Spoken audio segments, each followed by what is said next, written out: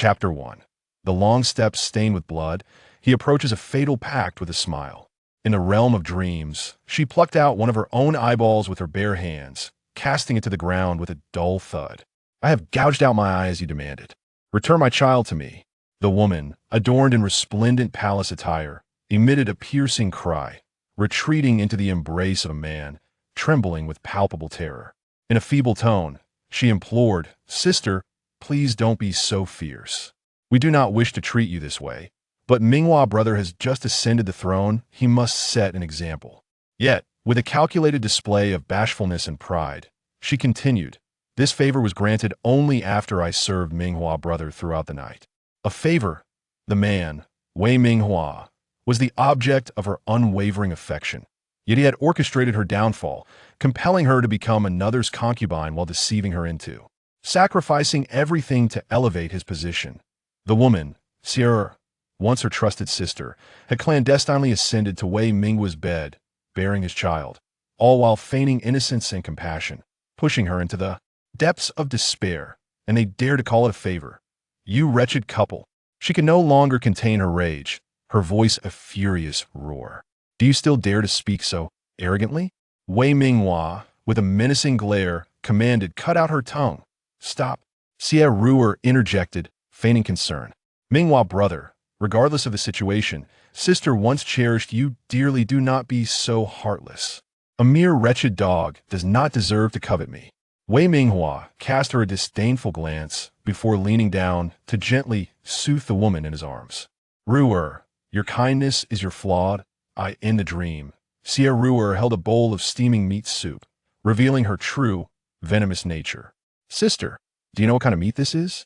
It is the heart of the little wretch you birthed. I commanded the little wretch to fetch me his heart, and he stabbed himself with a knife, all the while calling for me as Andy, pleading for me to spare you, his mother. TSK, how pitiful. Xie Ruer, you heartless beast. Why don't you go die? Just die." She longed to tear apart this venomous serpent before her, yet she was bound tightly to the torture rack, powerless to act. With a splatter, Xie Ruer hurled the scalding soup onto her face. "Xie Jinxiu, do you think you are still the pampered daughter of the Xie family? The Xie family is no more." On this very day, Minghua brother issued the decree himself. The Xie family colluded with enemies and committed treason. All 9 clans shall be exterminated. She struggled desperately against her bonds. "Do you wish to know why? Because you are foolish." Xie Ruer laughed triumphantly. "Did you truly believe that if you acted like a submissive dog, satisfying my and Minghua brothers' demands, we would spare the Xie family and the little wretch? Your brothers are as foolish as you. When I commanded them to sever their arms, they did so without hesitation. When I ordered them to lick the soles of my shoes, they knelt without question. But it was all a deception. Ha ha ha." In the dream, she was bound upon a high platform, on the brink of death, drenched in blood, consumed by endless regret and hatred. "Xie Ruer, Wei Minghua, you have killed me. Desire death? It is not so simple. The new emperor and empress intend to keep your wretched life as bait to lure that living demon. That living demon, the god of war, the great Yin, the 9th prince of the 9 provinces, the father of her child. Stop dreaming. He will not come." She had been forced to follow him, loathing him at first, only to later yearn to return to Wei Minghua's side, betraying him and using him in a desperate bid to aid Wei Minghua in his quest for power. She had even lured him to the battlefield. Yet she could not preserve even his bloodline. He must despise her beyond measure. How could he possibly come to her rescue? But as she lifted her gaze through her blurred vision, he appeared. With a sword in hand, he slaughtered all who sought to impede him, blood cascading down the long steps, flowing like a torrential stream. She fixed her gaze upon him, unwavering, until he severed the chains binding her, trembling as he pressed his lips to hers. "Xiu, do not fear. I have come to stay with you. Guela and I am sorry." With her final strength, she clutched his blood-stained robe, a name she had never wished to utter. Yet in this moment of impending death, she realized how warm and tender it sounded. "Alas, I have no path of return in this life, should there be." Agreed. He held her tightly, his eyes filled with obsession and fervor. "In the next life, I want every inch of you, Xie Jinxiu, to belong to me." The winds howled. A torrential rain of fiery arrows descended, and the two, entwined in each other's embrace, were instantly riddled with wounds, the flames searing their skin. Chapter 2. Overwhelming Regret. The painful rebirth of the heiress. Ah, it hurts. Xie Jinxiu couldn't help but let out a soft cry. Shut your mouth. Or I and Appos. LL kill you. A broad hand mercilessly covered her mouth and nose, the rough calluses of the palm grazing her delicate lips, sending an involuntary shiver coursing through her body. She abruptly opened her eyes, only to be met with a pair of cold, penetrating black eyes reminiscent of a hawk. The man wore a silver crown of jade and was clad in dark robes. His sharp brows contrasted with a half-mask of iron that obscured his extraordinarily handsome face. His thin lips were pressed together, and his chiseled jawline was captivating, exuding an aura both chilling and ruthless, mysterious and noble. In an instant, these 16 words crashed into her mind, cold-blooded and fierce, aloof and ascetic. It was Emperor Di Jiuzhou. Her eyes widened in shock. This was no dream. She had been deceived, manipulated, and ensnared. Her fragmented past life. And now, at this moment, she had been reborn? Back to the time she first encountered Di Jiuzhou. The soft silk blanket confined them within an exceedingly narrow space. With the man and Amp, Appos, towering figure pressing her beneath him, his iron-like chest pressed against her softness, dark strands of hair cascading down to brush against her pale neck. A blend of emotions, ambiguity, shame, surprise, and panic swirled within her, triggering an instinctual urge to struggle. Yet, the murderous intent and oppressive aura emanating from him, akin to a mountain of corpses and a sea of blood, rendered her immobile. Her heart raced as she attempted to calm herself, lowering her eyelids. Then, she noticed a gaping wound in the fabric of his shirt, blood gushing forth and staining her white dress with crimson. At that moment, an unusual sound echoed from outside. A woman's voice, gentle yet laced with seductive allure, stirred the man's fervor. His demeanor, usually composed, was now frivolous and unrestrained. Xie Jinxiu's body stiffened in an instant, a cold hatred surging to her head. Xie Roer, Wei Minghua. Xie Roer was originally the daughter of a distant relative from the Xie family's collateral branch. When she was 4, the Great Yin dynasty faced continuous turmoil, leading to a depleted treasury, compounded by drought in Qingzhou and flooding in Jiangzhou. Her father donated 800,000 taels of silver, depleting most of his wealth to provide disaster relief. The late emperor, grateful for his family's grand virtue, honored her father as the Duke of Ren and Amp, Appos. The following month, this cousin suddenly passed away. She accompanied her father to pay respects and returned home only to fall gravely ill. Her aunt, Zhou Jinsei, brought Xie Ro and Appos, and a Taoist priest to their door, claiming that Xie Ro was a lucky star capable of warding off misfortune. Indeed, after Xie Roer kept her company for a night, her condition improved, and the grateful Xie family began to dote on the mother and daughter, treating Xie Ro and Appos, with the same affection. Xie Roer always put on a guise of gentleness and caution, taking advantage of the Xie family's resources to learn everything, while deceiving Xie Jinxiu into enjoying life without any effort due to her illness. Gradually, rumors spread throughout the capital. The Xie family had 2 daughters, with the second daughter being a lucky star, possessing both beauty and talent, while the eldest was labeled a calamity, an ugly waste. But later, Xie Roer, stepping on her sister and Appos, bloodied face, maliciously declared, "Sister, you still don't know, do you? I was never your lucky star. Your illness persists because my mother has been poisoning you all along.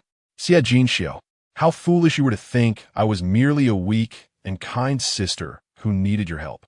But what is kindness worth? One must be ruthless and heartless to ascend to great heights and enjoy opulence." As for Wei Minghua, his true identity was the orphan of the late crown prince, now merely a third son suffering humiliation under his legitimate mother and elder brother. Earlier this year, he knelt at the door of the Xie residence for an entire day, proclaiming, "I, Wei Minghua, fell hopelessly in love with Miss Jinxiu during the Lantern Festival, consumed by longing, and have come to express my feelings." He swore an oath to the heavens, If he could marry the Xie daughter, he would cherish her in a golden house, treating her sincerely for a lifetime, never betraying her. Yet, 8 years later, he had exploited her to the last thread, killing her young son, humiliating her loyal servant, exterminating her entire clan, only to sneer. "You wretched woman, I have never cared for you. Every day spent with you sickened me to the point of wanting to vomit." Want to vomit? It was Xie Jinxiu who felt the urge to retch. Heaven has eyes, granting her a second chance at life, and this time, she would return the pain and anguish inflicted upon her 100-fold, 1,000-fold. She would make those who owed her blood debts pay the most excruciating price in this world. She would avenge. Chapter 3. The Bloodthirsty Yama of the Great Yen. His Royal Highness, the Ninth Emperor Di Jiuzhou, keenly discerned the emotional fluctuations of the woman beneath him, his dangerous obsidian eyes narrowing. His large hand slid down to her slender neck, gripping it firmly, compelling her to meet his gaze. The lingering hatred in her exceptionally clear eyes fell into his sight. "What? Do you still wish to take revenge on me?" The cruel smirk at the corner of his mouth deepened.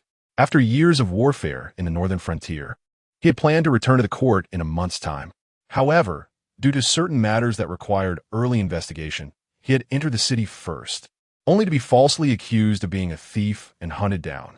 Left with no choice, he had jumped into this young woman and Appo's boudoir from a back courtyard. To his surprise, the wild couple had barged in, forcing him to hide within the bed curtains, only to discover that a young girl lay within. Just then, the girl had suddenly awakened and now dared to harbor resentment against him. Kill without mercy. Xie Jinxia jolted awake. Who was Di Jiuzhou?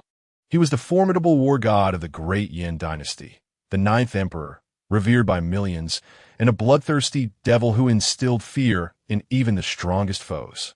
In his world, there were only those he wished to kill and those he did not, earning him the moniker of the living Yama. How could she dare to exhibit hatred and murderous intent in his presence? She hastily grasped his hand, struggling to speak. "Do not misunderstand.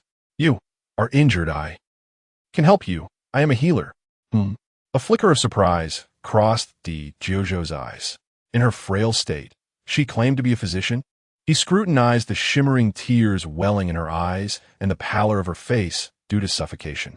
His long fingers relaxed their grip slightly. In the next moment, he realized, could she truly soften his heart? Cold, murderous intent surged once more. Bang!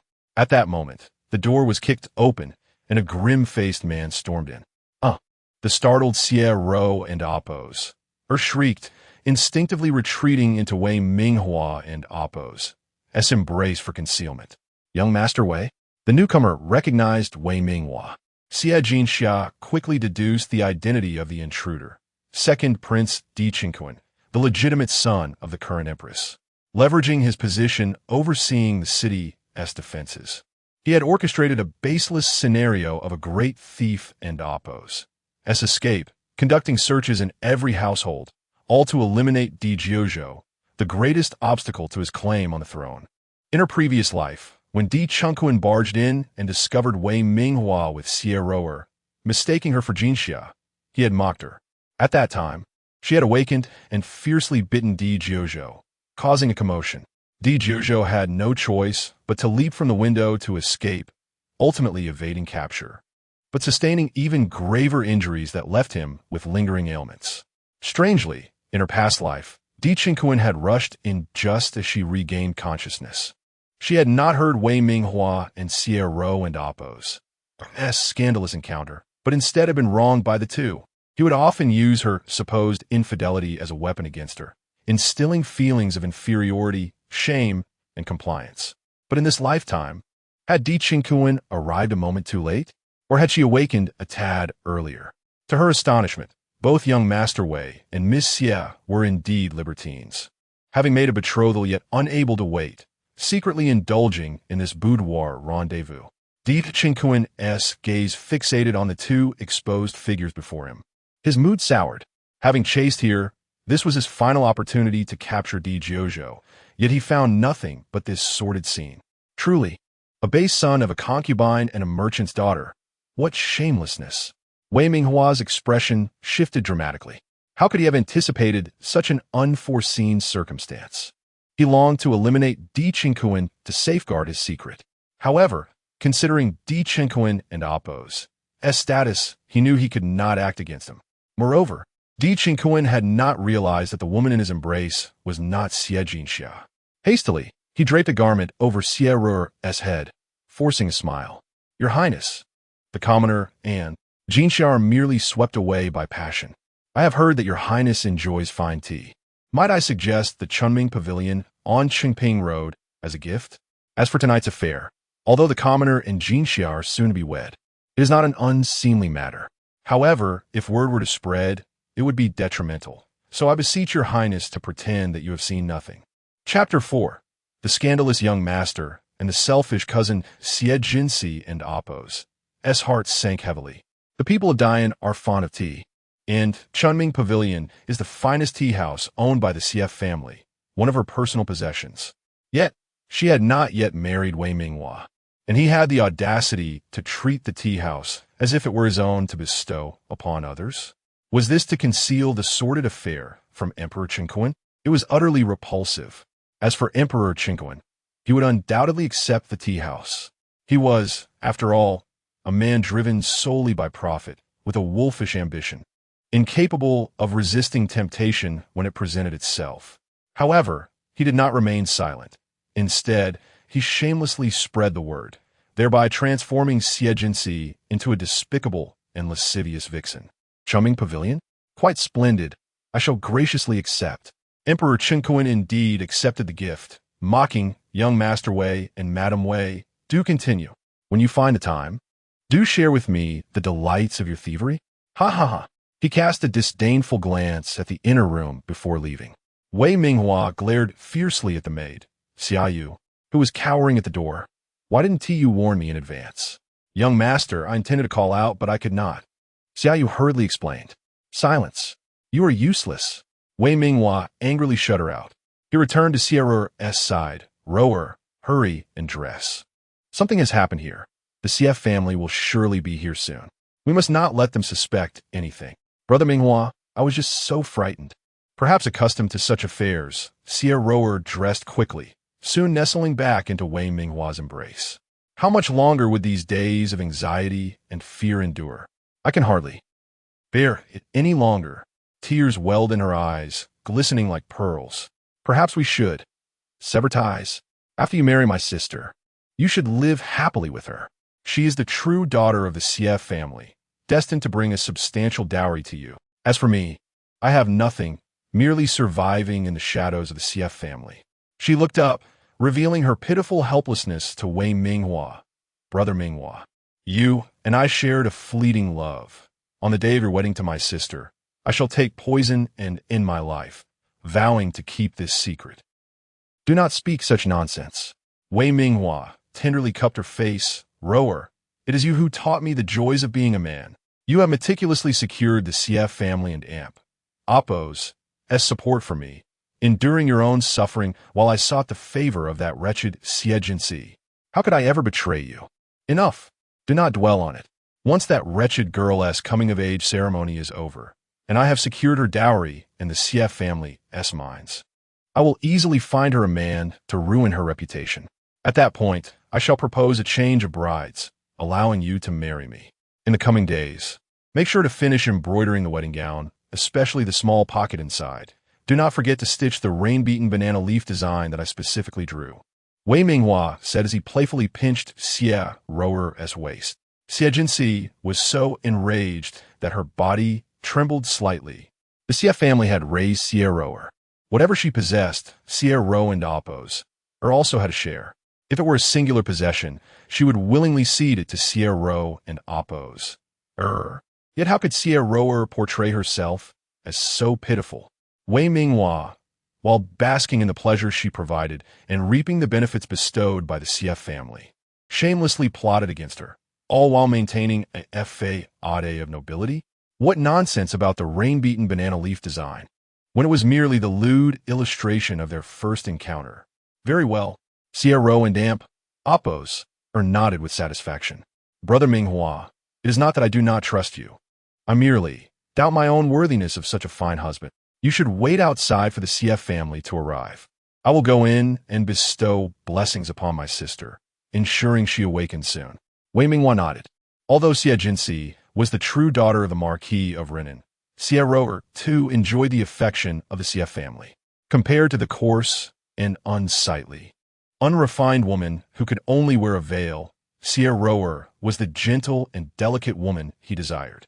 Once he secured what he wanted, he would ruin Xie Jinxi, leaving the CF family no choice but to lavish their support upon Ro and Appos.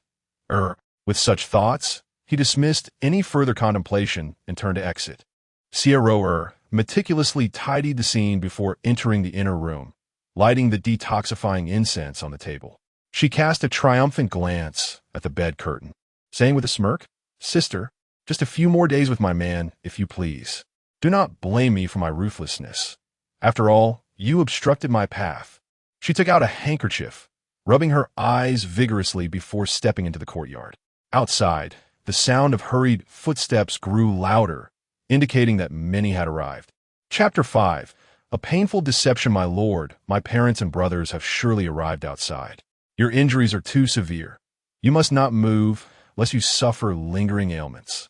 Xie Jinxiu observed Di Jiuzhou, whose calm gaze seemed lost in thought. With utmost care, she pushed him towards the inner side of the bed, and fortunately, he did not resist this time. She felt a slight sense of relief. "You should hide well here. I will make them leave promptly and fetch some medicine to treat your wounds." With that, she summoned her remaining strength, gritted her teeth, and forcefully slammed her head against the bedpost. There was a dull thud as she tumbled off the bed, her forehead breaking open and blood seeping forth. Yet, she was anxious that Di Jiuzhou might leave, so she grasped the draping bed curtains and implored, "Will you trust me?" Di Jiuzhou had never encountered a girl like her.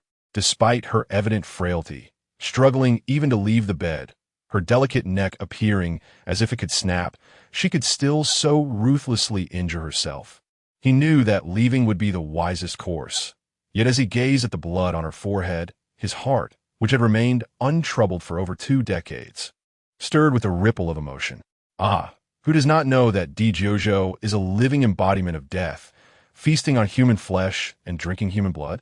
And yet, here was a mere sheltered maiden, audacious enough to claim she would assist him. He was intrigued to see how she intended to do so. Abruptly, he shut his eyes and pulled the quilt over his head. Xie Jinxiu smiled, her heart, filled with enmity, warmed slightly by Di Jiuzhou's actions. Everyone claimed he was cold and heartless, yet she alone understood the warmth that lay hidden within him. Just a small act of pain was enough to deceive him into compassion. She silently vowed, "Gui Lan, now that I have returned, I shall never squander the kindness you bestow upon me in this life." Shaking her slightly dizzy head, she adjusted the bed curtains and staggered towards the outer room. The first to rush into the room was Xie Gongzi, Xie Fusuo. Seeing his sister on the verge of collapse, he hurried forward and caught her. "Are you all right? Why is there blood on your forehead?" Big brother, fifth brother, quickly summoned the physician. Xie Jiuxi, the eldest son of the Xie family, and fifth brother, Xie Qiutong, rushed in with the physician in tow. Fourth brother, quickly take Shi'er to the nearby soft couch, Xie Jiuxi commanded, his voice trembling. "Xie Fusuo, speak. Did you recklessly rush in and injure Shi'er?"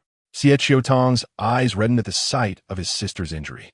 "It was not me," Xie Fusuo protested. "Do you dare to argue?" Xie Qiutong and Appos, as anger flared. "Even if you did not strike her, you failed to protect our sister.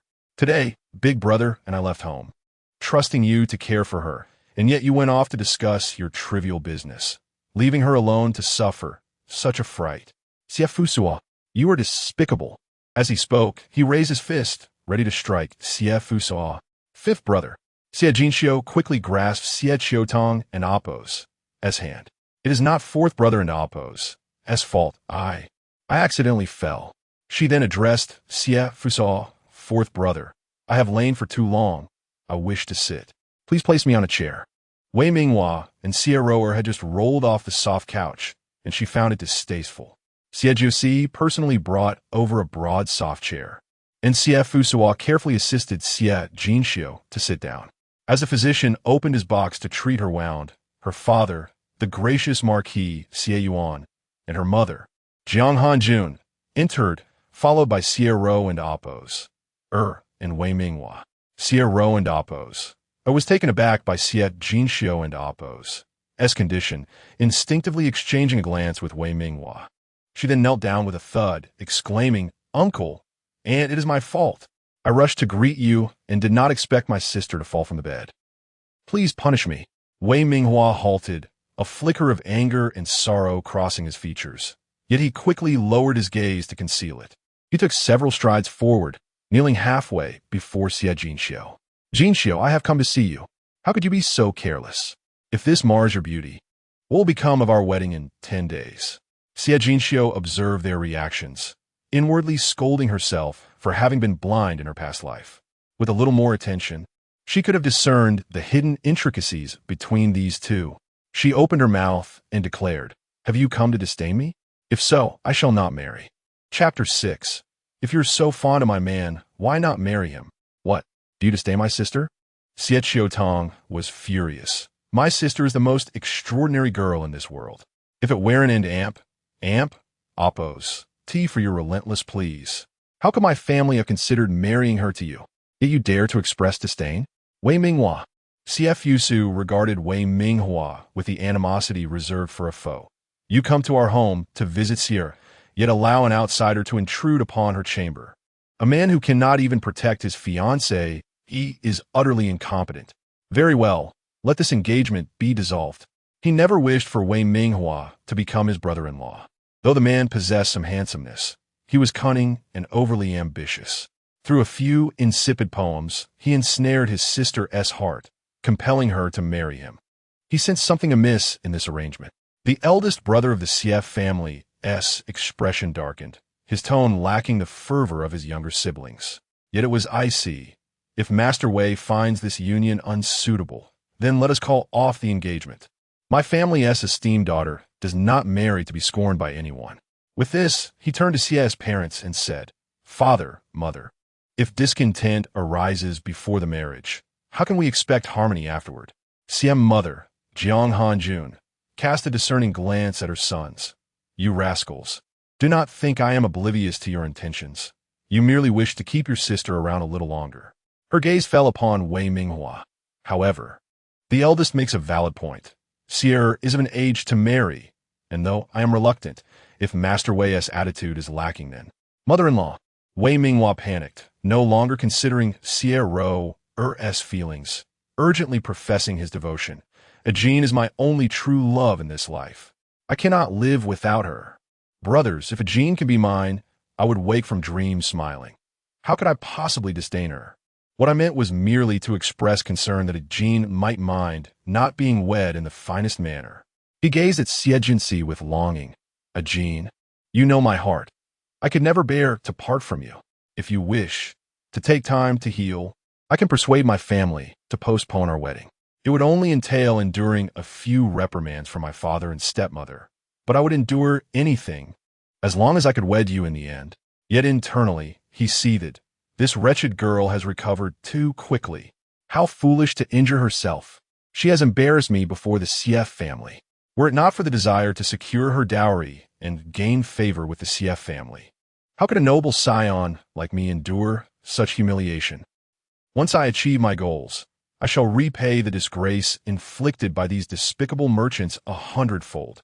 Sister, Wei Minghua did not intend any harm. Why must you be so relentless? Xie Ro could not bear to see the man she adored kneeling before Xie Jinxi, uttering sweet words, and could not help but interject, "Sister is soon to be a wife. One must be gentle and magnanimous to win the favor of her husband and mother-in-law." Xie Jinxi silently scoffed. "See, these two treacherous lovers speak in the same manner, first shifting blame, then feigning virtue, and ultimately playing the victim to elicit sympathy and guilt, maneuvering to achieve their ends. They feign gentle counsel while subtly belittling her. Such petty tactics might go unnoticed once or twice, yet over time, the uninformed would genuinely believe her to be the villain. But having lived once before, she would not grant them such opportunities again. Cousin, Which of your eyes sees me as relentless? She clutched Xie Fusu's sleeve, leaning towards Xie Qiutong, her eyelids reddening, tears welling yet refusing to fall. I am the one who has suffered from this injury. Must I remain silent? In her past life, she was not only blind but also too proud. Unlike Xie who could weep, captivating others into believing her gentle and kind, leading to the plundering of a substantial private treasury from the Xie family. Later, she used this treasury to bolster Wei Minghua's power, eliminating adversaries. But even Xie's tears would lose their worth if shed too frequently. Where is her sorrow, having never cried before, now feigning vulnerability to elicit pity? Cousin, are you truly speaking on my behalf, or on behalf of Wei Minghua? Wei Minghua, how affectionate the address. You care so deeply for my man. Why not take the engagement upon yourself? Shall I bestow you with my betrothal? Chapter 7. The brothers who cherish their sister dearly. What are you saying? You. Xie and Appos. I was taken aback. She had never anticipated that Xie Jinxi, who had always been utterly compliant to her whims, would suddenly exhibit such a drastic change in demeanor. A sense of dread washed over her. Could it be that this wretched girl had uncovered her secret affair with Brother Minghua? No, that seemed implausible. This foolish girl was rather dim-witted. She and Brother Minghua had always been exceedingly cautious. Perhaps this wretched girl had merely knocked her head and learned to throw tantrums. Moreover, cousin, hadn't the wretched girl always referred to her as second sister? What was this sudden shift? Did she harbor grievances against her? Sister, you misunderstand. She was prepared to elaborate further to prevent the Xie family from genuinely suspecting her relationship with Wei Minghua. However, Xie Jinxi completely disregarded her, expressing her grievances to her brothers. Elder brother, fourth brother, fifth brother, my head aches terribly. Have I become disfigured and unattractive? Xie Fusu and Xie Qiutong immediately crouched down, their voices lowered to the softest, gentlest tones. Xie and Appos, do not fear. You are the most beautiful girl and will not become ugly. Whoever dares to say my sister is unattractive shall face my wrath. Xie Jinxi also bent down, his tone soothing. Xie, do not worry. It is merely a slight bump, and you will recover swiftly. Xie Jinxi clutched at Xie Qiutong's sleeve. Then I refused to use the medicine prescribed by the household physician. The last time I scraped my knee and used that powder, it was both painful and itchy. I want fifth brother and Appos. Baiyu Shugu ointment. Will you give it to me? Fifth brother? The Baiyu Shugu ointment was a secret remedy of the renowned physician, capable of halting bleeding and promoting rapid healing regardless of the severity of the injury, thus earning it the title of the holy medicine for external wounds. However, it was exceedingly rare, with only a few available even to the royal family.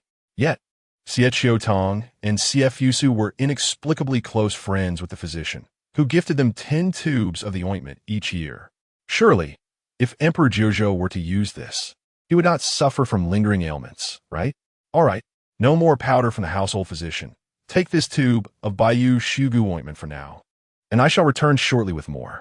Xie Qiutong promptly handed over a tube he had on him, not at all considering it extravagant or wasteful to use such a rare remedy for a mere scrape. Thank you, fifth brother. You are the best, Xie Jinxi exclaimed, her grip tightening around the ointment as she expressed her gratitude. Xie Qiutong and Appos, as heart melted at her words. Had Xie and Appos just thanked him? Had she smiled at him? Ever since Wei Minghua had captured her heart, it had been ages since she had called him in such a soft and affectionate manner. Xie Fusu, consumed by envy, exclaimed, Xie, what about fourth brother? Am I not good enough? Fourth brother, you are a bit noisy. Your voice is making my head hurt more, Xie Jinxi replied, feigning discomfort as she rubbed her temples. Xie Jinxi's expression grew serious as he interjected, Xie has a head injury. It is too loud here. Everyone please step outside. Father, mother, you two should also retire to rest. I shall remain in the outer courtyard tonight, and if anything happens to Xie, I will promptly inform everyone. Thank you, elder brother. You are the most caring, Xie Jinxi replied gratefully. Xie Fusu retorted, elder brother, how shameless of you. You are stealing my chance to be praised by my sister. He quickly shifted tactics. Xie and Appos, Would you like fourth brother to apply the Bayou Shugu ointment for you? My hands are soft from daily soaking in milk, perfect for applying medicine. Xie shook her head. Having an injury makes me look ugly. Applying too much ointment will make it worse. I do not want you to see me looking unsightly. I will apply it while looking in the mirror. Having reunited with her family, she longed to bask in their affection. But first, she needed to rescue Emperor Juzhou. After I apply it, I will sleep. You may guard me outside, but no one is allowed to enter tonight. Tomorrow, I shall surely look a bit more presentable. Finally, she cast a forlorn glance at Wei Minghua, feigning anger as she turned her head away. Chapter 8. In his eyes. Her reflection, she deliberately initiated the rumor of Sierra Rowe and Amp. And Wei Minghua and Amp. Appo's intimate relationship to instill fear and caution within them, compelling the Xie family to be on guard. Yet, she could not allow them to truly suspect anything. Instead, she left a subtle hook, leading them to believe her anger stemmed from her beauty being tarnished. This way, they would continue to execute their malicious plans, allowing her to leverage the advantage of her rebirth, preparing meticulously and gradually leading them to their own demise. Do not disturb Siena's rest, Jiang Hanjun declared, shifting his tone to address Father Xie. Let us prepare to visit the second prince's residence. What if the second prince's abode held a higher status than the Renan Marquis? Could that justify the intrusion upon my daughter's private quarters? Fourth brother shall accompany us. We must account for the losses suffered by the Xie family. If the second prince fails to provide us with an explanation, all our businesses shall cease supplying the second prince's residence effective immediately. As a family that had transitioned from commerce to nobility, the Xie family, appointed as royal merchants by the late emperor, boasted a wealth that had multiplied significantly since their charitable donations during calamities. Indeed, a substantial portion of the capital within the imperial city belonged to them. Should the Xie family target the second prince's residence, the latter and Amp, Appo's sustenance and daily needs would undoubtedly face dire consequences. Madam, it is already dark. Xie Yuan hesitated, his disposition softer than Jiang Hanjun and Amp. Appo's decisive nature. Is revenge for Our Lady to be delayed until tomorrow? Jiang Hanjun tugged at him, urging him onward. Will you come or not? If you refuse, do not expect any respite this month. I shall go. Wherever Madam goes, I shall follow. Your strategy is excellent. Economic sanctions to cripple the second prince's residence. Xie Jinxiu felt a warmth enveloping her heart. Her family had always showered her with unconditional love and protection. Yet, in her previous life, she had caused them heartache due to Wei Minghua. Her thoughts drifted to an event that had created a rift between her parents, shattering their affection. She lowered her gaze, concealing the icy gleam within. She would not allow such a tragedy to repeat itself. And Appo's, Jean, I shall return in a few days. Take good care of yourself, Wei Minghua added as he departed, reassuring her, do not overthink. I shall surely arrive in 8 grand carriages to take you home. Earlier, when that insolent girl had berated Rower, he had felt a twinge of guilt, but it was merely her momentary outburst. She was nothing but a pitiful wretch. Why should she care about such trivial wounds? Once he returned, he would crush her and strip away her worthless fade. Sierra, your elder brother awaits outside. Xie Jusi gently ruffled his sister's hair, leading everyone out. As the door closed, Xie Chotang called out, Sierra, I shall guard you as well. If anything arises, call for fifth brother. Be sure to call for fifth brother. With 2 brothers standing guard outside, Xie Jinxiu felt reassured as she stepped into the inner chamber. However, upon pulling back the bed curtains and calling out twice, she was met with silence. Anxiously, she threw back the covers and discovered Di Jiuzhou lying quietly, his complexion pale, eyes tightly shut, long lashes resting on his eyelids, his face as white as paper beneath the mask. His chest appeared, devoid of movement. Could it be that he was beyond saving? Panic surged within her as she leaned closer to check his pulse. Young master, are you awake? The words caught in her throat as he suddenly opened his eyes. Within those dangerously alluring, deep-set black orbs, her small reflection became vividly apparent. They were so close that their breaths intertwined. Xie Jinxiu's heart raced fiercely. She quickly withdrew her hand, creating some distance while lowering her voice. You are awake. Seeing him attempt to rise, she added, do not move. Just lie there. I shall tend to your wounds immediately. As she spoke, her gaze fell upon the injury, and she deftly opened his clothing, only to gasp sharply at the sight. Chapter 9. The broken arrow and the tender heart at the wound of Di Giorgio. A broken arrowhead was embedded deep. With each breath he took, blood continued to seep from the injury. Even more alarming was the fact that as he tugged at the arrow, the barbed tip tore through the flesh surrounding his heart, revealing the extent of the injury. No wonder he was left with such a grave ailment in his past life. The memories of his relentless coughing of blood before heading to battle, culminating in the fatal puncturing of his already damaged heart, sent a sharp pang through her heart, rendering her motionless for a prolonged moment. Just help me staunch the bleeding, and I shall take my leave shortly. Di Giorgio and Appo's expression reverted to its usual indifference. He had not truly been asleep. He was fully aware of the young lady's identity. Astonishingly, she was none other than the infamous Miss Xie, rumored to be illiterate, lacking in propriety, arrogant, selfish, and malicious, yet hopelessly infatuated with Wei Minghua, the third son of the Ministry of Revenue. Although her recent behavior seemed to contradict these tales, he was not inclined to entangle himself with such a troublesome person. Had she not brought the secret medicine to save him? His gaze fell upon her neck, where the veil she wore concealed the marks he had left. A chilling aura of murderous intent enveloped him. You best keep what you have witnessed today to yourself, or else. The threat hung heavily in the air, unspoken yet palpable. Xie Jinshu was immediately flustered. Did he wish to sever their connection? Had she not even caught his eye before he sought to discard her? This cannot be. The arrow, with its deadly barbs, was known as the life-stealing arrow.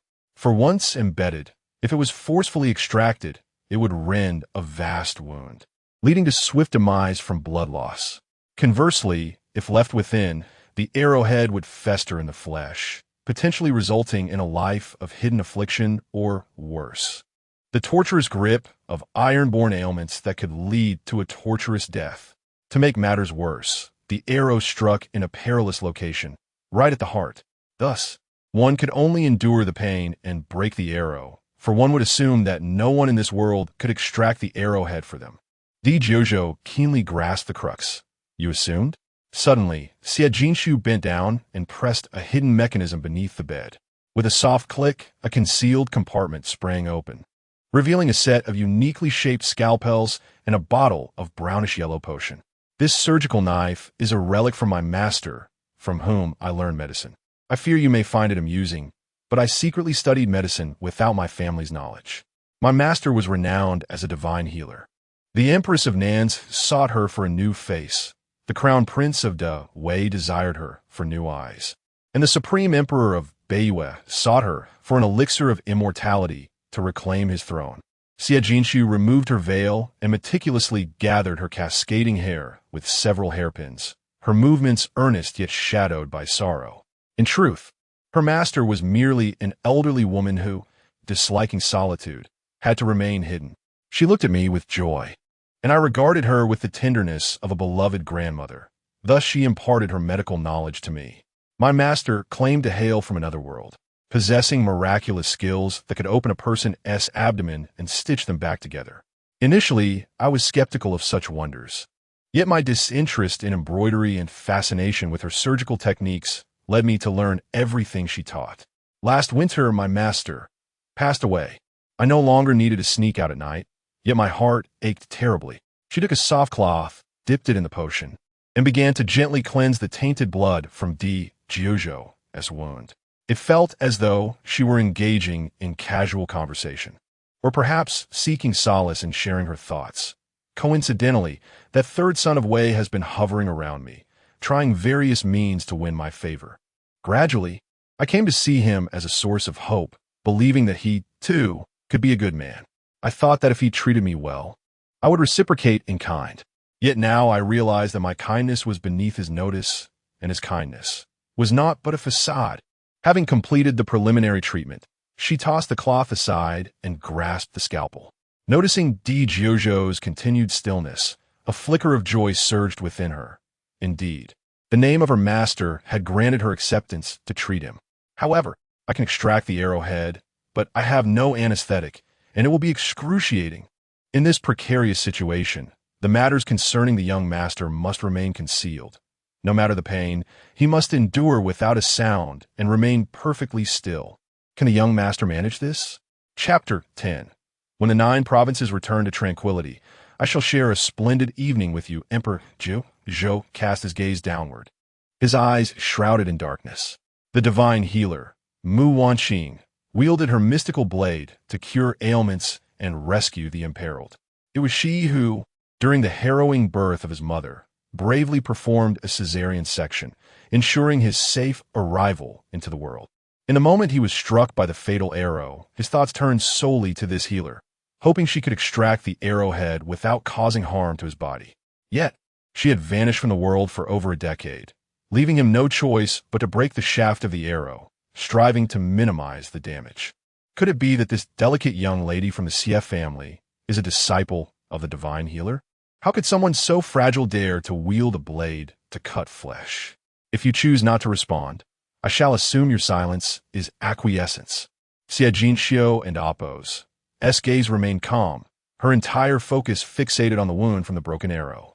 With a deft twist of her wrist, the blade met her skin, creating a deliberate incision. The sound of blood splattering echoed as crimson droplets marred her face and the corners of her eyes. Yet, she did not flinch, continuing her task with unwavering resolve, meticulously slicing through the flesh surrounding the barbed tip to extract it. Sweat soon beaded on Emperor Zhou and Appo's brow, a primal response to the pain, yet he remained motionless, seemingly oblivious to the agony. His eyes narrowed slightly, observing Xie Jinxiu with a profound intensity. Miss Xie appears delicate, yet her grip is undeniably fierce. How curious that this seemingly gentle girl transforms into someone so resolute in the face of a gruesome wound.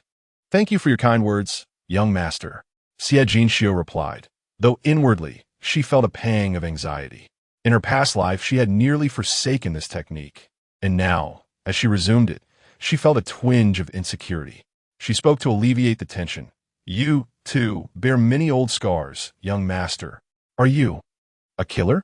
Flattery? Emperor Zhou scoffed. If that is how you wish to interpret it, so be it. He did not engage with her subsequent remarks, but instead inquired, does your betrothed know of this side of you? Who said I would marry that scoundrel? Xie Jinxiu paused, lifting her gaze to meet his. Would you wed a man who feigns affection while harboring vile intentions? I am not a woman, he retorted with a hint of derision. Disgusting. Indeed, utterly revolting. Thus, even if every man in this world were to perish, I, Xie Jinxiu, would never again marry that despicable wretch. I shall find a way to annul the engagement. In truth, she harbored a secret.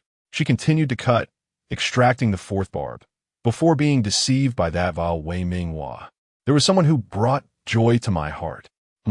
Emperor Zhou's expression darkened, a wave of disdain rising within him. To be fixated on another man at such a tender age, how shameless. But she continued, he is the 9th son of the late emperor. I wonder if you are aware?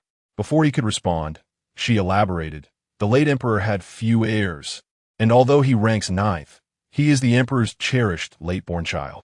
His name is Zhou, with the courtesy name Guilan entwined with my own. Pausing, she felt a sense of pride. When the 9 provinces return to tranquility, I shall share a splendid evening with you. Does that not seem rather fitting? Emperor Zhou and Appo's breath caught. This prince? What audacity! Is there truly someone who dares to set their sights upon me? A layer of dangerous shadows enveloped his gaze, inscrutable and foreboding. Xie Jinxiu skillfully extracted a particularly stubborn barb, continuing her tale. Alas, he has gone to quell the turmoil in the northern borders, having been away for 7 years, 3 months, and 21 days. When he departed, he was still a boy with remnants of youth. Yet I wonder what manner of man he has become now. Did you know? At the tender age of 9, he stepped onto the battlefield. At 10, he wielded a spear against the enemy, unseating their vice-general. At 11, he commanded troops, his call met with unwavering loyalty. By 13, He had become the commander of the Central Army, the pillar of the nation. He is a paragon of heroism, unmatched in valor, a renowned god of war. Moreover, he is the most handsome young master in the realm. In my childhood, I admired him with joy, and in my youthful dreams, I often encountered him. Subsequently, Chapter 11. If he marries you, would you accept? Jojo's emotions grew increasingly complex. Had she truly cherished him? Did she perceive him as her dream lover? Or was her discontent merely a result of being deceived by Wei Minghua? In that moment, he felt an inexplicable sense of dissatisfaction, as if something that rightfully belonged to him had been snatched away by another. How could anyone dare to take what belonged to Jojo, even if it were just a speck of dust? He then overheard Xie Jinshu say, "It's a pity my reputation is in ruins while he is so noble and unparalleled. Never mind. Why am I telling you this? Just bear with it a little longer. It will soon be over." This fleeting mention of past joys seemed to alleviate her distress, and a faint smile graced her lips, though a tinge of sorrow lingered in her brow, presenting an unusual beauty. Jojo found himself momentarily lost in thought. Seizing the opportunity, Xie Jinshu took a deep breath, swiftly digging the blade into the most prominent barb of the broken arrow, extracting both it and the surrounding flesh. With a soft clang, she discarded the arrowhead into a dark box, inspected the wound, and upon confirming its safety, promptly retrieved needle and thread to begin suturing.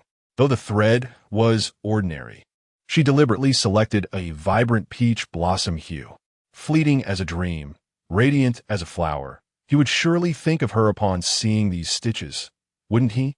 Silently calculating within her mind, a sense of panic surged, yet her hands remained steady as she threaded the needle through flesh, producing sounds that sent chills down Jojo's spine. He lowered his gaze to witness the torn flesh being swiftly stitched together, and an idea suddenly struck him. Despite his disinterest in women, his esteemed status necessitated that he take a wife as an ornament.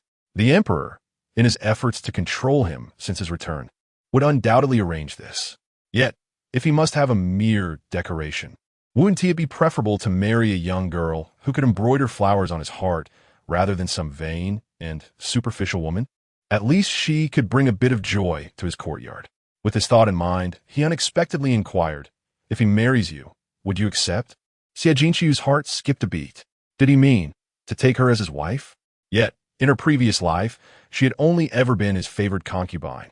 Although she had been the sole recipient of his affections, his queen was unmistakably. Her grip on the needle tightened, her knuckles whitening from the pressure. How could she nearly forget her nemesis, the woman, Ren? Xian. In her past life, each time Jojo favored her, that woman would burn with jealousy, employing secretive and malicious methods to torment her to the brink of despair. "This does not concern you," she coldly admonished, swiftly suppressing her hatred, and turned her gaze back to Jojo. "I warn you, I saved your life, and my knowledge of the medicinal arts is my secret. You must not divulge it." After speaking, she lowered her head and evenly applied the white jade bone-repairing ointment to his wound. Then, she tore a strip from her own white undergarment to bandage his injury. "Sit up straight. The tie needs to be secured at your back." Jojo averted his gaze and complied, sitting up and spreading his arms. Xie Jinshu embraced his body, tying the cloth at the back in a manner that resembled being held in his arms. To her surprise, he indeed retracted his arm and grasped her shoulder, his icy mask pressing against her face. Sensing her slight tremor from fear, his thin lips brushed against her ear. "Little one, your medical skills are quite impressive. I find them most beneficial. However, your mind seems a tad dull for sharing such a significant secret with me. But then again, I may not be a good person. How can you so easily trust a killer who intrudes upon your boudoir?" Suddenly, he bit down gently on her delicate earlobe. "What are you doing?" Xie Jinshu's mind went blank. You wouldn't dare to. As memories of their intense entanglements in her past life flooded her thoughts, her body flushed with heat. Chapter 12. What preparations are needed for raising a small creature? No one knows that the cold and ascetic living demon often drags her onto the bed in a frenzy, exhibiting a variety of ruthless and savage behaviors akin to a ferocious wolf. He must repeatedly render her unconscious or only after she pleads for mercy. Will he bestow upon her the slightest hint of compassion? What?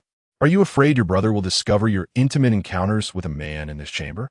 His bites are severe, only releasing his grip once he tastes blood. It is merely a mark on his little prey. Look how terrified she is. This audacity requires further practice in the woods. When have I ever been intimate with you? Xie Jinqiu hastily interjected. I was merely rescuing you. If you feel better, you may leave. Then, recalling something, she added, however, once your wound heals, you will need to come back to me for the suture removal. Is that so? Di Jiuzhou glanced at the peculiar surgical knife and then at the embroidery needle, tossing out, withdraw from the marriage early. That filthy thing is truly unworthy of you. He departed without a backward glance. The oppressive atmosphere in the room dissipated, and Xie Jinqiu finally exhaled a sigh of relief. Silently pressing her hand to her heart, her eyes glimmering with a hint of tears, though her tone remained warm. Go on. Until next time. He was inherently suspicious, trusting only a fraction of a person, and if he could gain 3 parts of their trust, they would be under his command. Thus, upon his return, he would seek a physician to treat his injury, or, once somewhat healed, find a way to remove the sutures. However, when he discovers that no one but her can accomplish such tasks, he will inevitably return to seek her out. Little did he know, after leaping over the walls of the Xie residence, he inexplicably turned back to glance at her chamber. He stood in the wind, his robe blending almost seamlessly with the night, exuding an elegance akin to a jade tree amidst orchids. Yet the innate regal pressure he radiated rendered anyone unable to meet his gaze. Your Highness, I apologize for my tardiness. Please punish me. A figure approached, kneeling before Dijutsu. It was Ling Feng, his personal bodyguard. Did you know you were late and still awaited my hand to deliver punishment? His profoundly deep eyes regained their cold indifference in an instant. Yes. Ling Feng expressionlessly drew a dagger from his boot and, with a swift motion, plunged it into his right thigh 3 times, blood gushing forth. Yet he did not dare to flinch. From this day forth, I shall practice my leg speed for an additional 2 hours each night. Rise. Yes, Your Highness. Inform the manner to prepare. Upon my return to the court, at this point, Di Jiuzhou's tone unexpectedly softened. I wish to raise a small creature. Though somewhat foolish, weak, and soft, it may still prove useful in nurturing. If this little creature dares to harbor any ill intentions, its delicate skin could serve as a fan. Thus it is settled. Xie Jinqiu, I, Di Jiuzhou, have chosen you. I shall obey. Ling Feng replied respectfully, contemplating, has the master subdued another pet? A large cage may be required. After all, the last small creature he mentioned was a giant python capable of swallowing a manhole. Perhaps the tumult had exhausted her. For after Xie Jinqiu changed into a fresh set of clothes and tidied herself, she unknowingly fell into slumber. However, many in the imperial city found sleep elusive. In the physician's residence, within a secret chamber, Wei Minghua knelt before the tablet of the late crown prince, while Wei the physician paced behind him, unable to suppress his inquiries. Young master, does Xie Jinqiu truly express her unwillingness to marry you? That wretched girl is merely speaking idly. Wei Minghua replied dismissively. She shamelessly clings to me. When I direct her east, she does not venture west. How could she possibly give me up? No, Wei the physician countered. Any hint of instability must be addressed. Young master, Xie Jinqiu's dowry and the Xie family's mines are vital to our grand ambitions. After a moment's contemplation, a sinister gleam flickered in his murky eyes. In a few days, it shall be your coming-of-age banquet. You will bed her there, turn raw rice into cooked, leaving her with no avenue of retreat. Chapter 13. A night shrouded in darkness. Each with their own thoughts, I will not go. Wei Minghua retorted with palpable disdain. She is nothing but an exceedingly repulsive wretch. How could I deign to touch her? Yet, what if she were to catch the eye of another young master at the grand banquet? Wei Longzhong pressed, let's not forget, the Xie family holds discontent towards you, eager to dissolve your engagement with Xie Jinci. I have also learned that the Xie family has invited numerous young gentlemen to the feast, likely with the intention of allowing Xie Jinci to make further observations. Should Xie Jinci relent, Young master, it would be too late then. Damn it. Wei Minghua struck the ground with a fist, his expression contorted. Reflecting on the unexpected turn of events today, he felt an unsettling sense of trepidation within himself. Young master, Wei Longzhong softened his tone. Women are like garments. Is there not a myriad of choices? Xie Jinxi, though her appearance may be lacking, she does conceal it with a veil, does she not? If all else fails, one could simply indulge from behind. After all, it is still a new garment. Close your eyes and savor the experience. Surely, you recall the exhilaration of your first encounter with Miss Ruru? As Wei Minghua and Oppos, as faux father, Wei Longzhong was well aware of his son's impetuous nature. Indeed, Wei Minghua could not help but envision the passionate escapades with Xie Ruru, a tempest of fervor and conquest, thrilling and delightful. His throat suddenly felt parched. For the sake of my ambitions, I could endure a little more discomfort. Yet that wretched girl, despite her utter lowliness, persists in her pretense. Several times, I attempted to feign closeness before Lord Renan and Lady Renan, only for her to evade me. To persuade her to disregard the coming ceremony and indulge with me may prove to be quite the challenge. Then, let us resort to medicine.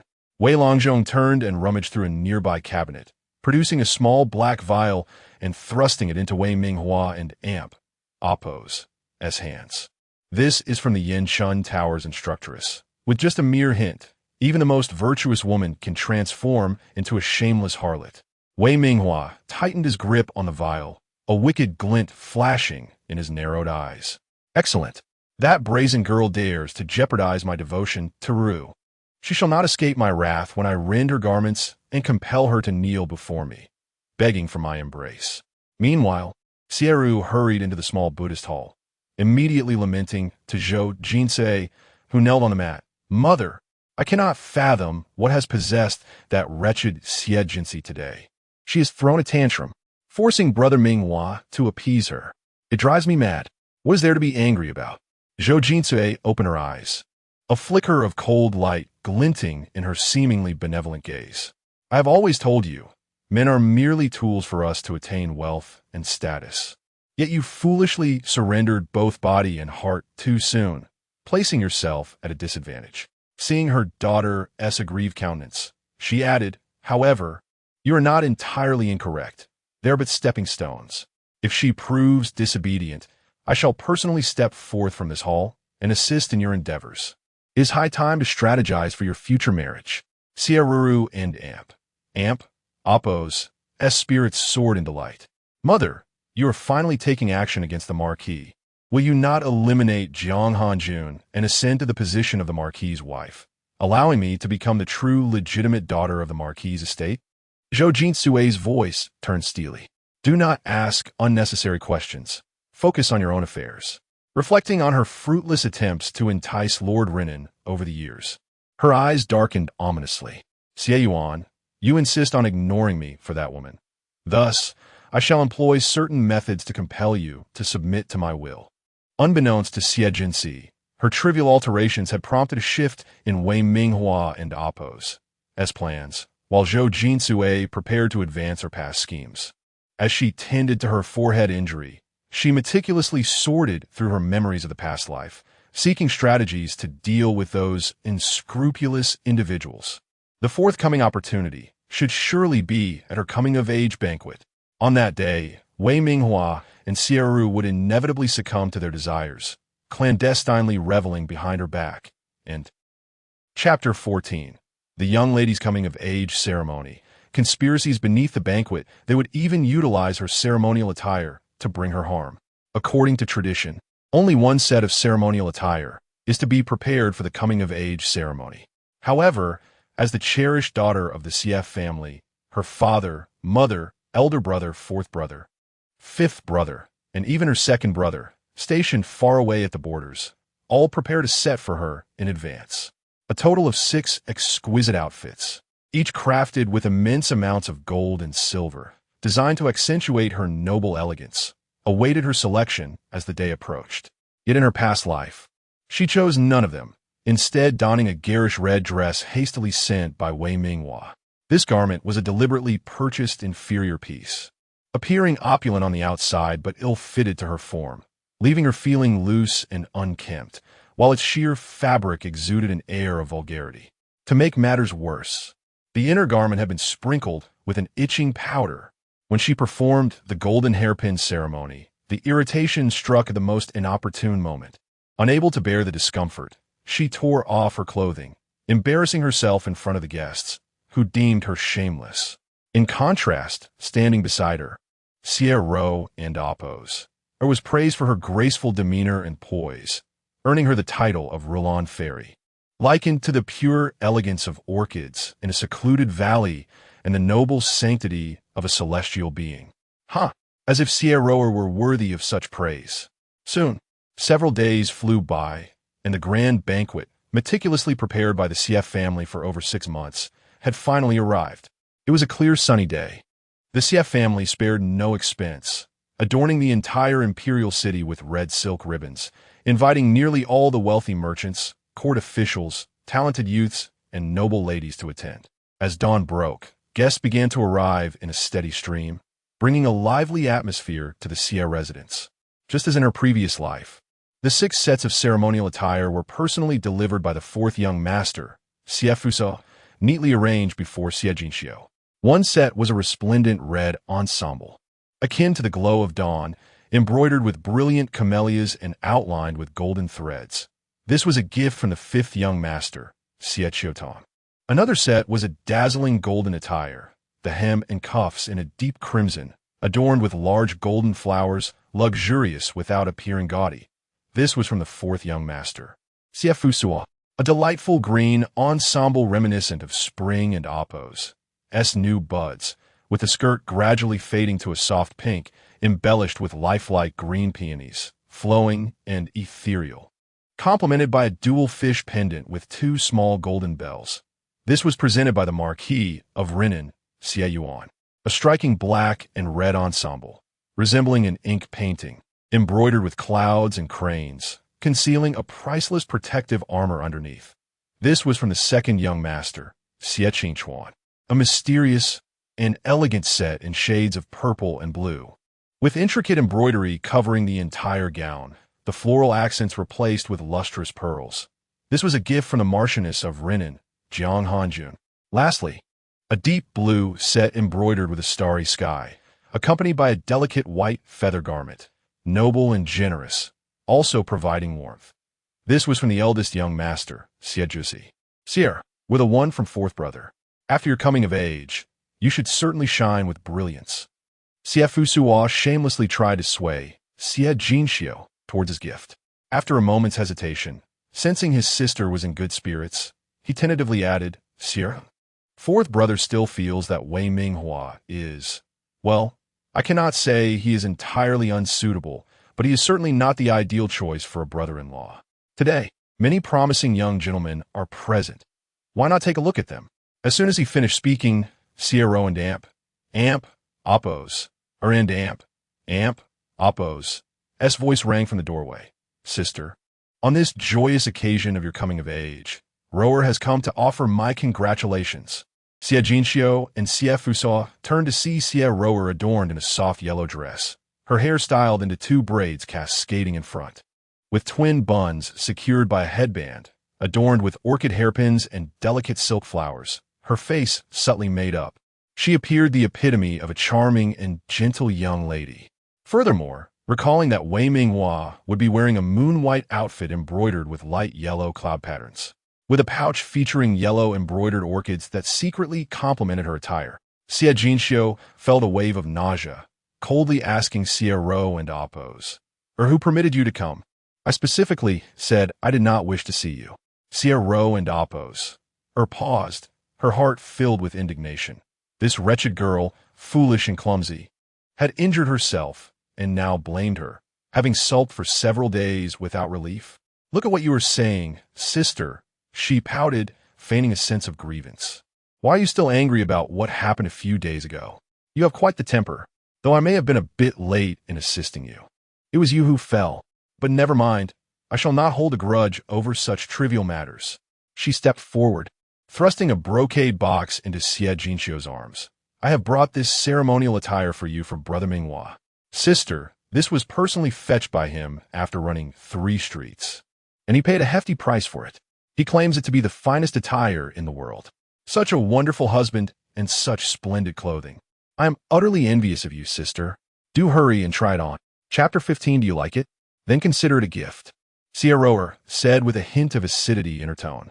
This was because Wei Minghua had not disclosed the true nature of the garment to her. She had performed so well that Wei Minghua believed her to be a pure and virtuous young lady, and he did not wish to sully her innocence with such base schemes. He fancied himself deeply affectionate toward her, unwilling to see her distressed, planning to soothe her once he had succeeded with Xie Jinxiu. Indeed, Wei Minghua was so confident in his ability to secure Xie Jinxiu that he neglected to devise a new plan. What was originally intended as a means for Xie Jinxiu to publicly embarrass herself due to the itching poison transformed into a scenario where she would disrobe before him in a moment of delight, thereby becoming his captive. Xie Jinxiu did not even glance at the brocade box, but fixated her gaze on Xie Rower, suddenly smiling. It appears you are quite fond of this outfit. Then it is yours. Yours? Xie Ro and oppose, or was momentarily taken aback, her eyes widening. After a moment, she responded, but this is a gift from Brother Minghua to my sister. How can I accept it? Yet, her gaze remained glued to the brocade box, revealing her true desire. Although it was merely a garment, the fact that it was bestowed by the man she adored made it invaluable. How could she allow Xie Jinxiu, that wretched girl, to squander it? Dear Ro and Amp, oppose, once the garment is given to me, it is mine to do with as I please. Xie Jinxiu seemed to revert to the image of the dutiful older sister. Though you are merely my distant cousin, I have always regarded you as my own sister. I have had a headache for several days, and I might hold you somewhat accountable for not reprimanding Minghua the other day, which would have made him feel guilty and more concerned for me. She dismissed the thought, but let us not dwell on the past. She shoved the brocade box back into Xie Rower's hands. I have no need for extravagant garments, but since this box contains the finest attire, I, as your elder sister, shall let you have it. Seeing Xie Rower instinctively clutch it tightly, she continued coaxingly, when you accompany me to meet the guests, Minghua will surely notice how well I treat you and appreciate me more. Rower, you must not be so naive. Take advantage of the gathering today to assist me so that I may secure him through the praises I receive during your coming-of-age ceremony. She feigned an intense infatuation with Wei Minghua, turning to Xie Fusuo and asking, Fourth brother, do you not agree? Huh? Xie Fusuo was a bit taken aback. Being astute and tactful, he did not particularly care for the overly emotional Xie Rower, always feeling that she took undue advantage of his sister, coaxing her into giving away her treasures. Yet this time, Xie Ro and Amp, oppose, had not wept. Why had his sister simply given in? Was it merely to please Wei Minghua? Using a gift from Wei Minghua to curry favor with him? It all felt rather peculiar. However, upon further reflection, he thought, why should his sister not wear the fine attire gifted by Wei Minghua? Xie is right. This garment must have been meticulously chosen by the third young Master Wei. So Rower, you should wear it today. He smiled, showing his support. To ensure everything went smoothly, he added, look at you. You have not brought a maid to attend to you. With your propensity for tears, what will you do if you encounter some insects or birds and are frightened into tears? Today is a day of celebration. We must not have any tears. Gome, I shall personally escort you back to change into this outfit. Chapter 16. The betraying maid and the malicious fiancé Xie Jinxi observed as Xie Rower was pulled away by Xie Fusu, a smirk gracing her lips. Her fourth brother in oppose. S maneuver was indeed clever, proving to be a significant aid to her, if only the garments he presented were not. She cast a glance at the resplendent attire and decisively shifted her focus to the simpler ensemble beside it. Yes, she would don that one. The maidservants, Chun Chao and Dong Shui, meticulously removed the lavish clothing, assisting Xie Jinxi in dressing. Just as she finished putting on her outer robe, the maid Xiaoyu rushed in with a joyful expression, seizing Xie Jinxi's hand and tugging her towards the exit. Miss, come quickly. Xie Jinxi's gaze darkened as she forcefully withdrew her hand from Xiaoyu's grasp, her tone icy. Where are we going? This girl had once been her most trusted maid in her previous life, yet she had long since betrayed her, becoming a pawn for both Xie and Wei Minghua.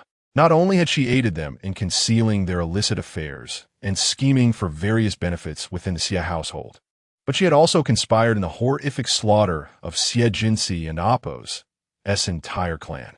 On the day of her rebirth, this very maid had been stationed to guard the entrance for them. Recalling these memories, Xie Jinxi barked sharply, "Xiaoyu, do you not know to bow before your mistress? How dare you behave so disrespectfully? Who has granted you such audacity? Kneel."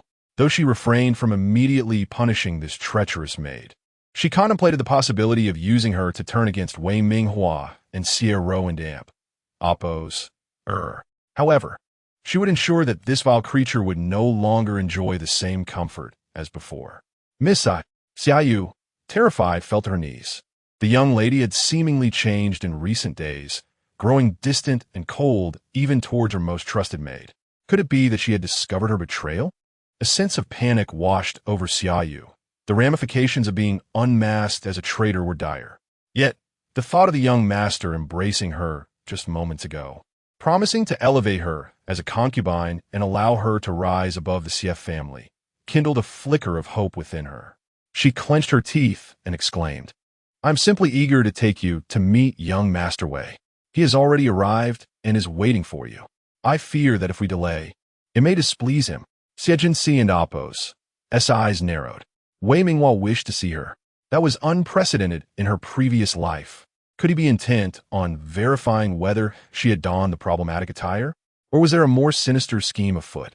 After a moment of hesitation, she commanded, "Lead the way." It was prudent to ascertain the reason for that scoundrel and Appo's summons. Should there be any changes, she must be prepared. Yes. Xiaoyu rose, albeit now with a newfound caution, bowing respectfully as she guided Xie Jinxi along. They traversed through a series of courtyards until they arrived at an imposing yet solemn entrance. Xie Jinxi regarded the door with suspicion. "Isn and Appo's. This the ancestral hall? What on earth is Wei Minghua plotting?" Xiaoyu, lowering her gaze, replied, "Young Master Wei stated that today, upon your coming of age, you may agree upon a marriage date. Although you may not be the gentle and virtuous wife he envisioned, he is nonetheless touched by your earnest affection and wishes to reciprocate. Thus, he permits you to introduce him to the ancestors of the Xie family on this auspicious day, to ease your heart." As she spoke, Xiaoyu's tone carried a hint of pride. Even if Xie Jinxi is the eldest young lady, what does it matter? No matter how much she ingratiates herself with the young master, he does not favor her and is merely biding his time until he can cast her aside after using her. With thoughts of her own future swirling in her mind, she anxiously nudged Xie Jinxi, urging, "Miss, you should go in quickly." Startled, Xie Jinxi stumbled slightly but managed to regain her balance, turning back in irritation only to find Xiaoyu had closed the courtyard door and locked it with an audible click. "Miss, feel free to converse with the young master inside. I will keep watch." At that moment, Wei Minghua emerged from the ancestral hall, calling out, "Ajin, come quickly. Everything is ready." Chapter 17. Before our ancestors, without shame. Xie Jinxia glanced around, noticing no other figures, and approached Wei Minghua. As she drew closer, she discovered that Wei Minghua had set a small table at the entrance of the ancestral hall, adorned with a flask of wine and 2 filled cups. He had not dared to venture inside to the ancestral tablets of the Xie family. "Ajin, you have finally reached the age of maturity. I was so elated last night that I could not find peace in my slumber," Wei Minghua declared, reaching for one of the cups to offer to Xie Jinxia. "Thus, I brought fine wine to celebrate with you in advance." "Minghua." Xie Jinxia stepped forward decisively, seizing his sleeve. Despite her revulsion, a smile graced her lips. "So you do care for me? I thought your apparent indifference was due to your desire to be close to Sister Ro. I had planned to inquire today about the possibility of annulling our engagement. After all, the man Xie Jinxia, desire must not approach any other woman." "Jealous harpy." Wei Minghua cursed inwardly, disgust swelling within him. Did this wretched girl truly question his relationship with Ro and Appo's? And she wished to break off their engagement? Fortunately, he could silence her once and for all today. Yet, why wasn't she adorned in the attire laced with itching powder? Had she simply not had the time to wear it? The dark blue garment accentuated her form, bestowing upon her an unexpected elegance. Well, when he made his move later, as long as he did not lift her veil, it would be more pleasurable. Seizing the opportunity while he was lost in thought, Xie Jinxia discreetly swapped the 2 wine cups beneath the cover of her voluminous sleeves. This hypocrite, who feigned sweetness, suddenly invites her to drink? Surely, there must be something foul within this wine. You are overthinking it. There is nothing between Rower and me. She is your sister, and I regard her as such. He extended the cup towards Xie Jinxia. Ah, Jin, your suspicions hurt me deeply. It seems I have misjudged. Xie Jinxia feigned shame. Then, I shall use this cup to apologize to you. With that, she drank from the cup concealed beneath her veil. A wicked smile of triumph flickered in Wei Minghua's eyes as he downed his own drink, fixed his gaze on Xie Jinxia, and inquired, Ah, Jin, how does this wine taste? It's acceptable. Xie Jinxia had barely uttered 2 words before an inexplicable heat surged through her, igniting her entire being. Her heart sank. Cursed be her underestimation. Wei Minghua and Appo's cup contained poison as well, or rather, an aphrodisiac. With a resounding crash, her empty cup fell to the ground, her limbs growing weak. Ah, Jin, what is wrong? Wei Minghua feigned concern, grasping her shoulders, intending to pull her into his embrace.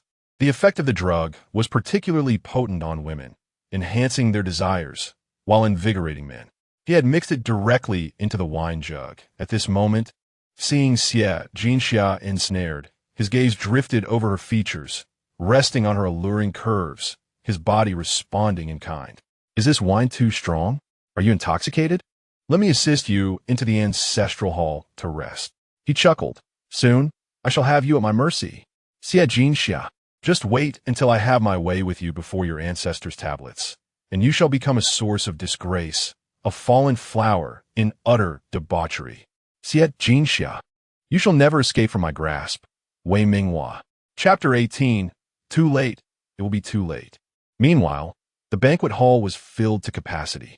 Xiaoyu hurried over, calling out as she ran, Lord, Madam, young master. This is terrible. The young lady and young Master Wei have gone to the ancestral hall, claiming they wish to marry privately. A thunderclap. It struck the heads of the CF family like a bolt from the blue. Good heavens! What have I just heard? The young lady of the CF family is to wed in secret? This is utterly astonishing. Someone gasped in shock. Other guests began to murmur amongst themselves. I had heard that Miss Xie Jinxi is uncouth and reckless, chasing after men. I thought those were exaggerated rumors. Yet she has surpassed them in her audacity. We have come to congratulate her, and yet she... Who is she trying to provoke? It is utterly absurd. How can there be such a disgraceful daughter in this world? She is bringing shame upon all daughters. Indeed, today marks her coming-of-age ceremony. She cannot even wait to perform the rites, rushing off to be with a man. How rare is that Wei Minghua to her? She has such poor taste in location too. The ancestral hall? To do this before their ancestors. If I were an ancestor of the CF family, I would surely rise from the depths of hell, furious, to drag this girl away. Xie Jinxi was the first to react, slapping Xiaoyu across the face. What nonsense are you spouting? How dare you slander your master? Do you wish to be sold or killed? The force of the blow sent Xiaoyu tumbling to the ground, both pained and terrified, unable to lift her head for a long while. The eldest young master, who was usually gentle and composed, had never shown such fury. It seemed she would be devoured alive if she spoke another word. But for the sake of future prosperity, she did not silence herself, instead raising her voice in distress. Young master, I do not dare to lie. I am the young lady's most trusted maid, and I come only for her sake. Knowing this act is utterly inappropriate, I rush to inform you. Lord, madam, gentlemen, you must hurry to stop the young lady. If it is too late, it will be too late. Impossible, Xie Qiutao declared with conviction. Even if she and Appo's were confused, she would never do such a thing. I shall go to the ancestral hall at once. With that, he turned and dashed toward the hall. He was still young and inexperienced, and panic had overtaken him. Fifth brother, Xie Jinxi called out, but she did not have time to stop him and hurriedly followed. Some guests, eager for excitement, also flocked toward that direction. Xie Yuan and Jiang Hanjun and Appo's faces turned pale, yet they could not intervene. They could only hasten after them, praying fervently that this was not true. However, upon arriving at the courtyard of the ancestral hall, they heard sounds within that would make anyone blush. "Let go of me. I can amp. Appo's, take it anymore. Please." The woman in Appo's voice seemed to plead in agony, yet was unmistakably filled with pleasure. "No, you enjoy this." The man gasped, growing bolder. "Ah, Jean, you are so uninhibited. You bring me such joy. Rest assured, with the ancestors of the Xie family as witnesses, today I shall take you as my bride." The hearts of the Xie family plummeted into despair, fixated on the tightly shut door, their limbs numb, their bodies trembling. Having arrived earlier, Xie Qiutao and Xie Jusi stood at the entrance, lacking even the courage to push open the heavy doors. At that moment, however, Xie Roer suddenly pushed her way through the crowd, her face a mask of jealousy and fury. Without a care, she rushed forward and forcefully opened the heavy wooden door. The creaking sound drew everyone's gaze. The light within the ancestral hall was dim, barely illuminating the neatly arranged ancestral tablets behind the offering table, solemn and imposing. Yet on the mat below, a pair of entwined figures lay together, their pale skins strikingly glaring. Chapter 19. Impudent and unengaged, marrying on the spot. "Ah, you all." Xie Roer's face contorted with fury. Shameless. In the brief moment she took to change her attire, that wretched girl Xie Jinxi had already seduced Brother Minghua. The crowd voiced their disdain, exclaiming, "What private wedding is this? They have consummated the act as well. Cover your eyes, for witnessing such sordidness could lead to a lifetime of shame. Is this truly the daughter of the Xie family? Such a lack of propriety?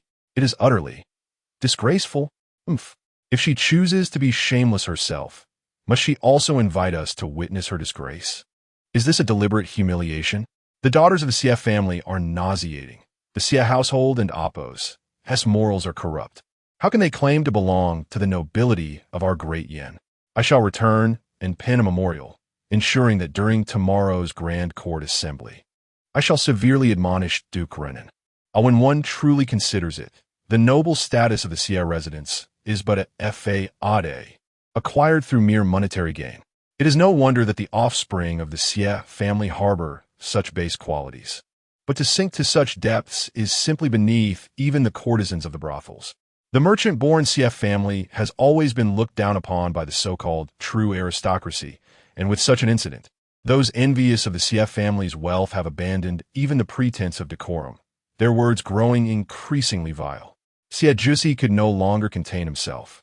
He pushed past Xie Roer and entered the ancestral hall, first seizing Wei Minghua by the hair, forcibly separating him from the woman, and tremblingly removed his outer robe to drape it over her, assisting her to her feet. This scene struck him profoundly. He was flustered, disordered, and terrified. Uncertain of his next course of action, acting solely on instinct, he endeavored to soften his movements, lowering his voice as he stammered, "Sister, do not be afraid. Eldest brother knows you must have been wronged. I will take you home."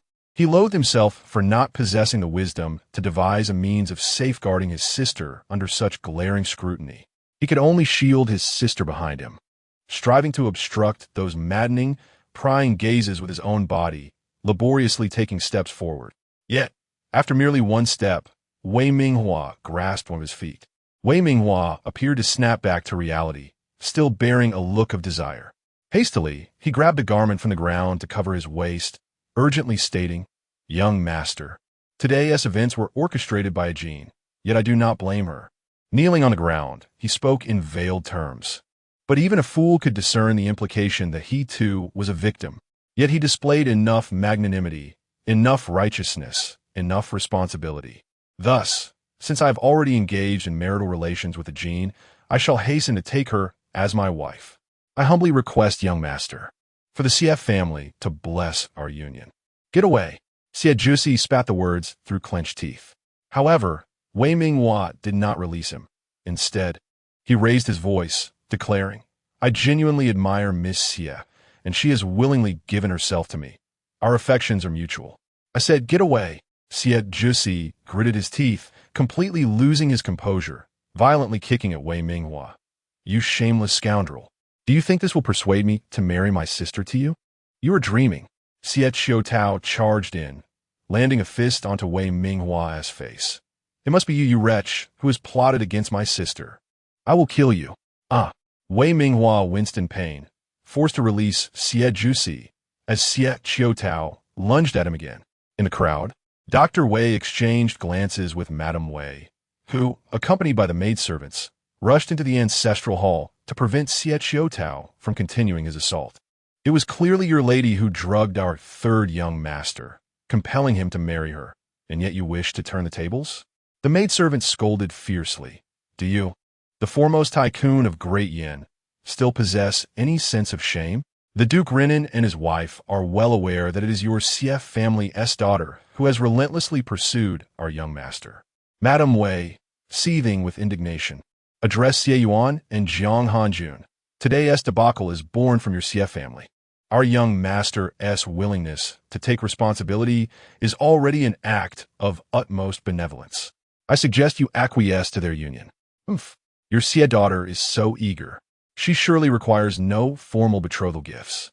Let them wed publicly here and now. However, the dowry must still be provided by your Siet family. Additionally, you must compensate my Wei family for the loss of face and damage incurred today. Chapter 20. Seizing the opportunity to go mad and viciously strike the scoundrel impossible. Xie Yuan and Appo's face turned a ghastly shade as he exclaimed, You are belittling my daughter. There is no custom of directly lifting a bride, even for a concubine. How dare the Wei family? Belittling? Is this not her own doing? Mrs. Wei responded with a face full of derision and mockery. If you are unwilling, then our engagement with the Siet family is hereby nullified. I am eager to see which family would still want such a tainted thing. Indeed, as my lady has said, though our third young master is of illegitimate birth, he is still a genuine young talent. Should you not wish to marry him, he would not be inclined to take you either. The servant's eyes were raised in disdain. The Siet family must give our Wei family an explanation. You. Jiang Hanjun stared at Mrs. Wei, recalling just a quarter of an hour ago when she had been obsequious before her, now transformed into such a brazen figure, nearly causing her to faint from rage. Suddenly, a clear and cold female voice emerged from the back of the crowd. Your young master of the Wei family has committed disgraceful acts in my Siet family, yet you demand an explanation from us? Do you still have any shame? At this moment, onlookers had gathered in the courtyard of the ancestral hall, and the entrance was devoid of people. Upon hearing the voice, they all turned in unison. A young woman appeared, clad in a deep blue gown adorned with silver threads embroidered into a starry sky, draped in pristine white feathers. She wore exquisite, valuable accessories that jingled with elegance, and even the pearls adorning her ears were rare treasures. A veil of the same hue obscured her face, leaving only her eyes, clear as spring water and captivating as autumn's reflection. A gentle breeze lifted her ethereal dress, accentuating her otherworldly presence, exuding an aura of icy elegance. The crowd was filled with astonishment. Is this truly a daughter of the Siet family? How could there be such a remarkably graceful young woman in the Siet household? Yet, the girl was filled with fury as she lifted her skirt and stormed into the courtyard, directly confronting Wei Minghua. She raised her hand and struck him fiercely across the face. With a resounding slap, the ring on her finger left a glaring scar on Wei Minghua's cheek. Wei Minghua, it was you who once professed to have fallen for me at first sight, showering me with affection, leading me to believe you were a worthy companion for life, reciprocating my gifts and honoring our engagement. Even when I was aware of the damaging rumors circulating about my reputation, I refrained from clarifying them, all to preserve your dignity and elevate your status. Another slap echoed. But is this how you repay my deep affection and unwavering commitment? Slap, slap. 2 more strikes followed. You actually cavorted with another woman during my coming-of-age banquet and claimed mutual love with her? How do you regard me, Xie Jinxiu? With her right hand pained, she switched to her left, striking Wei Minghua with unrelenting force, rendering him defenseless. The crowd was in shock. This girl was indeed Xie Jinshu, the rumored frail and unattractive daughter of the Xie family. Xie Jinshu turned away, her furious gaze fixed on the woman behind Xie Jusi. I wish to see which woman has dared to humiliate me and my family. Xie Jusi finally reacted, hastily pushing the woman aside. You are not my sister. Who are you? Seizing the opportunity, Xie Jinshu yanked off the woman in damp Appo's outer robe, revealing her face. Chapter 21. Her mother and the man she admires, Xie Ro and Amp Appo's. Her trembled, her body rooted to the spot as if the heavens had collapsed. This was her biological mother. How could she possibly be involved with the man she cherished? Was this a dream? A nightmare? Desperately shaking her head and rubbing her eyes, she sought to awaken from this dreadful vision. Xie Jinsi, witnessing this, felt a strange sense of relief. Her heart, riddled with wounds, finally found a semblance of solace. In this life and the next, after 2 lifetimes, Wei Minghua and Xie Roer were finally made to taste the bitterness of suffering. Yet it was still insufficient. Far from enough. Wei Minghua, so it was Xie Zhoushu you truly desired? Her voice trembled as she threw her outer robe onto Zhou Jinsue, turning back to reveal the profound sorrow etched across her pale face. You both. I understand now. I was such a fool. I thought your tender calls of a Jin were meant for me, Xie Jinsi, but they were for a Jin? For Zhou Jinsue. No wonder every time you came, you would whisper sweet nothings to me before claiming you needed to go to the small shrine to pray for my health. I was so moved, yet little did I know. Those sweet words were lies. The prayers were false. Your feelings for me were all a fade. You merely sought to conceal your affair with Xie Zhoushu under the guise of our engagement. Her voice grew increasingly tragic, as if driven mad. She clutched at Wei Minghua's clothing, her tone of frantic demand. Tell me, what is wrong with me, Xie Jinsi? What have I done wrong? If you no longer love me, just say it. I cannot hold you back from loving another, but why deceive me? Speak, just speak. She shook Wei Minghua relentlessly, her nails digging into his flesh. Why are you silent? Is it an admission? Speak to me. Wei Minghua was dazed and pained, staring at Xie Jinsi in disbelief. What was happening? Was this still the soft, foolish girl he once knew? How dare she strike him? How dare she admonish him in such a manner? No, that was not the crux of the matter. The crucial point was that the woman he had just shared intimacy with was not this girl. He strained to recall what had transpired after he assisted Xie Jinsi into the ancestral hall. Had the potion been too potent? Had it caused him to feel faint? When had he shed both his and the woman's garments? He could not remember. When had the candles in the shrine extinguished? That was also lost to him. All he could recall was a woman entangling him, her pale skin flashing before his eyes, her crimson lips fervently kissing him. Thus, he believed his plan had succeeded, plunging into ecstasy without restraint. He forced his neck to turn, finally catching sight of Zhou Jinsei desperately attempting to cover herself with Xie Jusi's outer robe. For a moment, he could not recall who she was, but the unmistakable signs of maturity, the thick makeup, and the wrinkles at the corners of her eyes struck him like a bolt from the blue. He opened his mouth, intending to explain, to defend himself, only to realize his voice had inexplicably deserted him. Not even a single sound could escape his lips. Xie Jinsi observed his reaction, cold laughter bubbling within her. Still wish to speak? Dream on. I intentionally scratched you with my ring. The ring conceals a narcotic concocted by my master, which cannot be undone for at least 2 hours.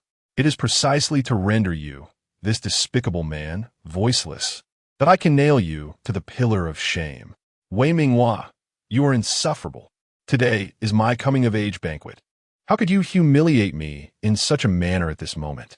Cough, cough, cough, cough. The spirited girl suddenly erupted into a fit of violent coughing, as if all her anger had drained her of vitality, releasing her grip and leaning back.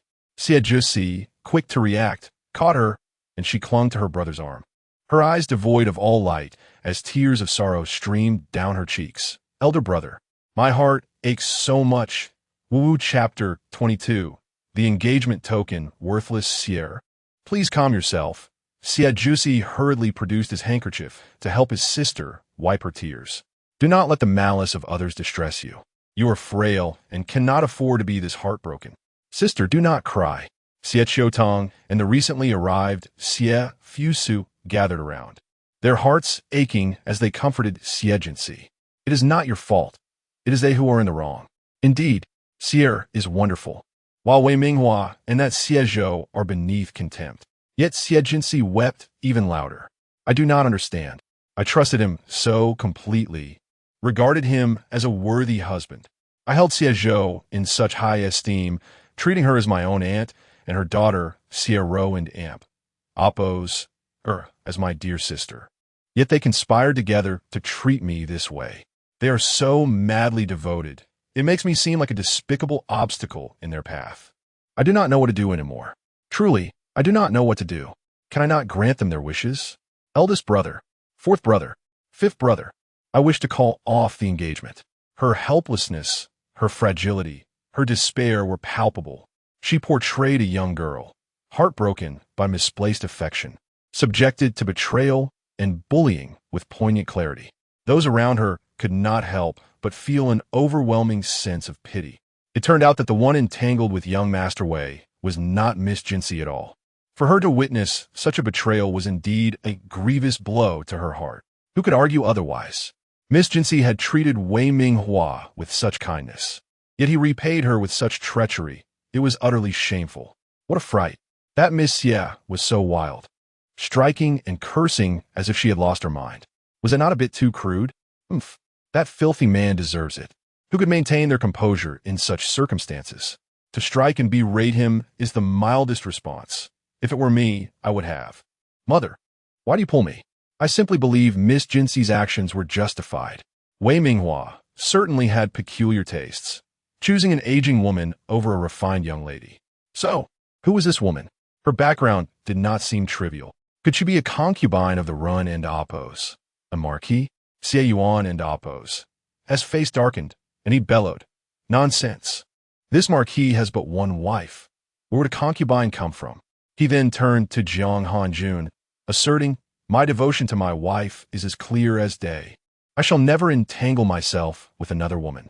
As for Xie Zhou, the matter of Xie Zhou can be discussed later.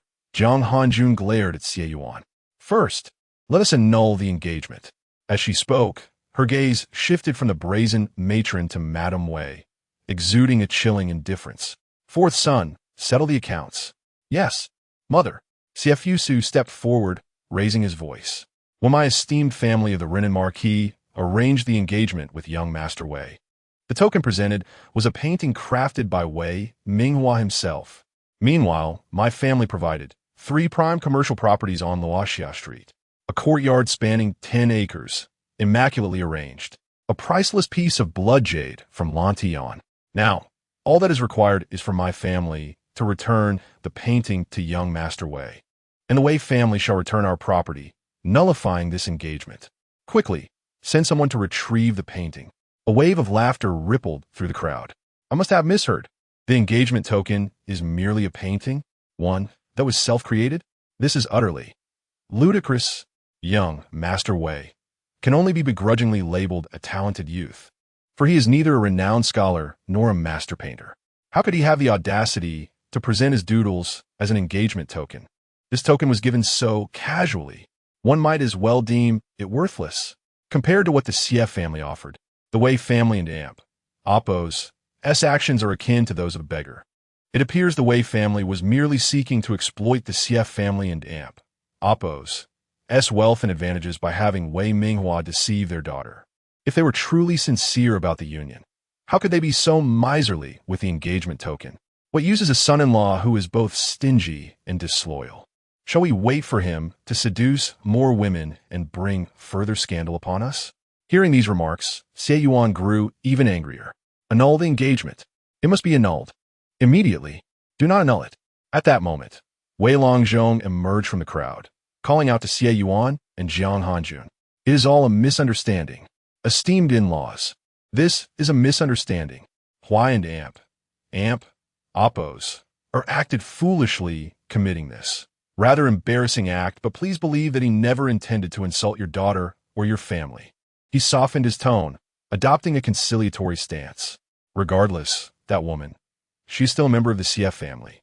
Whether Huayr was set up or not, it is his fault. It is also my failure as a father to have raised him poorly. Our family is willing to take responsibility, and we shall. This very night bring that woman into our household. However, Huai and Amp, Oppos, is deeply infatuated with Miss Jinsi, and this engagement cannot be annulled. After careful consideration, he cautiously proposed. What if we proceed this way?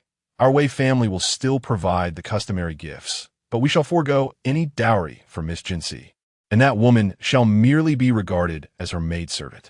How does that sound? Chapter 23. The main wife yet to be married. First to welcome a concubine? He lowered his head, his small eyes darting about, filled with indignation and cunning. Although he could not fathom how a well-conceived plan had gone awry. Given Xie Jinsi and Oppos' infatuation with the young master, it was clear that her proposal to call off the engagement was nothing but an expression of anger. Thus, the strategy of retreating to advance should be employed. First, welcome that woman into the household, then eliminate her and subsequently coax Xie Jinsi back to the young master. No, absolutely not. Both Xie Roer and Xie Jinsi voiced their vehement opposition in unison. Xie Roer was engulfed in shame and wrath. Her own mother had shared a bed with her man and was caught in the act publicly. The agony was heart-wrenching, and she felt as though she could dig a hole and bury herself in it. Now, they expected her mother to accompany her despised rival Xie Jinsi as a concubine. What would become of Xie Roer? Once Brother Minghua regained his status as the crown prince, could she still hope to marry him with dignity? She was desperate, aware that she must thwart the Xie and Wei families from branding this as a matter of private affairs within the inner court, for otherwise, everything her mother and she had painstakingly schemed for over the years would be in vain. She cast a pleading glance towards Zhou Jinsue and Wei Minghua. Yet, Zhou Jinsue remained oblivious, while Wei Minghua. He was fixated solely on Xie Jinsi, not even casting a sidelong glance in her direction. Xie Jinsi found the situation amusing. A concubine? To have one who had been a mere aunt to me serve as my concubine? Your Wei family has no shame. I, Xie Jinsi, am not afraid of being slandered. Moreover, what sense does it make to welcome a concubine before marrying the main wife? Brother. She once again collapsed into tears in her brother's embrace, crying out, "How could such a thing exist in this world? They have humiliated me to this extent. Are the calculations of your Wei family not overly ambitious?" Xie Fusoad declared indignantly. Do you intend to forego my sister and Amp, Oppos, as dowry? How convenient it sounds. Do you take my CF family for fools, or the esteemed guest present for simpletons? Which daughter marries without a dowry? Does one abandon the reputation of both the maiden and her family? Furthermore, my sister is the cherished jewel of our entire run and Amp, Oppos, and Marquiate. How can we possibly allow her to marry without proper means? Ultimately, the dowry shall be provided by the CF family, and once it is presented to the Wei family, Wei Minghua will likely employ some flowery words to deceive my sister out of it, right? This means the Wei family suffers no loss and, simultaneously, gains a reputation for responsibility? Bah! Wei Longzhong had not anticipated that Xie Qiutong would expose them so mercilessly, his expression immediately turning awkward. UCF family shall not attempt to shift all responsibility onto my Wei family. Madame Wei hurriedly interjected. Even if the underhanded means employed to seduce my Wei family and Oppos, son were not Xie Jinsi and Oppos' doing, she is still a woman of the CF family. Therefore, it is my Wei family and Oppos' son who is the victim. It is already an act of great mercy that my husband has allowed a woman from the CF family to become a concubine. What the lady says is true. A maidservant beside Madame Wei chimed in. Our third young master has been praised by the current Grand Tutor as a young talent with the potential for top honors, possessing integrity and a commendable family background. It is your CF family and Amp, Oppos, as people who have tarnished his reputation and virtue. You have brought shame upon the Wei family. The third young master is innocent. Thus, his marriage to Miss Jinsi cannot be retracted. Your CF family must apologize to our third young master and provide compensation to the Wei family. You are dreaming. Xie Qiutong seethed, his teeth clenched in rage. veins bulging on his forehead. How dare that detestable Wei Minghua harm his sister to such an extent and still demand an apology and compensation? Do they deserve it? Then I shall go and beat the drum for justice today, exposing the vile and sinister nature of your CF family for all to see. Madame Wei feigned a victim's demeanor. By then, let us see if your CF family has any face left to meet the world. Chapter 24. Exposing her identity in public. This is the glaring threat. Even though Xie Jinshu had mentally prepared herself, her face turned ashen with anger. Then please, go ahead. She glared at Madame Wei, her fury palpable. I await to see if your grievances can truly be laid at the doorstep of the Duke of Run and Oppos. And she intentionally stirred up trouble with 3 objectives in mind. First, to leverage her own tragic suffering to compel her parents and brothers to severely chastise Wei Minghua, thus facilitating her disengagement from their engagement. Second, to ensure that Wei Minghua is bound to Zhou Jinsui, preventing Xie Rower from ever openly expressing affection for him again. How detestable this pair of scoundrels. Third, to dismantle Zhou Jinsui and Xie Rower's pretense of being the mistresses of the Duke of Renan's household, thus trampling over the Xie family's reputation to ascend. Initially, apart from the first objective, the other 2 seemed rather challenging to achieve.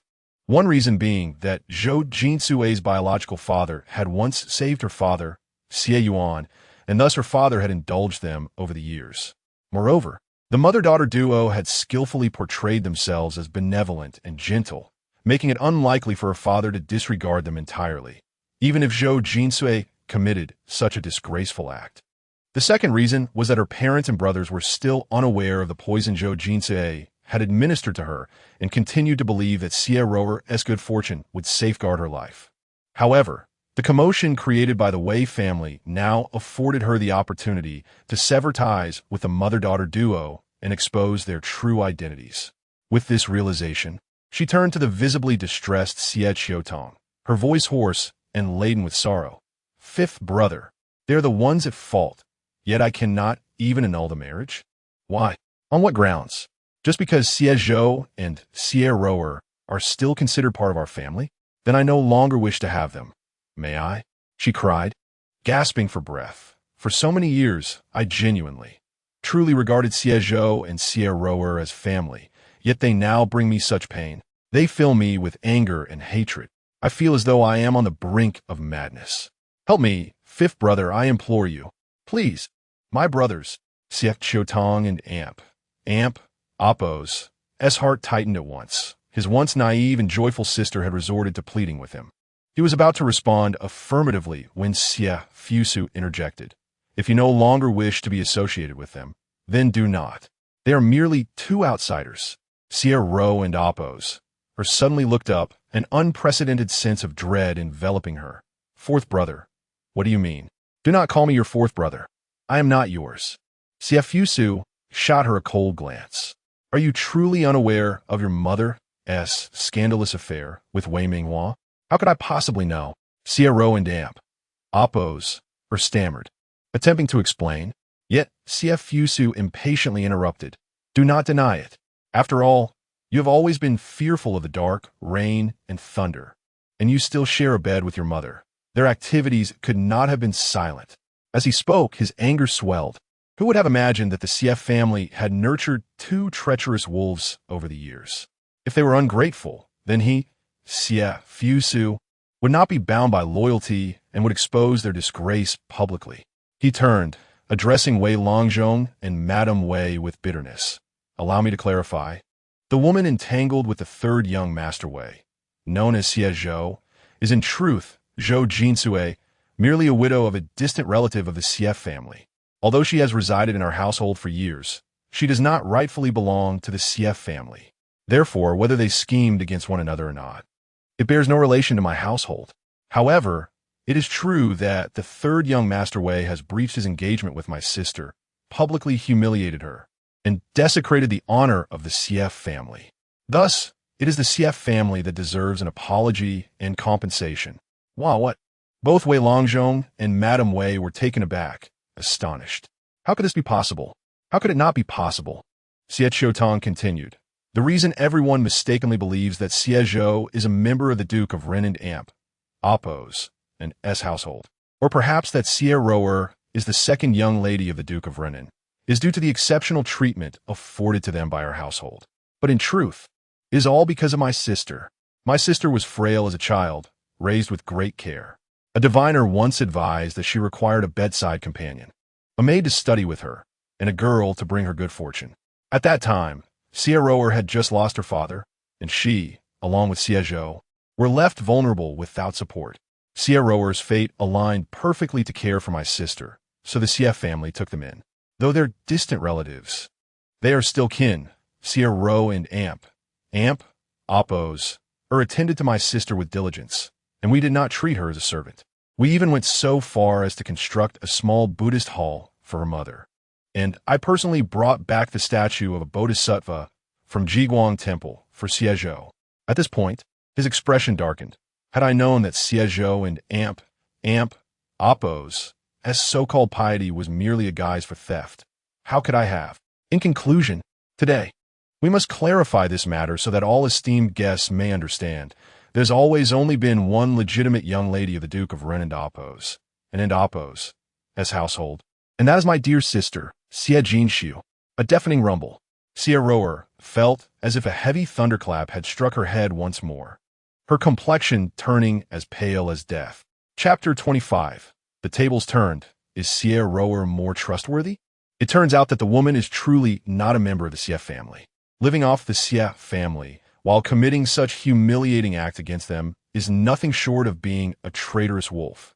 How could the Renan Marquis' residence only have a single young lady?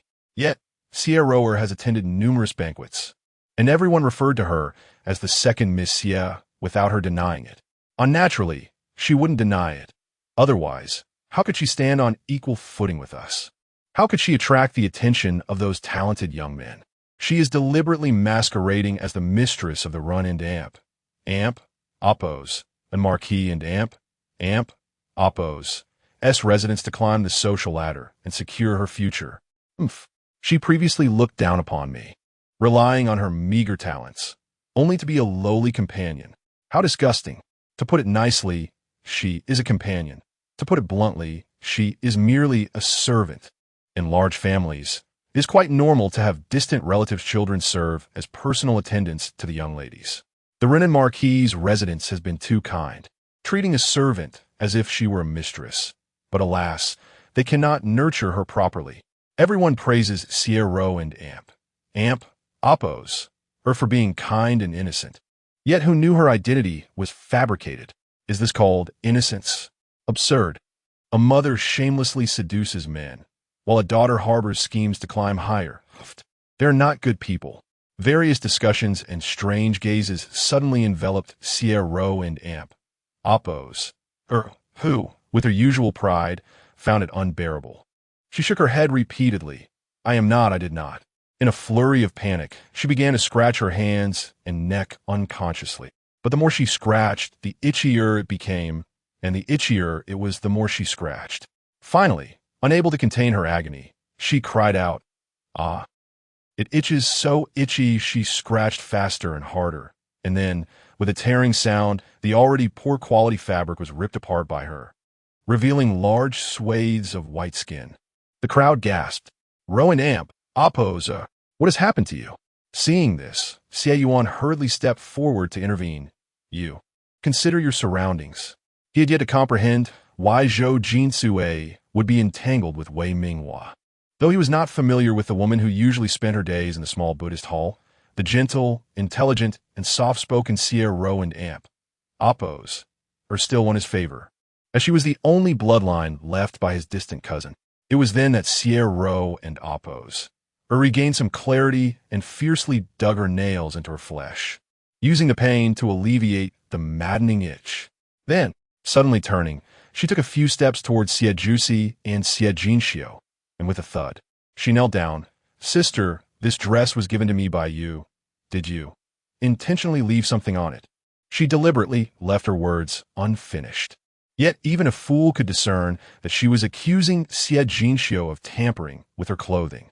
She grasped Xie Jinxiu's skirt, weeping pitifully.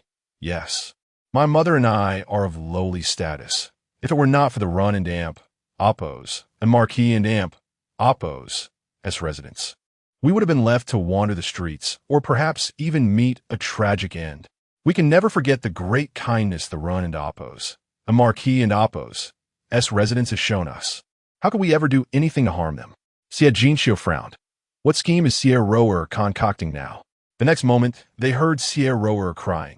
Therefore, sister, you truly should not resort to such actions just to suppress Brother Minghua before marriage. One cannot deny that Sierra and Amp, oppos, is quite quick-witted. In such a brief time, she has devised the most convenient plan to turn the tide. The dress is poisoned. It was given to Xie Jinxiu, that wretched girl, by Brother Minghua, perhaps to deal with her. Yet since the wretched girl has bestowed the dress upon me, the poison must have originated from her.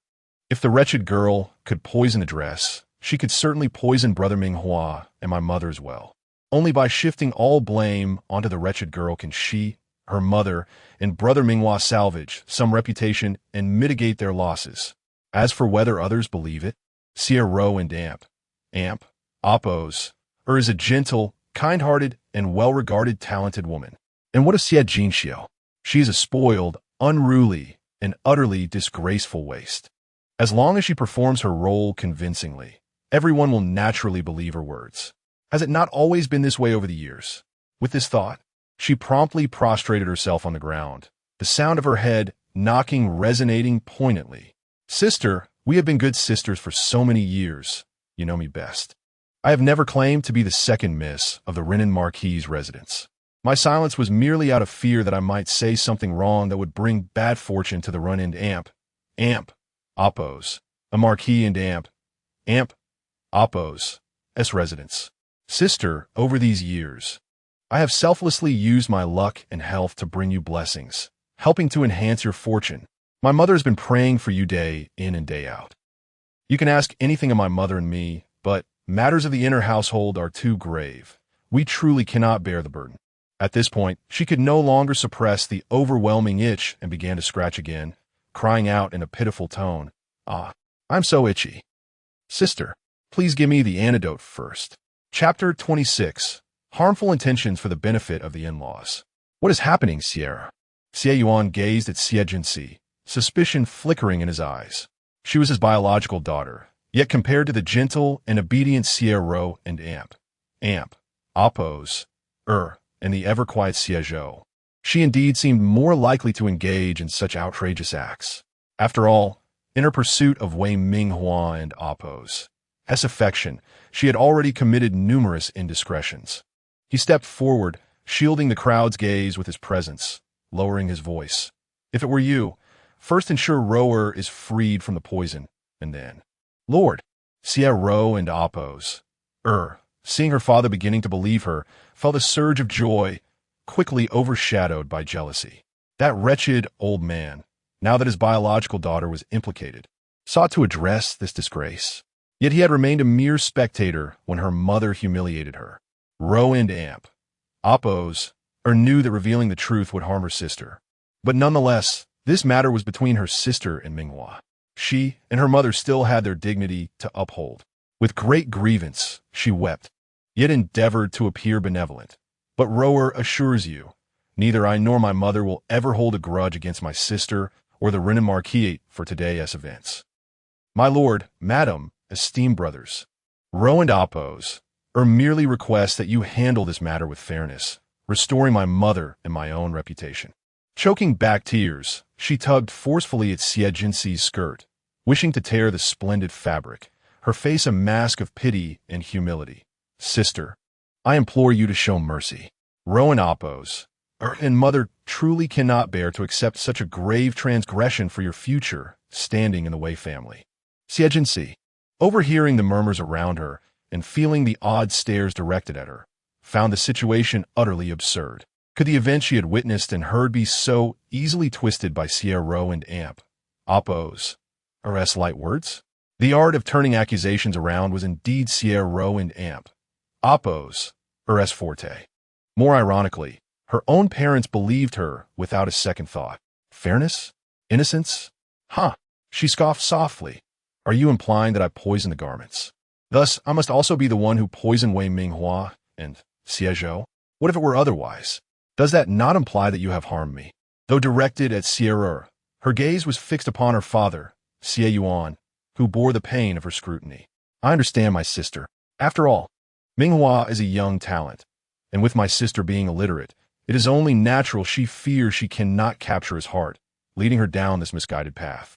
Xie Ru and oppose, or did not directly respond to Xie Jinxi's words, but continued to stoke the flames of discord. Meanwhile, she scratched at her skin, filled with frustration. Damn it. What poison is this? Why is it so unbearably itchy? Hurry and end this, so I can quietly seek the antidote from Minghua. Xie Jinxi, you have caused me this humiliation and suffering today. Once this matter passes, I shall repay you tenfold. Ensuring your life is a living hell.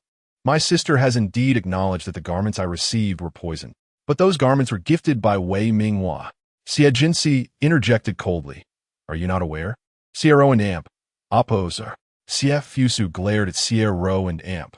Oppose are with fury. What nonsensical fabrications are you spouting? Xie and Amp.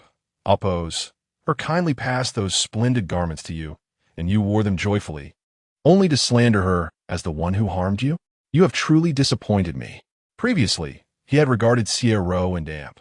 Oppose as merely clever, adept at leveraging the Xie family for her own gain, and had been indifferent as long as she did not jeopardize the family's integrity. Yet he never anticipated her to be so cunningly malicious, attempting to shift all blame on his Xie Jinxi to secure her own and Xie Zhou and Amp. Oppose as redemption. Were sister and fourth brother discussing. Ro and Oppose, who does not understand. Xie Ru and Oppose, denied vehemently, tears cascading from her eyes. A picture of sorrow.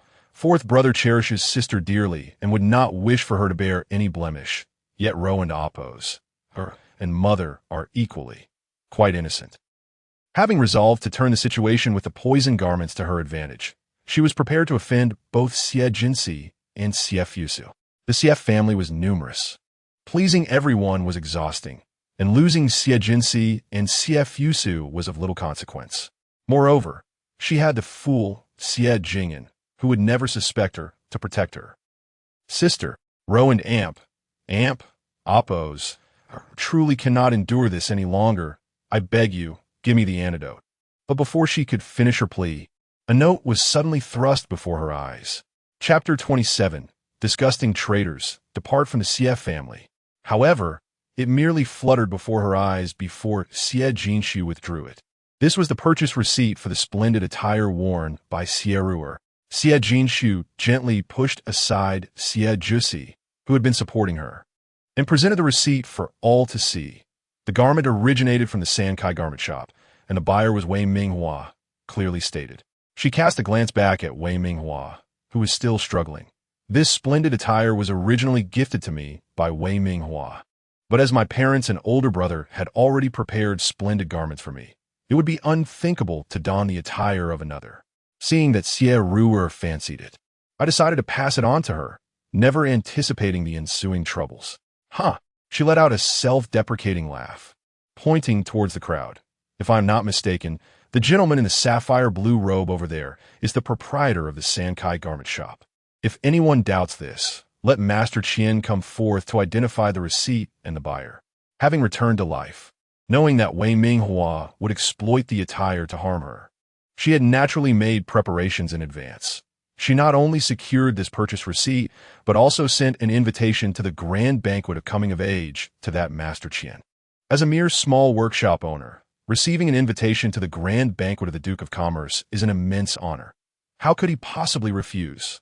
Indeed, this splendid attire was purchased by young Master Wei at the shop of a small-time merchant, yet the merchant would never dare tamper with the garments. This would be a malicious act, and the merchant would never risk it.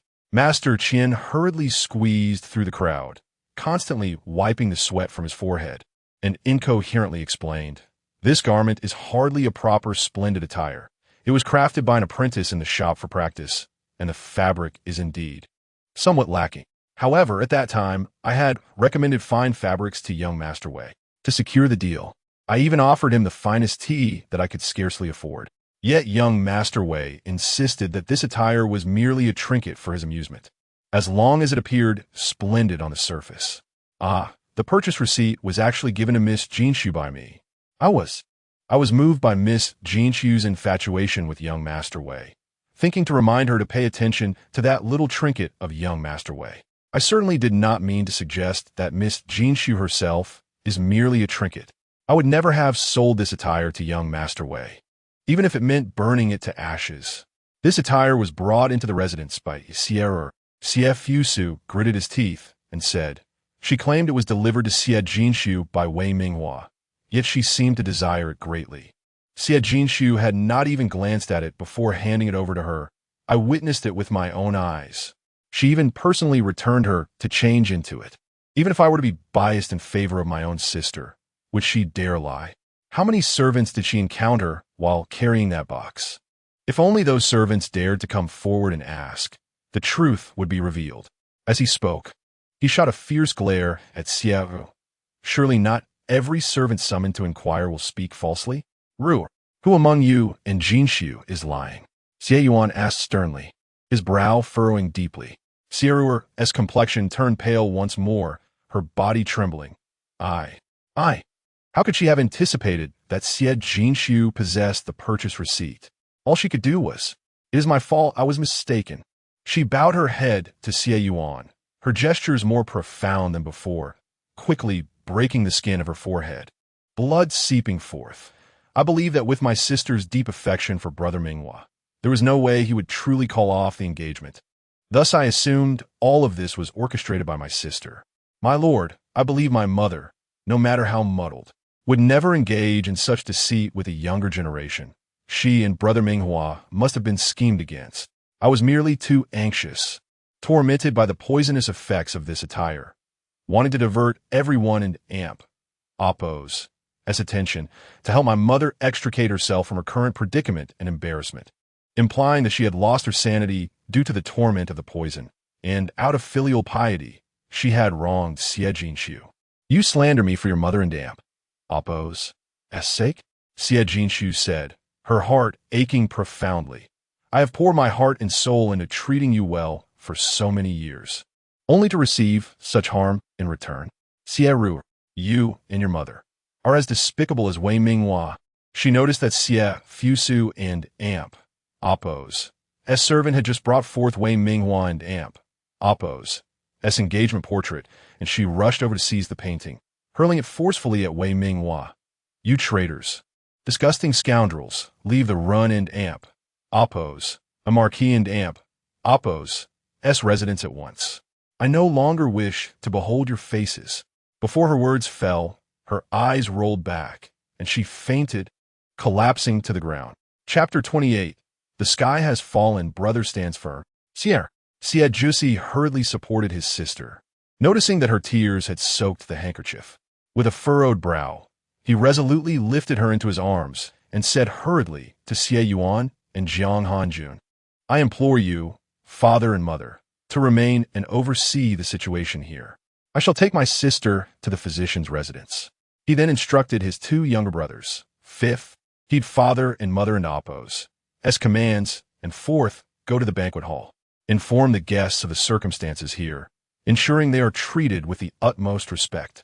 As for the coming-of-age ceremony, we shall decide based on my sister's recovery. A young lady without such a ceremony may be ridiculed, but nothing is more important than my sister and Appo's health. Having spoken, he strode away, cradling Xie Jinshu in his arms. Yet, upon reaching a secluded spot by the lake, Xie Jinshu opened her eyes. She tightly grasped Xie Jusi and Appo's robe and whispered, Elder brother, I am fine. I have something to discuss with you. Please set me down. Xie Jusi hesitated for a moment before gently placing her on the ground, his heart aching at the realization that his sister had learned to feign unconsciousness to evade reality. The impact of today and Appo's events had evidently been too great for her. As soon as her feet touched the ground, she fell to her knees before him with a thud. I must apologize to you, elder brother. Xie Jusi and Appo's expression changed dramatically, and he reached out to his sister. What is this? Rise at once. No, let me remain kneeling. Xie Jinshu insisted. Only in this way can I voice certain truths. Initially, she had intended to confront Wei Minghua and Xie Ro and Amp, Oppos, alone, exposing their true natures before seeking her family and Amp, Oppos, as assistants. However, given the day and Oppos, as unfolding events, it seemed unforeseen complications would arise. Thus, she deemed it vital to find a reliable ally within her household. Her elder brother, with his prudent and strategic mind, was undoubtedly the most suitable candidate. Elder brother, I have come to learn of certain secrets that may plunge the Xie family into an irretrievable abyss. I am frightened. I beseech your aid. Such grave matters? Xie Jusi and Oppos. Demeanor turned serious as he knelt to listen. Pray, share your thoughts with me. He spoke in a gentle tone of reassurance. Sierra, do not panic. Even if the heavens were to collapse, I shall bear the weight for you. Speak slowly. Elder brother, the scandal involving Wei Minghua and the Xie clan was indeed instigated by me. They acted under the influence of a seductive poison, but I did not administer it. It was Wei Minghua who tainted his own drink, intending to harm me. Elder brother, Xie Jinshu grasped his hand. Do not deem me cruel. I did not wish for this, but their actions are utterly detestable. Wei Minghua. He has long been entangled with Xie Ro. Days ago, when I fell from my bed, it was not due to confusion or weakness. Rather, I overheard their nefarious scheme. Wei Minghua has never harbored genuine feelings for me. He merely feigned affection to exploit the Xie family's wealth. Elder brother, they were within my chamber, engaging in their vile acts whilst mocking me as a fool, proclaiming that the entire Xie family was unworthy, fit only to serve as their dogs. What? How dare Wei Minghua? Xie Jusi and Oppos, brow furrowed once more. He dares. Xie Jinshu cautiously scanned the surroundings before lowering her voice to a whisper, barely audible to them alone, because he is not the illegitimate son of the Wei family at all. Elder brother, he is the orphan of the former crown prince. Chapter 29. Beneath the false facade, a corrupt heart, this cannot be. Xie Jusi gasped in disbelief. The former crown prince had succumbed to a deadly plague, and the entire household of the crown prince had perished alongside him. Even the prince and Oppos' residence had been reduced to ashes. How could there possibly be any remnants of his bloodline? The former crown prince was the eldest son of the current emperor, born to the noble consort, who had been posthumously honored only after the emperor ascended the throne. That woman, fated for a short life, had passed away long before her son understood the affairs of the world. The crown prince was devoid of power, influence, and allies. The emperor had appointed him as crown prince merely to stabilize the court. Coupled with his lack of cunning and capability, he was naturally looked down upon by many.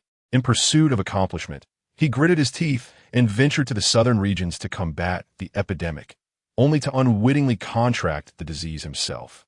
His desperate desire to survive led him to secretly return to the imperial city in search of a cure, thereby transmitting the plague to those around him. When the emperor learned that the epidemic within the crown prince and Oppos' residence was spiraling out of control, he had no choice but to seal off the estate in anguish. Days later, the crown prince succumbed to the illness, and in her despair, the crown princess set fire to the entire residence, leaving no trace behind. The plague was eradicated, and the crown prince and Oppos' offspring were extinguished. How could it be, after so many years, that another emerged? And it was Wei Minghua. Brother, do you not trust Xie?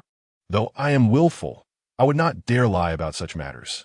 Xie Jinshu revealed Wei Minghua and Oppos' identity in connection with the incident, intending to prepare the Xie family for what lay ahead.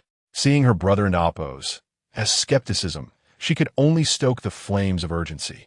I do not know why Wei Minghua, a prince by blood, is considered a mere illegitimate son of the Wei family. Yet he spoke to Xie Ro. Once my coming-of-age ceremony is complete, and I have received my dowry in the Xie family's minds, I shall demand a man for myself, ruining my reputation. At that point, he could propose a new bride and have Xie Ro marry him. By then, the Xie family, burdened with guilt, would likely recognize Xie Ro and Oppos' as their legitimate daughter and shower her with riches, paving her path to supremacy. As she spoke, her voice grew hoarse, choked with emotion. Brother, whether it is Wei Minghua or Xie Roer, they both scornfully label me a lowly maid, eager to employ the most despicable means to cast me into the mire. Brother, if you were unaware of all this and merely observed their appearances, could you ever imagine that the gentle and cultured young man is a heartless wolf, and that the seemingly kind cousin harbors the venom of a mad snake? She trembled, her eyes filled with terror and panic. Brother, please believe me, they are truly frightening. I have been so afraid these past few nights that I dare not sleep, fearing that the moment I close my eyes, they will come harm me and you. Do not fear, do not fear. Brother believes you. Xie Zhixi, disregarding all else, embraced his sister tightly, gently patting her back. I am here. Rest assured, as long as I am by your side, I will not permit anyone to harm you. I will investigate Wei Minghua's identity and prepare accordingly. He hesitated before continuing. As for Xie Ro and Appos, I have long suspected her close association with Wei Minghua, and I have even facilitated their encounters. Just days ago, I received news that Xie Ro and Appos is already with child, bearing Wei Minghua and Appos as offspring. However, I have kept this information under wraps for the time being. Even she remains unaware. What? Brother, you actually support Xie Ro and Appos, and Wei Minghua together? You even assist in shielding her from shame? Could it be that you, like third brother, have been swayed to favor Xie Ro and Appos? Panic surged within Xie Jinxia. Chapter 30. Her elder brother, a cunning man? Xie Zhixi had initially thought that although Wei Minghua was somewhat hypocritical, he hailed from an esteemed family and was not unattractive. He believed that while he was not worthy of her, he would be more than suitable for Xie Ro and Appos. However, once their clandestine affair was exposed, it would not only extinguish her feelings for him, but also ensure a life of comfort for Xie Ro and Appos, and her mother, thus achieving multiple objectives. Yet, he had hesitated to share this with her, fearing it would cause her distress. Today, he had even invited several classmates, contemplating that if she cast a glance at any gentleman, he could employ a subtle scheme to facilitate the situation.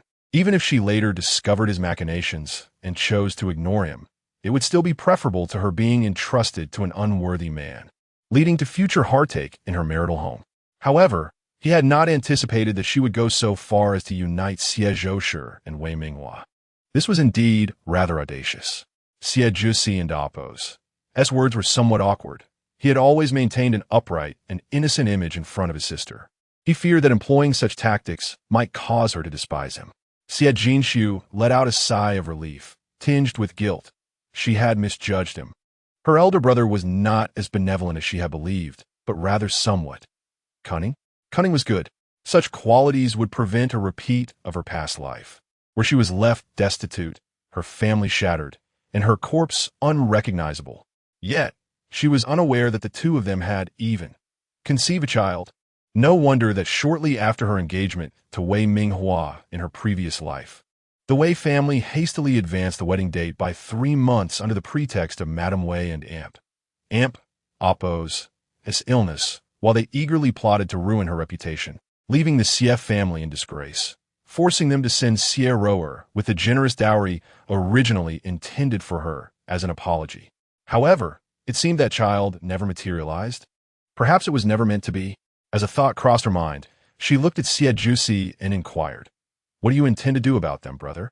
Wei Minghua lured me with tainted wine, chose the ancestral hall of my family as the setting, and dressed me in a coarse garment laced with itching poison. It was clear he intended for me to be utterly disgraced and reduced to a mere pawn at his disposal. Furthermore, I have learned that Xie Zhixi left the small Buddhist hall today to plot against our father, aspiring to become the mistress of the Run and Appos and Marquis, so that Xie Roer might claim a noble status as a future princess consort. Their actions clearly indicate an attempt to tarnish our family's reputation, allowing them to bask in glory and ascend to greatness at our expense. Today marks my coming-of-age banquet, a singular celebration in my lifetime, yet I am filled with indignation and have racked my brain for a more effective solution. ultimately resorting to drastic measures against Wei Minghua and Xie Zhoushi. I had hoped that after this, I could break my engagement with Wei Minghua, dissuade Xie Zhoushi from further schemes against our father, and ensure that Xie Ro and Amp, Oppos, I would be scorned for her association with him. My parents and brother would be spared from any distress. Yet I did not foresee that matters would escalate to this magnitude. Is it irretrievable now? Brother, I am sorry. Upon hearing these words, Xie Zhoushi felt an even greater sense of empathy and concern for Xie Jinxiu. She was his beloved sister, who, despite enduring such profound harm, still worried about the family and Amp, Oppos, S reputation and whether they would face difficulties. It was evident that she had been deceived by Wei Minghua and Xie Ro and Amp, Oppos, leading to her somewhat spoiled disposition. No, Jinxiu had acted commendably. He praised her without hesitation.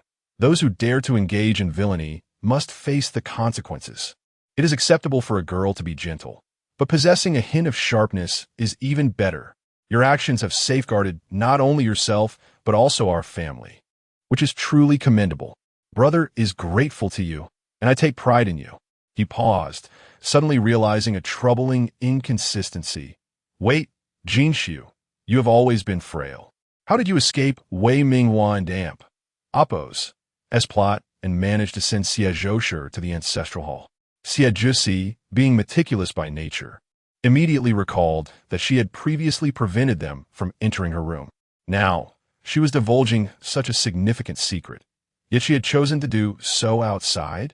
Surely, it would have been more convenient and discreet to discuss it within her chamber, unless there was someone hidden within her room. Chapter 31. He was adorned in resplendent attire, exuding an air of coldness. Indeed, someone is assisting me. Xie Jinxiu nodded, stating, it was he who informed me of the Xie family scheme against my father. Who is it?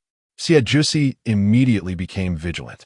Someone was secretly aiding his sister, privy to the clandestine affairs of the Xie household, yet the Xie family remained oblivious.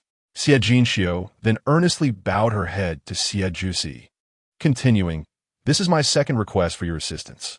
As she spoke, she recalled the events that had transpired half an hour earlier, when she, feeling utterly weak, was supported by Wei Minghua into the ancestral hall. He placed her onto the mat, then hastily turned to close the door. In the dim light, she could not discern the expression on that despicable man and Oppos' face, yet she could easily imagine the smugness, the lewdness, the revulsion it must have conveyed. The hatred within her surged like a tidal wave, and without hesitation, she drew the surgical knife she had concealed in her sleeve, inflicting a deep cut upon herself. The pain, coupled with the effects of the aphrodisiac, elicited a muffled groan from her, yet it also brought her some clarity. Wei Minghua, misinterpreting her reaction, adopted a flippant tone. So, soon you're thinking of this? Truly, you are nothing but a wanton creature. He flung his outer robe to the ground and loosened his belt. Given your eagerness, I shall consider this a visit to a brothel, and you, a novice courtesan, shall be my entertainment. He laughed exuberantly. Who would dare believe that the legitimate daughter of the wealthiest family in Dian, a noble lady of the Renan Marquis, would willingly submit to me, allowing me to indulge in such pleasures? And to think you approach me without needing my silver. Akikalis tripatim selvara. Treating her as one would a base servant from brothel, he called out with disdain. Why are you still dawdling? Did you not cry and plead to be beneath me? Today, I shall grant your wish, so hurry. Before he could finish his lewd command, she sprang to her feet, her fingers deftly driving a silver needle into his acupoint with precision. The scoundrel fell to the ground with a thud, unable to react. She did not hesitate to deliver several kicks. Damned cur, you truly wish to commit such vile acts. Had I not been prepared, having been granted a second chance at life, she sought vengeance and aimed to protect all those dear to her. Even while testing Wei Minghua and Oppos' intentions, how could she possibly be unprepared? Besides the silver needle, she had concealed several means of self-defense. However, the drug administered by Wei Minghua proved troublesome. She had to return to her chamber promptly to suppress its effects and concoct an antidote. For now, she could only tear off Wei Minghua and Oppos' belt to bind him. At that moment, the door of the ancestral hall was forcefully kicked open. She turned to see a pair of eyes as deep and chilling as the night. The man was clad in black, yet his attire was significantly more opulent than before, embroidered with golden dragons swirling upon his outer robe, while his inner garment boasted a blood-red hue. His belt was adorned with dark jade pieces, and he wore an exquisitely carved crown of dragons atop his head. Though not the most formal of court attire, he still radiated a commanding presence. Coupled with his naturally intimidating demeanor, the half-mask of iron on his face rendered him colder than the harshest winter. Xie Jinxiu, what are you doing? Her body involuntarily trembled. The Emperor, Emperor Jiuzhou, how did he arrive so swiftly? Why at this very moment? Would he misunderstand her connection with Wei Minghua? Though she was the one ensnared in a plot, an inexplicable sense of guilt washed over her, as if she had been caught in a wrongdoing. Seeing the fury in his eyes blaze like wildfire, she hastily explained, "Do not misunderstand. It was he who employed treacherous means against me. I intended to bind him, and then..." Before she could finish, the pain from the aphrodisiac surged once more like a raging inferno, causing her knees to buckle. She instinctively leaned forward to support herself, her words transforming into a plea for help. "I feel so unwell." Chapter 32. Do you know what I detest the most? He furrowed his brow, casting a look of utter disdain at Wei Minghua, and with a firm grip, seized her right arm, lifting her effortlessly from the shrine. The posture was undeniably ungraceful. However, as she emerged from the oppressive atmosphere of the shrine, the breeze invigorated her senses. Yet before she could catch her breath, he callously released her, allowing her body to topple towards the ground. In a moment of desperation, she instinctively grasped his arm, but he stepped back, causing her to lose her balance and tumble directly into his embrace. The distinctive chill emanating from the man enveloped her, invading her nostrils, while his iron-like chest collided painfully with her face. A soft gasp escaped her lips. An icy aura of murderous intent radiated from him as he seized her chin. "Xie Jinxiu, do you know what I detest the most?" She certainly knew. He abhorred intimacy with others. Within 5 paces, it was a forbidden zone. Anyone daring to approach would face death. Moreover, he referred to himself as this king. Was he planning to reveal his identity to her? "My lord, I did not mean to." She hurriedly distanced herself, adopting an innocent demeanor to avoid inciting his ire. "Are you here to seek my help with your injuries? I apologize, but I am not in a position to assist at the moment. Perhaps you could set me down, and we can depart first?" His lips pressed into a thin line, his lashes fluttered, and his pupils deepened with inscrutable depth. Panic surged within her, her heart racing as if lodged in her throat. Then she heard his cold command, "Throw that filthy thing in." Filthy thing? Who? Yes. A male voice responded from behind. She turned to see another figure in the courtyard, clad in dark attire, his expression impassive, carrying a woman dressed in plain robes. It was the Imperial Guard Ling Feng, accompanied by Xie Zhousher. She gasped, surprised that the Emperor did not recognize the woman in Amp, Oppo's identity, and added, "She is, you know, the biological mother of Xie Ruru. Miss Jinxiu, this woman intends to use despicable means tonight to become the concubine of Marquis Run and Amp, Oppo's, and our master believes." Ling Feng began, cautiously assessing the Emperor and Amp, Oppo's expression, and upon seeing no signs of dissent, continued, "It is more appropriate for a filthy thing to remain with another filthy thing. Thus Her eyes brightened suddenly. This was a brilliant strategy, far superior to throwing Xie at Wei Minghua. Moreover, if Ling Feng's insinuation was correct, they were aware of Wei Minghua and Oppo's nefarious intentions in the shrine. Excellent. She quickly declared her stance. That vile man schemes against me, and Xie Zhousher plots against my father. They should be left to devour each other's wickedness.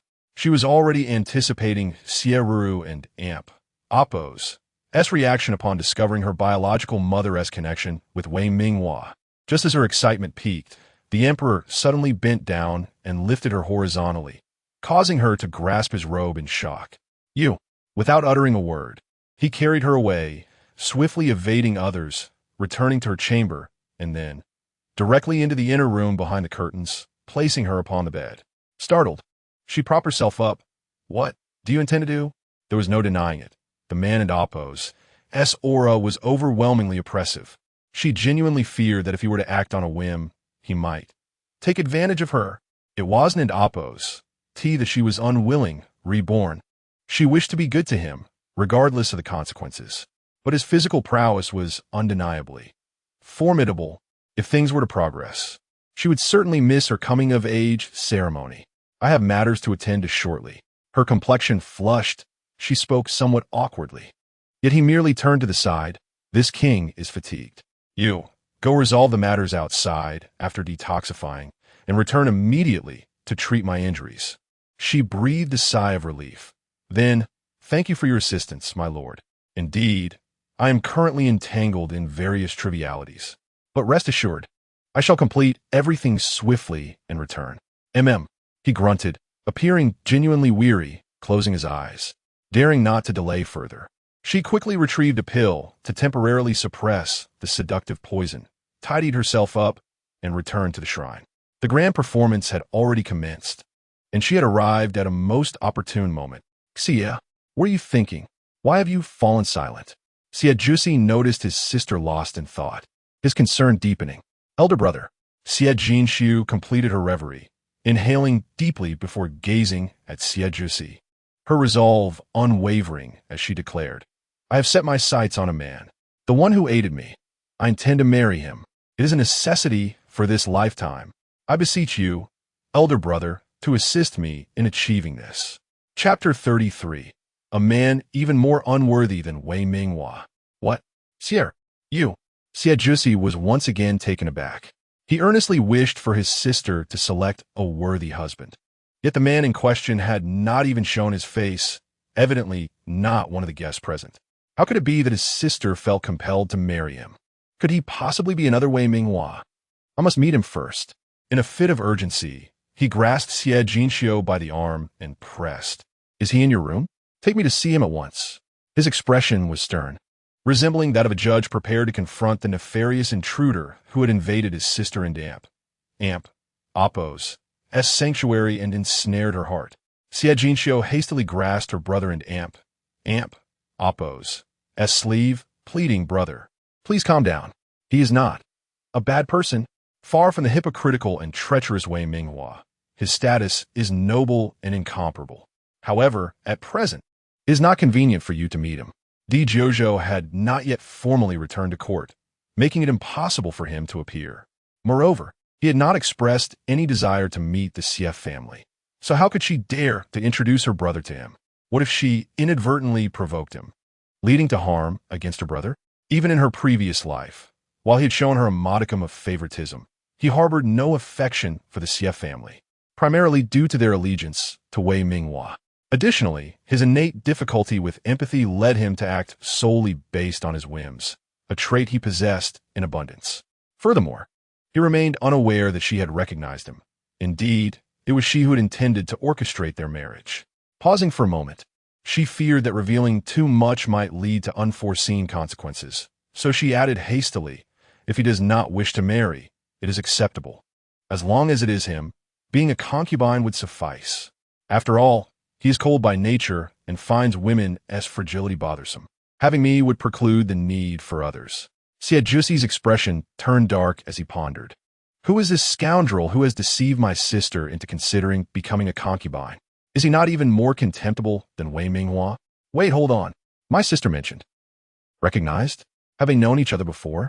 Xie, please tell me, who is this man? He softened his tone as much as possible, hoping to coax the truth from his sister, after which he would personally investigate the lineage of this man thoroughly. This time, his scrutiny would be 100-fold more meticulous than when he had probed into Wei Minghua. Who knows what hidden identity might lurk beneath the surface? Xie Jinxiu lowered her gaze, feigning shyness and hesitation. I can tell you, brother, but you must first promise to help me. All right, as long as he is sufficiently outstanding and possesses good character, I will assist you. Xie Jusi appeared to agree without a second thought. Yet he had secretly imposed 2 conditions. This man, who freely enters my sister and Oppo's boudoir yet refuses to present himself certainly lacks moral integrity. As for whether he is excellent or not, it is not for him to declare. That judgment lies with outsiders. When the time comes, he would find a pretext to criticize this man, ensuring that he would not meet the criteria. To aspire to be my sister's husband, he must endure trials sufficient to last a lifetime. Do you remember the turmoil in the imperial city years ago when I unexpectedly escaped the manor and was nearly trampled by a rampaging horse? Someone saved me and sent me back to the Siem manor. Xie Jinxiu did not directly respond to her brother's inquiry, but instead laid the groundwork to make it difficult for him to refuse. Xie Jusi nodded. Of course I remember. Our family acknowledges this debt of gratitude. However, you later could not recall who that person was. After the chaos subsided, your second and fourth brothers and I searched for some time, but could not uncover the truth. So we had to give up. He not only saved me, but also rendered a great service to our entire CF family. Xie Jinxiu continued. I remember it was the autumn of the second year after father was granted a marquis title and bestowed with imperial trading rights. Though our family fortune had dwindled to barely sustain the household, those ambitious princes remained unconvinced. In a single day, 3 princes came to our door, pressuring us for funds or to pledge allegiance. Her gaze was piercing. Brother, if it were not for him quelling the prince's rebellion and supporting the current emperor to ascend the throne, our CF family would have faced extermination regardless of which prince we submitted to. Xie Jusi could not help but gasp, his body tensing in an instant. To save lives, quell unrest, and stabilize the realm? That man could only be... In the next moment, he covered his sister's mouth. Sierra, do not speak recklessly. That person is a god of the Dian dynasty. He is also the greatest taboo. No, I cannot approve of this man. Chapter 34. If I do not become a princess, I must become a concubine. Did my elder brother realize who he is? Xie Jinxiu was not surprised by Xie Jusi's reaction. She gently pushed his hand aside and feigned astonishment, inquiring, "Who could it be?" "I do not know," Xie Jusi denied, attempting to divert the topic. "But Xie Jinxiu boldly clarified, "He is none other than the imperial uncle of the great Yin, Emperor Jiuzhou. Xuya, do not jest." Xie Jusi's tone turned abruptly cold. "Do not toy with my elder brother. This is perilous." However, Xie Jinxiu persistently questioned, "Brother, is he not distinguished enough?" Xie Jusi hastily shook his head. Who would dare to claim that the esteemed imperial uncle, who commands the nation, is anything but exceptional? Xie Jinxiu pressed on. "Is it then a matter of his character?" Xie Jusi replied, "Naturally, his character is commendable. Yet he is a living embodiment of death. He is bloodthirsty and cruel. He is cold-hearted and unapproachable, a terror that the living dare not confront." Xie Jinxiu countered. "Does that imply that the CF family is ungrateful?" "Preposterous." Xie Jusi instinctively retorted. "Our run-end amp, oppos, a marquisate with end amp, oppos, run-end amp, oppos, as its very foundation, could never be accused of ingratitude. However, this debt should not involve my younger sister. Elder brother." Xie Jinxiu sighed. "I understand your concerns and know how much everyone cherishes me. Yet, I too am a part of the CF family. I have enjoyed your love and protection for so many years, and yet, blinded by folly, I have allowed a man to deceive me and bring calamity upon our household. I am filled with regret and unable to find peace. Over the past few days, I have desperately sought a means to rectify this grave error, and after much contemplation, I can only see a glimmer of hope in leveraging Emperor Jiuzhou and Apos, power. Suva Apos, het double, CZC im not, gaping seething Suva Apos, et shouder. Do not overthink this. The situation is not as dire as you believe. Allow me to devise a solution, shall we? There is no better alternative, nor is there time." Xie Jinxiu shook her head. Wei Minghua will soon regain his princely status. The emperor will transfer his feelings of guilt regarding the former crown prince onto him. Once he rises in power, he will surely target our CF family. Initially, he may have only sought to seize our wealth, but now that we have offended him, he will aim for our very lives. Even if he proceeds slowly, should other princes assume that our CF family is still allied with him, they too will make moves against us.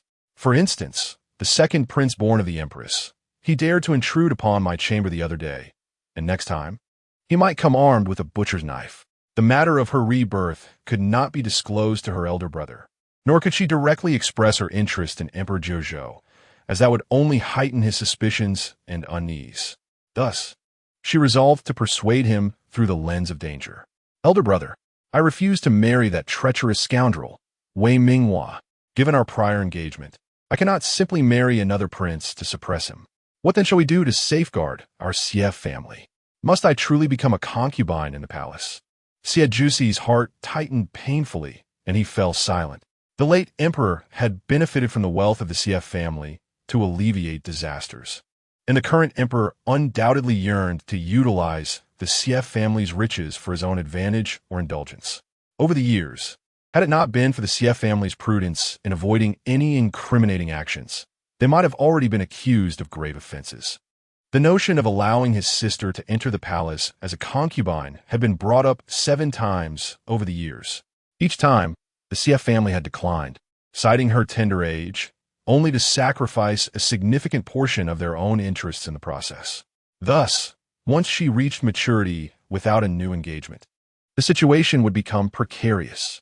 If only Wei Minghua were not of royal blood, perhaps marrying another would be feasible.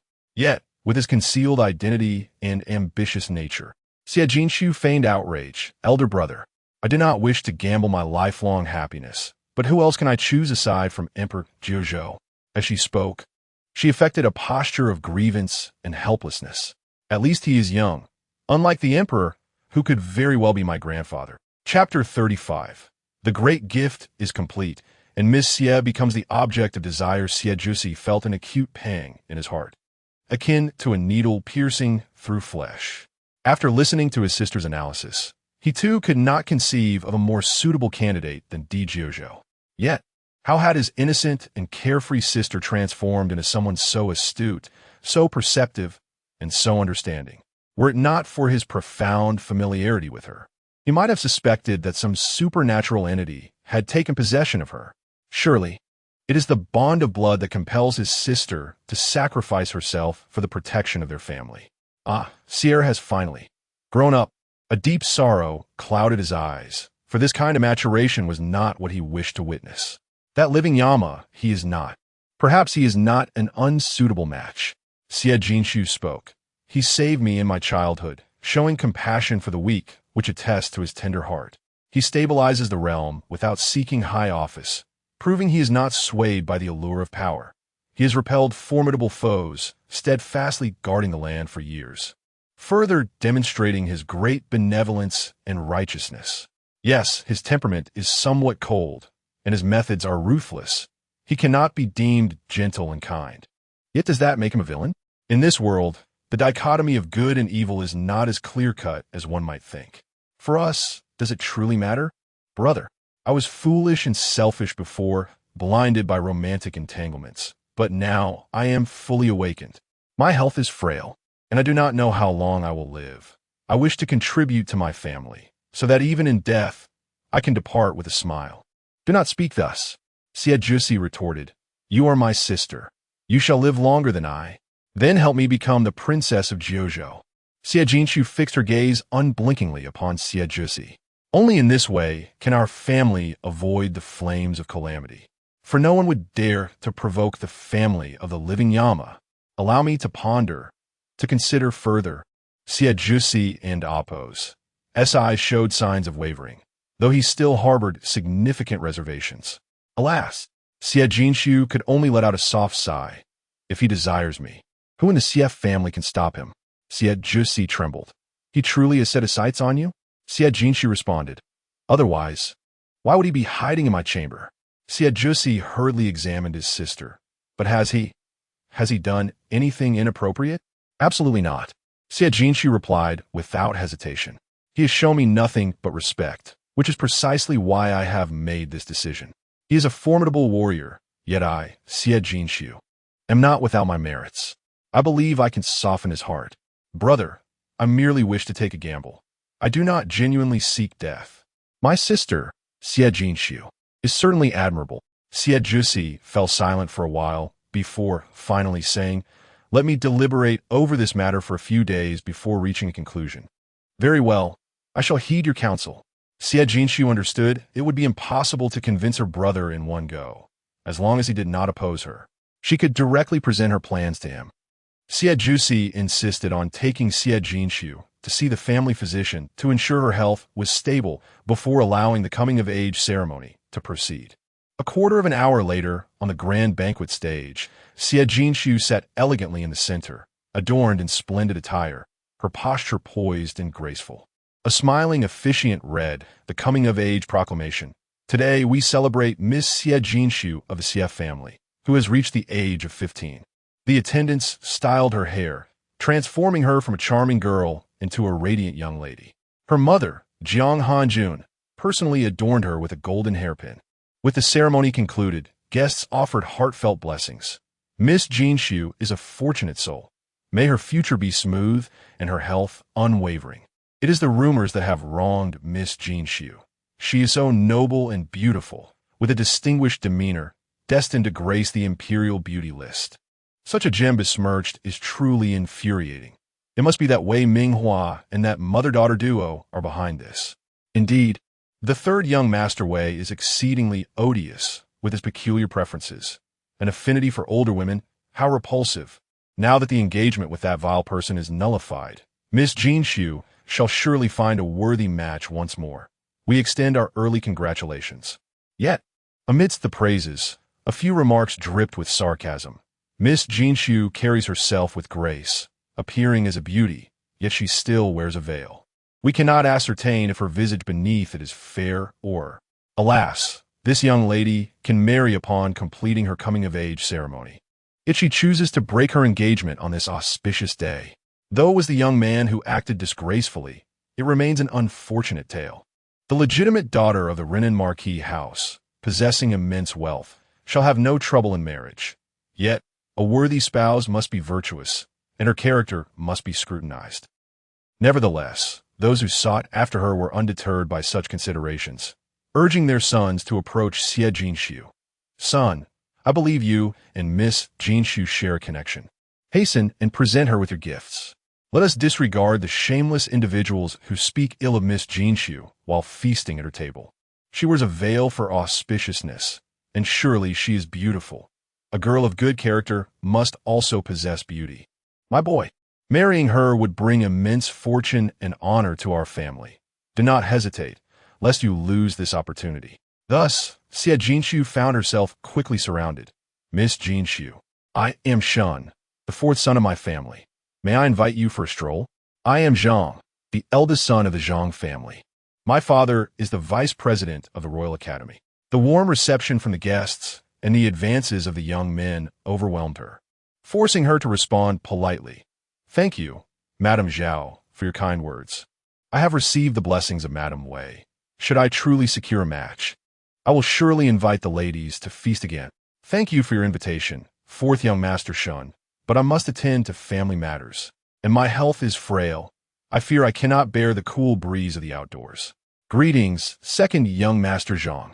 Your father, the esteemed Director Zhang, is renowned for his knowledge. I hold him in high regard. I apologize, but I do not enjoy flower viewing. Indeed, I do not delight in garden strolls. Dining? I beg your pardon. I do not fancy meals." However, even with such simple responses, the crowd and Appo's numbers made it a lengthy exchange, causing the potency of the antidote she had consumed to diminish, and her body began to feel restless once more. Xie Fusu soon noticed his sister and Appo's unusual demeanor and approached her. "Xie and Appo's, are you feeling fatigued? It seems we and Appo's reached a suitable point. Perhaps we should return and rest?" Xie Jinshu nodded eagerly, seizing the opportunity to leave the grand banquet.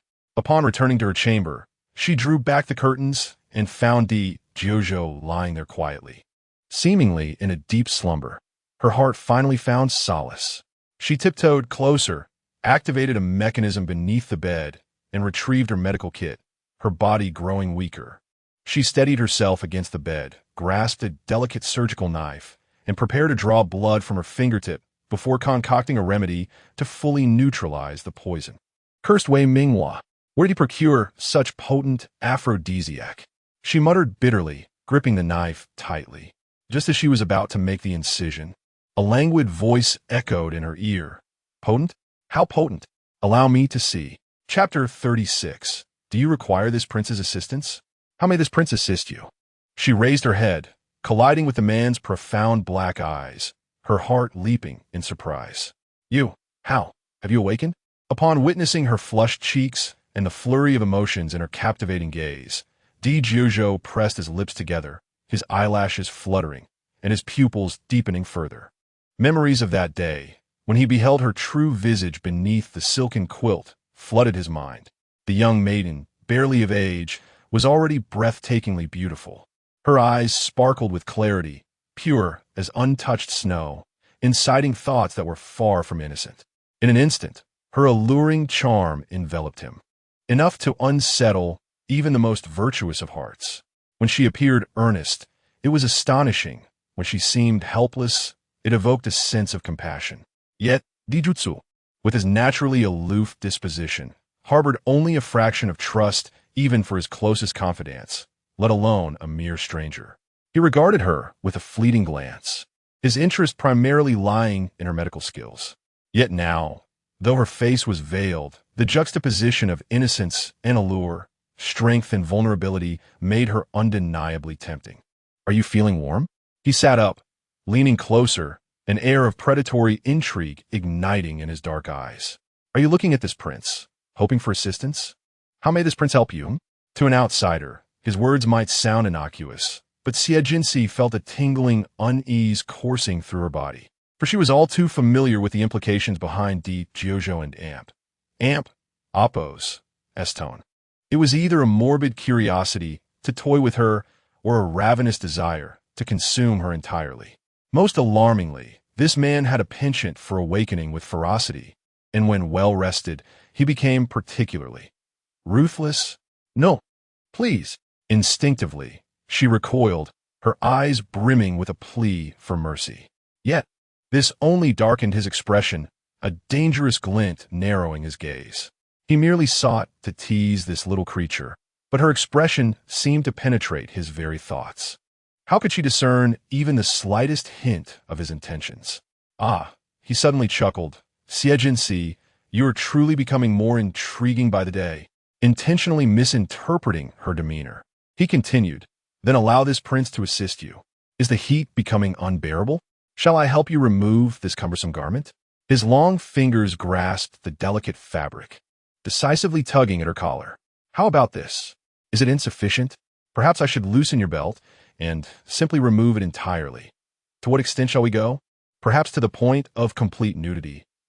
With each word, his actions grew bolder, akin to a thief coveting precious treasures, his wicked thoughts spilling forth unabashedly. Stop! Xie Jinxi gasped again, unable to suppress her grip on his unruly hand.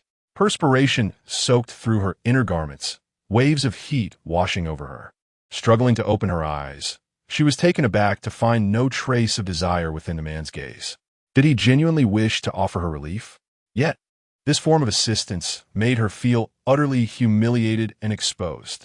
Tears of frustration welled in her eyes, and in a moment of resolve, she pushed Di Jiuzhou away. The blade she held slicing through her fingertip without hesitation, crimson droplets emerging from 4 fingertips. Di Jiuzhou's gaze darkened suddenly, fixating on her frail hand, fingers resembling chopsticks, veins as delicate as threads, evoking a sense of dread. How could she inflict such harm upon herself? Are you withdrawing from the engagement? His voice, casual yet icy like an autumn lake, inquired. Xie Jinxi, you are fully aware of Wei Minghua and Oppo's ulterior motives, yet you still consumed an aphrodisiac and threw yourself into his arms? Are you attempting to deceive this prince? He had already claimed this little creature as his possession, yet she seemed to defy his expectations. How should he punish her? His dangerous gaze fell upon her lower garments. Perhaps I should sever these legs and confine you? After all, legs are unnecessary for healing. Please, I have already publicly severed ties with him and the Wei family, returning the engagement token. Siegency hurriedly explained, sensing his anger. After finishing, she shot him a glare. Also, when did I ever throw myself into his embrace? I assure you, even if all the men in the world perished, I, Siegency, would never look at that wretched man again. I have thoroughly investigated these past few days. That scoundrel's professed affections for me were nothing but a facade, and that very night he invited Sierroer to view the lanterns. He holds me in disdain and refuses to touch me. Despite being deceived and bestowing him with gifts, I have remained steadfast in adhering to propriety, never engaging in any intimate contact. At this juncture, Siegency noticed Di Giorgio's demeanor was unexpectedly relaxed, as if he were merely an observer of a performance. Had she been toyed with? Her cheeks flushed with embarrassment and indignation, her tone turning frosty. This is my affair. What business is it of yours? Who exactly are you? Before Di Giorgio could respond, she murmured, You claim to be this prince? Are you perhaps one of the royal sons? The current emperor has 4 sons, the first prince deceased. The second, third, and fourth princes are all titled lords. The 5th prince is still an infant. I have met the 2nd lord. Are you the 3rd or the 4th? Suddenly, she reached out to unveil his mask. Remove your mask and let me see your face. Her intention was merely to alleviate the tension of their secluded encounter, never believing she could actually remove the iron mask. Surely, he would thwart her attempt. However, in a surprising turn, she grasped the mask, and with a forceful tug, it came off. It fell. She gasped, her body frozen in shock. Chapter 37. The Direction of the Heart. Beyond control, the man's brows and eyes were as dark as ink, his cold visage shrouded in frost. His expression indifferent, as if nothing in this world could evoke joy within him. Yet, beneath the surface, there flickered a fierce flame, causing one's heart to leap into their throat. You, what of this king?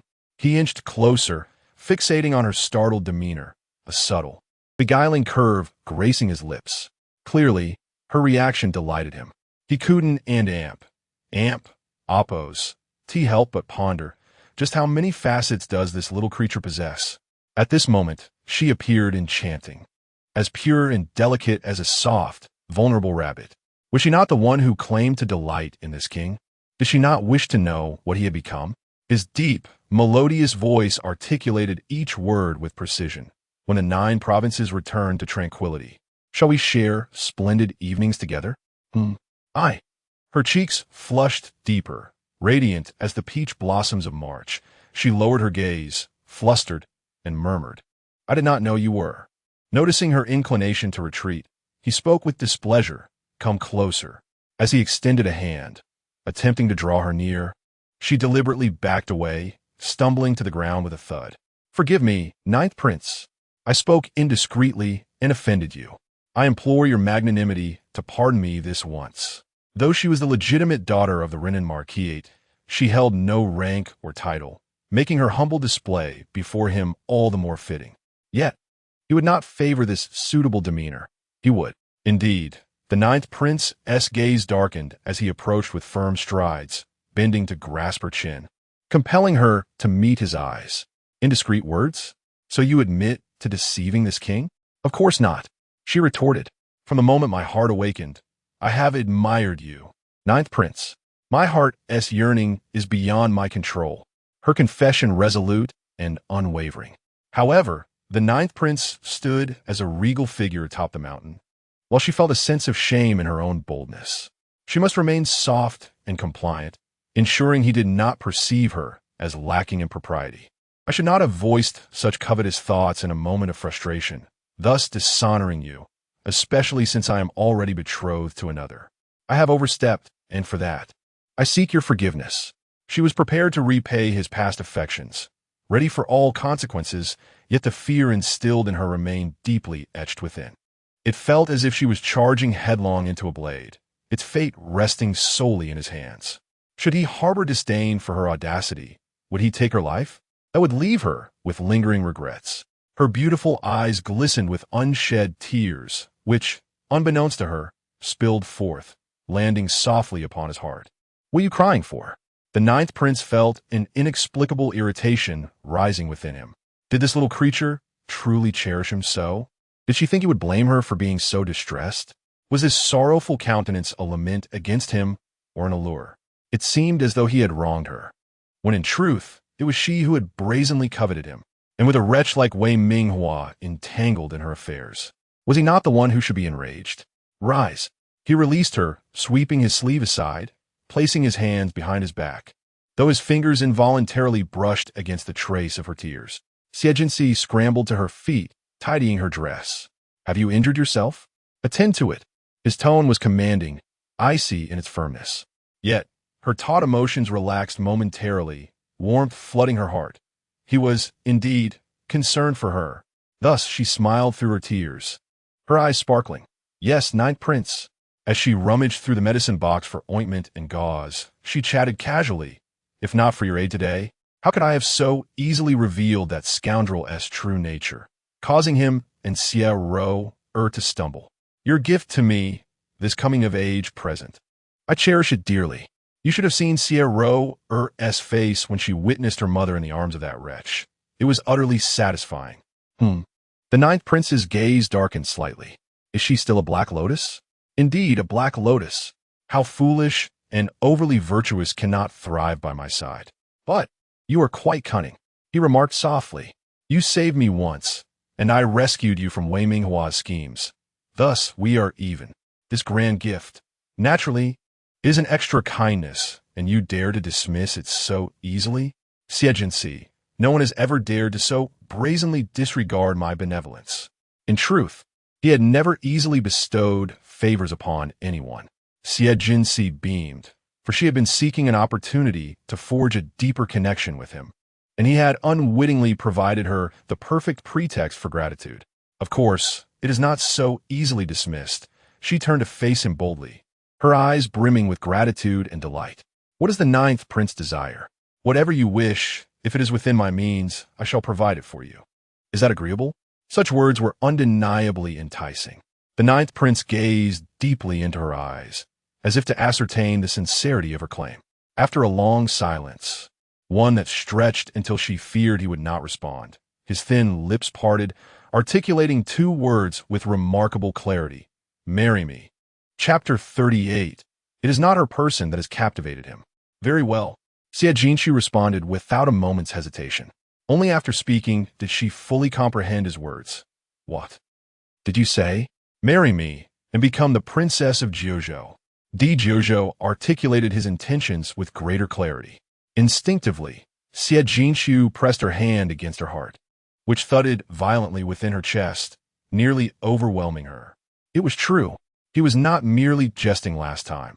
He genuinely wished to take her as his wife, without the need for her or her brother to exert any effort in persuading him. However, upon encountering his overly rational and indifferent demeanor, her elated heart felt doused with cold water, and she gradually regained her composure. You did not choose me for my character, did you? She lowered her gaze, her face etched with disappointment. I am not naive. I understand that your motives may involve my status as the legitimate daughter of the Xie family, my skills in medicine and martial arts, or other considerations unknown to me. But surely, it cannot be that you have genuine affection for me, can it? Do you wish for my heart to hold you in it? Dijutsu scold. Xiejinshi, while you possess a degree of cleverness, your excessive greed may lead to your downfall.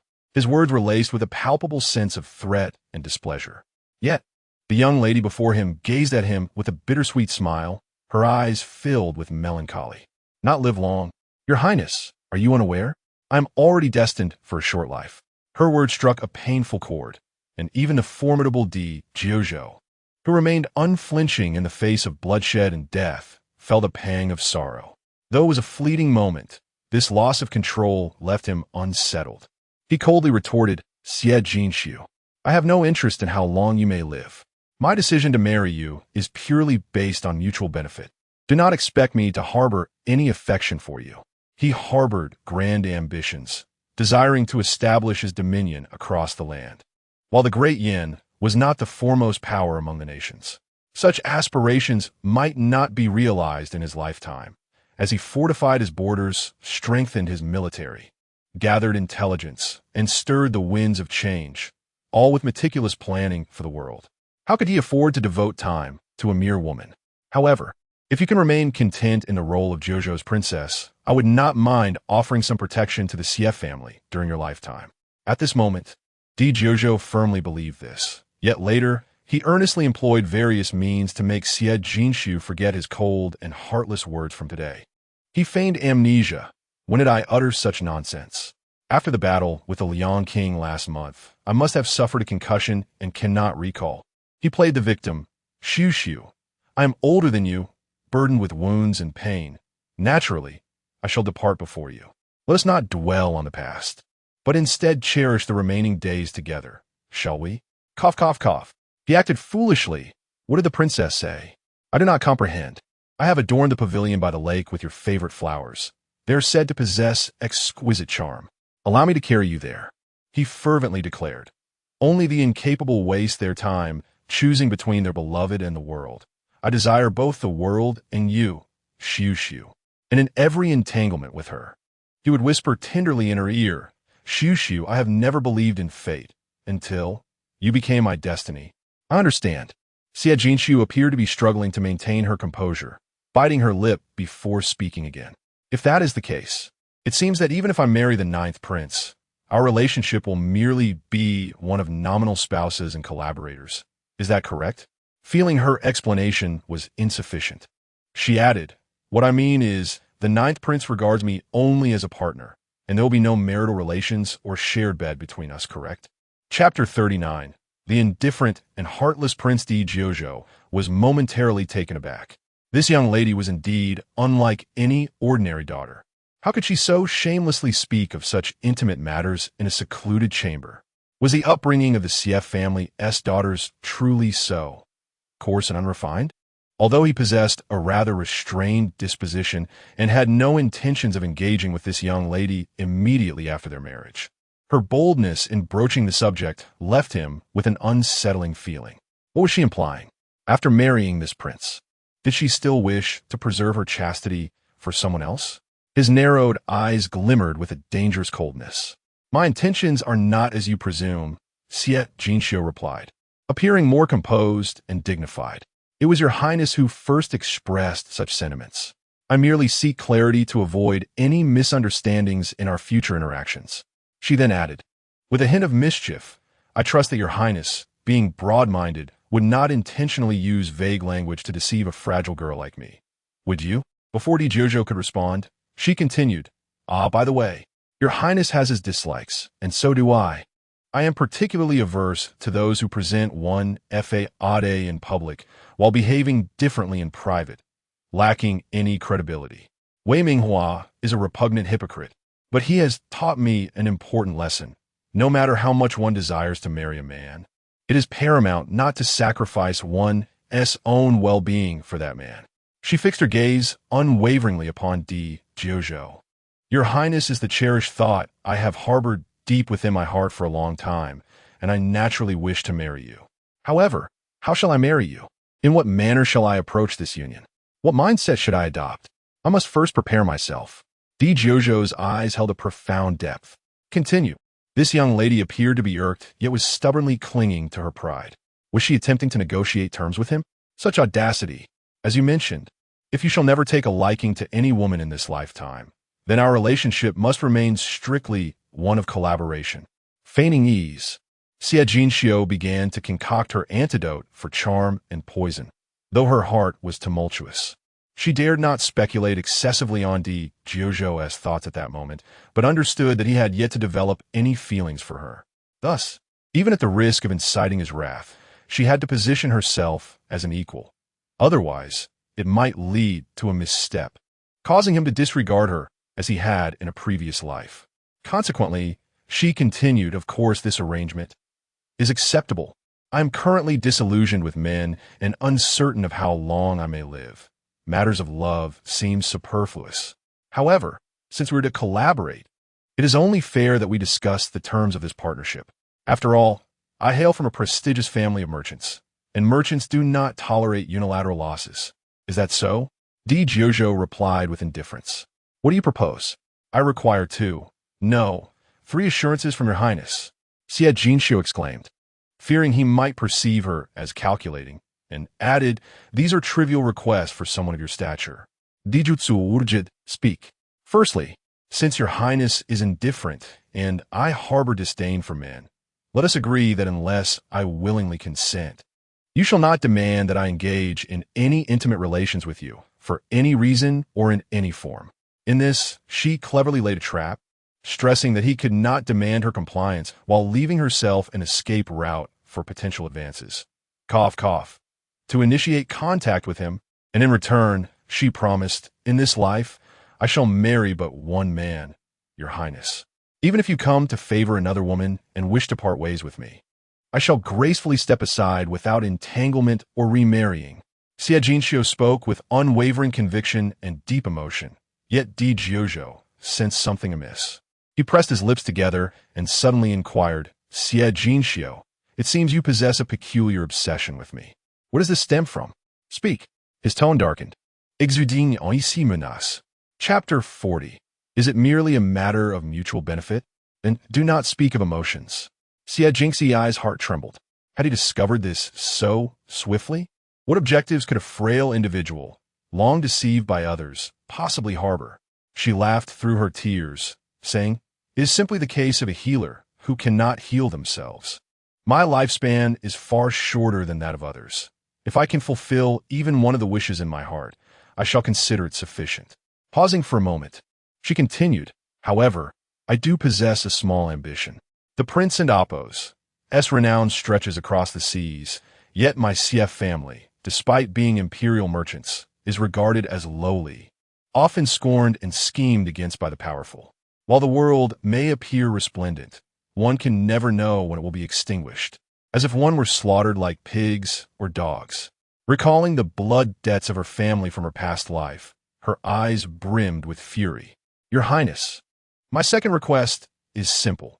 As you mentioned earlier, may you protect my CF family, both in life and after death. Of course, although my family hails from humble merchant origins, we possess pride and talent, and do not require your deliberate favoritism. We only ask that you allow us to strive in a relatively fair environment. For instance, if my second brother earns military merit on the battlefield, it must not be stripped away by the powerful. Similarly, if my elder brother achieves the highest honors in the imperial examinations, no one should be allowed to usurp his rightful position. These are events that have occurred in my previous life. Her second brother, having fought valiantly for his achievements, had been replaced, seeking justice only to suffer a broken arm and return to the capital, despondent and drowning his sorrows in alcohol, while even the matchmakers dared to introduce him to unsuitable partners. Her elder brother, after 10 years of arduous study, had his hard-earned accolades dismissed with a mere remark from the emperor, compensated instead to Wei Minghua, to ensure the crown prince could return to the royal fold under the guise of merit. They claimed her brother was too young and impetuous to hold such a title, forcing him to guard the city gates under the pretense of training. Yet he endured years of humiliation. Later, she learned that her fourth brother's multiple business failures and significant losses were the machinations of Wei Minghua and Xie Roer. Xie Roer had deceived the Xie family, gaining insight into her fourth brother's business affairs, while Wei Minghua, relying on his status as the crown prince, had the officials on the trade routes make things difficult for him. Even her fifth brother's inventions, such as firearms, were appropriated by Wei Minghua to bolster his own power, promising compensation yet ultimately leading to her brother's tragic demise. To alleviate the pain of these memories, Xie Jinxi hastened to prepare the antidote, swallowing it down to quell the resurgent waves of heat. With her eyes bright and clear, she declared, in exchange, "I shall fulfill the role of the crown princess of Jiuzhou even better than you could ever imagine. You may also select a bold and meticulous healer to come to me, as long as she is willing to learn. I will gladly impart the skills of the divine healer. Furthermore, I can teach some basic techniques for treating external injuries to the doctors and soldiers in your army, which could reduce battlefield casualties by at least 30%. Having tidied her medical kit and bandaged her hand, she turned and said, "If your highness can agree to my first two requests, then should you desire some assistance, my elder brother can provide it. If you seek financial support, the CF family can offer that as well." There is no need for you to consider marriage alliances or the potential benefits other women might bring. Thus, my third request is that after our wedding and until my death, you shall have no other woman but me. I shall be the sole mistress of the Jiuzhou royal residence. This condition was to guard against Ren Xianxian. She, the daughter of the Yunsong sex master, had a close relationship with the emperor of Jiuzhou, appearing innocent yet harboring a heart as venomous as a serpent. In her past life, she had leveraged this status, proclaiming herself as the emperor's junior sister, childhood friend, and confidant, using her influence to manipulate many within the Jiuzhou royal residence against Xie Jingxiai, employing countless underhanded tactics to humiliate her. Seemingly fearing his refusal, she cautiously added, "If your highness finds this last request rather demanding, I can lower my expectations. I only ask that during the duration of our marriage, you adhere to my requests. Should you truly entertain thoughts for another woman, simply inform me directly, and I shall immediately agree to a divorce, relinquishing my position as princess. From then on, we shall part ways amicably, with no further entanglements." With that, she fixed her piercing gaze on the emperor of Jiuzhou, her heart racing. "Will you, my ninth uncle, agree to these three requests?" Chapter 41. Wei Minghua kneels again at the gates. Her three requests were astonishing, and any ordinary man might entertain numerous unseemly thoughts. However, to Emperor Jiuzhou, it was merely the plea of a young girl, recently wounded in love, seeking a modicum of security through his favor. He had his own motives. Indulging her modest demands was not out of the question, for he genuinely found women delicate and troublesome, and having her was already an exception. Why would there be others? Yet, to marry him and still wish to remain unconnected? He growled, "Xie Jinshu, have I been too indulgent with you?" Xie Jinshu, unafraid, replied, "Then I shall be a living person of the prince and a ghost of the prince in death. Even if the prince takes a new consort, I shall not part ways with him." But she truly despised the intrigues of the inner court. Thus, the prince must not bring a new consort into the Jiuzhou princess residence. She presented herself as one willing to be accommodating yet resolute on her boundaries. As long as the prince is willing, she could remain the princess of Jiuzhou, which she considered a privilege. Emperor Jiuzhou furrowed his brow. Her nonchalant demeanor inexplicably stirred within him a sense of annoyance, reminiscent of the times he had been infuriated by such aloof indifference, even to the point of losing control. "There shall be no other woman," he exclaimed. "Once I have chosen you, I shall not choose another. I am not the sort of man to break my word." Xie Jinshu immediately beamed. It is said that the Jiuzhou princess word is as good as gold, unchanging through life and death. I thank my royal uncle for this promise. She knew precisely how to withdraw at the right moment, avoiding his ire, maintaining a delicate balance. "My poison has been dispelled. Come lie down, and I shall tend to your wounds anew." Emperor Jiuzhou then realized. When she was happy, she called him into oppose, royal uncle, and oppose, but when displeased, she referred to him as prince. What a peculiar quirk. Nevertheless, it was merely a form of address. He decided to let it be. If Xie Jinshu could hear his unspoken thoughts, she might respond, "There are two reasons. First, did you not drag me to your bed in a previous life, torturing me and forcing me to call you so? Second, I simply wish to be Wei Minghua and Appo's royal aunt, forever looming over him, ensuring he remains restless." Emperor Jiuzhou was in good health, and his injuries healed well. After changing his bandages, he took his leave, stating, "I shall return to court tomorrow." "Tomorrow? So soon?" Xie Jinshu was momentarily taken aback, then smiled. It was for the best. His early return meant they could soon seal their engagement, binding them together. However, she did not anticipate that the very next morning, the first person she would encounter was Wei Minghua. He had arrived in the dead of night, accompanied by several servants and a number of large boxes, kneeling solemnly at the entrance of the Renan Marquis' residence. By the time Xie Jinshu received the news, a crowd had already gathered, drawn by the spectacle. As dawn broke, he began to weep profusely, confessing, "Jinshu, it is all my fault. My eagerness to attend your coming-of-age banquet left me vulnerable, and I was schemed against, losing my purity and inciting your disdain. I do not wish to annul our engagement. Jinshu, it was my shortcomings that caused you to suffer. But my devotion to you is as steadfast as the heavens. Please do not withdraw from our engagement. Jinshu, come out and see me. I cannot live without you. Chapter 42.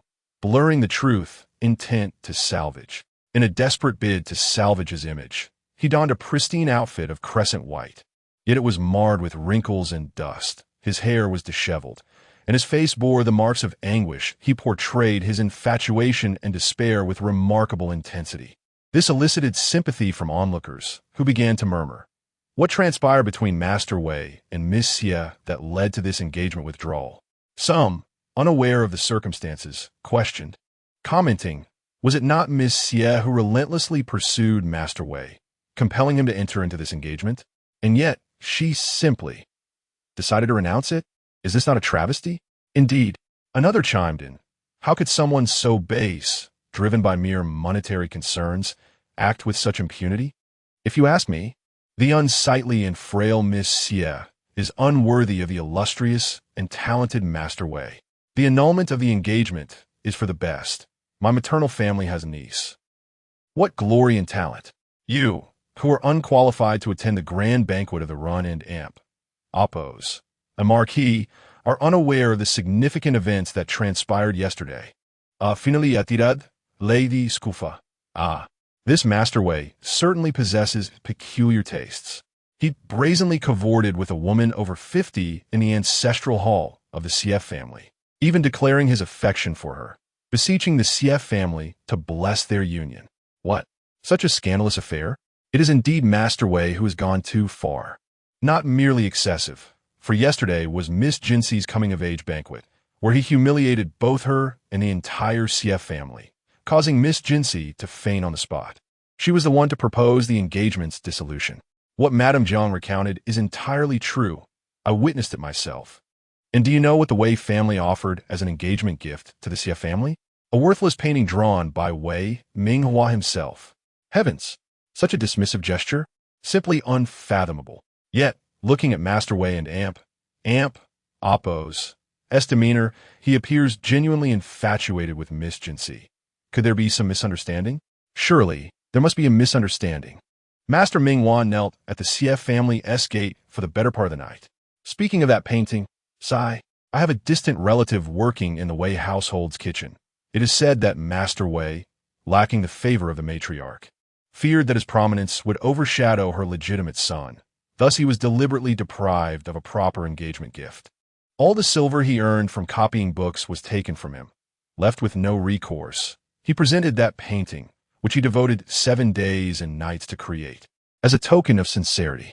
It is evident that the individual sharing this tale is one of Wei and Oppos' own supporters. After Wei Minghua and his companions departed in disgrace yesterday, they were reluctant to abandon the lucrative Xie family so easily. They resolved to have Wei Minghua humbly kneel once more at the Xie family and Amp, Oppos' gate. Hoping to win back Miss Xie Jinxi and Amp, Oppos' heart, Wei Minghua displayed profound regret and sorrow, dispatching others among the crowd to obfuscate the truth and regain some semblance of honor. The true victim of the disgraceful events at the Xie residence remains unclear. Yet Master Wei was willing to mortgage all his personal property and even sell himself to the Eason Tower, borrowing 1,000 taels of gold for the betrothal gift. Such a devoted suitor is indeed a rare find. Regardless, given Miss Xie Jinxi's lineage and reputation, she is more than a match for the illustrious and gifted Master Wei. As for the matters within the inner chambers, is there any man in this world who is entirely untainted? Women ought to embody virtue and grace, devoid of jealousy, and recognize their own worth. With a creak, the heavy doors of the Xie residence swung open, revealing Xie Jinxi in a resplendent gown of gold-threaded crimson, stepping forth alongside her elder brother, Xie Jusi. Chapter 43. 1,000 gold pieces, borrowing money for a betrothal look. It's Miss Jinxi. She has finally emerged. Miss Jinxi must have been moved by the unwavering affection of young Master Wei, wishing to publicly dispel the misunderstandings between them and affirm their bond. Right? She has come out so quickly. Indeed, she appears as eager as the rumor suggested, shamelessly clinging to a man. However, Xiejinsi did not descend the steps. She merely stood at the entrance, looking down at Wei Minghua with an icy demeanor. Young Master Wei, are you here to return the engagement token of the Xie family? Or are you here to collect Xiezhou and Amp, Oppos, as belongings? Yesterday, when the Wei family departed, they did not take Xiezhou with them. Jinsi, I can explain what happened yesterday. Wei Minghua scrambled to his feet, beckoning a servant to bring forward the boxes. I was truly harmed. I was drugged and mistook that woman for you, which led me to commit that grave error. I was also poisoned, rendering me mute. Jinsi, you must believe me. I have no connection with that woman. The drug and poison. They were in the wine we drank together. If you doubt me, you may investigate. As for that extravagant attire, it was a scheme devised by that shameless wretch. When I awoke to my senses, I sought him out for confrontation, only to discover he had fled the capital with his family. If he had no guilt, why would he run away? Jinsi, my heart has only ever belonged to you. How could I deceive you, manipulate you, or scheme against you? I did not, truly did not. At the time of our engagement, when I gifted you that painting, it was out of necessity. My status within the Wei family is humble, and I possess nothing. You have always known this. It was because you're not one to favor wealth and power that I resolved to be engaged to you. Naturally, I acknowledge that the engagement ceremony was rather superficial. Thus last night, I signed a contract with Eason Liu, selling myself to them, promising to turn over all my future achievements to them in exchange for 1,000 gold pieces to propose to you. As he spoke, he waved his hand, and the servants of the Wei household swiftly opened several boxes, revealing dazzling gold pieces that glittered brightly. Amidst this golden glow, he professed his heartfelt intentions. Jinsi, I am aware that many young gentlemen in the capital wish to marry you, but even if it means my demise, I shall not relinquish you to another. Jinsi, do not hold a grudge against me. I have come to marry you. Will you wed me? Having suffered a great loss the previous day, his heart brimmed with resentment. How could he genuinely repent? He merely did not believe that Xiejinsi could so easily slip from his grasp. Just as he had knelt at the Xie family gate to confess his feelings for her as a means to secure financial gain, now he was leveraging his future accomplishments to borrow money for a betrothal, not truly intending to bestow the 1,000 gold pieces upon the Xie family. This was to salvage his reputation and to coax Xiejinsi back, hoping she would verbally forgive him, as long as Xiejinsi continued to fawn over him. No matter who from the Xie family conspired against him, their efforts would come to naught. This time, he would not procrastinate. He would hasten to marry Xiejinsi, holding her firmly within his grasp, and then there would be ample opportunities to root out and eliminate that rat. Once he had extracted all the value from the Xie family, he would make those contemptible merchants pay the most excruciating price for all the humiliation he had endured. As for Rower, he would have to devise a way for her to assume a different identity within the household. She could only serve as a concubine. But given Rower's sincere affection for him, she would likely not mind. With these thoughts, Wei Minghua gazed ardently at Xiejinsi, raising his hand. I, Wei Minghua, swear by the heavens. Young Master Wei. Xiejinsi interrupted him. She had no desire to hear this deceitful man and amp. Oppos, his insincere vows. For that would be an affront to the sanctity of oaths. Are you implying that if you cannot marry me, you would choose to die? Of course. Wei Minghua replied without hesitation. Huh. Xiejinsi chuckled softly. Then you. She smiled. She smiled. That meant she was about to agree. Wei Minghua felt a surge of excitement. Chapter 44. Never have I encountered such unbridled shamelessness. He remarked that this wretched girl had been infatuated with him for so long. How could it be that merely being provoked by his dalliance with other women would lead her to abandon him entirely? It was nothing more than a petty tantrum. Or perhaps, as Rower suggested, she sought to elevate her standing in his heart through this display of temper. Such behavior must not be indulged. After marriage. No, on their wedding night. She would need to amend this foul temperament. He lifted his chin with a sense of pride, smoothing the creases of his attire, restoring the aloof demeanor of a youthful gentleman upon his face. Very well. So it was settled. Before he could articulate his thoughts, Xiejinsi had already declared, You may as well die. then you shall perish. Wei Minghua's expression froze, while the onlookers around them lost control of their emotions. Xie Jinshu continued mercilessly, Wei Minghua, did my words yesterday not convey my meaning clearly enough? Let me reiterate, men like you, who cannot control their baser instincts, disgust me to the core. Previously, I was deceived by your facade, allowing myself to develop feelings for you. But now I see through your hypocrisy and cunning. Do you still shamelessly wish to marry me? Do you believe you are worthy? Feeling that her words were insufficient, she added two more statements. Wei Minghua, the sordid affair established under the gaze of the public cannot be glossed over with your evasions and embellishments. The heavens above and the underworld below bear witness to your filth. Therefore, even if every man in the world were to perish, I would never consider you again. You. Wei Minghua and Amp, Oppos, as complexion darkened. How dare you? He clenched his fists, gritting his teeth to utter, Xie Jinshu, if you have indeed changed your heart, simply say so. Do not insult me thus. He had come to placate her, yet she had once again humiliated him publicly. How could he endure it? An unsettling feeling crept over him. Today's plan seemed destined to backfire against him. Yet, it was too late to retreat. He could only dismiss this fleeting sensation.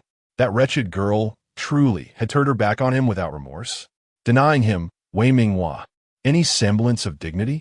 Then let her forfeit her own skin. He attempted to bring up the foolish acts Xie Jinshu had committed in her pursuit of him, hoping to instill shame and soften her heart, while simultaneously solidifying their perceived bond in the eyes of the crowd. Wei Minghua, do you deem yourself worthy to claim that my family has sullied you? The previously silent Xie Jusi could no longer contain himself and spoke coldly. Setting aside your sordid dealings with women in my family and Amp, Oppos, as ancestral hall, what do you mean? Do you regret the meager engagement gift you offered my sister? Is that why you now come to propose to her with borrowed funds? You expect my sister to marry you merely to clear your debts? And what of your so-called scholarly achievements? You have not even set foot in the examination hall, yet you exude such confidence in your ability to emerge as the top scholar? Should you fail, do you intend to drag my esteemed family into your ridicule? He turned to the crowd, proclaiming, Behold, this is the infamous Wei Sangongzi, attempting to deceive my family into marrying our daughter while feigning remorse. If any of you speak on his behalf, you shall be deemed accomplices. Aligning with the Wei family against my Xie family is of little consequence. It merely means that all of our establishments will henceforth remain closed to you. With a swift turn, he fixed his gaze upon Wei Minghua. However, I must inquire, Wei Sangongzi, my family merely requested the return of the engagement token yesterday and chose not to press further, granting you a reprieve, yet you have only escalated the situation? Who granted you such audacity? The typically gentle and refined Xie Gongzi suddenly erupted with righteous anger, stepping down from the platform and delivering a forceful kick to Wei Minghua and Amp. Oppos, S midsection, Wei Minghua, I, Xie Jusi, have seen much of my time, yet I have never encountered anyone as brazenly shameless as you. Chapter 45. The eldest son collects interest on behalf of his sister. With a resounding thud, Wei Minghua was sent sprawling, landing ignominiously on his back, his robes askew, utterly discomfited. Brother. Xie Jinxi hastily tugged at Xie Jusi's sleeve. She had intended to avoid any protracted engagement with Wei Minghua, but when he dared to mention the imperial examination, she realized this reprehensible man had been plotting to usurp her brother's scholarly achievements from the very beginning. Only then did she restrain herself from hurling a few barbs. Yet her brother had resorted to direct action. With his foot, would it not tarnish his image of refined elegance? His future bride was of a timid disposition, and it was precisely his gentle nature that had won her over. Fear not, Xie Jusi turned, his demeanor as warm as the winter sun. Since this scoundrel dares to vex my sister, I shall collect some interest on her behalf. After his sister had confided her innermost thoughts, he was consumed with anxiety. While he could not yet confront the living Yama, Xie, the eldest son, was more than capable of suppressing Wei Minghua, who had not yet risen in status. He had spent the entire night, along with his loyal servant, preparing this gift. He had intended to deliver it to the Wei household, but since Wei Minghua had sought him out, then, Lai Fu, bring up the items for my perusal. At once, young master. Lai Fu arrived, bearing a large chest with some difficulty. He carefully placed it on the steps before opening it and extracting a thick ledger. Young master, all is in readiness. Xie Jusi fixed his gaze upon Wei Minghua, who was struggling to sit up, and declared in a resounding voice, Wei Minghua, you claim to have never deceived or schemed against the daughter of my Renan Marquis household. Today, I shall make your actions public, so that all may judge whether your conduct constitutes deception and fraud. Lai Fu, read. Yes. Lai Fu amplified his voice instantly. In the 4th year of Changping, on the 5th day of the 3rd month, fair weather, no rain, Wei Minghua, the 3rd son of the Wei family, knelt before the gates of the Renan Marquis estate, proclaiming, I, Wei Minghua, was captivated by Miss Jinxi at first sight during the spring blossom banquet. I am consumed by longing and sleeplessness, and I come to declare my affections. He further swore an oath. If I am fortunate enough to marry the Xie family's daughter, I shall cherish her in a golden house, treat her with utmost sincerity, and remain devoted to her for all of eternity. And Oppos, Miss Jinxi, concerned about the negative impact of his kneeling at the gate, invited him in for tea. Wei Minghua lamented his difficult existence in the Wei household, and Miss Jinxi, moved by compassion, gifted him a bag of gold pearls and loaned him 300 taels of silver. In the 4th year of Changping, on the 9th day of the 3rd month, a light drizzle fell. Wei, the 3rd son, intercepted Miss Jinxi as she was strolling near the estate, presenting her with a love letter. Miss Jinxi, noticing his thin attire and shivering frame, inquired about it. He claimed to have no cloth to make clothes. Miss Jinxi then gifted him all the Shangyun brocade she had brought back, worth 1,000 taels of silver. On the 13th day of the 4th month, Wei, the 3rd son, sent a transcribed love poem lamenting the harsh treatment by his stepmother and the scarcity of writing materials. Miss Jinxi gifted him stationery, including a Huishan inkstone, which is priceless, and other items of value, and loaned him another 1,000 taels of silver. On the 29th day of the 4th month, Wei, the 3rd son, sent a peach blossom plucked from the garden of the Renan Marquis estate. Miss Jinxi gifted him a blood jade hairpin and loaned him 3,000 taels of silver. Wei, the 3rd son, sent A and Amp, Oppos, Moon in the Water, and Amp, Oppos. Allow me to explain to everyone that the so-called and Amp, Oppos, Moon in the Water and Amp, Oppos, involved bringing our Miss Jinxi to the lakeside on the estate and pointing to the moon reflected in the water, claiming to gift it to her. Miss Jinxi gifted him 10 Dongju pearls, 500 taels of gold, and loaned him a shop. On the 3rd day of the 6th month, enough. Wei Minghua finally lost his composure and roared. Having deceived Xie Jinxi into affection, he grew accustomed to manipulating her into giving him valuable items, feigning distress, or assuming an air of stubborn forbearance, with tears and eloquent words, employing both push and pull tactics. Exploiting Xie Jinxi's naivety and soft-heartedness, he reveled in his triumphs. He believed these private matters were unknown to others, but the Xie family had meticulously recorded everything. Who was the damned person responsible for this? Enough? Certainly not enough. Lai Fu, ever astute and long disliking Wei Minghua, grew more impassioned with the young master and Oppos. His approval. We and Oppos. The only read one page. There are many more volumes. Alas, it is only because my Renan Marquis household was born of merchants and is overly wealthy, raising our daughters in pampered luxury, unable to discern the avarice in some people's hearts, giving away items as easily as could be. If the gifts were given to someone worthy, so be it. But some people are accustomed to deception, increasingly spending the gold, silver, and jade bestowed by our Miss Jinxi, while engaging in illicit affairs with distant relatives within the household, and even attempting to force marriage with a paltry 1,000 taels of gold when their dirty deeds were exposed. Our Miss Jinxi finally awakened and saw through his wolfish ambitions, refusing to marry him, and he claims to be humiliated? Tell me, everyone, where has our Miss Jinxi humiliated him? The clothes he wears, the accessories he adorns, the food he consumes, the expenses of his parents, the rewards for his servants, All of it comes from our Miss Jinsi. If he truly does not wish to suffer this humiliation, let him remove his clothes, discard his hairpin, strip himself bare, and return everything he has swindled from our young lady. Chapter 46. Deception and Betrayal. Wei Minghua trembled with rage, his gaze fixed intensely on Lai Fu, wishing he could tear him apart. Yet, Lai Fu showed no fear, speaking even more rapidly. What do you mean you? My CF family is of noble lineage, while your Wei family is merely a minor official under the Ministry of Revenue. Your family in Appo's legitimate son seeks a marriage with a mere branch of my CF family, and we are still contemplating whether to accept. You, a mere illegitimate son, took advantage of a moment of divine neglect to deceive my young lady into an engagement, and now do not cherish it. You are not truly in love with my lady. You are simply afraid that if you annul the engagement, you will no longer be able to receive benefits from my CF family. You even intend to use borrowed money to propose to my lady? Such scheming is unheard of. How shameless. Even Xie Jinxia looked on in astonishment. She was surprised to learn that her interactions with Wei Minghua had been meticulously recorded. Was this the work of her elder brother? She was also astonished that this typically taciturn Lai Fu could be so sharp-tongued. The speed of his words, the structure of his sentences, and his demeanor. It would be a pity if he did not pursue a career as a lawyer.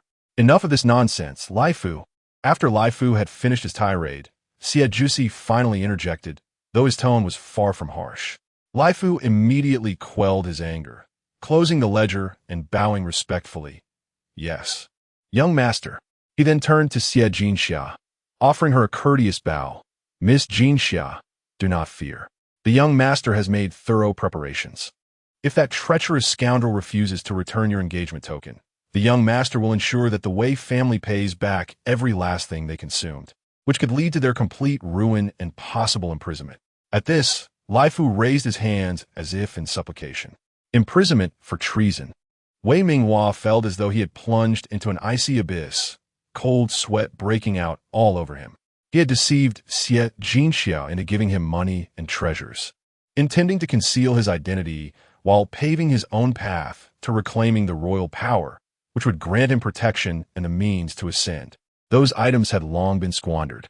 Moreover, several substantial sums had been spent on aiding Wei Longzhong in his endeavors, ensuring that he would receive a promotion after the current year, without crediting the financial assistance from the CF family. But now, the CF family demanded repayment? How could he possibly repay them? If the CF family truly escalated the matter to the emperor, the Wei family would indeed be implicated in treason.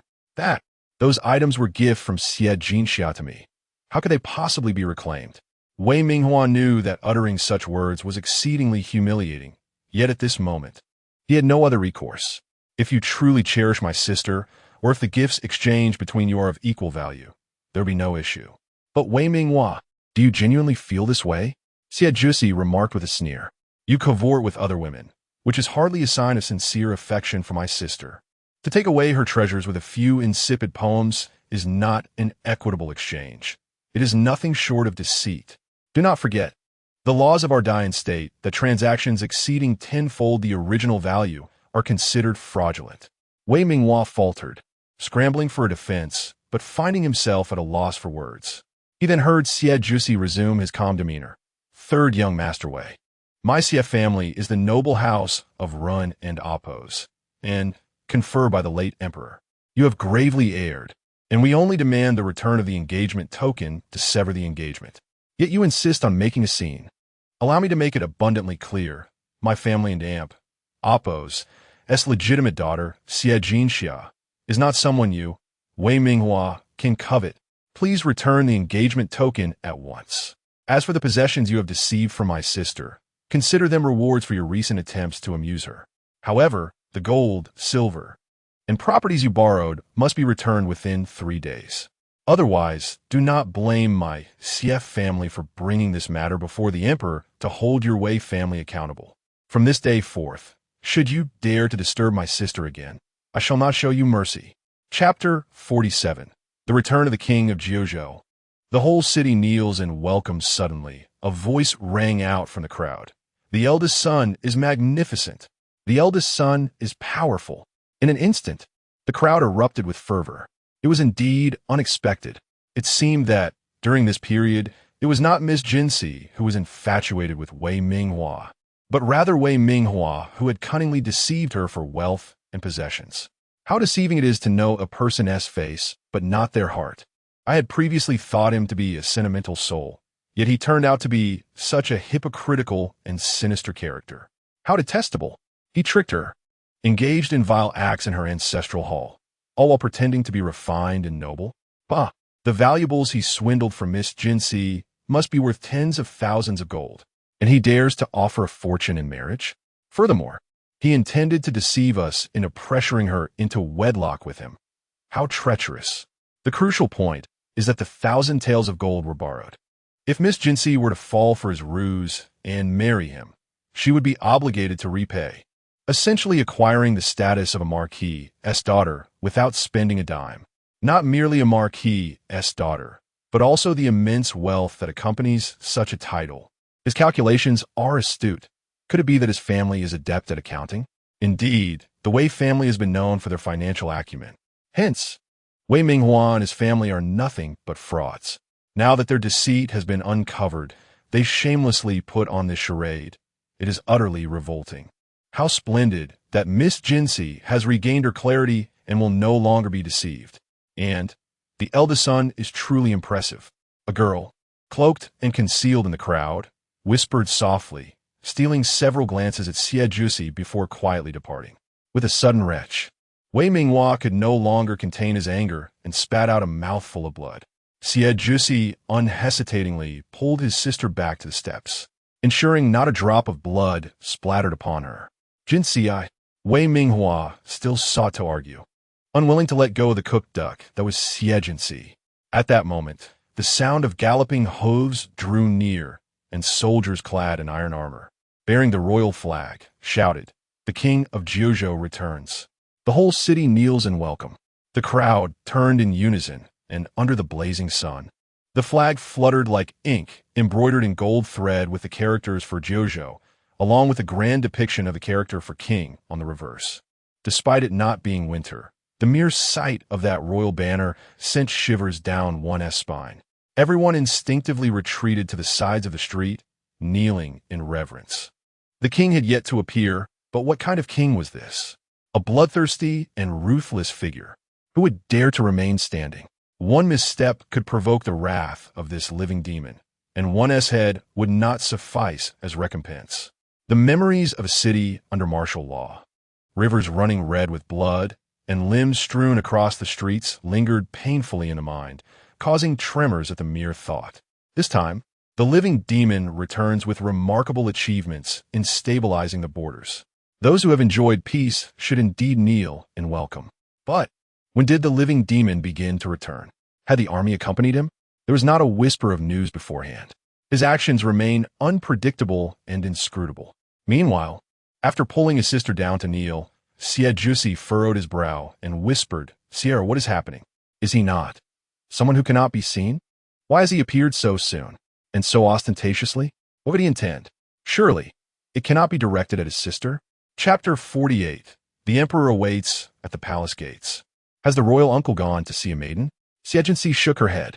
When Di Jiuzhou departed yesterday, he merely mentioned that he would return to court today. She was unaware that he would make such an entrance. Nevertheless, she was elated. With everyone aware of his return, they would soon know that Di Jiuzhou was to become her betrothed. Meanwhile, at the palace gates, the emperor, who had been presiding over the grand court assembly, hastily arrived with his civil and military officials. As he walked, he chastised the minister of war. The 9th imperial brother has already entered the imperial city. Yet your ministry of war was completely unaware. Are you, the minister of war, simply an idle figurehead? Your subject is guilty. Your subject is terrified. Beads of perspiration cascaded down the minister of war's round face, yet he dared not wipe them away. His heart was in turmoil as he struggled to maintain his composure.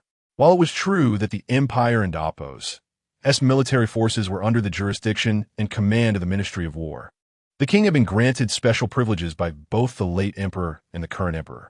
Moreover, given the king and Apos' temperament, he dared not even contemplate managing him. for the mere thought filled him with dread. "Humph, I shall settle accounts with you later." The emperor, noting the minister of war and oppose, cowardly demeanor, could only utter this rebuke. He then commanded, "Send a swift horse to inform the 9th imperial brother that I await him here. Request that he not rush, but proceed slowly, for I can wait for him." The left chancellor, ever adept at currying favor, immediately stepped forward. "Your Majesty cherishes his younger brother, possesses magnanimity and virtue, and shows compassion for his subjects. Truly, you are an enlightened ruler of this era and a wise monarch for all time. However, for the king of Jojo to return to court with his troops without first informing the imperial court is hardly the act of a loyal subject." The left chancellor was the elder brother of the current empress, and, through his familial ties to the imperial family, he had ascended from a minor official to a position of prominence. Aligning himself with the second prince, he naturally seized any opportunity to suppress the second prince and oppose, rivals. Such words are erroneous, left chancellor. The right chancellor retorted without hesitation. "The king of Jojo is your majesty's only younger brother and a direct descendant of the late emperor, possessing noble lineage. In the past, when the late emperor passed away on the battlefield, there was internal strife among the 8 princes vying for the throne. The court was in turmoil, and external enemies pressed upon our borders, watching with covetous eyes. It was the king of Jojo who turned the tide, stabilized the throne, and defended the borders for many years, annihilating enemy forces. You dare to call him disloyal? Then how many in the imperial court of Great Yin can be considered loyal?" Without waiting for the left chancellor to respond, he added sarcastically, "However, one cannot blame the left chancellor, for in the past, he was merely a minor official in charge of tending horses. He may be well-versed in matters concerning livestock, but matters concerning people." He deliberately left his sentence unfinished, but everyone understood that he was implying that the left chancellor was not qualified to manage human affairs. The left chancellor was enraged, yet he was powerless to retaliate. The right chancellor was more than 20 years his senior, a veteran official from the late emperor's era, a true statesman who carried far more weight than the left chancellor, who was merely adept at going with the flow.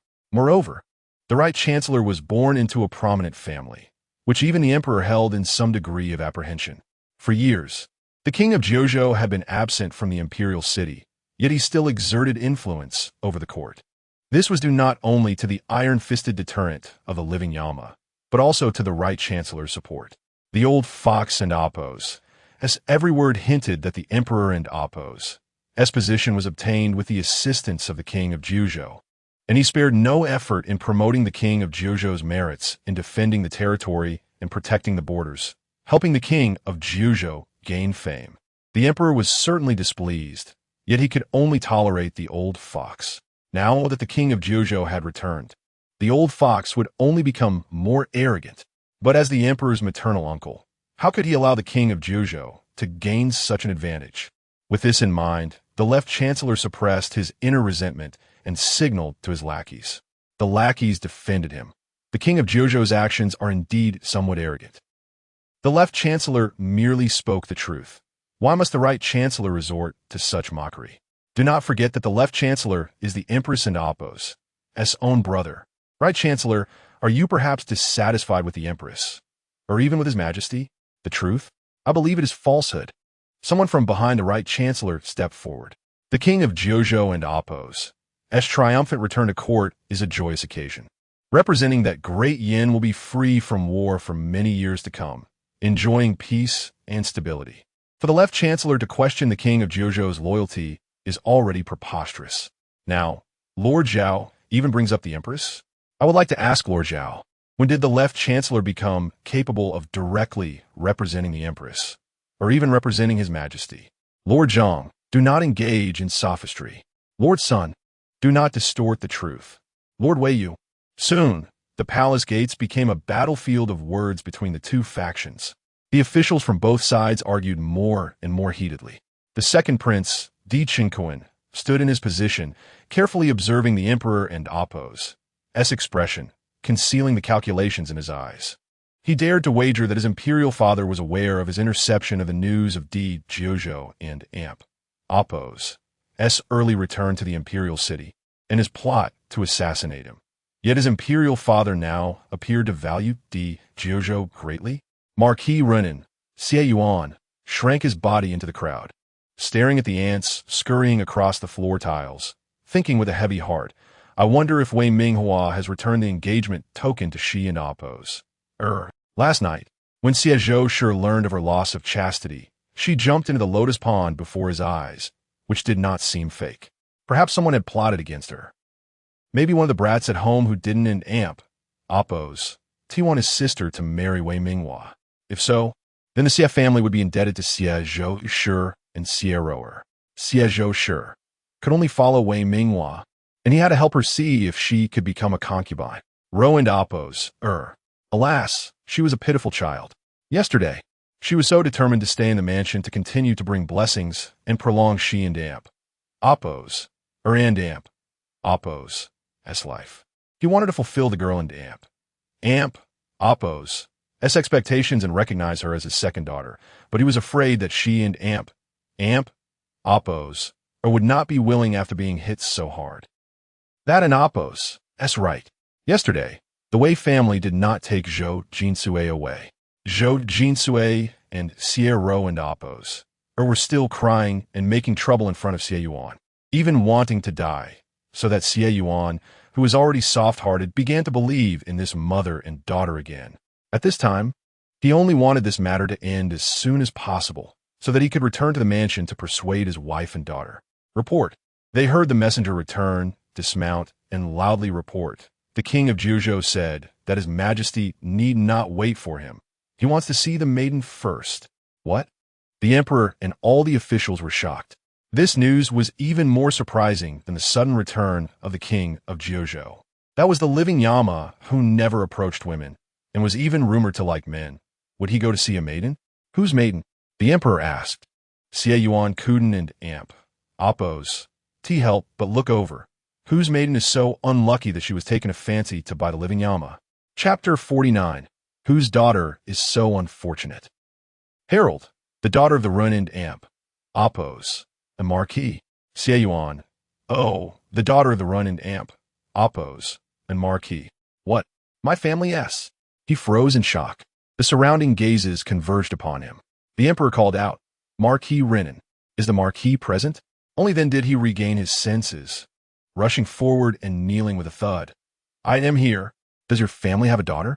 The emperor inquired, his eyes revealing an inexplicable excitement. It was as if he felt relieved that his younger brother had finally found a girl, and also as if he had finally grasped a means to control the realm of Jiuzhou. In reply to your majesty, my family does have a daughter. Xie Yuan's heart turned to chaos, his face contorting with worry. But my daughter has been frail and sickly since childhood, seldom stepping beyond our threshold. Although there have been some rumors due to a marriage contract, she is undoubtedly a virtuous young lady. I swear to the heavens, my daughter has never ventured to the borders, nor has she had any dealings with the Prince of Jiuzhou. Your Majesty, I do not understand why the Prince of Jiuzhou would seek my daughter. Upon finishing his words, Xie Yuan was on the verge of tears. How could such a calamity befall the Xie family? The emperor commanded, let us visit the Renan Marquis' residence. Marquis Renan, I wish to see what kind of celestial being your family is concealing that has stirred the interest of the ninth prince so eagerly. Meanwhile, the members of the Xie family had already gathered at the entrance. Naturally, not all the servants followed out. The limited space on the street could not accommodate them, so they knelt inside the residence to welcome the visitors, while only the masters of the Xie family hurriedly donned their attire to come forth. However, after the events of the previous day, Xie Zhou and Xie Rower had already been pointed out as not being members of the Xie family, yet they still shamelessly squeezed their way out. Both mother and daughter were clad in pure white, their faces haggard, appearing as if they had suffered immense injustice. And alongside Wei Minghua, they resembled a family. Xie Jinshu's expression turned cold. What are you doing here? Sister, Xie Ro and amp, Oppos, stepped forward and knelt before Xie Jinshu. Regardless of the truth behind yesterday's events, Ro and amp, Oppos, and our mother will no longer pursue the matter. We are willing to swallow all grievances and hardships to seek peace as soon as possible. But you must believe, sister, That rower and our mother have already regarded themselves as members of the CF family, unwilling to bring shame upon the CF name. We do not wish to harm you. Rower and our mother would rather die to prove our loyalty. Tears streamed down her face, showcasing her fragility, helplessness, and pity. Yet in her heart, she harbored malicious thoughts. Although I do not know who assisted you yesterday, causing my mother and me to shield you from disaster. But what of it? We still managed to soften the heart of that old fool, Xie Yuan. That old fool has already agreed to acknowledge me as the second daughter of the CF family. He even promised to compensate my mother with a substantial dowry to take to the Wei family. My mother said she would endure this humiliation for now to pave the way for me. Once the scandal's impact is minimized and Brother Minghua regains his status as a prince, we will eliminate those who obstruct us, seizing the entire wealth of the CF family to grant me a noble identity. By that time, I will spare your life, allowing you to witness my glorious ascent as Brother Minghua's princess. When I celebrate my wedding night with Brother Minghua, I will also find you several husbands to attend to you, whether in a brothel or a beggar's den. Ha ha ha, so it is a death threat left behind. Xie Jinshu replied coldly. However, this tactic is ineffective against me. Compared to death, with this body of mine, who knows who will perish first? Why should I feel pity for you? She was well aware of Xie Roer's intentions in putting on this act. It was merely a ploy to manipulate Wei Minghua, feigning pity to morally bind her. And as long as she engaged in debate, the authenticity of yesterday and Oppo's disgrace would face further scrutiny. She would not be fooled. Xie and Oppo's.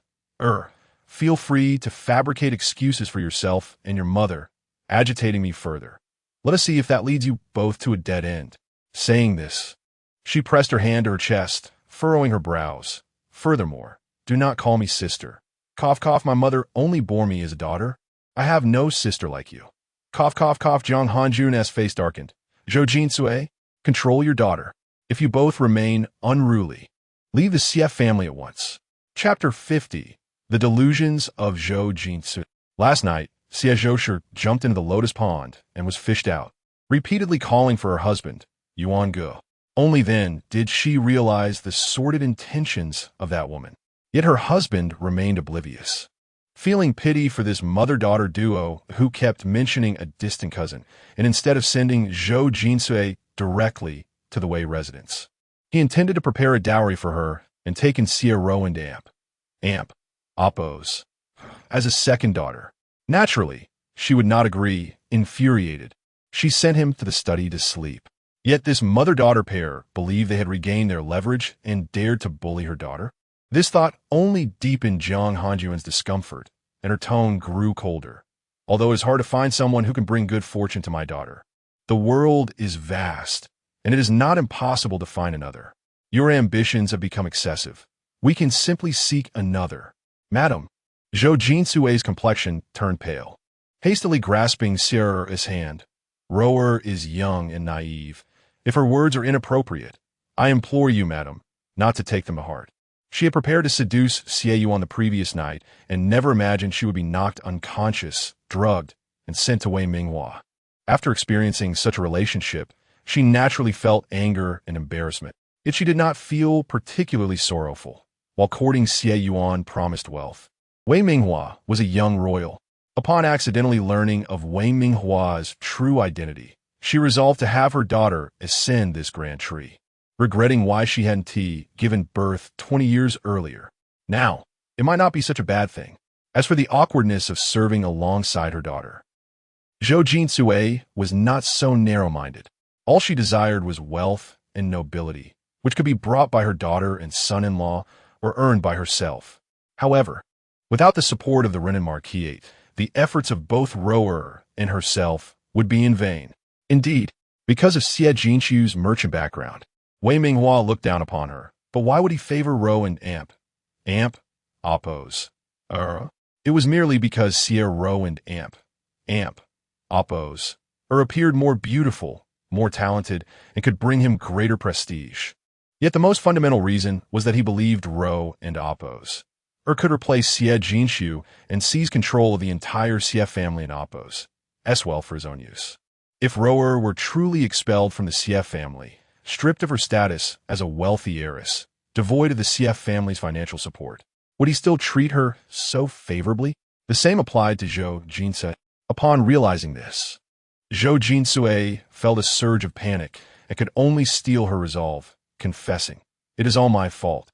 I was shameless, bewitched, and engaged in such acts with a young man. Yet I never intended to harm you. At this point, I know that words are futile, and I do not dare to hope for Miss Jinshu, or for you gentlemen to forgive me. But Rower is innocent. After I go to the Wei family, I implore you not to make things difficult for her.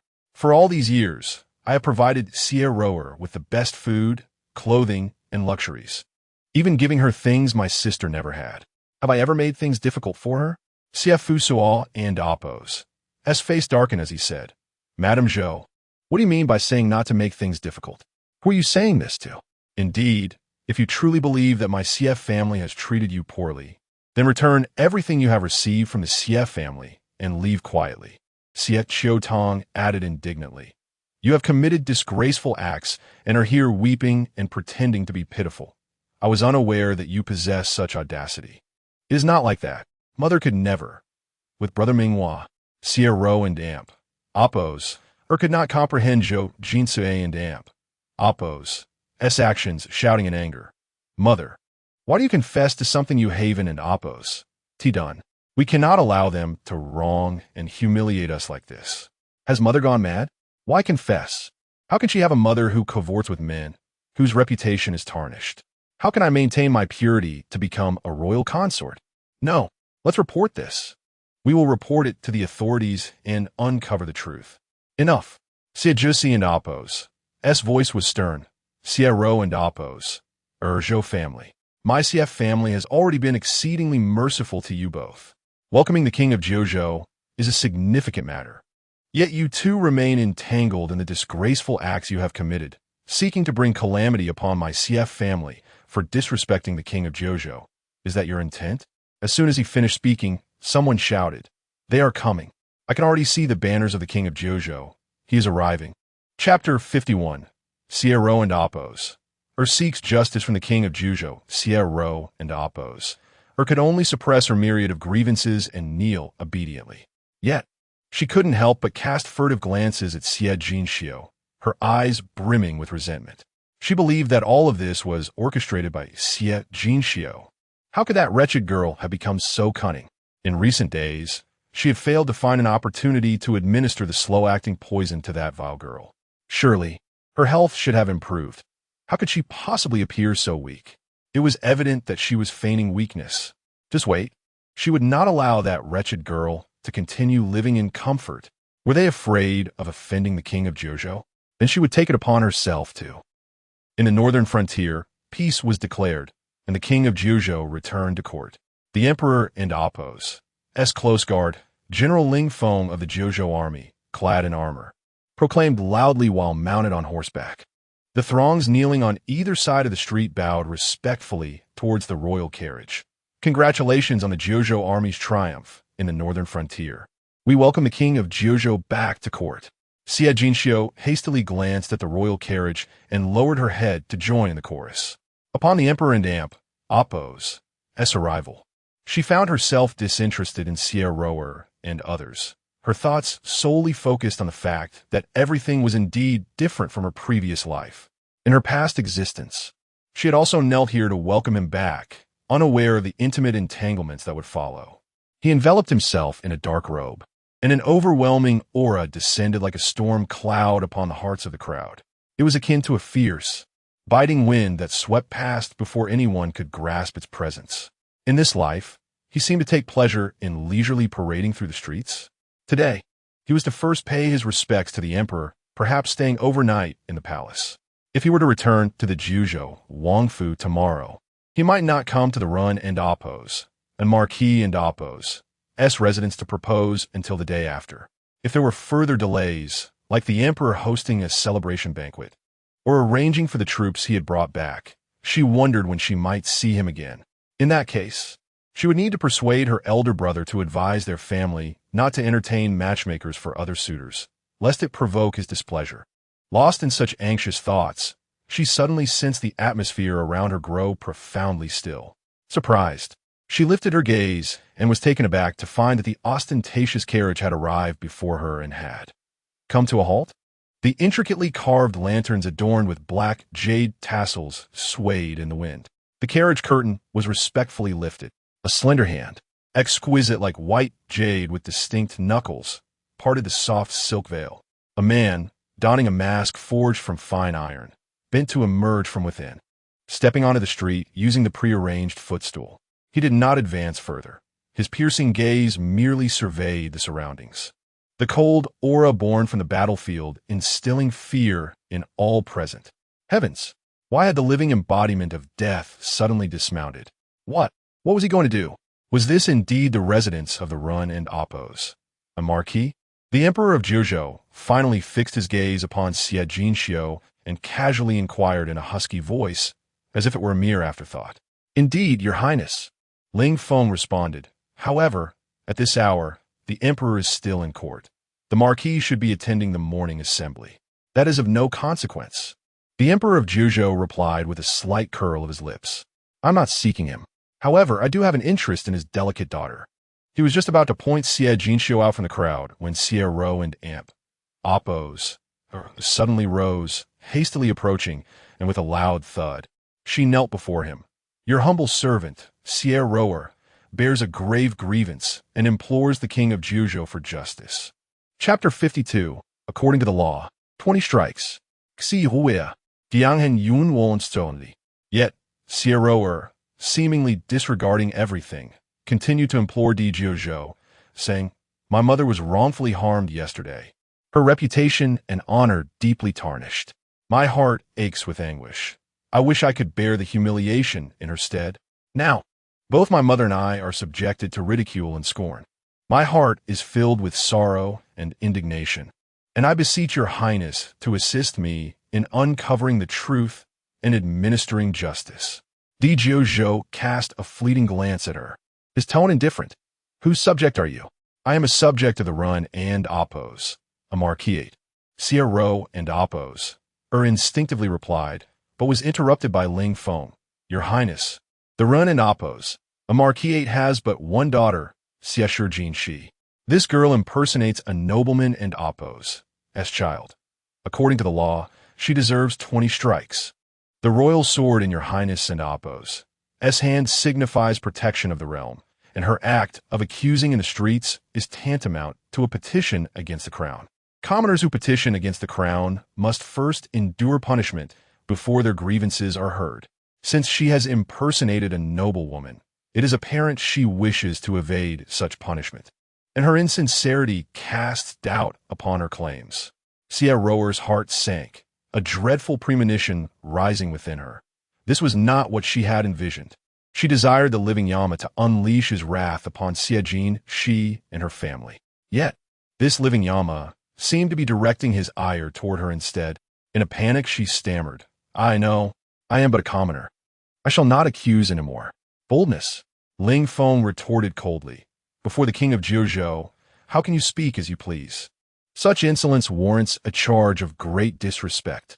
As he spoke, Ling Feng respectfully turned to Di Jiuzhou, asking, Your Highness, shall we execute her in the streets or send her to the red tents?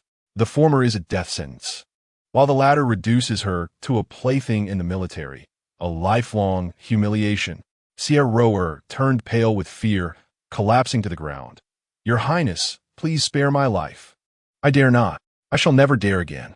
The atmosphere around them became suddenly tense, as everyone instinctively shrank back, lowering their heads, afraid to breathe. Those who had previously marveled at Xie Ro and Oppos, as courage now began to scorn her. Was she truly so foolish, or merely overly self-assured to approach the living Yama with her grievances? Was she worthy of such a confrontation given her status? Even Zhou Jinsue internally cursed. That foolish girl. How could all my efforts over the years be in vain? If it comes to this, I must concede defeat. Yet, Xie Jin, she felt a flicker of doubt. He was not one to engage in petty grievances. After all, those unworthy of his attention were as inconsequential as dust. Why would he waste even a moment on such? Yet, He was deliberately making things difficult for Sierra. Could it be that he intended to offer her support? With this thought igniting a spark of joy within her, she could not help but exclaim, I am Siejin Shi, the daughter of the Renan Marquis, and I pay my respects to your highness. Elfea. Siefu Su and Siechio Tang were both taken aback, their anxiety mounting as they whispered warnings. Do not act rashly. Siejio Si furrowed his brow, glancing at Siejin Shi, disapproving of her taking the lead. He was uncertain of Di Jiozhou's intentions. After all, this king had intruded upon his sister and Appo's chamber yesterday, and now appeared with undue haste. He felt uneasy, wishing to see the king act first before formulating a response. Siejin Shi offered them a reassuring smile before turning to Di Jiozhou, saying, Your Highness, Sierra is one of our own. Her mother suffered disgraceful events yesterday, which she could hardly bear, being young and naive, hence her reckless outburst toward you.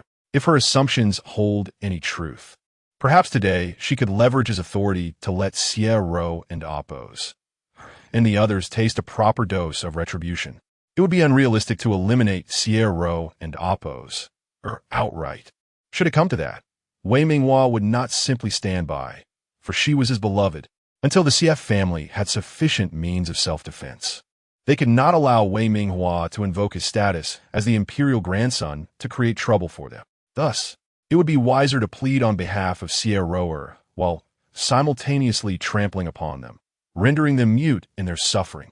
Just as Sierra and Appo's, had previously proclaimed her own vulgarity and crudeness, she could only seethe in frustration at the ridicule and derision directed at her.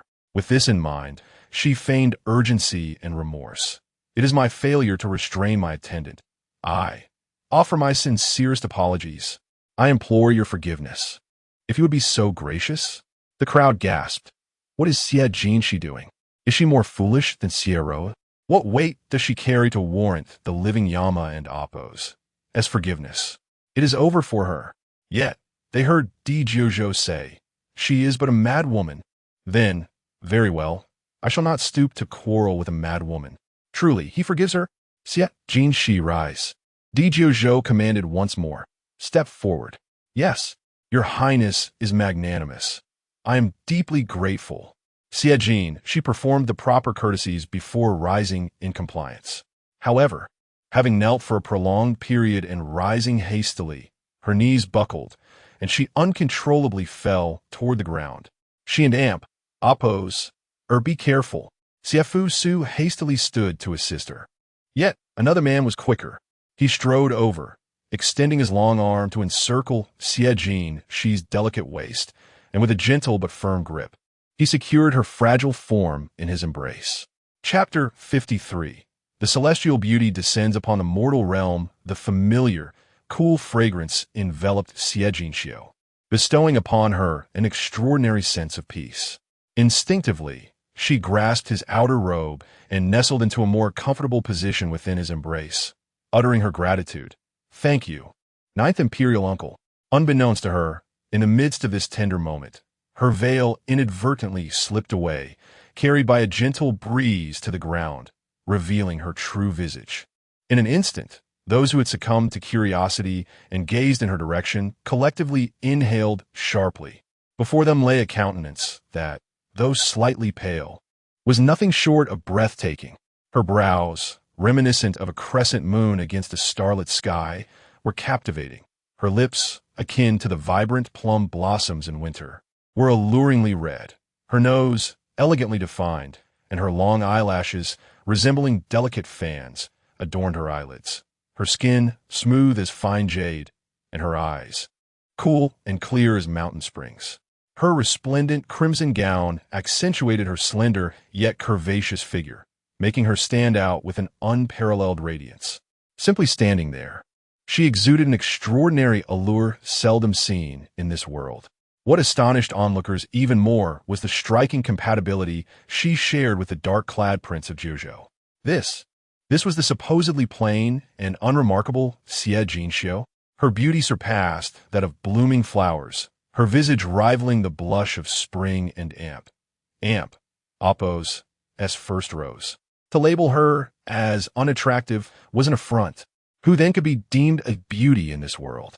Rumors, it seemed, were utterly deceptive. Even a previously aloof and disdainful young talent, who had held Xie Jinxiu in contempt, found himself murmuring, "She resembles a celestial being, gracing this mortal realm with her presence." I have been misled by rumors. Misled indeed. Wei Minghua, sensing the unusual reactions of the crowd, lifted his gaze. And what he beheld caused his eyes to widen in disbelief. How could this be? The once despised Xie Jinxiu was, astonishingly, even more beautiful than Ruru, so exquisite that his heart trembled at the sight, so entrancing that he felt a heat rise within him, as if under the spell of an intoxicating potion. Had he known she was this captivating, he would never have harbored such disdain for her. Yet, the more he pondered, the more discomfort swelled within him. Turning his gaze toward Xie, the affection that had once filled him now bore traces of resentment. So Ruru had deceived him? Ruru and Jinxiu were sisters, and must have known of Jinxiu and Appo's true beauty. Yet Ruru had repeatedly belittled her in his presence, claiming she was coarse and ugly. Thus, Ruru and Appo's intentions were not as pure and benevolent as he had believed. Ruru remained oblivious to Wei Minghua and Appo's turmoil, her own gaze fixed upon Xie Jinxiu. It was precisely because she knew Jinxiu was more beautiful than herself that, years ago, she and her mother had cunningly sought the counsel of a fortune-teller, convincing the Xie family that Jinxiu must not reveal her face to outsiders before turning 20, lest calamity befall them. Over the years, she had incessantly manipulated Jinxiu into smearing her face with heavy makeup. But why had those powders failed to mar Jinxiu's beauty? Today, that wretched girl had even washed away all traces of makeup, appearing utterly unadorned. And to make matters worse, the veil had fallen. Ruru seethed with the desire to rush forward and cover Jinxiu's face once more, or even to ruin it entirely. Yet, in the gaze of so many spectators, how could she dare? All she could do was let the jealousy fester within her, venomously wishing for a vengeful fate to befall Jinxiu in public. Having hurriedly arrived alongside the emperor, Xie Yuan and Appo's face paled at the sight. The emperor of Zhuzhou had indeed come to their home. This prince was the very pillar of the great Yin. Yet 7 years prior, he had emerged from the battlefield like a demon from the depths of hell, bringing a fate of suffering and despair to any who crossed him. 7 years had passed, his hands stained with the blood of battle. It was rumored he had even consumed the hearts of the living as a delicacy. How much more terrifying had he become? How could this formidable terror dare to embrace his delicate, soft daughter? Chapter 54. Your daughter is quite exceptional. Might I have her? Upon the arrival of the great Yin emperor, the people kneeling along the streets once again united in a fervent cheer. Long live the emperor! As the emperor approached, Xie Jinxiu struggled to extricate herself from Di Zhuzhou and Appo's embrace to pay her respects, but he held her tightly, thwarting her attempts. Growing increasingly anxious, she shot him a reproachful glance. Uncle Zhuzhou, what is your hurry? Stay still. He admonished her, his tone tinged with discontent, before turning his attention to the great Yin emperor, calmly stating, Your Majesty, my current circumstances render it inconvenient for me to pay my respects. The emperor paused momentarily, then chuckled. No matter, no matter. You needn't oppose. Stand on ceremony, ninth prince. Di Zhuzhou then glanced at the perspiring Xie Yuan. You must be the Marquis of Run and Oppos. And correct? Xie Yuan promptly replied, Indeed. I am Marquis Xie Yuan of Run and Oppos. And, ninth prince, how may I serve you? In terms of lineage, Di Zhuzhou was indeed the younger generation. Yet he would never dare treat this formidable figure as his inferior. I have no specific orders, Di Zhuzhou remarked, but upon my return to the imperial city, I find myself in need of someone to attend to me. Your daughter seems quite suitable. Would you consider gifting her to me? Absolutely not. Xie Yuan rejected without a moment's hesitation. Any family that still valued the bond of parent and child would not dare send their daughter to serve this ruthless king, especially when he spoke of Oppos, gifting Oppos her. Once she was given away, would she ever return alive? He had no desire to see a white-haired man send a black-haired one to the grave. Yet, after the abrupt refusal, he he felt a wave of panic wash over him. Regret filled him for not having phrased his denial with more tact. Would he jeopardize his daughter's safety by so openly defying this merciless king? Would their entire family suffer for it? He hurriedly added, "Ninth Prince, please do not misunderstand. It is a tremendous honor for my family that you would take an interest in my daughter, but everyone in the imperial city knows that my daughter has been frail since childhood. She can hardly walk without being faint from the wind. She is truly unfit to serve." "That is of no concern," Di Jojo replied, lowering his gaze to the delicate tremor of Xie Jinxio's eyelashes, a slight smirk playing on his lips. "If she is not strong enough, I shall train her myself." At this, not only Xie Yuan, but the entire Xie family was thrown into a state of alarm. Train? In what manner? They wondered, fearing he might train her as he did his own army, pushing them to their limits. It was said that the invincible Jojo Iron Army was forged through such brutal trials in the wilderness. No. Ninth Prince, she cannot be trained. She simply cannot. Jiang Hanjun interjected anxiously. Moreover, my daughter is still bound by an engagement that has not been fully resolved. It would be impossible for her to simply follow you. While he fervently wished to sever his daughter's engagement with Wei Minghua, her life was evidently of far greater importance than this distasteful commitment. Perhaps he could use Wei Minghua as a temporary shield, and once this ruthless king withdrew, he could procure the annulment of the engagement. Indeed, my sister has long been frail. It has been a struggle to keep her healthy all these years. She cannot endure such a grand opportunity from the Ninth Prince. Xie Fusu added, "I implore the Ninth Prince to reconsider and retract your command." Xie Qiutong echoed, "There are countless noble ladies in the imperial city, each more beautiful than the last, and many of them renowned for their talents. Ninth Prince, perhaps you might take a moment to look further? Dijutsu Skullfoot Dirizividi. Not fully resolved? Retract my command?" His tone abruptly turned frosty. "Are you suggesting that the Xie family dares to defy me? Do you understand what fate befell the last person who dared to oppose me?" Clearly, he was inquiring about accountability. Chapter 55. The lowly status of the Xie family daughter. Unworthy to be the king's wife, is it the intention of the king of Jiuzhou to take my sister, Xie Jinxi, as his wife? Xie Jusi raised his voice, unable to accept the notion of sending his sister into the underworld. However, he had made a promise to her, and, given the current opportunity, he decided to seek a title from the king of Jiuzhou. Firstly, this would serve to test the king's regard for his sister. If the king merely sought to toy with her, then, even at the cost of his own life, he would not allow his sister to tread a path of no return. Secondly, this would establish a precedent for his sister's marriage, should one desire to marry her. They must pledge to cherish her alone for a lifetime. In this way, he could find some solace in her potential marriage.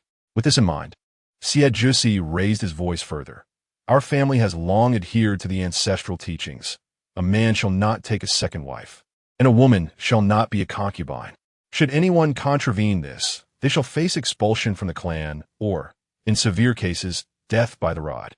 While this statement bore some exaggeration, it was not entirely unfounded, as the Xie family was indeed under the control of the Renan Marquis, whose head, Xie Yuan, had only taken one wife without concubines or extramarital affairs over the years. Thus, the ancestral rule held water. "King of Jiuzhou, if you insist on marrying a daughter of the Xie family, you must take my sister as the Jiuzhou princess." Impudence. Before the king of Jiuzhou could respond, an attendant beside the emperor interjected. "The marriage of the king of Jiuzhou is a matter of national importance. How can such a decision be made so hastily?" The attendant, named Chao, was the emperor's most trusted confidant. The emperor merely furrowed his brow, indicating his discontent with the idea of the king of Jiuzhou allying with the Xie family. The emperor had long viewed the wealth of the Xie family as his own, often seeking excuses to strip it away. Yet, the Xie family consistently chose to endure hardship rather than become wholly subservient to the emperor. If a daughter of the Xie family were to become the Jiuzhou princess, it would be akin to a cooked duck taking flight. The left chancellor hastily intervened. Though the Renan Marquis is immensely wealthy, its merchant origins are rather lowly. Xie Jinxi would be fortunate to be a favored concubine of a prince. To aspire for more is sheer folly. He feigned a smile, continuing, "Marquis, do not misconstrue my words. I hold no contempt for you. However, the Right Chancellor insists that the King of Jojo is the most esteemed sovereign of our great Yin dynasty, and that only the daughters of foreign nobility are worthy of being side consorts. Do you expect your tarnished daughter to ascend so high? It is laughable in the extreme. I advise you to temper your ambitions. The expressions of the Xie family soured instantly. While they could tolerate disdain from others, how could they endure such blatant humiliation and deliberate bullying of Jinsi? Left Chancellor, what a merchant origins. The CF family has made significant contributions to the Great Yin. CF Yusu was the first to retort. For years, we have traveled across nations, gathering wealth for the Great Yin. The taxes we pay annually are sufficient to sustain the entire court, which means your salary too bears the mark of the CF family and Appo's efforts. Moreover, we have provided aid to various provinces and sent supplies to the borders. The stability of the Great Yin should also credit the Xie family. Xie Qiutong added. CF Yusu continued, we, the CF family, have shed blood and sweat for the Great Yin. Indeed, Xie Qiutong interjected, if accomplishments are to be the measure, who can claim that the CF family is not a benefactor of the Great Yin? A significant minister? CF Yusu concluded, yet the left chancellor dares to declare our family lowly and accuses us of ambition, and to suppress a young maiden of the CF family who is yet to wed? CF Qiutong retorted, even if you're the left chancellor backed by the empress, you should not resort to such bullying. They were on the verge of openly denouncing the left chancellor for his arrogance, taking advantage of his position to insult them without shame. Xie Jusi then added, the plaque bestowed by the late emperor still hangs here. Is the left chancellor dissatisfied with the late emperor and Appo's favor towards the Xie family? Chapter 56. She in his embrace. Acting, you all are mistaken. Do not utter such nonsense. The left chancellor's face turned a shade of iron as he could no longer restrain himself, taking a menacing step forward, glaring fiercely at the members of the Xie family, as if he longed to obliterate them on the spot. How dare these contemptible merchants treat him in such a manner? How dare they attribute such an egregious accusation against him? He must. He is truly terrifying. Xie Jinshu suddenly recoiled in fear, seeking refuge in Emperor Jojo's embrace. His demeanor suggested he was ready to kill us. Wasn't she labeled a foolish and useless girl? If so, then let her be foolish in front of this old rogue. Yet, our family has not even discussed a marriage with him, and I have no interest in his son. Why must he utter such harsh words and bully us? My brothers merely spoke the truth. Why is he so enraged? Is he afflicted with some grave illness? She feigned gripping Emperor Jojo and Appo's robes tightly. Your Highness, quickly, capture him. With that, she buried her face in the crook of Emperor Jojo and Appo's arm, her frail body trembling incessantly. Emperor Jojo and Appo's dark eyes narrowed. This cunning little creature has begun her act again, and it is decidedly overdone. Yet, her shivering. He raised his gaze, sending a piercing glare toward the left chancellor. Left chancellor, since when has it become your prerogative to dictate my matrimonial affairs? His gaze swept over the assembled officials. Surely, you do not presume that my engagement requires your counsel? The emperor was momentarily taken aback, realizing that he too was included in that address. A flicker of ruthless intent ignited in his murky eyes, only to vanish as quickly. Then, he heard Emperor Jojo call out, Ling Feng, step forth and inform them how the Princess of Jojo will be determined. Whoever Emperor Jojo desires shall become the Princess of Jojo. Ling Feng stepped forward, his expression devoid of emotion. Left Chancellor, have you comprehended this? Emperor Jojo continued, his formidable aura descending coldly upon the left chancellor, suffocating him and instilling a profound sense of unease, as if clinging to this matter would cost him his life. He could only tightly clench his hands hidden within his official robes, suppressing his resentment and fury, too fearful to utter another word. Have you heard clearly, Lord Renan? Emperor Jojo's pressure remained unyielding, his gaze shifting to Xie Yuan and then to Xie Jusi. Has the eldest son of the Xie family understood? Before they could respond, he declared, from this day forth, Xie Jinshu shall be recognized as the future princess of Jojo. The CF family shall commence preparations for the wedding. Should anyone dare to obstruct this, I shall have their life." After a brief pause, he turned to the emperor, softening his fierce intent slightly. "Brother, grant me this marriage." The request sounded like a plea, yet the tone was unmistakably firm. He had not intended to confront the emperor so soon, but the emperor had allowed the second prince, Emperor Concubine, to pursue him and forbade him from bringing a doctor back to his residence. Did he wish to possess the CF family? Was he concerned that their alliance would render him stronger? Then let the emperor be made aware that in Dian, the might of Emperor Jojo has always been unparalleled. Furthermore, if I could secure a piece of land in the eastern suburbs and establish a firm foothold in the northern frontier, I would require little military support, and I would bring some back. He looked at the emperor, his eyes enigmatic. "Brother, the soldiers just returned from the battlefield possess a certain wildness. It is more prudent to keep them outside the capital. Would you not agree?" The emperor remained silent for a considerable time.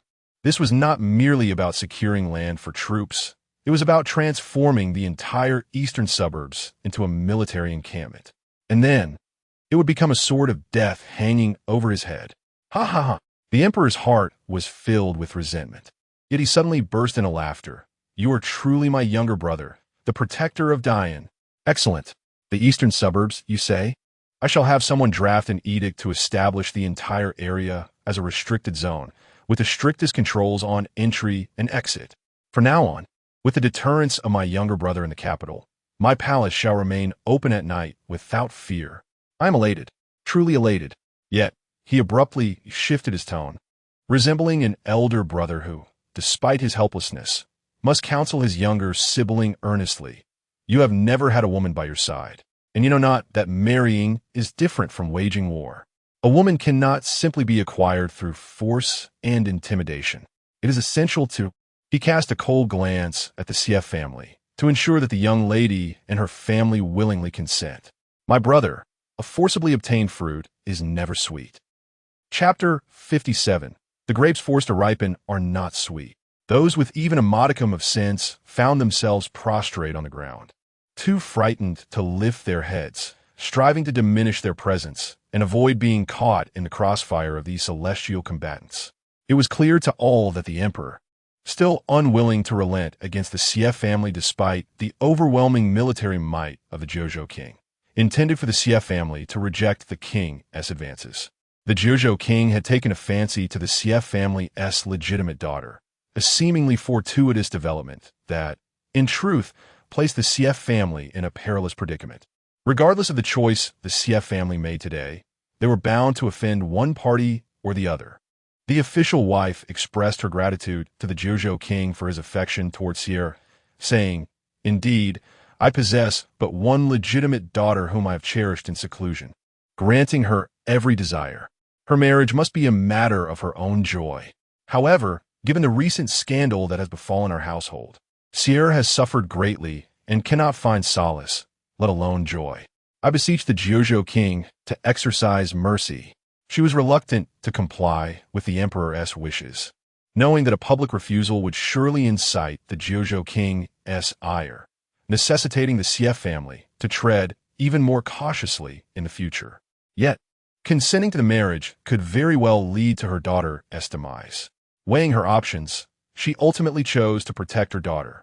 A soft chuckle escaped the Jojo king as he suddenly lowered his head and grasped Xie Jinxiu's chin, coldly declaring, "Xie Jinxiu, are you aware that what I desire has never been denied to me? Does your family aspire to be the first to defy me? Your Highness, please do not misunderstand."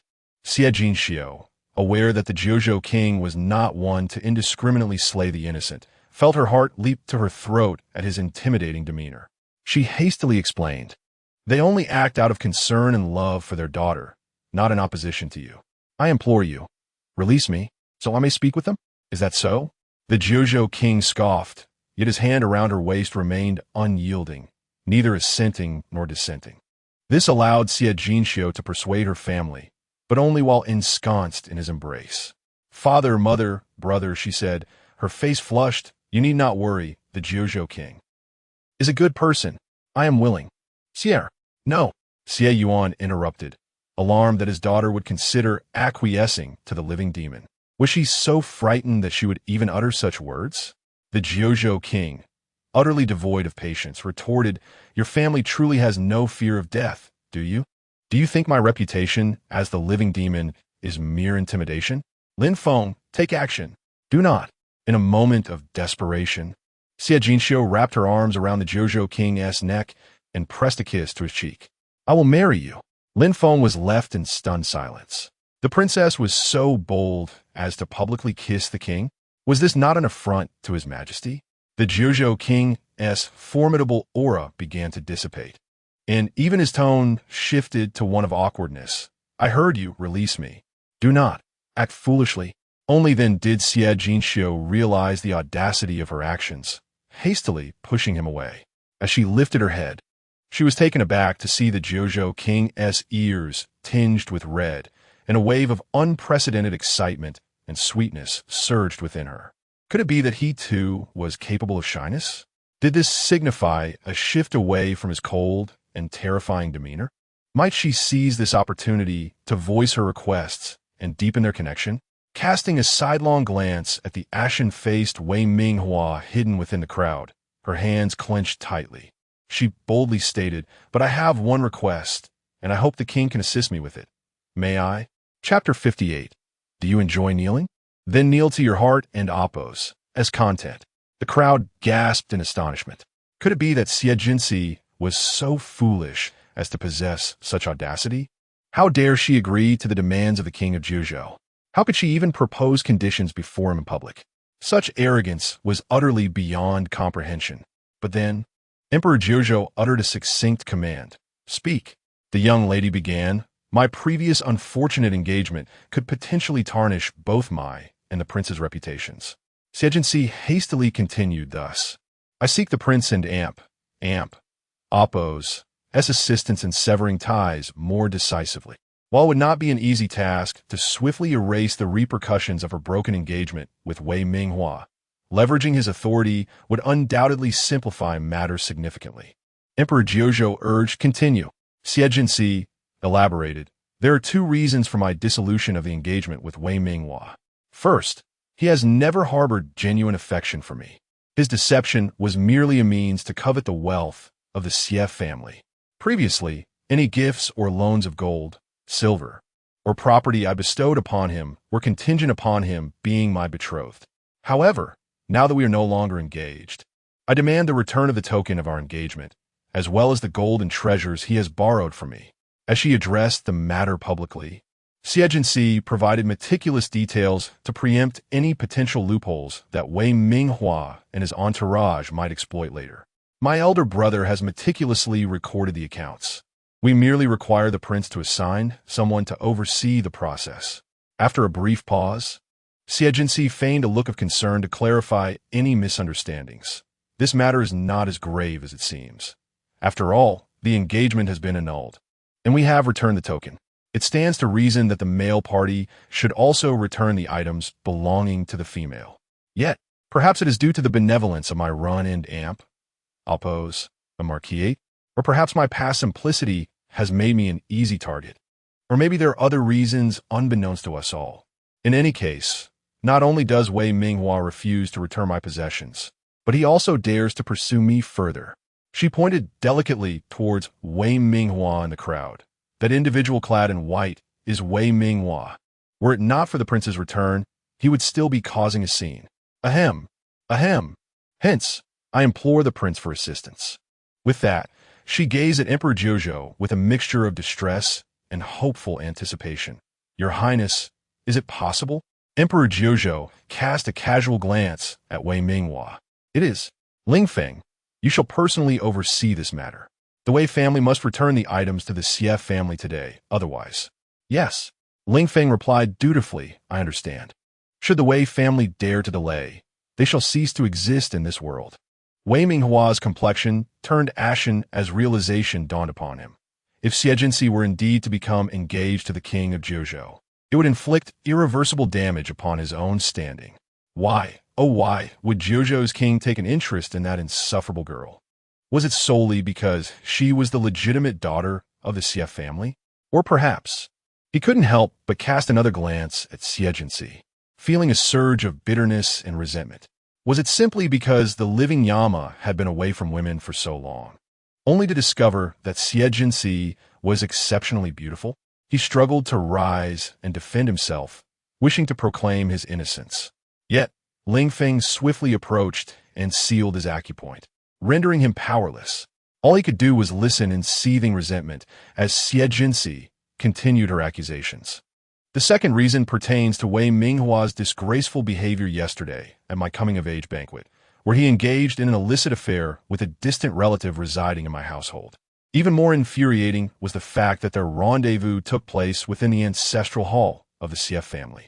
I simply cannot abide by such indignity. They have insulted me and my family, and it is only just that I demand he kneel before the entrance of the Xie residence for 3 days and nights as atonement. Chapter 59.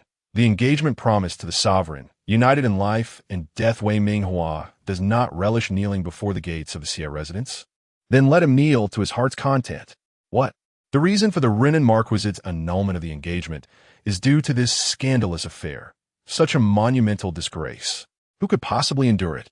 The common folk on the streets dared not voice their thoughts, yet the ministers could not contain their outrage. Preposterous. In all my years, I have never encountered such absurdity. This young master of the Wei family exhibits not merely reprehensible behavior, but is utterly beneath contempt. Did not the Grand Tutor praise him for possessing the talents of a top scholar? With such character, even if he possesses some literary skill, he is unworthy to be inscribed on the Golden List or to govern a realm. I heard whispers of this yesterday, initially dismissing them as unfounded, for the tale is simply too fantastical. Yet it appears. Wei Sanzi truly astonishes. Which family does the Wei clan belong to? The run-end amp, Oppos, and Marquis is undoubtedly of high distinction. How could the son of the Wei family treat the daughter of the Marquis in such a manner? Surely, he must have some significant backing. I recall, they are merely a minor official from the Ministry of Revenue, are they not?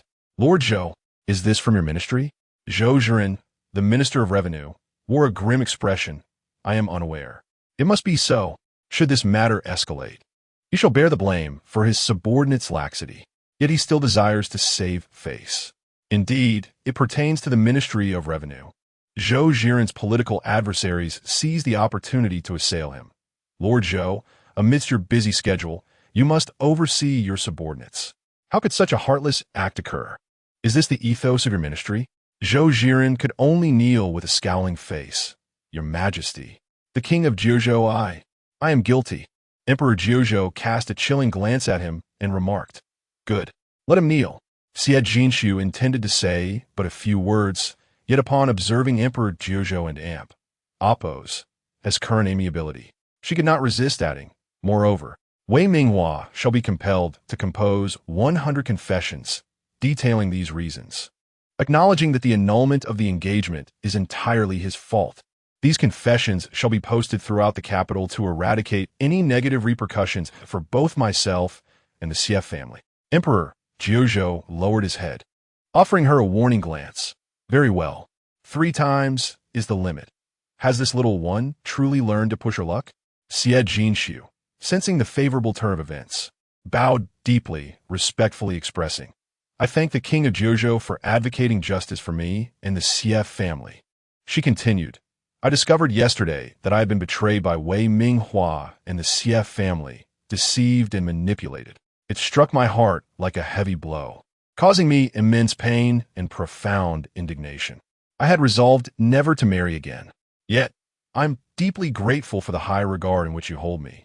King of Jiuzhou, however, my constitution has never been strong, and I fear I cannot stand by your side in battle.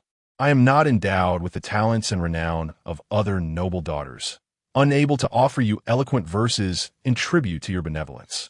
My temperament is still rather unruly, ill-suited to be a virtuous and noble wife. So, Emperor Jiuzhou furrowed his brow. What does this little one mean by only citing her shortcomings? Is she contemplating a reversal?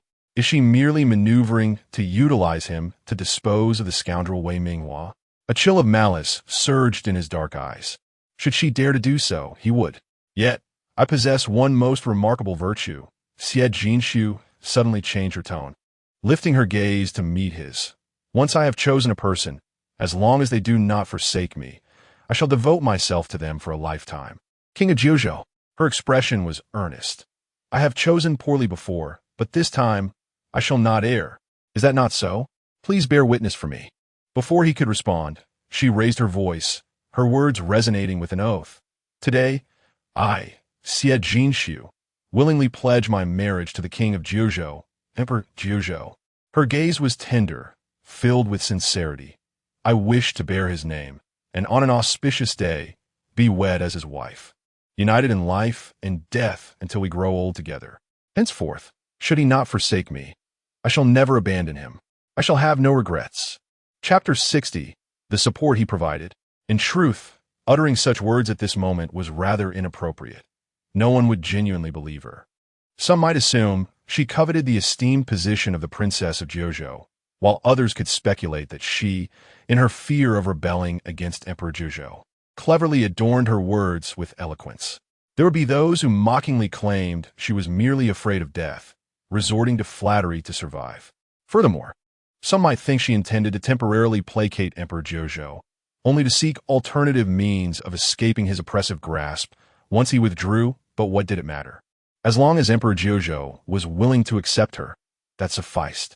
Even if he might not truly believe her yet, with such thoughts, a wave of anxiety washed over her. He had clearly stated his intention to marry her, but what if he suddenly changed his mind? His thoughts ran too deep. Until the dust settled, no one could predict his actions. She unconsciously tightened her grip on her dress, her palms growing clammy with sweat. In this moment, Emperor Jojo's gaze fell upon her straightened back, observing her tension and agitation, as his earlier irritation gradually dissipated. With a casual gesture, he tossed a dark token to Xie, declaring, "This token shall serve as the betrothal gift between our families." Xie instinctively reached out to catch it. The token was heavy, its coldness penetrating to the bone, crafted from the exceedingly rare and exquisite black water-cold jade. Intricate patterns and engravings adorned its surface, with the words Jojo Wangfu emblazoned on one side and a prominent character for military on the reverse. It was evidently a command token for mobilizing the soldiers of the Jojo Wangfu. Beneath Emperor Jojo's command were 5 military divisions: the Jojo Army, the Guilin Army, the Tianyin Army, the Tianxian Army, and the Wangfu soldiers. Ling Feng stepped forward to elucidate. With this military token, one can command the soldiers of the Jojo Wangfu. The Jojo Wang has returned to court with his military forces. Xie nearly faltered in her grip on the token. In the Great Yin, only princes were permitted to maintain military forces, with stringent limitations on their numbers. For instance, the current favored second prince, Emperor Concubine, could command no more than 300 men. Exceeding this limit would raise grave suspicions of treasonous intent. Yet, from Ling Feng's words, it appeared the Jojo Wang's soldiers had evolved into a formidable army. Could this still be referred to as mere household troops? Xie Jinshu quickly recalled that indeed, Emperor Jojo possessed an invincible military force. Originally, these troops were the imperial guards left by the late emperor. When the late emperor was fatally wounded by enemy assassins on the battlefield of the northern frontier, only his young son, Emperor Jojo, accompanied him. Rumors circulated that the late emperor had bequeathed the throne to Emperor Jojo. However, 1 month later, Emperor Jojo returned with 5,000 imperial guards to escort the late emperor's south coffin back to court, publicly announcing the late emperor's 3 edicts. First, the late emperor conferred upon him the title of Jojo Wang and bestowed the treasured sword of the nation, capable of slaying tyrants and cutting down treacherous ministers. Second, he entrusted him with the command token of the Central Army, granting him permission to raise and expand the military, thereby stabilizing the Great Yin both internally and externally. The 5,000 guards became his household troops, answering solely to him, with no one, including the emperor, permitted to question their authority or be bound by military regulations. Third, the eldest prince would ascend to the throne. In comparison to the first 2 edicts, the simplicity of the third seemed almost understated. The eldest prince, now the reigning emperor, could hardly refuse such a supreme position. Yet this also equated to recognizing all the privileges bestowed upon Emperor Juzhou henceforth. After the Emperor's ascension, Emperor Juzhou, accompanied by his 5,000 troops, ruthlessly purged the imperial city of Great Yin, eliminating all factors that might destabilize the court. Before hastily heading to the northern frontier over the years, Emperor Juzhou seldom returned to the imperial city, nor had he ever brought back all his troops. Yet the forces stationed outside continued to grow now.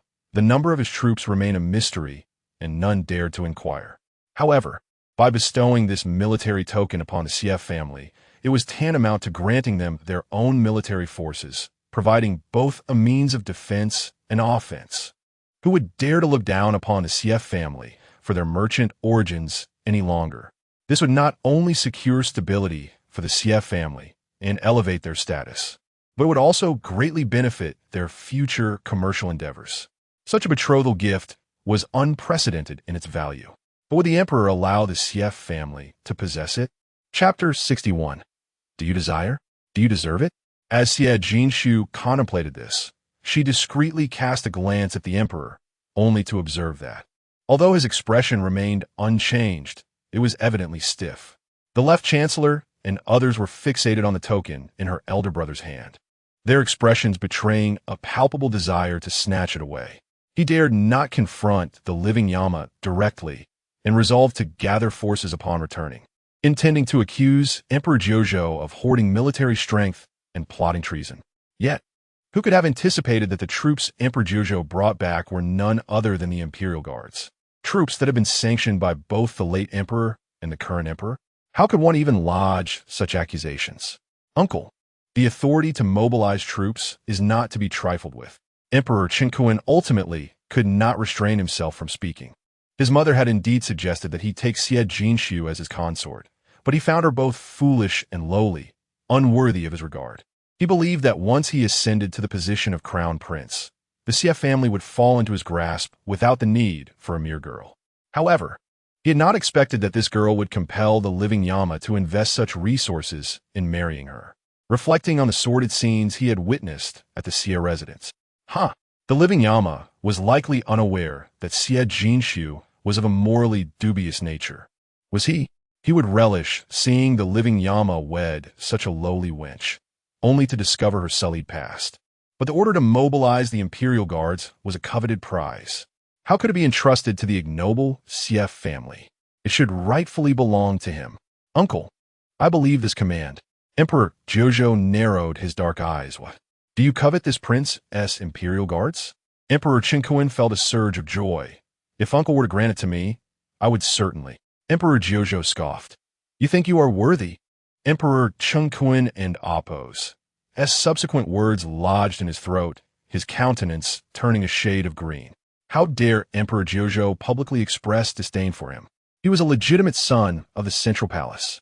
He should have prepared more capable allies to eliminate this threat altogether. Very well.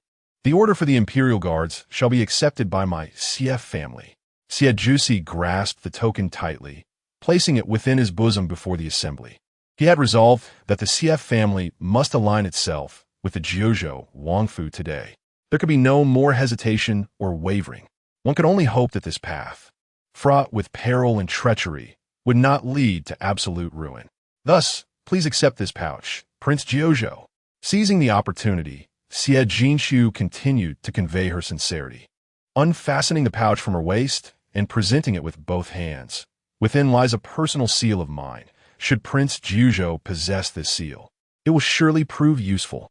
As she spoke, her gaze lingered on the wound at his heart, subtly indicating that the seal could be employed for her medical expertise.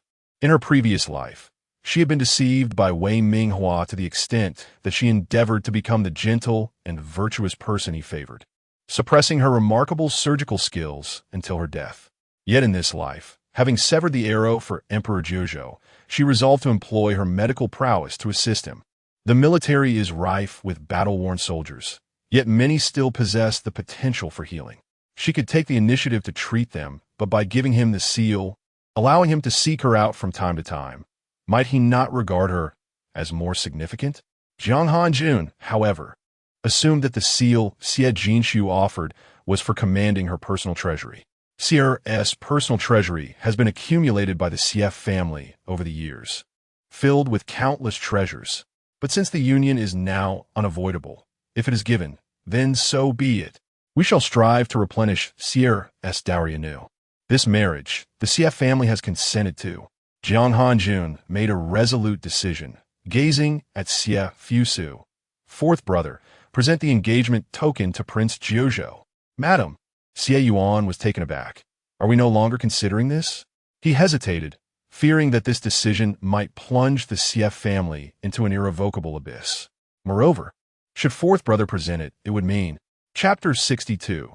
The meager allowance from the Xie family. Jiang Hanjun glared at him and declared, "It is settled." Xie Fusu understood Jiang Hanjun and Appo's intent and withdrew a jade token from his bosom, holding it aloft with both hands. The Xie family rose from humble beginnings, receiving the previous emperor's favor to become imperial merchants, and now, under the current emperor's vast grace, we have been granted the freedom to trade. Subsequently, we have intermittently opened several private trade routes that span across various nations. Although this decree for navigation was insignificant compared to the military orders of the king of Jiuzhou, it would certainly facilitate his future endeavors to procure delightful trinkets from various locales. The Xie family offered this token as a symbol of their engagement with the Jiuzhou royal family. Xie Fusu spoke with a tone of modesty. Yet everyone was acutely aware that the Xie family's commercial prowess was a coveted treasure, desired by many yet attainable by few. Wealth and opportunity could only be accessed through established channels. Even the Grand Emperor of Dian could not traverse foreign lands with ease, whereas the Xie family could. Such a precious token was bestowed upon the king of Jiuzhou merely as an engagement token. Jiang Hanjun found this insufficient and added, moreover, "We shall include all the shops owned by the Xie family on Qiankuan Road." As he spoke, a smile crept onto Jiang Hanjun and Appo's face, and his tone lightened slightly. "Consider this a modest allowance we elders are granting to the two of you children in advance." The crowd's envy surged once more. A street lined with shops, the most prosperous of all. This was no mere allowance. It was an immense fortune. Wei Minghua trembled in rage. Cursed Xie family, despicable commoners. Truly, they're lowly creatures who elevate some while trampling others. He had previously exerted considerable effort to obtain some meager possessions from Xie Jinxie, only to be compelled to return them. Yet, the Xie family turned around and generously bestowed treasures 100-fold upon the living Yama. Xie Jinxie had the audacity to express her intentions before him and the assembled company, thus subjecting him to great humiliation. This was an affront of the highest order. He, Wei Minghua, was the esteemed royal grandson, the first heir to the throne of Dian. He was destined to ascend as the sovereign of Dian. Why should he endure such indignity? Xie Jinxie, I shall not let you escape unscathed. I will ensure that you do not comfortably ascend to the heights of Jiuzhou's favor. Clenching his fists, he furtively glanced at the pallid face of the second prince, Di Chengquan, as a new sinister plot began to take shape in his mind. Another deputy approached, taking the decree from Xie Fusu and presenting it to the king of Jiuzhou. The king of Jiuzhou cast a glance at the Xie family and proclaimed, "Excellent." He first seized Xie Jinxie and Appo's purse before taking the jade token and placing it inside, casually pulling Xie Jinxie up. "Gulme, assist me in fastening this." Xie Jinxie was momentarily taken aback. "Fasten it on me? Your Highness, are you certain?" The men of Dian often adorned themselves with jade at their waists, and while they sometimes carried purses, these were typically embroidered with motifs of bamboo, pine, auspicious patterns, and mythical beasts. Embroidered purses were generally worn by women, and a man wearing a woman's purse would inevitably become the subject of ridicule. Moreover, this particular purse was one she had painstakingly stitched herself. Her embroidery skills were lackluster, and though it was intended to depict peach blossoms, only the pale pink threads hinted at their presence. "Indeed," replied Di Jiuzhou, seemingly amused by some thought. He suddenly smirked and addressed the Xie family. "Why are you still kneeling, father-in-law, mother-in-law, and esteemed brothers? Rise." This statement left the crowd in stunned disbelief, as they thought they had misheard. Just after the engagement was arranged, the king of Juzhou had called them by such titles. It seemed that the next step would be a swift transition to the bridal chamber, the sound of water mingling with the cries of joy, and the waves of passion rising until dawn. Given the unrestrained nature of the living Yama, it was indeed a possibility. Chapter 63. Arrogance and defiance against imperial authority. Xie Jinxia's hand trembled slightly as she hung the pouch. Had he never regarded the Xie family in his past life? Had he never addressed them in such a manner? Why in this life was he so different? Was it because she resolutely desired to be his wife? Or perhaps it was due to his alteration of intent regarding the Xie family's wealth, wishing instead to bind them to his own fortunes? Or was it that he understood her better than she realized, possessing a colder exterior but a warmer heart? Might it be that if she displayed a gentler, more obedient demeanor, treating him with greater kindness, he would reciprocate with more goodwill, regardless of the reason? None of these considerations would bring harm to her or the Xie family. With this thought, she decisively took the pouch and secured it firmly around Di Jiuzhou's waist. Yet, the members of the Xie family dared not rise directly. The emperor was still present. Their alliance with the prince of Jiuzhou had already offended the emperor, and they could not afford to provoke him further. The emperor gazed deeply at Di Jiuzhou and Xie Jinxia for a moment before stating, "You may all rise." Only then did the kneeling crowd stand. The overwhelming sound of gratitude from the Xie family rang in the emperor's ears, providing him with a modicum of solace. "Bring me the writing tools," he commanded, regaining his composure, a superficial smile gracing his face. The imperial edict, inscribed with vermilion ink, was proclaimed loudly by the eunuch, Master Chow, with 3 colors representing prosperity. "In a gathering of great fortunes, today I bestow upon my 9th brother, Di Jiuzhou, who is handsome and distinguished, possessing both elegance and talent, whose achievements are renowned both in court and among the people, the right to marry Xie Jinxia, the legitimate daughter of the Ruined Amp, Oppos, and Marquis, who is graceful and virtuous, endowed with natural talent." The emperor, of course, did not genuinely wish to grant this marriage, yet Di Jiuzhou's dominance forced him to feign compliance. Should he refuse this union, it would only place him at a disadvantage. "Ninth brother, as you desired, I have granted you this marriage. You have just returned to court. You shall enjoy a 7-day respite. After 7 days, I shall host a welcome banquet for you in the palace, and you must not arrive late." With this remark, the emperor departed with his ministers. In this confrontation, he had been bested, yet Di Jiuzhou would now bear the reputation of arrogance and defiance against imperial authority. Di Jiuzhou merely tightened his grip on the pouch beside him, nodding slightly toward the emperor and Oppos, as departing figure. "Your humble servant bids farewell to your majesty." Was the emperor implying that he need not enter the palace to report for duty? If so, then so be it. He had no desire to go.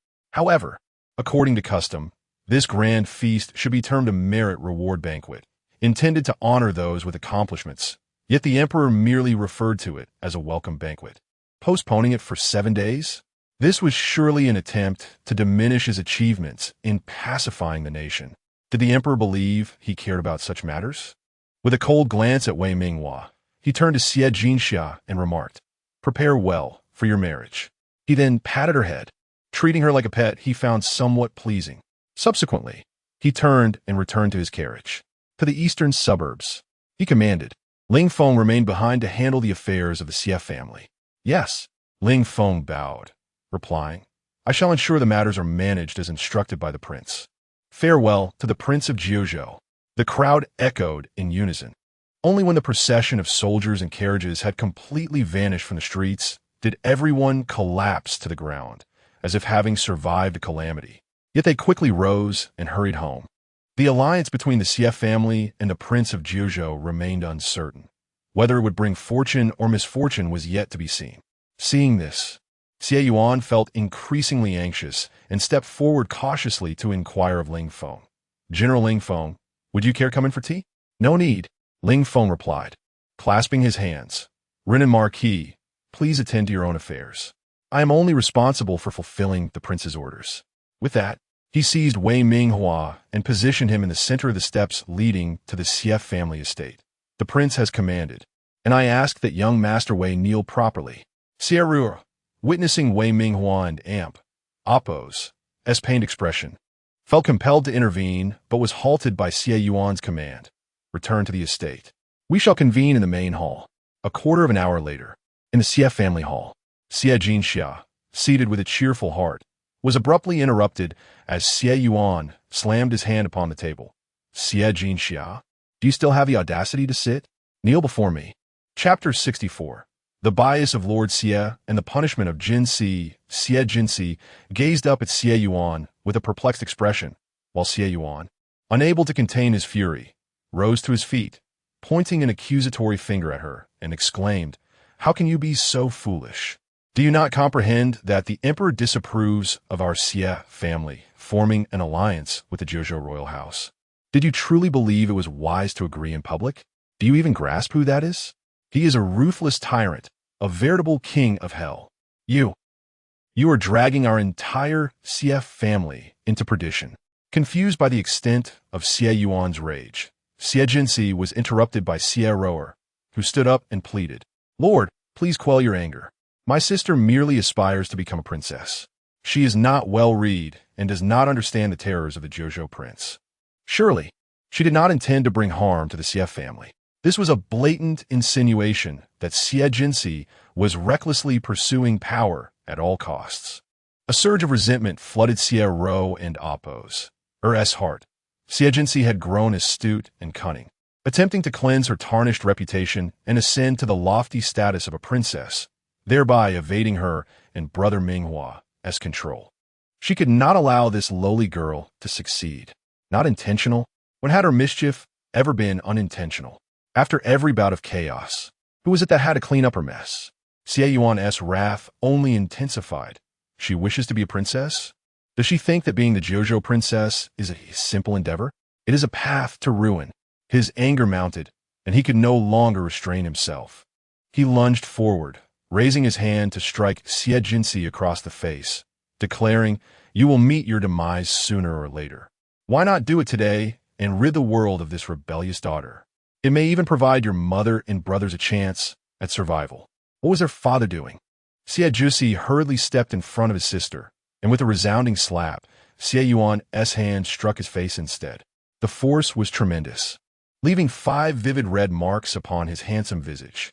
"Elder brother," Xie Jinxi cried out in alarm, glaring fiercely at Xie Ruo and Appo's. I have told you before, I am not your sister. Cease your insidious provocations." "And no, I did not," Xie Ruo stammered, her face a mask of terror as tears streamed down her cheeks. "I only spoke thus because the Marquis's residence said." Her voice faltered, as if fearful of the words she dared to utter, casting a pitiful yet hopeful glance at Xie Yuan. "Ruo, enough," Zhou Jinsue interjected. "This is all my fault.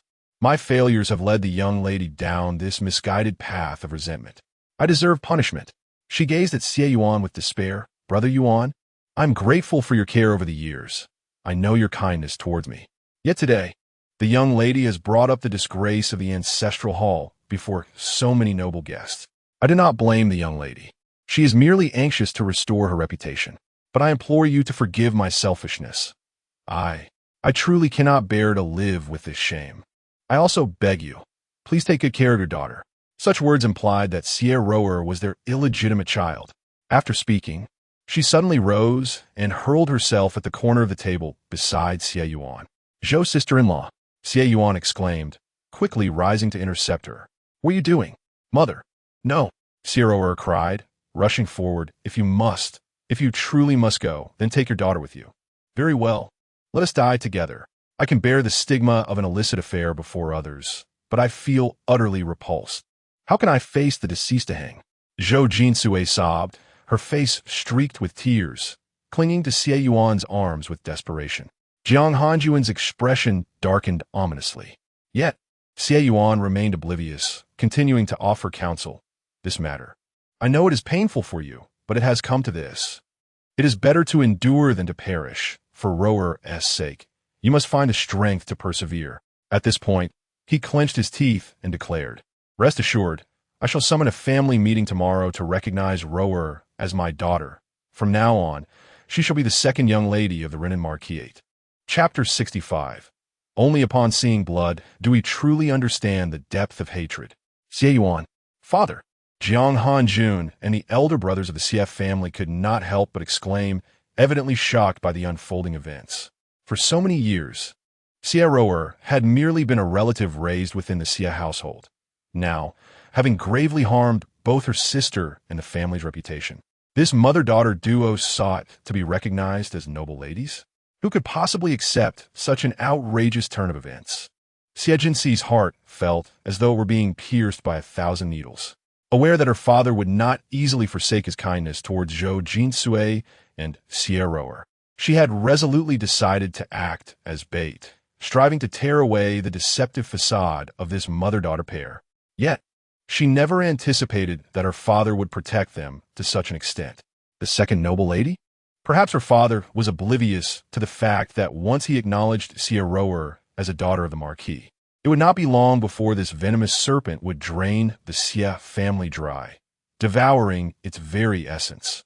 In her past life, she had shown endless kindness to this treacherous serpent, only for it to be the first act of the prince's consort to sever her head from her shoulders.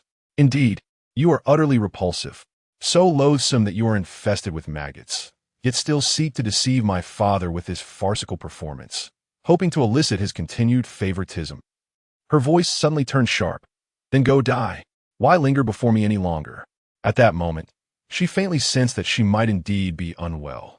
It was not the illness inflicted upon her by this mother-daughter duo over the years, but rather her heart had grown cold and cruel, so much so that, upon further provocation, she would wish to shred everyone to pieces, save for those she cherished.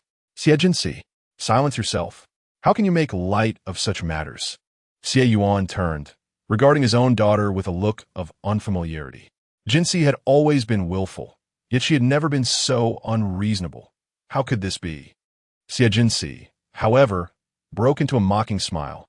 Why do you look at me like that, father? They are the ones seeking death. Am I not merely facilitating their wish? In truth, I have longed to share some heartfelt truths with you. I believe that death is the most liberating and joyous act in this world. Once dead, one need not bear any burdens.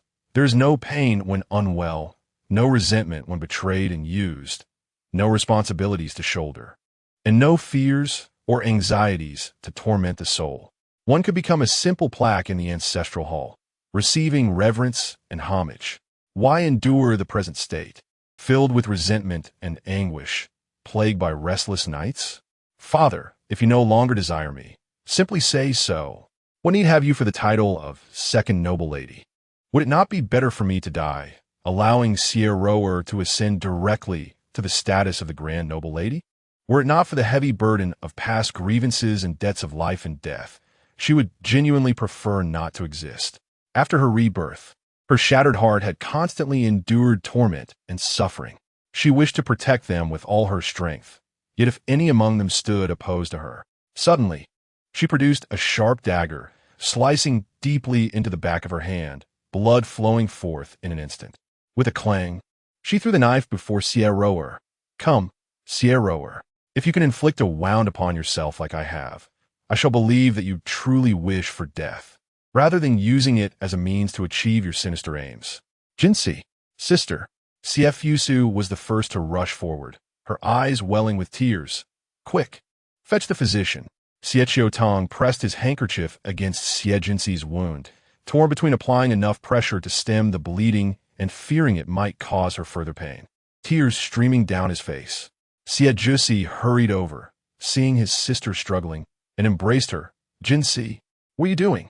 Even in anger, you must not harm yourself. Xie Yuan and damp. Appo's eyes widened, struggling to articulate a response, yet his voice failed to emerge despite several attempts. Witnessing the blood, Xie Rower recoiled in terror, hesitant to grasp the dagger. Yet Xie Jinxi laughed nonchalantly, as if oblivious to the pain in her hand. See, I am not jesting.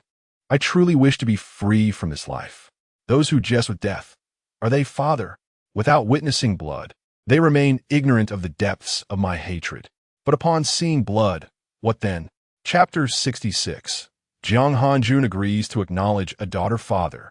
It has only been a few days. Zhou and Wei Minghua have just harmed my sister, and you wish to acknowledge Zhou's daughter? Are you not driving a knife into my sister's heart? Xie Qiutong exclaimed. You are being unreasonable. Xie Fusu interjected. If this had occurred before Zhou and Wei Minghua and Amp, Oppose, as affair, and you wish to recognize Xie Ro and Amp, Oppose, or as your second daughter, we would have been displeased. Yet we would have accepted it for your happiness. But after this incident, do you truly comprehend the consequences of publicly acknowledging her as your daughter? Have you considered how much more my sister will suffer? Have you thought about how outsiders might misconstrue this private affair, further tarnishing my sister and Amp, Oppose, as reputation? Have you pondered the scorn she would endure marrying the king of Jiuzhou and the hardships that would follow? Xie Yuan's expression stiffened momentarily before he attempted to explain. Zhou is innocent. This incident occurred within our family, and we owe her an apology. Xie Fusu countered. On what grounds do you assert her innocence? Do you possess any evidence? Xie Yuan replied this. If there is no proof of her innocence, should we accept her mother and daughter as tearful pleas? Should we be swayed by their desperate cries? Xie Fusu cast a disdainful glance at Xie Roer, filled with contempt and sarcasm. And yet she does not even dare to take up a dagger? Is that sufficient reason for you to reprimand Cece? Even if Zhou were truly innocent, does that erase the harm she has inflicted upon Cece? Can you compel Cece to forgive her and accept her biological daughter as a sister? Do not twist my words. Xie Yuan, confronted by his son's accusations, erupted in anger. I scold this ungrateful daughter for her disobedience in wanting to marry that living hell. And I acknowledge Ro and Amp, Oppose, or to ensure she receives the protection of the Xie family. I have raised you to discern right from wrong and to be grateful. Where have those teachings gone? Xie Fusu replied. When has Xie Ro and Amp, Oppose, or not been sheltered by the Xie family? For so many years, her mother and daughter have enjoyed the best of our resources. Is that not enough? Is that not our family's way of repaying kindness? Xie Qiutong declared. I will not hear this.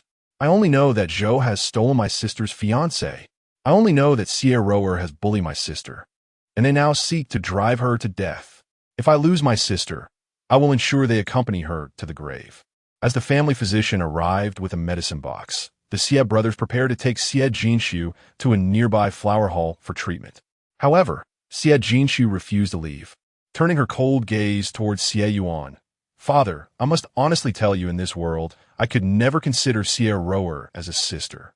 If you insist on acknowledging her, I implore you to allow me to sever ties with the family or face death.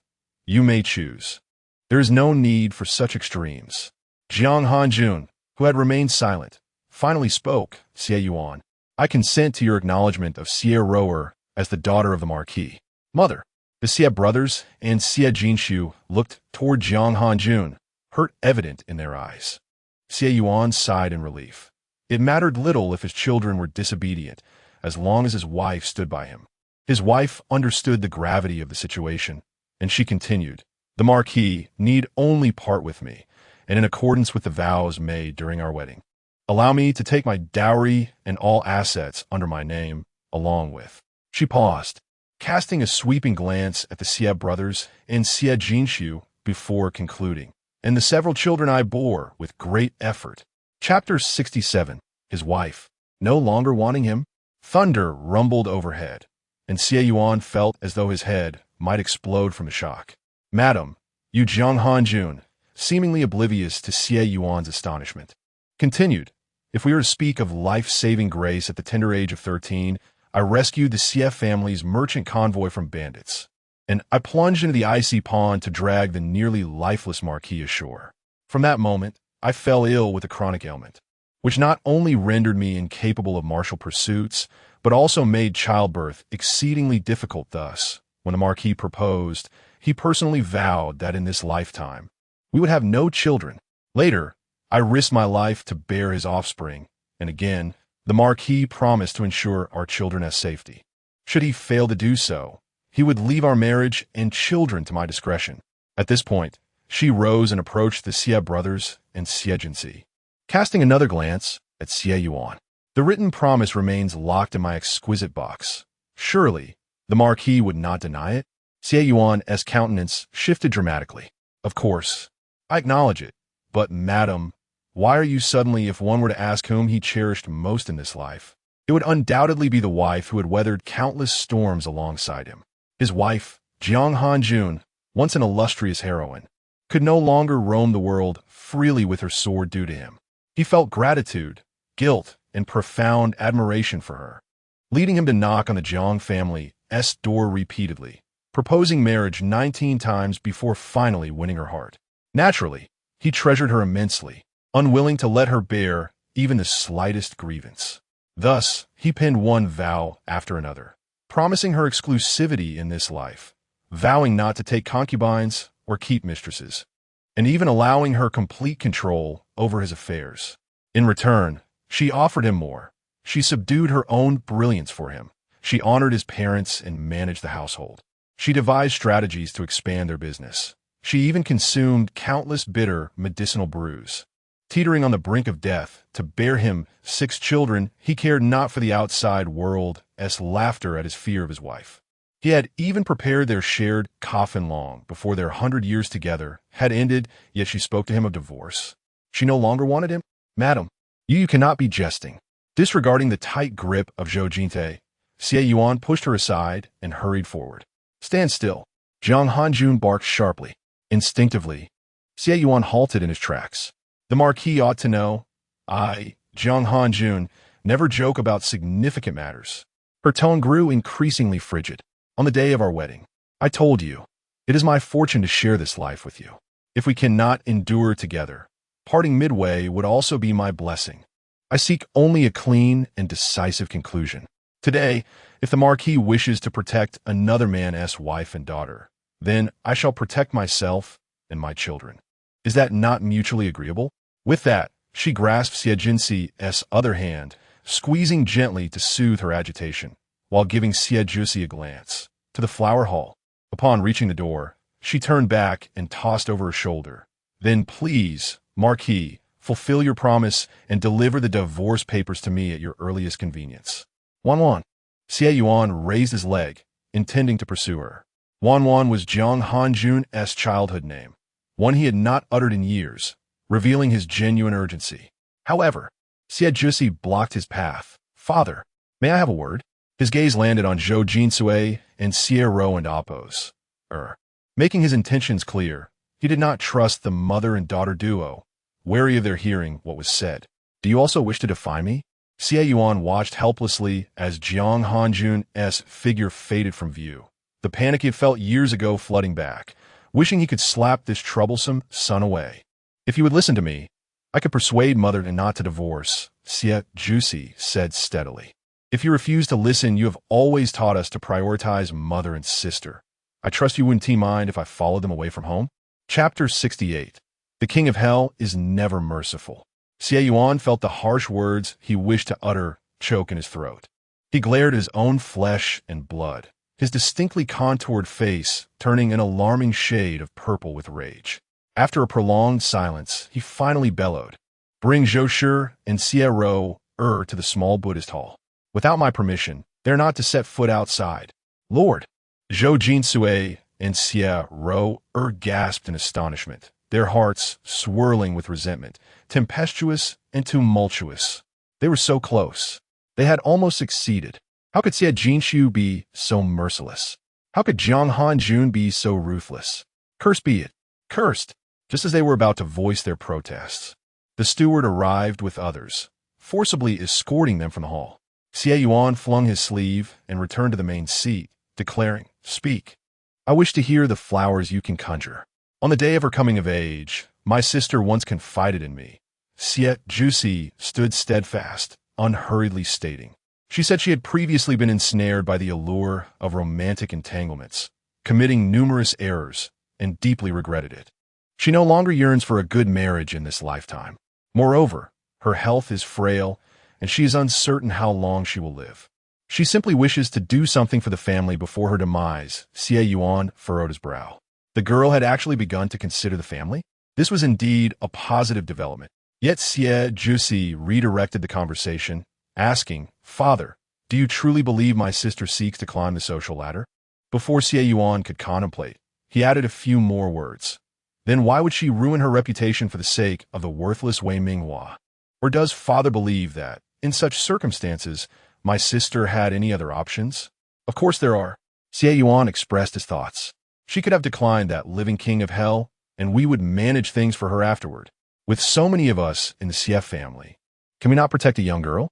After a moment in oppose, as thought, he added, "If it comes to it, we could marry her off to a loyal family, thus avoiding a direct encounter with that living king of hell. Xie is his own daughter. He would sacrifice the entire Xie family to ensure her safety." He chastised her precisely because she was so naive. How could she carelessly promise herself to someone, and even be unable to tolerate a good sister? And as for Wanwan, he had indulged that girl too much, allowing her to indulge in folly alongside Xie. How to navigate this? Xie Jusi pressed. Who should she marry? She has already severed ties with the Wei family and rejected the marriage to the king of 9 provinces. Who else would dare to wed her? Xie Yuan faltered. Having not pondered this matter deeply, he merely felt that the Xie family possessed sufficient wealth to ensure they could still find a suitor for their daughter. Xie Jusi continued. Father knows in his heart that by rejecting the king of 9 provinces, we have also rejected all ordinary noble families. For even if they were willing to overlook reputation for the sake of the Xie family's wealth, they still fear for their lives. Thus, we are left with no choice but to select from the royal family. Yet the chancellor has stated that our Xie family is of lowly status. Our legitimate daughter can at most become a consort to a prince. A wife is the master, while a concubine is a servant. If our legitimate daughter becomes a servant in the prince's residence, who then would the Xie family become a servant to? Or rather, who's dog? Xie Yuan abruptly lifted his head, his gaze sharp as he looked at Xie Jusi. She had articulated the answer with clarity. The emperor, perhaps? What then has our Xie family been struggling for all these years? Xie Yuan rose abruptly, hastily stepping outside to glance around before returning. Lowering his voice, "You, who are usually so composed, should know that some things ought not to be spoken aloud." Xie Jusi retorted, "If father is bent on taking the perilous path, does it truly matter whether or not I speak? How does rejecting the king of 9 provinces equate to a dead end?" Xie Yuan grew furious once more. "Do you know that living king of hell? You have said it yourself. He is a living king of hell." Xie Jusi interrupted, countering. "Do you truly believe that by rejecting the living king of hell, our Xie family still has time to maneuver? Let's not forget, the living king of hell is the emperor's brother, yet apart from the emperor, he has no other brothers by dawn and oppose. Light." Xie Yuan felt as though he had been struck awake, suddenly comprehending Xie Jusi's implication. Emperor of the 9 provinces is exceptionally cruel, swift in his actions. In a single night, he slaughtered 7 princes and several princesses, then annihilated their maternal clans and ministers. He had always been a bloodthirsty and ruthless demon. He would never grant his enemies an opportunity to escape or retaliate. To follow him is to prosper. To oppose him is to perish. Did you see the blood your sister shed? She is truly unafraid of death. Knowing full well it is a den of tigers and wolves, she agreed to go only because she has finally matured, willing to sacrifice herself for our survival. Father, my sister was merely using her blood to remind you that if she does not agree to the king of 9 provinces today, perhaps blood will stain our doorstep, and our souls will descend into hell. Chapter 69. A crushing blow from Mother Xie. Xie Yuan hesitated once more. His ears were sensitive. He could hardly bear to witness the pitiful sight of Xie Ruer and her daughter weeping, especially considering the gravity of Xie Jusi's words. Could it be that he truly erred? Was his headstrong and willful daughter capable of such profound awareness and transformation? In truth, she and Oppos had always been astute. Her choice to pursue Wei Minghua was partly due to his sweet-talking and partly because she anticipated that the Xie family, being prominent, would not wish for her to marry two far above her station. Xie Jusi bitterly lamented. Yet, she could not have dreamed that such a monumental upheaval would occur, one that rendered us, those who profess to protect her, utterly powerless. The deceptions and humiliations she endured, we could not erase. the marriage she despised, we could not help her reject. She was left with no choice but to tread that irrevocable path. At this juncture, Xie Jusi could no longer contain her emotions. She grasped Xie Yuan's sleeve tightly, her voice choked with tears. "Father, my sister has shown such bravery. Why do you chastise her? Have you not perceived the depth of her fear? To what extent must she be terrified to consider that even death might be a form of relief? Even if you do not believe what your son has said, she remains your own flesh and blood. Do you not feel her suffering? Are you not incensed by the coercion she faces? Does her pain not wound your heart? Why do you choose to trust the words of outsiders rather than your own daughter?" Her words struck Xie Yuan like a sharp blade, nearly causing him to falter. How could he not cherish his daughter? From the moment she was born, when he first held her in his arms, so small and delicate, his heart had melted completely, and he vowed to provide her with the finest of everything in this world. But when did he begin to feel that this daughter was inferior to Xie Ru'er? If the issue lay not with she and Oppos, then was it his failing? Or perhaps the fault of Xie Ru'er? Meanwhile, in the flower hall, the family physician, sensing the tense atmosphere, promptly applied white jade bone ointment to Xie Jinsi and Oppos' wounds after tending to her. He hurriedly wrapped her injured hand in layers of white cloth before retreating swiftly. "You two brothers should go as well." Jiang Hanjun instructed Xie Qiutong and Xie Fusu. "The fifth should inform the eldest about the situation here to ease his mind. The fourth will continue investigating Wei Minghua and Zhou Jinsui's matters. Before dinner, I expect to obtain solid evidence." "Yes, mother." Both Xie Qiutong and Xie Fusu wished to stay longer with their sister, but, under their mother and Oppos' orders, they reluctantly set off to fulfill their tasks. She and Oppos, rest well and do not dwell too much on these matters. Fifth brother promises that you will always be his only sister, and he will care for you alone. Xie Fusu added earnestly, "Above all, do not act rashly. Fourth brother will be heartbroken, all right? As for the affairs with the king of Juzhou, fourth brother will find a way. I was impulsive before, causing worry for mother and my elder brother," Xie Jinsi admitted meekly. Only then did Xie Qiutong and Xie Fusu depart, though their hearts remained heavy with concern. Their sister seemed to be troubled by a deep-seated ailment, one that was difficult to heal. Jiang Hanjun subsequently dismissed the attending maidservants, her voice turning icy. "Speak. What exactly do you intend to do? Do not attempt to deceive me with the same tactics you use on your father. Otherwise, I shall acquiesce to your wishes and truly seek a divorce from him." Her gaze fell upon Xie Jinsi's pale, yet stunning visage, and she sighed. "Sure. Have you already met the king of Juzhou? Has he beheld your true form? Was he in your chamber that day?"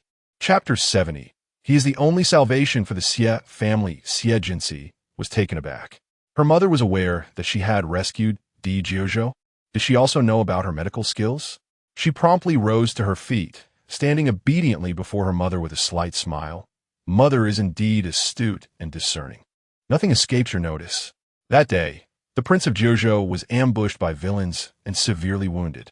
While being pursued, he inadvertently stumbled into my room, and it was indeed I who saved him. It was also on that day that I discovered the clandestine affair between Wei Minghua and Xie Rou and Oppos. However, the matter between Wei Minghua and Zhou Shi was not orchestrated by me. Initially, I merely intended to use the opulent garments Wei Minghua planned to use against me to retaliate against him and Xie Rou. It was the Prince of Juzhou who lent me a hand. Nevertheless, both Wei Minghua and Zhou Shi ingested the aphrodisiacs they had prepared themselves. The portion Zhou Shi prepared was originally intended to ensnare father. She recounted the events meticulously. Although her father possessed keen business acumen, his indecisiveness and susceptibility to persuasion had led her mother to oversee all significant affairs within the Xie family for years. After her rebirth, she had contemplated confiding in her mother to seek guidance. However, she hesitated, fearing that her mother, who shared a deep bond with her father, might divulge the information to him. If her father were to learn of it, he might inadvertently leak it to Xie Rou and Oppos, and her mother, and even show them favoritism.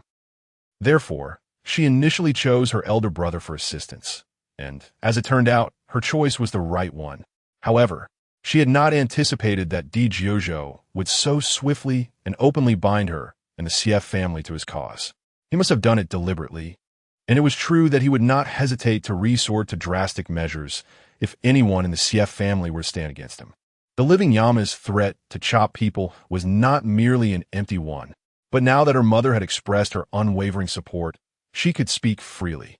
"Mother, it was not my intention to conceal this matter from you indefinitely, but so many things happened so suddenly, and I was at a loss as to what to do." Xiejinsi lowered her head, feigning remorse. Jiang Hanjun paused for a moment before asking, "How much does your elder brother know?" "Elder brother knows of the affair between Wei Minghua and Xie Roer, that Xie Roer is carrying Wei Minghua's child, that Wei Minghua is the exiled eldest grandson of the emperor, and that the Prince of Jiuzhou arrived at my courtyard on the day of my coming-of-age ceremony. But he is unaware that the Prince of Jiuzhou was also in my room that day." "What about the Prince of Jiuzhou?" Jiang Hanjun inquired further. "How much does he know about you, about our CF family? Does he know that you are a disciple of the immortal physician?" Xiejinsi's heart skipped a beat. Mother is indeed aware of Master and Amp, Oppos, S affairs. Yes, if he were not aware that I am a disciple of the immortal physician, he would not have taken an interest in me, nor would he have assisted me. And I did not reveal Wei Minghua's true identity to him, as I feared that if he knew, my CF family would be unable to rely on his power to protect ourselves. At this point, Xiejinsi knelt properly before Jiang Hanjun. "Mother, I know that everyone believes that my agreement to marry the Prince of Jiuzhou is akin to seeking refuge with a tiger, but he is the only path to survival for the CF family, and for me as well. Please trust me, won't you?" Jiang Hanjun remained silent for a long while before saying, "Get up. You have grown up and have your own secrets and ideas, so go ahead and do it. Your brothers and I only wish you well. The Prince of Jiuzhou, no matter how formidable he may be in Mother and Oppos, has size. He is still just a child like you. If we treat him with sincerity and care, he may not necessarily be unkind to us. Rest assured, Mother will manage this situation well and find ways to help you secure your position as the Princess of Jiuzhou. However, even if your swordsmanship is excellent, do not injure yourself with it again in the future. And do not leave the house during this period. Stay in your room and embroider your wedding gown." Xiejinsi breathed a sigh of relief, but then thought of something. "What about Father and Oppos?" sighed. "Jiang Hanjun, I will guide him." 3 days later, in the evening, at the second prince's manor, Wei Minghua, finally released from his punishment, was carried away from the CF family's gate by servants. Under the cover of darkness, he arrived before Di Qingquan. This humble commoner greets the second prince. He endured the pain and prostrated himself at Di Qingquan's feet. This humble commoner knows that the second prince wishes to deal with the Prince of Jiuzhou, and this humble commoner can assist the second prince. His eyes were filled with venomous hatred. Use that slut Xiejinsi to deal with the Prince of Jiuzhou. Chapter 71. The conspiracy of Wei Minghua and Emperor Concubine assist this prince?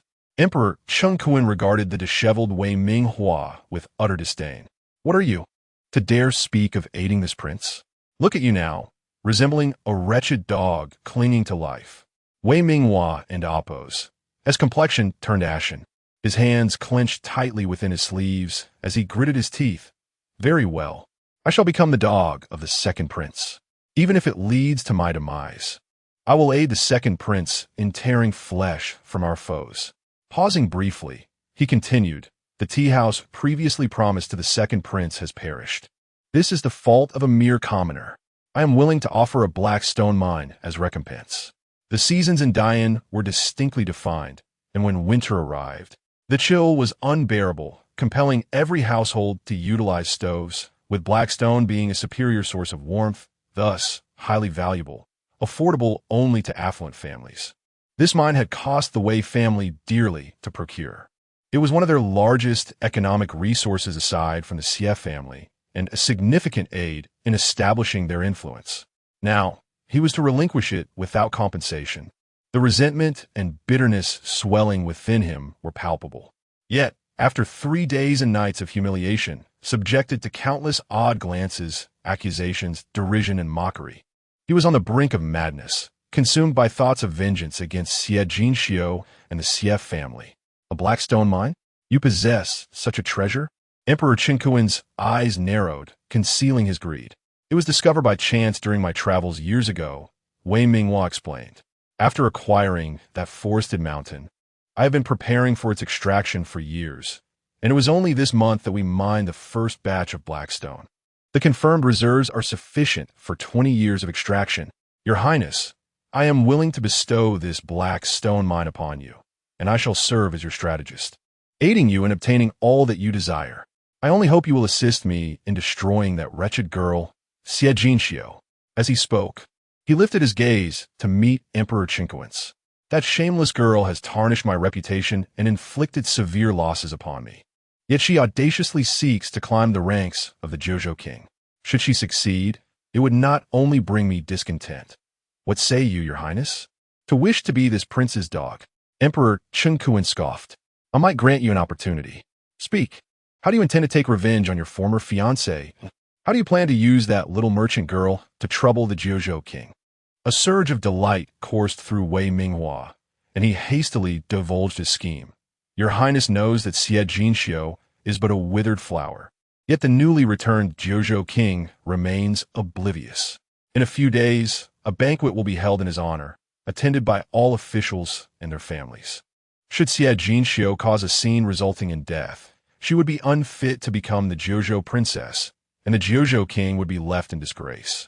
This would provide an opportunity for Your Highness and the Empress to suppress them further. Emperor Chinkuin's eyes glimmered with interest. You imply that the death is to be caused by that little merchant girl? Of course not. Wei Minghua and Appo's eyes sparkled with cunning. I possess a secret potion that can induce a unique pulse in women. Meanwhile, Xie Jinxiu suddenly awoke. She realized, to her surprise, that she had fallen asleep at her desk. On the surface lay a half-stitched embroidery piece intended for her wedding gown. She set down the needle and thread, calling out toward the door, "Come in." The maid, Chun Chao, entered cautiously. I greet the Mississippi. What commands do you have?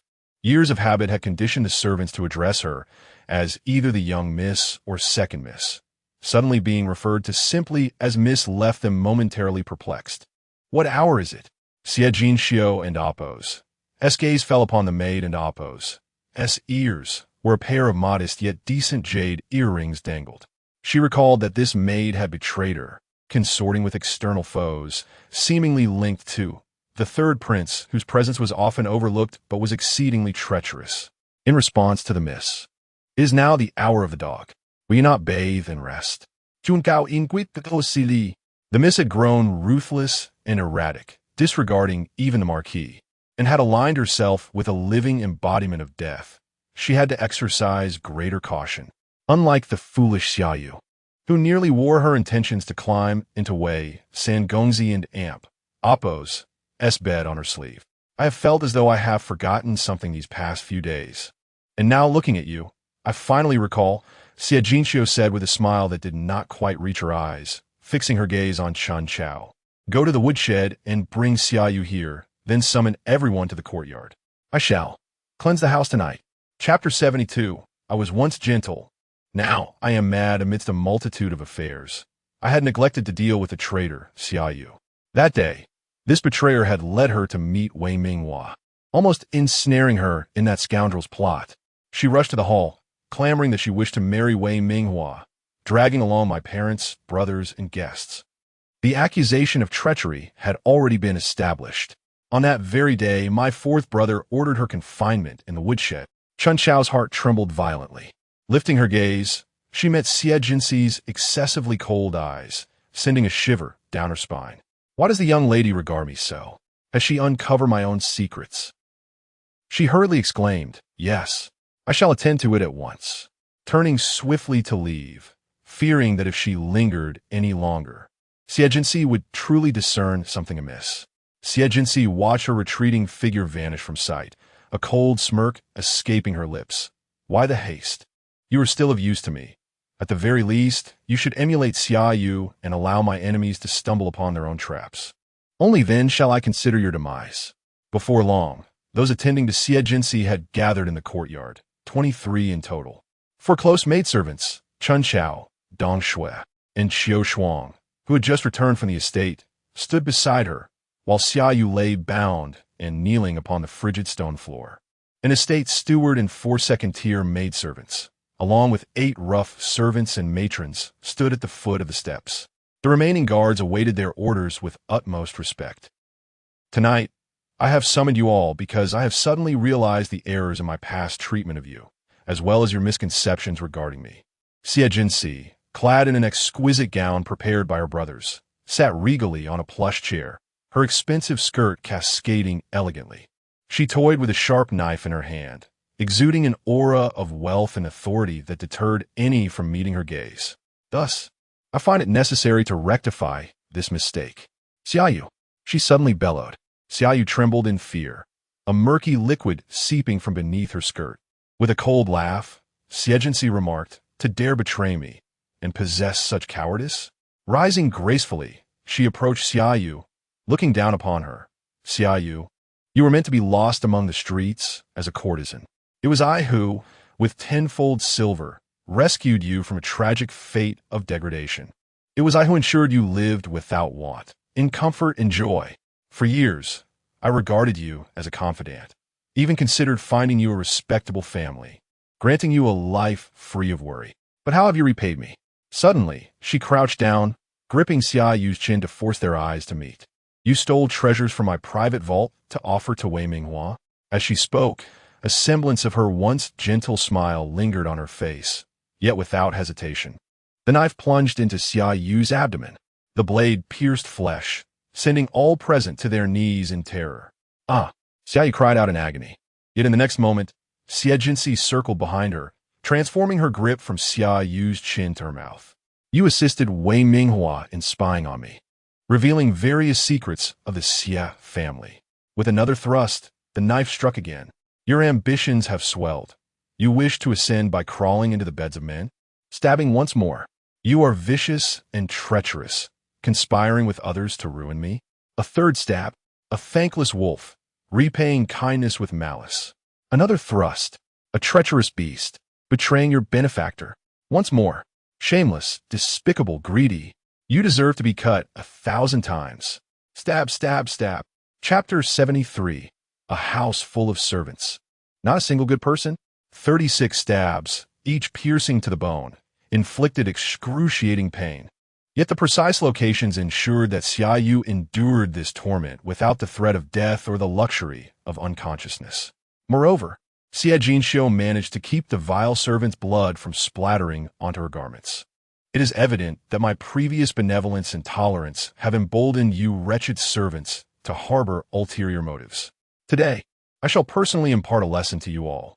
Open your eyes wide and witness the fate that befalls those who betray me and forget their own station. With a clang, the knife was cast onto the bluestone floor, sending the servants into a panic, their faces drained of color. Then, an unprecedented chorus arose. "We, the servants, do not dare. We deserve death. I confess, I previously misappropriated the young lady's provisions to sell for silver to repay my cousin's gambling debts. I shall never dare again. Please spare my life." Young lady the cook in the small kitchen turned pale, repeatedly bowing her head in supplication. "I have stolen a vase from the young lady's chamber and taken a pair of hairpins," a trembling maid who was sweeping confessed. "I hid the items, and I will return them to the young lady at once," seeing that Xie Jinxi had not immediately punished them. Others hastened to confess their misdeeds. Confession might lead to mercy, while silence would surely result in a horrific end, given the fate Xiaoyu had suffered. One servant admitted to taking bribes while purchasing supplies. Another confessed to pilfering a hairpin and a pearl necklace from the young lady's box. The hairpin remained intact, but the necklace had been dismantled and sold piece by piece. Another revealed that they had uprooted the flowers and plants in the courtyard, and recalled that 3 years prior, the young lady's beloved koi fish had been worth 50 silver each, not 500. I sold information about the young lady's whereabouts, primarily to young Master Wei, as well as several times to young Master Ming, young Master Zhao, and old Master Zhuang. The servants openly recounted their years of greed and theft, taking advantage of Xie Jinxi's perceived naivety and lack of authority. Some, however, still harbored deceit, choosing to reveal only half the truth. Once all confessions were made, A colder smile spread across Xie Jinxiu's face. Was there not a single person among this multitude who had not betrayed her? Excellent. With a sharp clap of her hands, she summoned 10 shadowy figures who descended silently into the courtyard. Clad in uniform attire, they bore faces so ordinary that they blended seamlessly into the background. These were the hidden guards of the Xie family, trained personally by her mother. Previously, due to her aversion to their presence, they had been withdrawn from the estate, remaining hidden outside to protect her. Following the disgraceful events at the ancestral hall, her mother had reinstated them, and these 10 were among the top 10 experts. Xie Jinxiu scanned the kneeling servants on the ground, her voice cold and resolute. I have just granted you your final opportunity. Yet some still dare to toy with my intelligence. I shall have to find you a more suitable destination. Returning to her seat, she delicately wiped the blood from her fingertips with a clean handkerchief. Now act. The men shall sell black ore, and the women shall work in the black dens. Retrieve my losses. Remember, inform the buyers that if anyone escapes or lives comfortably, I possess myriad methods to ensure their complete disappearance. Understood, young lady. The hidden guards accepted her orders and swiftly extracted those still lying and concealing the truth from the crowd. This time, there was no mercy granted for pleas. They were silenced and dragged away.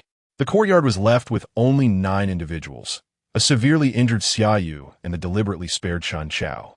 They pressed themselves against the ground, simultaneously expressing relief for their confessions while bowing repeatedly in an attempt to mitigate their punishment. What is that black mine? It is a treacherous pit, devoid of safety, where the risk of being buried alive looms, with relentless labor day and night, consuming spoiled food and enduring brutal beatings in the black dens. The most wretched establishments, where women sold into servitude were shackled with iron chains, forced to entertain clients without respite until they were ultimately tortured to death. When a young lady is ruthless, she leaves no room for survival nor a dignified death. Ah, now you all regret it? Afraid of death? Yearning for my continued mercy? Xie Jinxiu's gaze swept over the sweat-soaked Shan Chao and landed on Xiao Shuang. Her expression growing increasingly complex. Chapter 74. She tried to save her, but met a worse fate among the servants. There was only this girl who could soften her heart.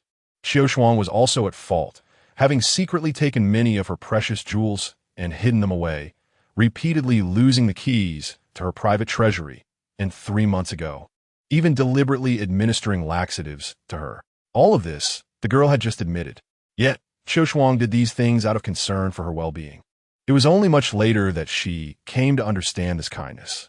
At that time, she was on the brink of death from torment at the hands of Xie Roer, faintly hearing sounds of struggle from outside, only for it to cease abruptly, followed by Xie Ro and Oppos, or throwing a bloody, severed tongue at her feet. Sister, I never expected you to have such a loyal maid in your courtyard, named Xiao Shuang. Do you remember her? She even hid a large sum of money to hire assassins to save you. Unfortunately, she was too foolish to realize that the Black Killing Hall was established by my mother. We sent her the weakest assassin, and she obediently delivered the money. Once she and the assassin were outside of this prison, we had the assassin turn on her, plunging a knife into her. Ha ha! You should have seen her expression just now. Such a loyal girl is truly rare. I was deeply moved. Seeing her so lonely, I arranged for her. No, a group of male companions. Ciero and Oppos. Or what have you done to her? Let her go. She is innocent. She struggled, glaring at Ciero and Oppos, or with rage. Regarding Xiao Shuang, she didn't hold much sentiment. After all, this girl was quiet and had an incredibly low presence. Yet in times of distress, suddenly realizing that someone cared for her could truly bring forth tears. But that feeling shattered in an instant. Look at your mouth. You speak as unappealingly as your maid. I was merely trying to help her, yet it feels as if I've committed some heinous act. Sister, you know that Rower has always been gentle and kind. She wooed into Amp, Oppos, even harm an ant. However, since you were so ungrateful, never mind, Row and Amp, Oppos, I will go out and check. If that girl is still alive and well, I will bring her to accompany you. Ha ha ha. The next day, a bloodied and mutilated corpse, stripped of all dignity, its eyes wide open in death, was thrown before her. Reflecting on this, the cold despair and hatred once again destabilized Xie Jinshu's emotions. Her eyes filled with animosity. If you wish to stay, you may. Pick up the knife from the ground and stab the traitor. If you stab hard enough, I shall spare you this time. Qiu Shuang, you go first. Qiu Shuang was timid. Upon hearing this, she abruptly looked up at Xie Jinshu, confusion and surprise in her eyes. Then she turned around, picked up the bloodied knife, and fiercely slashed at Xia Yu's face. Feeling it insufficient, she stabbed into Xia Yu's leg before relinquishing the knife and kneeling back down. Very good. Xie Jinshu observed her trembling hand, stained with blood, and encouraged her. The information on how to contact the Black Killing Hall was given to Qiu Shuang by Xia Yu in exchange for money, allowing this girl to take revenge herself. You can stay. Upon hearing this, the others rushed to stab Xia Yu. In a state of panic, Xia Yu began to struggle. Despite the immense pain and the copious amounts of blood, she was losing, rendering her almost powerless. She could not comprehend why. Despite everyone in the courtyard having committed acts of betrayal, Xie Jinshu chose to kill her alone. Even if sent to the dark prison, she could still survive a little longer, perhaps waiting for young Master Ming Hua to rescue her. Why did Xie Jinshu insist on her death? Was it to set an example? Or perhaps Xie Jinshu had already uncovered her relationship with young Master Ming Hua. It must be, thus, to preserve her life. She had no choice but to completely sever ties with Xie Jinshu. With this thought, she raised her head, glaring hatefully at Xie Jinshu. No, you cannot kill me. I am the woman of the young master. Yes, I am Wei Minghua's woman. If you kill me, the young master will definitely not let you go. Xie Jinshu laughed again. Listen to you. Is this not an admission? After days in the woodshed, refusing to admit to harming me, you finally spoke out of fear of death? So, your audacity stemmed from having found a new master. But her tone shifted, filled with derision. Have you forgotten? You're also a contracted slave of the Xie family.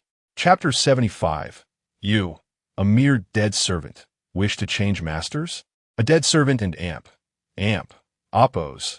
S life is wholly the property of their master. Their fate, whether met with violence or sale, lies entirely in their master and Oppos. S hands. If a master grants marriage, the offspring remain the master and Oppos. S dead servants, who grant you the right to seek another master. Summer Rain, her pain now numbed, suddenly widened her eyes in horror, as the fear within her surged to its peak. Yes, she had forgotten that she was the most despicable servant of the Xie family. Forgotten that unless the Xie family permitted it, even if she reached for high branches, she could never ascend. Her master, Xie Jinshu, held dominion over her fate. Yet due to the past gentleness of this master, she had soared to the heavens. Now, the servant was mistaken. She had once again placed herself in the most abject position, just as she had when the old matchmaker led her before Xie Jinshu, Mississippi. Spare. Before she could finish her plea, Chun Chao pierced her heart with a knife. Chun Chao, in a state of panic, desperately sought to convey her loyalty through such a brutal act. Just before consciousness faded entirely, she heard Xie Jinshu declare, "Even if Wei Minghua were here, I, Xie Jinshu, could dispose of my servant as one would slaughter pigs or dogs. Moreover, what is he? A wretched scoundrel, brimming with deceit and lowly character. How can anyone consider him a support? How foolish!" Thus, Summer Rain finally felt regret, but alas, it was far too late. "Sierra, what is this? With so many servants disposed of in such extreme manners, the Xie family, S brothers naturally received news. They were not opposed to their sister and Oppos' actions. Rather, they were concerned that their usually gentle and kind sister might feel anxious and fearful after resorting to such cruelty. However, upon entering their sister and Oppos' courtyard, they were met with a scene of such bloody brutality. Hearing that their father had yet to cast Zhou Jinsue away to the Wei family, they felt a sense of satisfaction, merely seeking to vent their frustrations on a filthy creature meant to serve Wei Minghua. Xie Jinshu observed Summer Rain for a while, noting her lack of movement, and presumed she had breathed her last. She then leaned lazily against the soft chair behind her, speaking nonchalantly. Yet, She raised her injured hand. The white cloth on the back of her hand was now stained with a layer of crimson blood. She gasped, frowning. The wound has reopened again. How vexing. In recent days, several brothers had summoned no fewer than 10 physicians to tend to her injury, ostensibly concerned about scarring on her hand. But in truth, they feared she had succumbed to a melancholic state, worrying she might take her own life or become deranged. This, however, conveniently allowed her to adopt a different persona after such great upheaval. It was only natural for the gentle and kind daughter of the CF family to transform into a cold-hearted and ruthless madwoman, was it not? Nevertheless, before her brothers, she must continue to feign weakness. She intended to placate her brothers, ensuring they followed her lead, and once they had successfully established their own families, she would then heed her sisters-in-law's advice. Thinking of her sisters-in-law, she inquired of Xie Fusu and Xie Qiutong. Where is eldest brother? Xie Fusu and Xie Qiutong had approached Xie Jinxiu's side. Xie Qiutong, having learned some rudimentary bandaging skills from the old physician, began to redress her wound. Xie Fusu replied, since the day before yesterday, matchmakers have been incessantly pestering eldest brother about marriage proposals. He found it exceedingly bothersome and left the residence early this morning, not only to seek peace and quiet, but also, he has stated that once he find a witness, the matter of Wei Minghua poisoning you will be as good as settled. By the way, Mother has received the portraits of several young ladies, and there is one she has taken a liking to, the legitimate daughter of the Shun family, Shun Bingwei. The Shun family is of scholarly lineage, and their daughter is indeed worthy of eldest brother.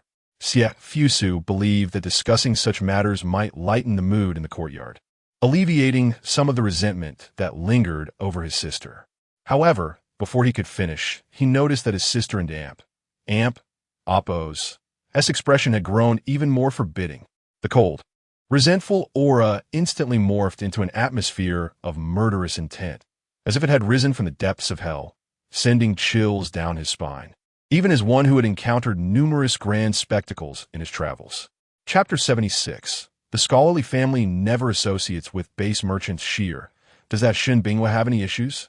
Xie Fusu's voice lowered significantly, his gaze fixed on Xie Jinxiu, fearful of missing even the slightest change in her emotional state. Or do you have some other reason? Xie Jinxiu chuckled softly. Look at how anxious fourth brother is. I have never met Shin Bingwa. How would I know if she has any problems?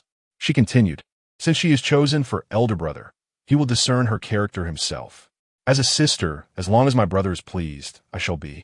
She left her words hanging, allowing Xie Fusu and Xie Qiutong to speculate, thus preserving her own maneuvering room for dealing with that woman in the future. Shin Bingwa.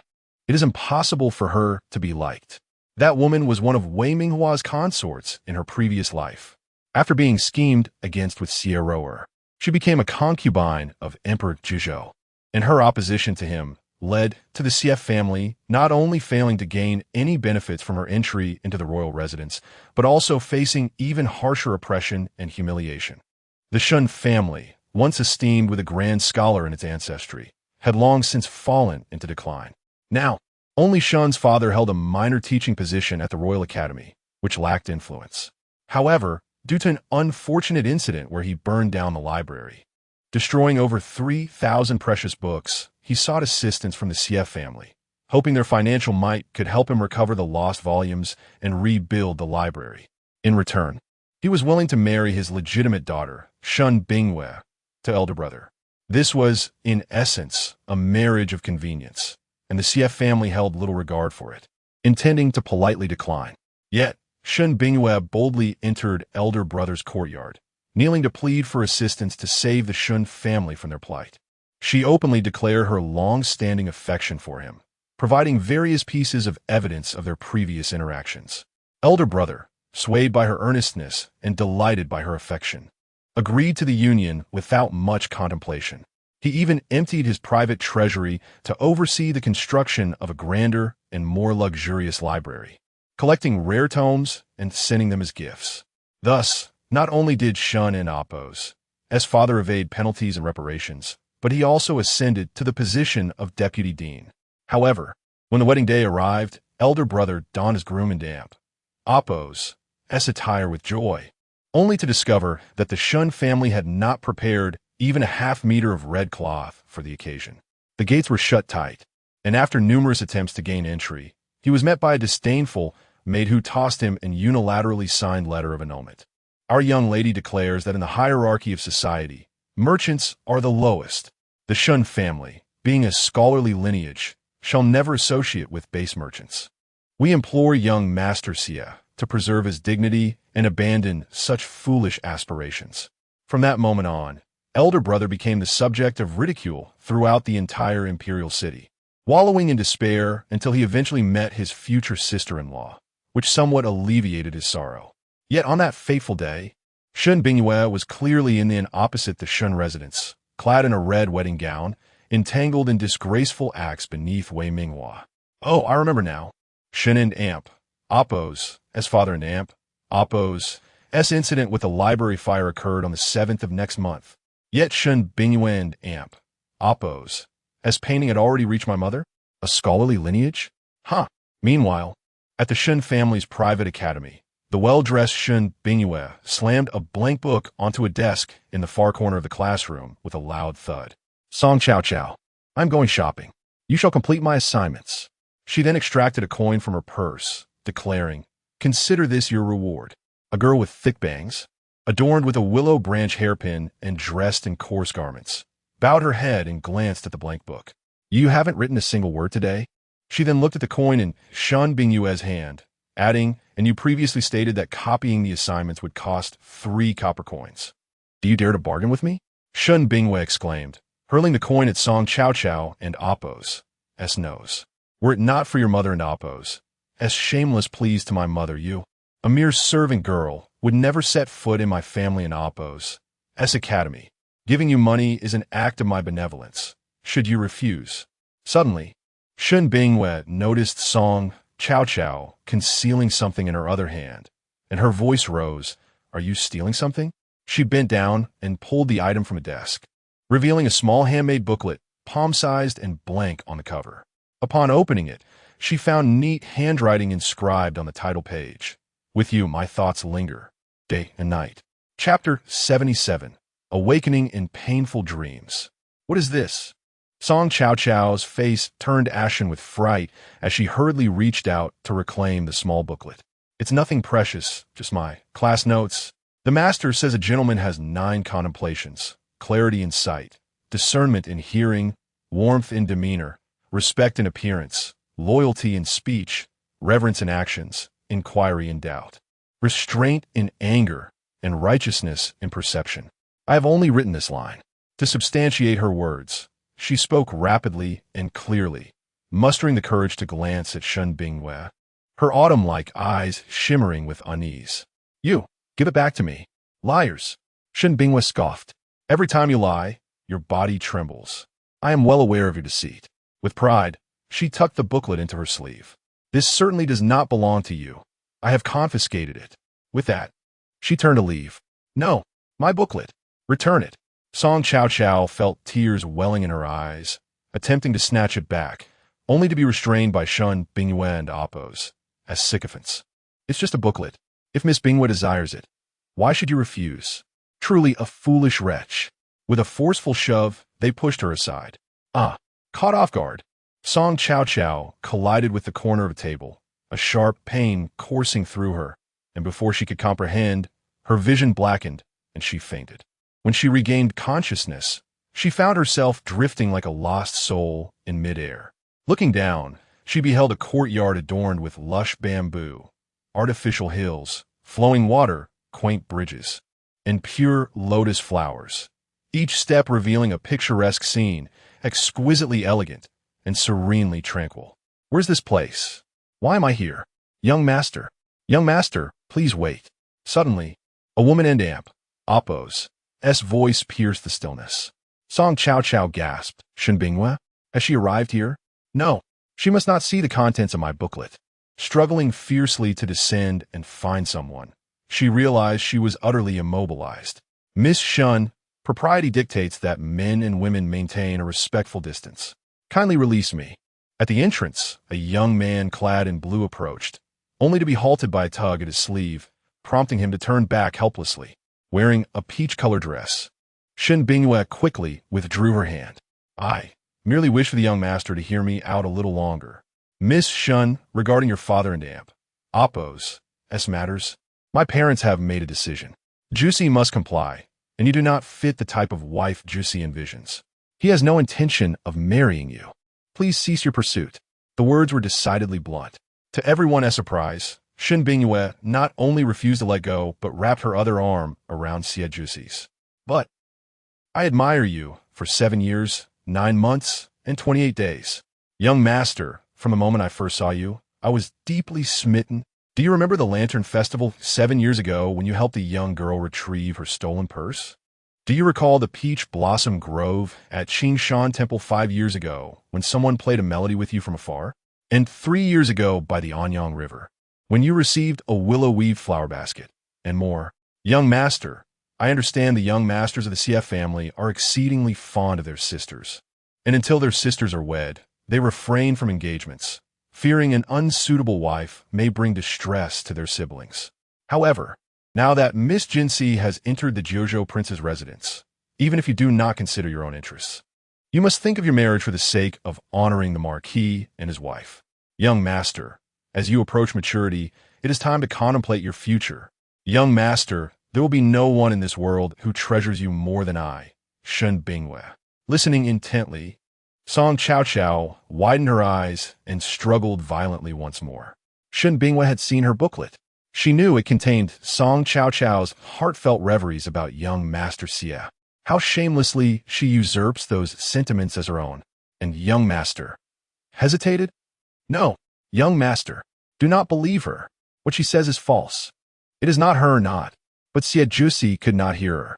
After a moment of astonishment, he regarded Shin Bingyue with a softened gaze. Is it all you? Yes. Shin Bingyue nodded without hesitation. Standing before him, her words of affection might not sway the composed and principled young Master Xie. Yet, if year after year there remains a trace of someone who, though unseen, consistently offers warmth in special moments, it becomes exceedingly difficult not to be moved. Miss Shun, please return. I shall. Consider further. This contemplation led to an engagement.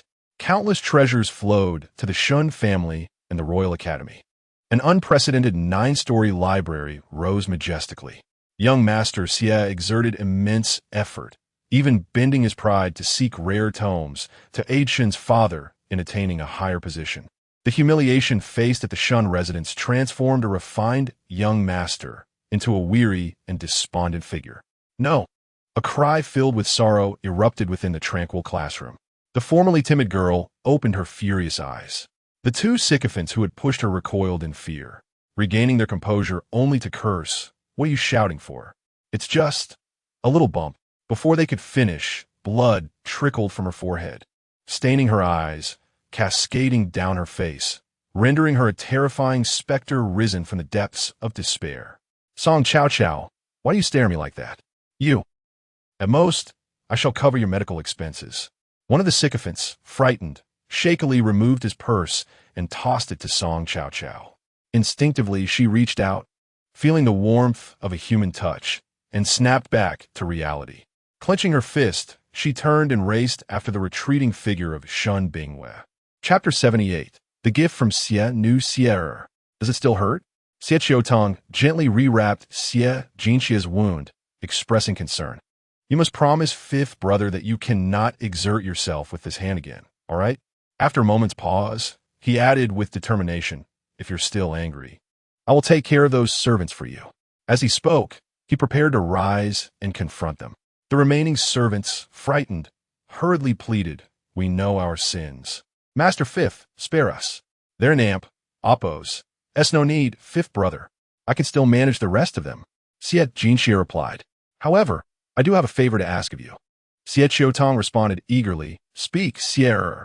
Fifth brother will ensure it is done beautifully. Are my brothers worried I might harm myself? After pondering for several days, I've decided to strive to live a few more years. Does fifth brother not have a medical clinic? Would you be willing to gift it to me? Of course. Xie Qiutong agreed without hesitation. His interest in the clinic had arisen merely from his acquaintance with old Yao. But after realizing his lack of aptitude for medicine, he had employed a few doctors to provide free consultations. However, why does Sierra want the clinic? Is it possible she wishes to learn medicine from those esteemed doctors? Yes, I do have such an intention, Xie Jinxia nodded. I would like to occasionally venture out, but with so many matters at hand, I'm unsure where to go. It might be beneficial to learn something new. Perhaps it will aid in my condition. In truth, she planned to invite the successor of the medical sage to the Xie family clinic, hoping to attract more power and influence, thereby making the emperor more wary of the Xie family and providing an additional layer of protection for herself and her family. Furthermore, with this title, soldiers in need of surgical treatment could seek help without reservation. Additionally, she genuinely needed to acquire more medical knowledge, relying solely on her master in Oppos, as teachings in surgery was insufficient, especially since she remained unaware of the lethal poison coursing through her veins for years. Yet, there was no need to disclose this to her brother for now. It sufficed that her mother understood the situation. But this poison revealing it at the forthcoming royal banquet might prove to be an excellent choice. I in Oppos am feeling a bit fatigued. Xiao Shuang, please change into suitable clothing to attend to my rest. Chunqiao, have someone clean up the blood in the courtyard. Having issued these commands coldly, Xie Jinxia turned to Xie Fusu with a smile, saying, I would also like to trouble fourth brother to sever Xia Yu's head and place it in a box to send to Wei Minghua. Having completely severed ties with Wei Minghua, sending him the head of a traitor seemed entirely reasonable, did it not? Xie Fusu and Oppos. S' heart sank suddenly. His sister and Oppos. S' afflictions were indeed profound. She had once been so gentle and soft, yet now she spoke of severing heads with such ease. But if it must be done, then so be it. A girl must possess a bit of sharpness, else she may be easily bullied. Fourth brother will handle it immediately. And I? Xie Qiutong gestured to himself, wishing to inquire what his next course of action would be. However, upon seeing the puzzled expressions of both Xie Fusu and Xie Jinxia, he realized he had not been considered for any arrangements. With a wave of his hand, he said, Very well, I shall head to the clinic to ensure everything is in order, so that when my sister arrives, she may be more comfortable. Turning, he cast a cold glance at the servants and dark guards, declaring, Consider yourselves fortunate. You will be spared by the young lady this time. From now on, ensure you attend to your duties diligently. Should you err again, I shall personally see to it that you are met with a most gruesome fate, and your remains shall be fed to wild dogs. Having said this, he turned back with a beaming smile. Sierra, rest well. Fifth brother will return with fragrant lotus ice heart cake from Xiangmenlo. Xie Fusu added, Sierra, please go inside. The courtyard is filthy, and you should not sully your eyes further. The chilling atmosphere for moments before began to dissipate, warmed by her brothers and Oppos, care and affection. Xie Jinxia offered a faint smile. All right, I shall listen to my brothers. A quarter of an hour later, Xie Jinxia reclined languidly on the beauty couch, while Qiu Shuang, dressed in the attire of a maid, knelt solemnly before her. The other servants were busy cleaning the blood that had spilled across the courtyard. Do you know why I summoned you to attend me alone? Xie Jinxia inquired, fixing her gaze upon Qiu Shuang and Oppos, as brows and eyes.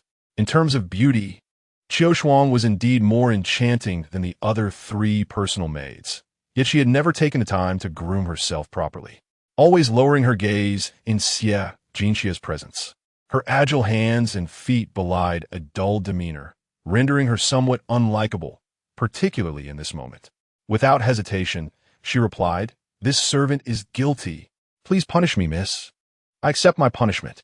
In a single breath, she acknowledged 3 transgressions, her tone devoid of any emotional fluctuation, as though she would accept any consequence. Then let us discuss your transgressions, Xie Jinxia said patiently. Tell me your true thoughts regarding these offenses. Fearing Qiu Shuang might not comprehend, she added, Why did you hide my gold and silver jewelry? Why did you lose the key to my private treasury? Why have you repeatedly interfered with my meetings with Wei Minghua and obstructed my closeness with Xie Ruer over the years? What is the reason behind this? Qiu Shuang replied, This servant is guilty. I am no longer the Xie Jinxia of old. Xie Jinxia suddenly declared, I am no longer infatuated with Wei Minghua, nor do I seek the favor of Xie Ruer. I am now betrothed to the living Yama. I require a confidant who is absolutely loyal and trustworthy. Yet to be my confidant may entail a fate most tragic. Would you be willing to be this confidant? Her emotions surged within. Xiao Shuang, I acknowledge your past rescue. But what are your intentions now? Please do not disappoint me. Chapter 79, she regretted it, then the maid, Xiao Shuang, lowered her head and pondered for a long time before cautiously saying, I am not afraid of death. I am guilty. I have failed to live up to my lady's trust you. Raise your head and look at me. Xie Jinxi suddenly shouted sternly. Startled, Xiao Shuang quickly lifted her gaze. Please punish me, miss. I harbor no complaints. If you fear not even death, then why do you fear to speak the truth to me? Xie Jinxi replied helplessly. Xiao Shuang, I know you may lack eloquence, yet you are exceedingly clever. You must understand that speaking with you in private offers you a chance to return to my side, to remain with me henceforth. If you refuse this opportunity, she cast a glance at the box Xiao Shuang had brought, filled with items of great value, enough to ensure a lifetime of wealth for anyone who possessed them. Then I shall bestow upon you the contents of this box, and I shall return the deed you hold. You may leave the Xie family today. Miss, you do not want me anymore? Xiao Shuang's eyes widened. For her, being released from the Xie family was more painful than heavy punishment. She became incoherent. No, you promised me. I am yours in life and in death. You cannot, I cannot. Taking a deep breath, she gritted her teeth and said, yes. I despise young Master Wei and also dislike Xie Ruer. Young Master Wei has not genuinely treated you well, yet you are so innocent and kind. Thus, I must guard against him.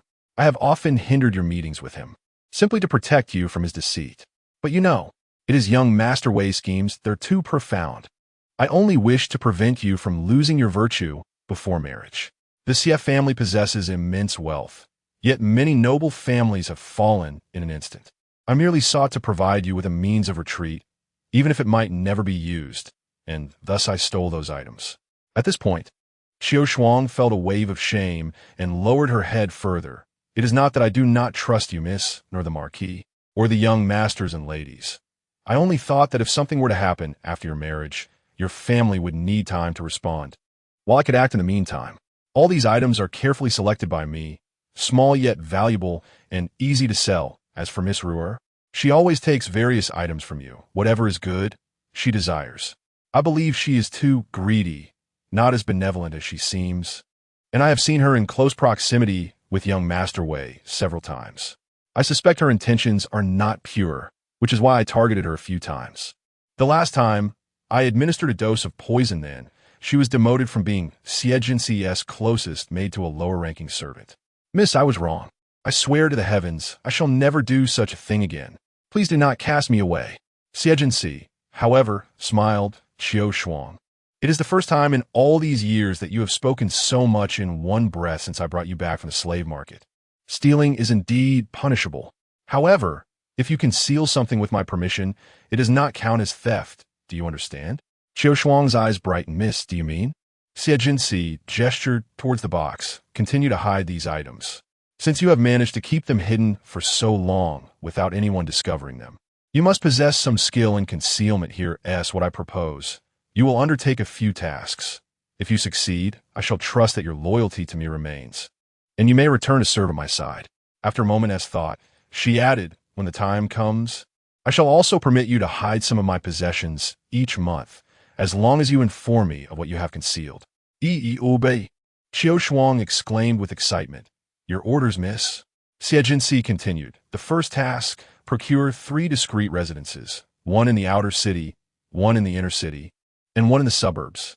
The second task, anonymously select 300 individuals from the slave market, regardless of age or gender.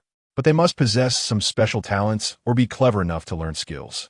A touch of ferocity is acceptable, but they must not be utterly depraved. The third task, devise a way to spread the news that the legendary healer has descendants in the world, soon to appear in the imperial city of Dian. Within 3 days, I want the entire imperial city to know, and within a month, let it reach the 4 corners of the world. As she spoke, Xie Jinxi handed Xiao Shuang a specially crafted hairpin. This pin is hollow. It contains the methods for carrying out these tasks. These tasks were no trivial matter.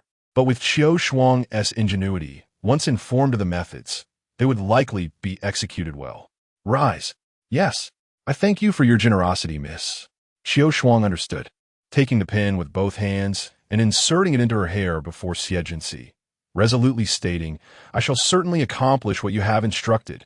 Wei Minghua had just returned home when a servant reported, Third Master, the Xie family has sent a brocade box, claiming it is a gift from Miss Jinxi to you. A delicately crafted brocade box, covered in black fabric, was presented to Wei Minghua. A flicker of surprise crossed his eyes. Xie Jinxi? That wretched girl sent me a gift? Was she plotting now? He had already set a trap for Emperor Qingquan during the palace's welcome banquet, intending to utterly ruin that wretched girl. Yet she now sought to ingratiate herself? What more could she want? That merchant girl must surely regret abandoning the Third Master. The servant disdainfully remarked, indeed. Which woman would willingly marry a living hell? That merchant girl was terrified and, after the fact, must be regretting her decision, now wishing to cling to the Third Master.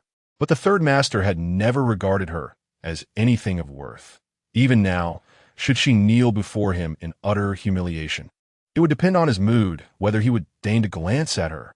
Just for a trivial box of gifts, this servant, having followed Wei Minghua closely for years, had witnessed how he manipulated and deceived Xie Jinxi, and thus held her in low regard. Yet, evidently, his words pleased Wei Minghua, who wore a smirk filled with malice. You speak true. Were it not for that living hell sabotaging my affairs, I would have long since discarded that wretched girl. He now believed his plan had failed due to the machinations of Emperor Jojo. Let us see what she has gifted me. He opened the brocade box, his thoughts darkening. So Xie Jinxi still wishes to cling to me. I told you, with the feelings that wretched girl holds for me, how could she simply let go? I have not slain her entire family, should the treasure she sent be valuable.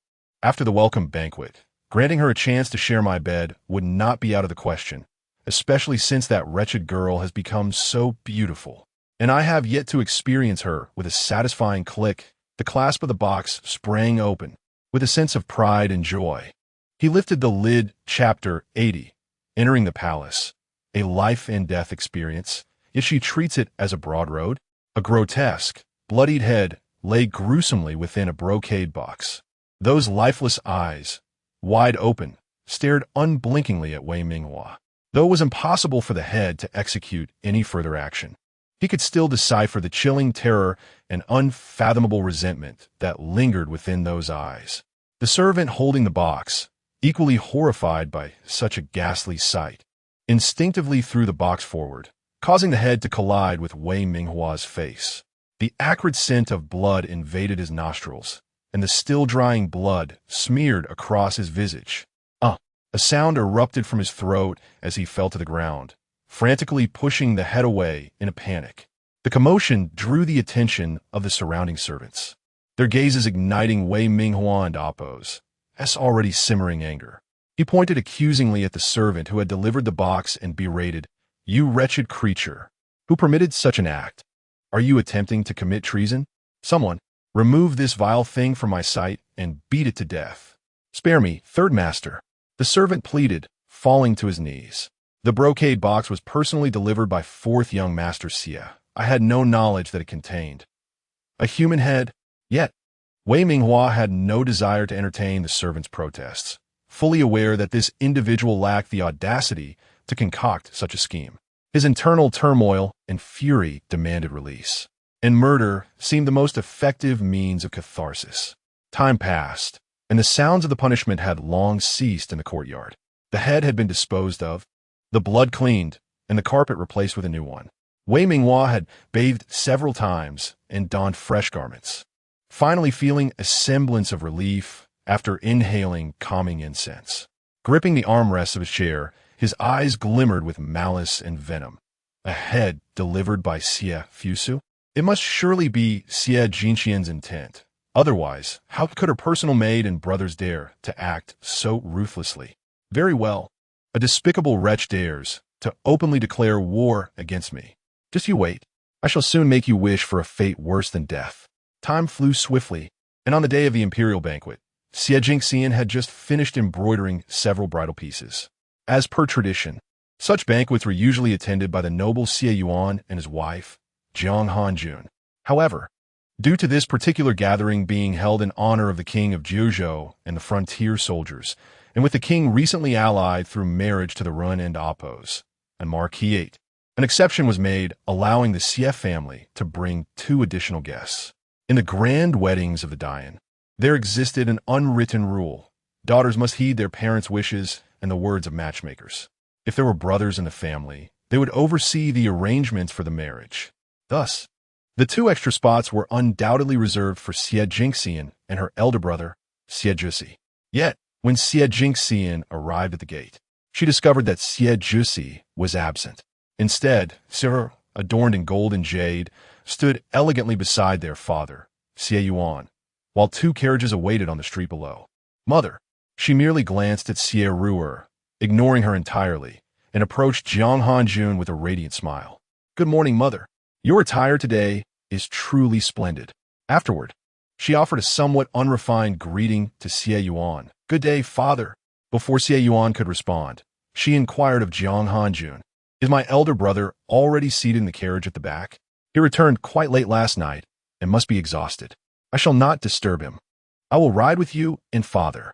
She took Jiang Hanjun and Appo's hand and led her toward the first carriage, adding, It has been ages since I traveled with both of you. Xie Yuan felt a twinge of awkwardness, but quickly called out to Xie Jingxian, Xie, your brother is not going today. Ruer will accompany us. You sisters may share the carriage at the back. Chapter 81. Be more tolerant and avoid acting petulantly. Xie Jinxiao abruptly turned around. What did Father say? The excessively bright, yet chilling gaze made Xie Yuan feel somewhat uneasy, prompting him to hastily clarify, My dear, I understand that you harbor grievances. I also promised your mother that I would refrain from inscribing Roer's name in the family register.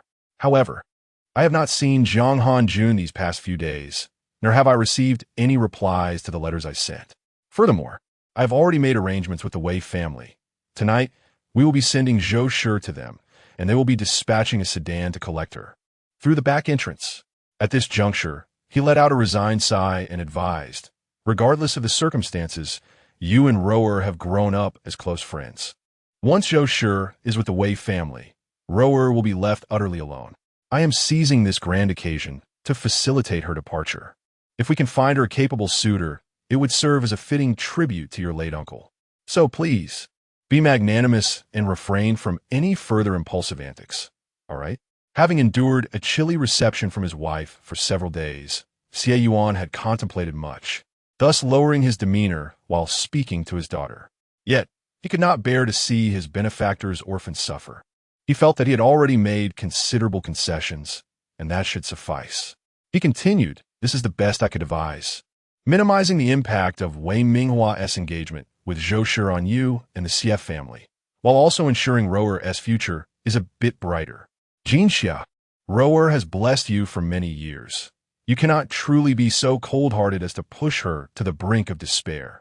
Upon concluding, he feared that Xie Jinxia might utter something spiteful again, and turned his gaze towards Jiang Hanjun. Madam, I know you have begun searching for a girl with a fate similar to Roer's to bolster Jinxia's fortunes, but that will not yield results immediately. Why not allow Roer to remain in the residence until she is married? After that, the Marquis has made his decision. What need is there for us to discuss it? Jiang Henyun interrupted Yun or Apus is words coldly. There is no need to reiterate the notification. Once we receive the decree of separation, we shall no longer be a family with the Marquis. Just as she finished speaking, another carriage approached, adorned with 5-colored clouds. Its front nameplate inscribed with 4 powerful characters, Luo, Xiao Mountain Villa. The middle-aged man driving the carriage, clad in purple and wielding a sword, deftly dismounted and bowed to Jiang Hanjun, senior sister. Master sent me to escort you. The newcomer, Shuizi, the current master of Luo Xiao Mountain Villa and Jiang Hanjun's Jr., was a disciple of Xie Yuan's father-in-law, Jiang Hanjun's biological father. Xie Yuan's expression darkened instantly. Shuizi was his greatest rival in love. Years ago, when he sought to marry Jiang Hanjun, This man obstructed him at every turn, coveting his senior sister for many years.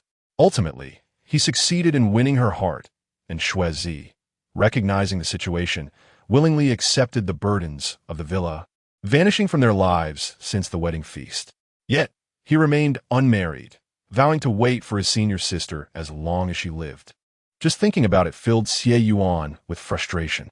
Now, having just had a minor disagreement with Wan Wan, this man seized the opportunity to arrive.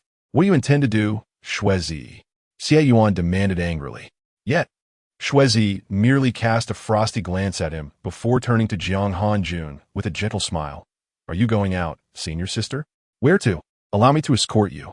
Xie Yuan's anger flared anew. Shuizi, after all these years, you are still so shameless. Don't indulge in daydreams. Wan Wan is my wife, and she would never.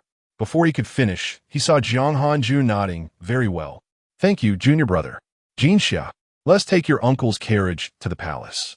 Was she directly forcing Xie Yuan to forsake Zhou Shi and Rower? To afford Zhou Shi and Rower more opportunities? Jiang Hanjun was not so foolish. Originally, she had sent word to her father, asking him to come and corroborate her genuine separation. But unexpectedly, her junior brother had come instead. So be it. With his disposition, it would serve Xie Yuan right to face some tribulation. The harmony in their marriage had perhaps lulled him into believing that even such momentous matters could be resolved merely by appeasing her. Xie Yuan stood frozen, helplessly watching as his wife and daughter boarded Shuizi's carriage, the wheels turning and the hooves clattering away into the distance. A wave of panic surged within him. Thus, was his wife not merely sulking? Did she truly wish to abandon him? My lord, the lady and the elder sister have departed. What shall we do now? Seeing Xie Yuan and Appo's desolate demeanor, Xie Ro and Appo's, felt an ominous premonition rising within her, and quickly spoke. Is that the lady and Appo's? Asked junior brother. Observing their deep bond, she believed that neither her mother nor sister would encounter any trouble. It was she who.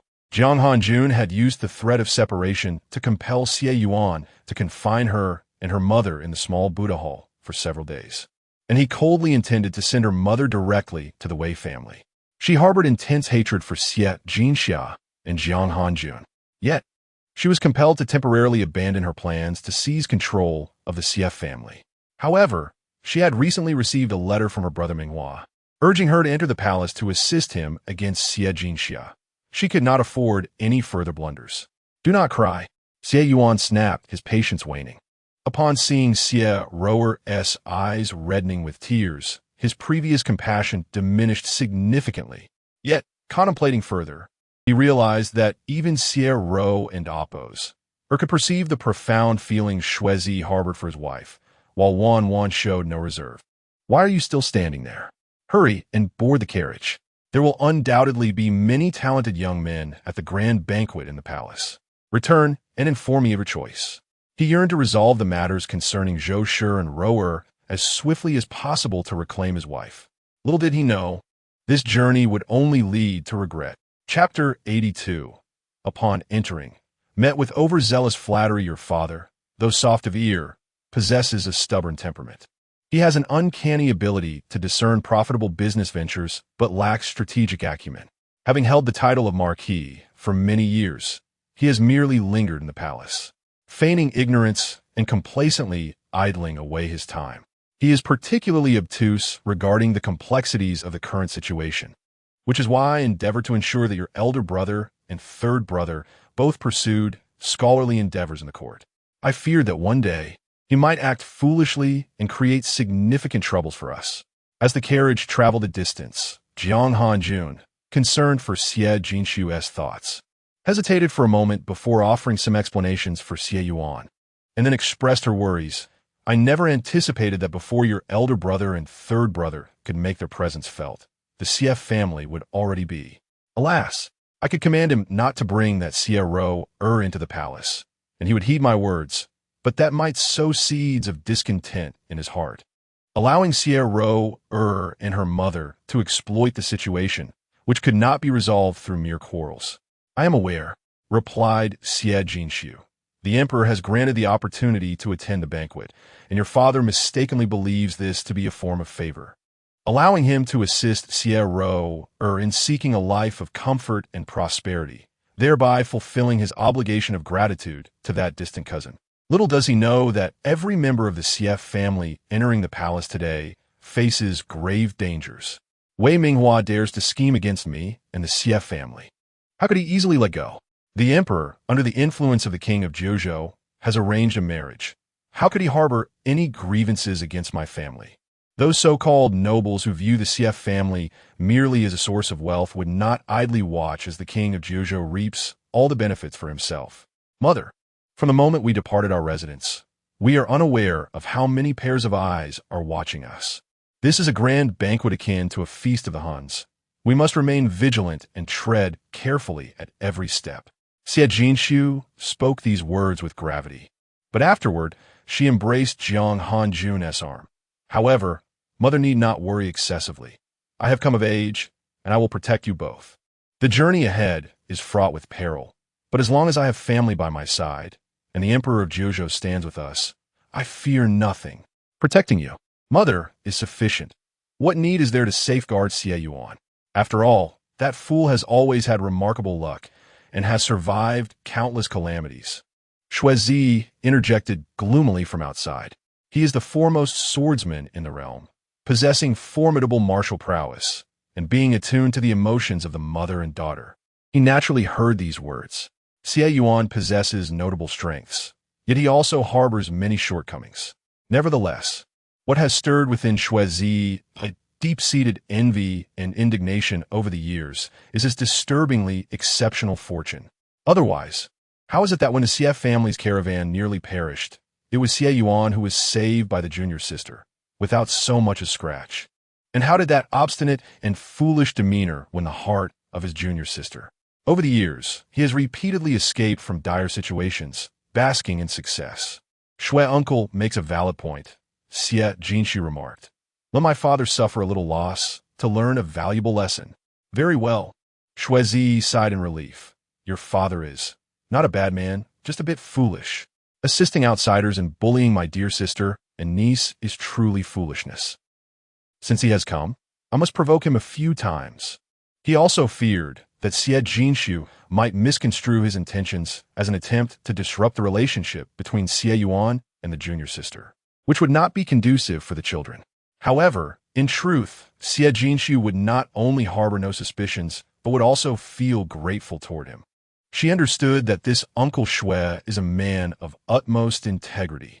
In the previous life, the entire Sief family met a tragic end, knowing full well the perils.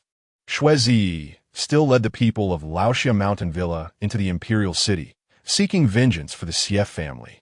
Ultimately, he fell into Wei Minghua's trap, meeting a more tragic fate than the Sief family, and without the constraints of Laoxia Mountain Villa. His martial prowess later became a boon for Wei Minghua and Siero, did it not? Thus, in this life, whether it be Wei Minghua or anyone else, they shall not lay a finger on this power. Due to the large number of attendees, this grand imperial banquet was held in the imperial garden, with no separation of the genders. However, the principal seats for the Xie family were meant to be shared by Xie Yuan and Jiang Hanjun. Yet, Siero feigned innocence, acting as if it were her first encounter with such grandeur and unaware of the protocols. As soon as Xie Yuan took a seat, she followed suit. Jiang Hanjun furrowed her brow, glancing at Xie Yuan, not intending to cause him distress in such a setting. This, Rauerish. Too anxious, Xie Yuan was momentarily taken aback, but he did not dwell on it, awkwardly providing Siero with a justification, saying to Jiang Hanjun, we are family, after all. How about you sit over here? He gestured toward the position originally designated for Xie Jusu. Jiang Hanjun and Appo's heart chilled a few degrees. As long as the Marquis finds it suitable, that is sufficient. Kulme, Shi take the seat. She motioned for Xie Jinshu to occupy that position, while she herself sat beside her. This arrangement left 2 spaces between the Renan Marquis and his wife, and given the current relationship between the Renan Marquis' household and the Jiuzhou royal family, this seating became exceedingly conspicuous, instantly attracting countless curious gazes. The emperor and empress had yet to arrive, and those who already looked down upon the Renan marquis, so-called high-ranking officials and dignitaries, immediately began to speak. Marquis Renan, you do not sit with your own wife, but instead bring a beautiful maiden. Could it be that she is a newly favored concubine? Such a remark was utterly inappropriate. What occasion is this? Who would dare bring a concubine to sully the banquet hosted by the emperor and empress? This must be the newly married primary wife of the Renan marquis. Others may not dare bring a beautiful concubine, but the Run and Oppos, a marquis would surely not shy away from it. The Run and Oppos, a marquis and Oppos, wealth is boundless. And now that he is allied with the Juzhou royal family and obtained the military command, he must possess wealth, power, and beauty to be deemed truly noble. Only then did Xie Yuan realize the magnitude of his blunder, cold sweat pouring forth. Chapter 83. The banquet begins, conspiracies arise. In recent days, he has been troubled, preoccupied with the thought that this royal banquet might elevate Xie Raoer's status and secure a good marriage for her. Completely forgetting how conspicuous the Xie family has become and how many people resent their prominence. These individuals openly associate the Renan marquis with the kingdom of Juzhou. Could it be that they intend to ruin him? Misunderstandings abound. Each of the esteemed uncles has misconstrued the situation. Raoer is but a junior in the household, far from being a primary wife or concubine. Xie Raoer feigned a look of trepidation, her eyes reddening, glistening with tears on the verge of spilling, attempting to employ her tried-and-true act of delicate vulnerability to engrave her visage deeper into the minds of these high-ranking officials. After all, she is destined to be the future empress. How could she possibly be reduced to being the woman of the Renan marquis? That old man does not deserve even a single hair from her head.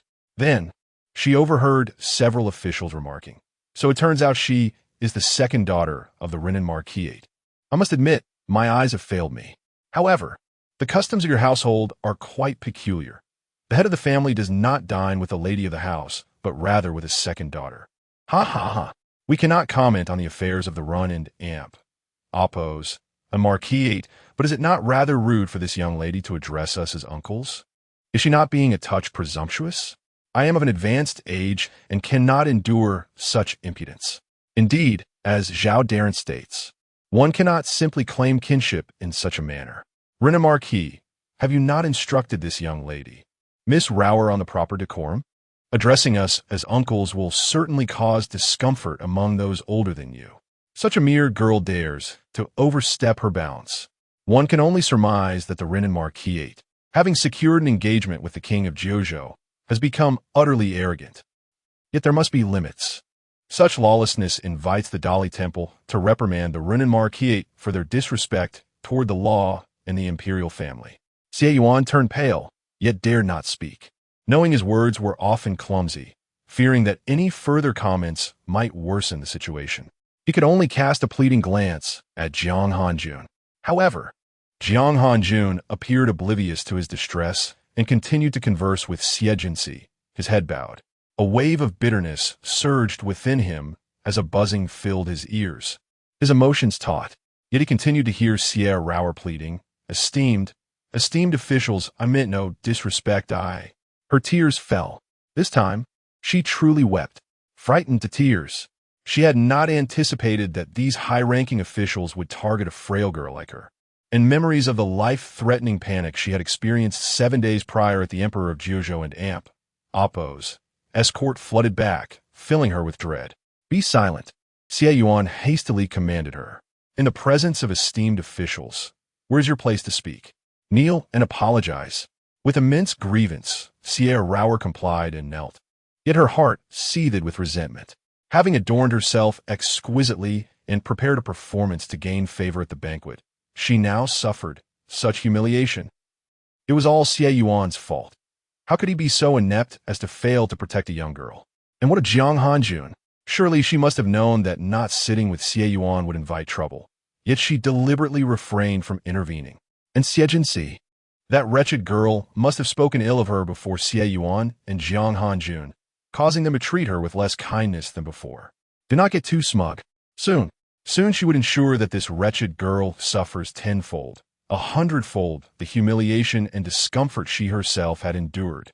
The Emperor of Dian arrives. The Empress of Dian arrives. The King of Jeojo arrives. The second prince arrives. The fourth prince arrives. The noble consort arrives. The fifth prince arrives. The right chancellor arrives. The left chancellor arrives. Suddenly, the palace attendants announced a series of titles, prompting everyone at the banquet to rise swiftly and bow toward the entrance in unison. They paid their respects to the emperor, the empress, the king of Jeojo, the second prince, the fourth prince, the noble consort, and the fifth prince. Xiejinsi also followed suit in bowing, feeling somewhat astonished, uncertain how such a multitude had gathered in one place. Be at ease.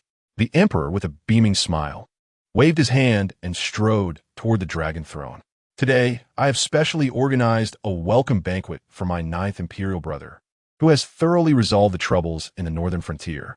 This is the grandest occasion since my ascension. Tonight, I grant you all the liberty to revel in this peace and stability, returning only when intoxicated.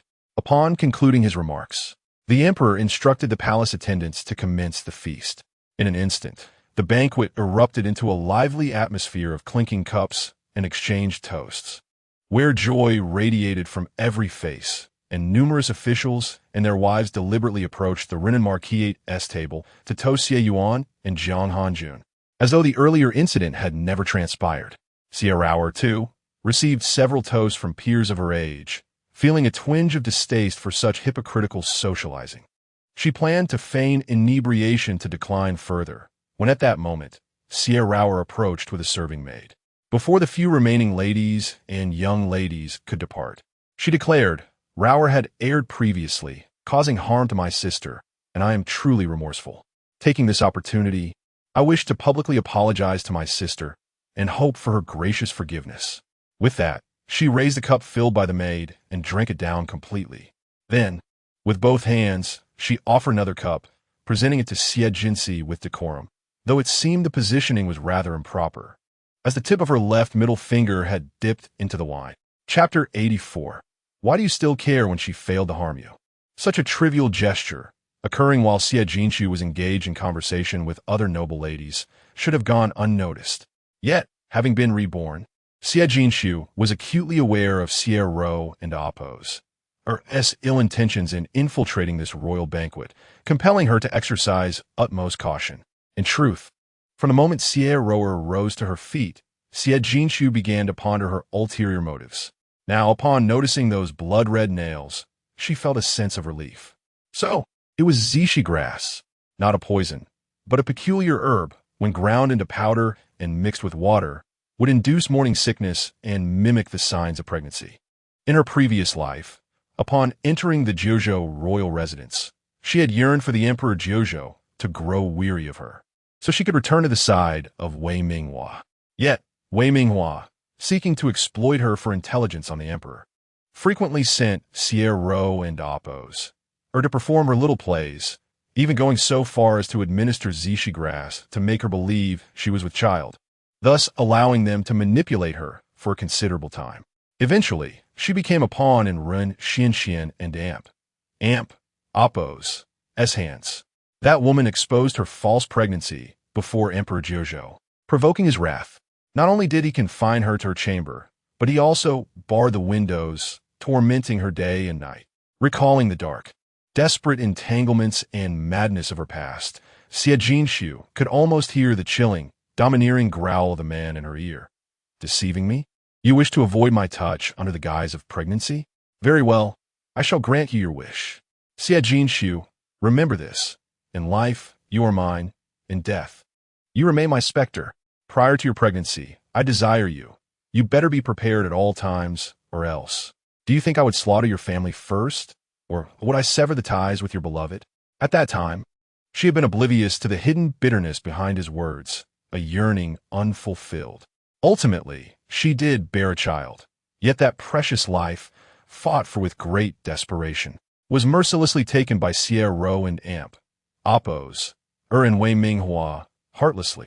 Xiejinsi clenched her hand tightly within her long sleeves, nails digging into her palm. Forcing herself to regain her composure, She cast a glance towards Emperor Juzhou in the distance, then turned her head to observe Jiang Hanjun, and when her gaze returned, it fleetingly met Xie Yuan and Amp, Oppo's S, bringing her a sense of reassurance. She had been reborn. The ones she cherished were alive and well. Did Wei Minghua and Xie Rou and Oppo's still intend to ensnare her with such deceit? Did they wish to sabotage her marriage to Emperor Juzhou under the pretense of her pregnancy? To tarnish her reputation and that of the Run and Oppo's and Marquis 8? To see her and the Xie family punished by the emperor? Or perhaps they sought to suppress their own sordid affairs under the guise of hers, regaining the upper hand? How naive they were to think so. Why does sister ignore Rower? Is it not her wish for Rou and Oppo's to kneel and plead? Seeing Xie Jinshu silent, Xie Rou and Oppo's her expression and tone grew increasingly pitiful. The other noble ladies, witnessing this, could not help but interject. Miss Jinshu, I have heard of the matters concerning your family. However, it was not Xie Rower who erred, but her mother.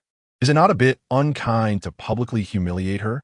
Miss Wu spoke wisely. Sisters should not harbor grudges. This younger sister has apologized. Miss Jinshu, do not be so petty. Those acquainted with the principles of womanhood know that as a lady, one should embody gentleness, humility, and a capacity for forgiveness. Miss Xie, soon to be the princess of Juzhou, should adhere to these virtues, embodying grace and tolerance. Though Xie Rower may have erred, she has not inflicted any significant harm upon you, Miss Jinshu. Your relentless pursuit of retribution only tarnishes your own character. Indeed, Miss Rowan Oppos, has her struggles. Why burden her with the mistakes of her predecessors? Miss Jinshu, I implore you to be more benevolent, lest you become unworthy of the Emperor of Juzhou. Chapter 85. Premarital Pregnancy? Xie Nu is unworthy to be the king's wife. Xie Jinshu found the situation rather amusing. In her past life, under the relentless deceit of Wei Minghua and Xie Rou and Oppos, she had believed herself inferior to those noble ladies. However, upon awakening to the truth, she now perceived them as nothing but pretentious and grotesquely insincere. Yet, she had no intention of engaging in a debate with such individuals, as their fervent performances were hardly rooted in genuine discourse. Suddenly, someone came to her defense. Wu Yali, Zhao Qiao, Jiang Qingshu, Shi Zhenxiang. Do you really think the affairs of the Renan Marquis concern you? Mind your own business. Xie Jinshu turned to see a spirited young woman clad in soft armor, her hair styled in a high ponytail, striding toward her with a sharp glint of mockery in her eyes. After all these years, have you made no progress at all? Your exaggerated performances merely aim to showcase your nobility, gentleness, and purity? How laughable! She then addressed Xie Rower. Ah, you must be that Rower. I know of you. You and Amp, Oppos, merely a foster child residing in the run-end Amp, Oppos, and Marquis 8. You claim to seek higher connections while engaging in dubious deeds, all the while feigning innocence and vulnerability. How is that any different from a courtesan seeking to uphold a facade? Furthermore, your eagerness to manipulate these foolish women into coercing Miss Jinshu into drinking seems rather suspicious. Does it not? Is there something amiss with that cup of wine? Xie Rower gasped, bewildered by the sudden appearance of this madwoman thwarting her plans. Yet, she feigned innocence, asking, "What are you saying, dear sister?" Rower does not understand. How could there be anything wrong with this wine? It is the imperial wine from the palace. Indeed, the imperial wine itself was beyond reproach, Xie Jinshu replied, but whether it has been tampered with by ill-intentioned hands is another matter entirely. If you are so intent on forcing me to drink, then I shall comply. However, should I suffer any ill effects afterwards, you shall not escape accountability. Are you certain you still wish for me to partake? A chill ran down Xie Rou and Amp, Oppos, Amp, Oppos, spine. Was this wretched girl attempting to ensnare her in a trap? But the medicinal herb she offered was not poison.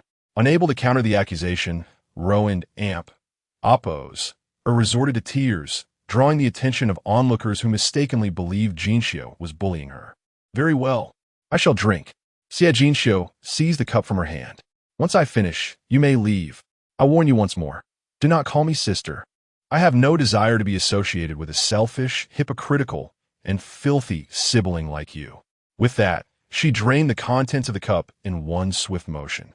The fiery liquid coursed down her throat, igniting a wave of nausea as it settled in her stomach.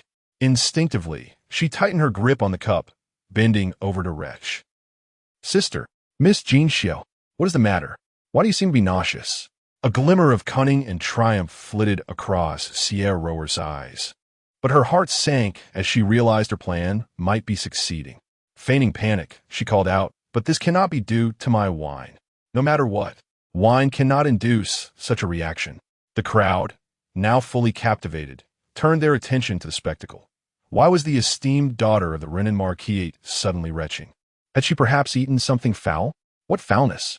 No, it appeared more akin to pregnancy. Good heavens! Was she not still unwed?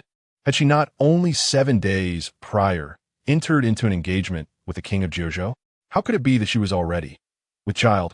What other explanation could there be? Clearly, she had been unfaithful, premaritally pregnant, disregarding propriety and morality, behaving in such a scandalous manner that she could never hope to marry into the royal family and become the rightful consort of the king of Jiuzhou. How audacious to dare to cuckold the king of Jiuzhou. In that moment, the music and revelry faded into the background as all eyes turned to Xie Jinxiu. The members of the Renan Marquis, and even the emperor of Jiuzhou, who had been feigning slumber at the banquet, became the focal point of attention. From his seat near the emperor, Di Qingquan addressed him with a bow. "Your Highness, it appears that the future empress is unwell." The emperor of Jiuzhou opened his eyes. His gaze deep and icy. "Summon the imperial physician," Di Qingquan declared, bearing the weight of the momentous occasion. "Please attend to Miss Jinxiu's pulse."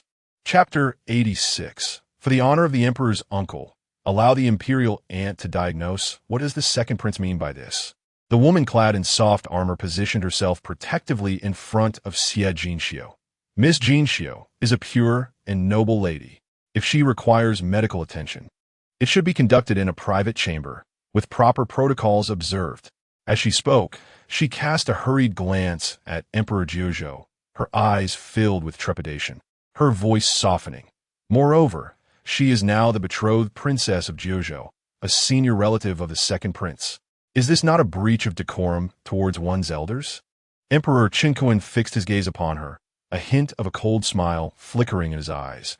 "I was unaware that Miss Fu Hongxi, after many years in the south, has maintained such a close relationship with Miss Jinxiu of the imperial city. Has the Xie family's commerce extended into the military of the south?" He then turned his attention to Xie Yuan. "In that case, the ambitions of the Xie family are indeed considerable."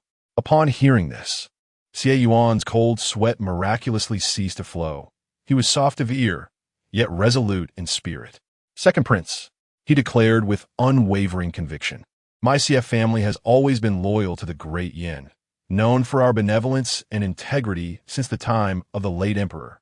What is the meaning of your targeting my daughter, raised in seclusion, and my esteemed marquis?" The smile on Emperor Qingquan and Amp Appo's face faltered slightly. He shared the late emperor and Amp Appo's disdain for the Xie family and Amp Appo's constant references to the former reign. However, he swiftly regained his composure. "Marquis Ren and Amp Appo's, and you jest. I have no time for matters of mere copper stench. I'm merely," suddenly rising, he bowed to the great Yin emperor and empress, "father, mother, recently, the notorious bandit Chao Jiao, who slaughtered 37 individuals in Anyang County, infiltrated the imperial city. Fearing a greater bloodbath, I mobilized the imperial guard overnight and enlisted the help of numerous martial experts to finally apprehend him. During the pursuit, I traced the bandit to the Renan Marquis, where I personally witnessed." He glanced hesitantly at Emperor Jiuzhou, then at Xie Yuan and Xie Jinxiu, adopting a posture of indecision. The great Yin emperor's expression grew cold. Reprimanding, "Speak plainly. What are you stalling for?" Yet, he felt a flicker of excitement. He knew his son would not present such a claim without absolute certainty. "Indeed," Emperor Qingquan exclaimed with delight, his voice booming, "I personally witnessed Miss Xie Jinxiu of the Run and Amp Appo's A marquise ate in her chamber, engaging in intimate activities with Wei Minghua of the Wei family. I believe that imperial marriages must adhere to ancestral customs, emphasizing the purity and virtue of the women entering the royal family. Otherwise, it could tarnish the royal reputation at best, or, at worst, confuse the royal lineage, which would be profoundly detrimental to our state. Having spoken, he feigned trepidation towards Emperor Jiuzhou, addressing him. Ninth uncle. You have been away in the north for many years and may not be familiar with the noble ladies of the imperial city. It is only natural to be misled. My intention is solely for your honor and reputation. Perhaps a diagnosis is indeed in order. Is that so? Emperor Jiuzhou replied with a smile that bore no warmth. Is my second nephew so confident? He remained casually seated, leisurely peeling an orange from the fruit platter before him. Though engaged in peeling, many felt an unshakable chill, reminiscent of a more sinister act. As he lifted his gaze to Xie Jinxiu, he tossed the orange peel onto the table with a crisp sound, yet held the peeled fruit in his hand, rising to step before her, placing the orange gently into her palm. Am I not permitted? Second nephew. He paused, his cold gaze landing on the emperor and empress. Are you perhaps attempting to force a diagnosis? Chapter 87. Wei Minghua and Appo's testimony. Is Jinxi doomed? The scent of oranges has a nauseating effect. Xie Jinxi plucked a segment of the fruit and placed it in her mouth. The sweet and slightly tart juice burst forth, bringing her some relief. The ninth prince jested, Your Highness, how could I dare to compete with a royal uncle? That would be courting death. Di Qingquan appeared to lower his stance, yet his words were laced with barbs. After all, the ninth prince has returned with the army. However, as a member of the great Yan royal family, the ninth prince bore the responsibility of safeguarding the dignity and legitimacy of the royal lineage. The empress interjected. Let Dr. Sun come to examine her. Dr. Sun, the vice president of the Imperial Medical Institute, was known for his stubbornness and fervent seriousness regarding medicine. The empress and Appo's request for him to check Jinxi and Appo's pulse sounded like a retreat. The left chancellor promptly stepped forward, stating, Your Highness, the Empress is the mother of the nation, and all women are under her guidance. She has even bestowed upon Miss Jinxi the finest physician. If you continue to obstruct this, it may not be appropriate. The left chancellor's reasoning held weight. If she were indeed a virtuous woman, why fear a pulse examination? If not, would it not bring disgrace to the royal family and the great Yan? A tainted royal lineage could spell disaster for the realm. This pulse must be examined. Indeed, if it turns out a pregnant woman enters the royal family, it would be a grave offense for her and her family. You all, Xie Yuan, witnessing the pale faces of his wife and daughter, was incensed. What evidence do you have to claim my daughter is not virtuous? She is merely unwell. How does that equate to being with child? Many of you have daughters. How can you bully mine so? Di Qingquan replied, It is merely a suspicion. Why must Lord Renan be so flustered? Xie Yuan retorted, Then may I also suspect the second prince of plotting rebellion. Xie Yuan intended to imply that, based on suspicion of Di Qingquan's conspiracy, he should be imprisoned and retried. However, Xie Jinxi interrupted him in time. It was permissible to express anger, but publicly questioning a royal prince, especially the legitimate heir, would invite grave trouble. Thus, Xie Jinxi declared, Second prince, empress, emperor, esteemed ministers of the great Yan, noble ladies, and young ladies, I consent to the examination. Yet it was well understood that a woman and Appo's virtue was of utmost importance. To doubt it was akin to threatening her life. Therefore, if today it is indeed proven that I, Xie Jinxi, am not virtuous, I willingly accept the harshest punishment. However, if that cannot be established, will there be an explanation for me? The Emperor of Great Yan furrowed his brow, glancing once more at Di Qingquan, seeking confirmation of his assurance. Di Jiuzhou let out a cold laugh, his chilling voice echoing throughout the grand hall. I am still alive. How dare you pressure my fiancé, Iso? The sound of your scheming is loud enough to reach the heavens. Do you take me for a fool? Ninth brother. The Emperor's expression darkened. This is merely a request for a safe pulse examination. Di Jiuzhou recalled the moment he had shared an orange with Xie Jinxi, who discreetly revealed something to him. Suddenly, he smiled. Very well. Sun Changpu, come fort. You shall examine her. But should the examination prove my fiancé E and amp, oppose, s virtue, those who doubted her shall pay dearly, one and all. Everyone was struck with fear as the living Yama grinned, the more radiant his smile. The deeper the abyss it concealed. Truly terrifying. I did not intend to pressure Miss Jinsei, if she is merely unwell. Today was meant to honor the ninth prince and other meritorious individuals. To question the virtue of a young lady awaiting marriage seemed rather inappropriate. Better to leave the discernment of my fiancé E's virtue to me. We have spoken out of turn, and we shall. Seeing Di Jojo suppressing most dissenters, Di Chunkwin grew anxious. My own witness cannot be considered evidence. Then I have another witness. Is the man who engaged in scandalous conduct with Xie Jinsi, father, mother. I request Wei Minghua be summoned to testify. Chapter 88. Diagnosing the sliding pulse. Lady Xie, in peril. Today, Wei Minghua, unexpectedly clad, not in his usual moonlight white robe, but rather in a drab, Taoist-like hue, presented himself with an air of profound disappointment and humility. Yet, the venomous words that escaped his lips were acutely aimed at Xie Jinshu and her family, dripping with malice. The commoner, Wei Minghua, boldly claimed that Xie Jinshu was a woman of base character, indulging in licentiousness and debauchery. It was widely known that she had once harbored an irrational affection for me, committing numerous foolish acts to win my heart.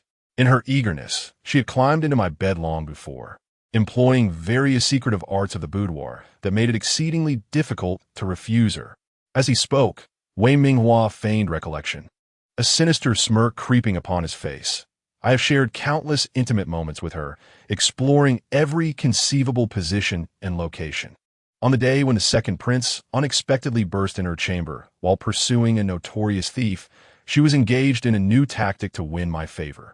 Upon being discovered by the second prince, I was taken aback, hastily claiming that we were to be betrothed, pleading with him to keep our indiscretion under wraps. Your Majesty, Your Highness, esteemed guests, I, a humble commoner, once believed Xie Jinshu to be my fiancé, and it was under this pretense that we committed the sin of premarital cohabitation. Surely, any man can comprehend the temptation of such easily attainable flesh? However, I never anticipated that during her coming-of-age ceremony, I would inexplicably find myself entangled with a woman residing in her household. I am wronged. Suddenly, Wei Minghua raised his voice, striking his head against the ground with a thud. I was once an innocent and well-mannered gentleman, diligently preparing for this year's imperial examinations, eager to serve the emperor and the great Yin with unwavering devotion. I am still young, and that woman could very well be my elder. How could I suddenly? Yes, I was caught in a compromising position, and I can hardly deny my actions, yet my heart is filled with grievance. I cannot fathom how such events transpired until he paused, casting a wary glance at Emperor Jojo, then swiftly directed his gaze towards Xie Jinshu, his eyes brimming with resentment, until Xie Jinshu insisted on breaking our engagement, only to swiftly become betrothed to Prince Jojo.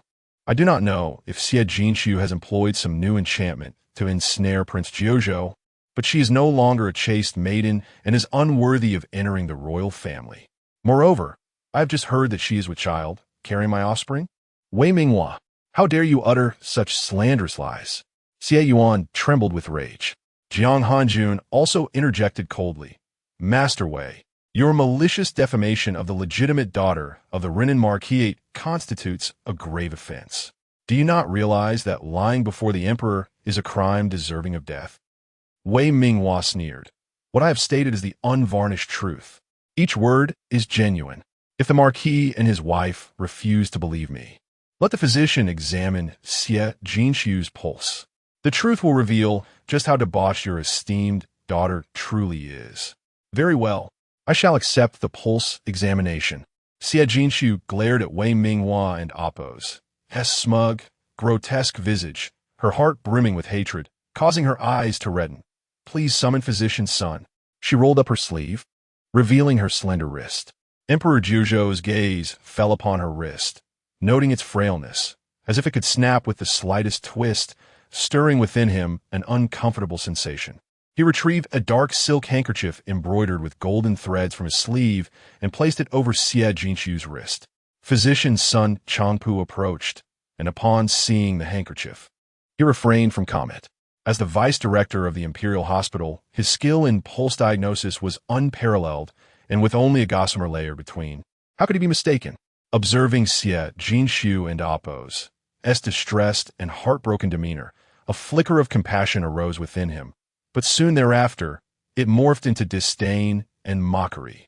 Your Majesty, Your Highness, esteemed guests, after thorough examination, it is confirmed that Miss Xie exhibits a sliding pulse, indeed indicating that she is with child.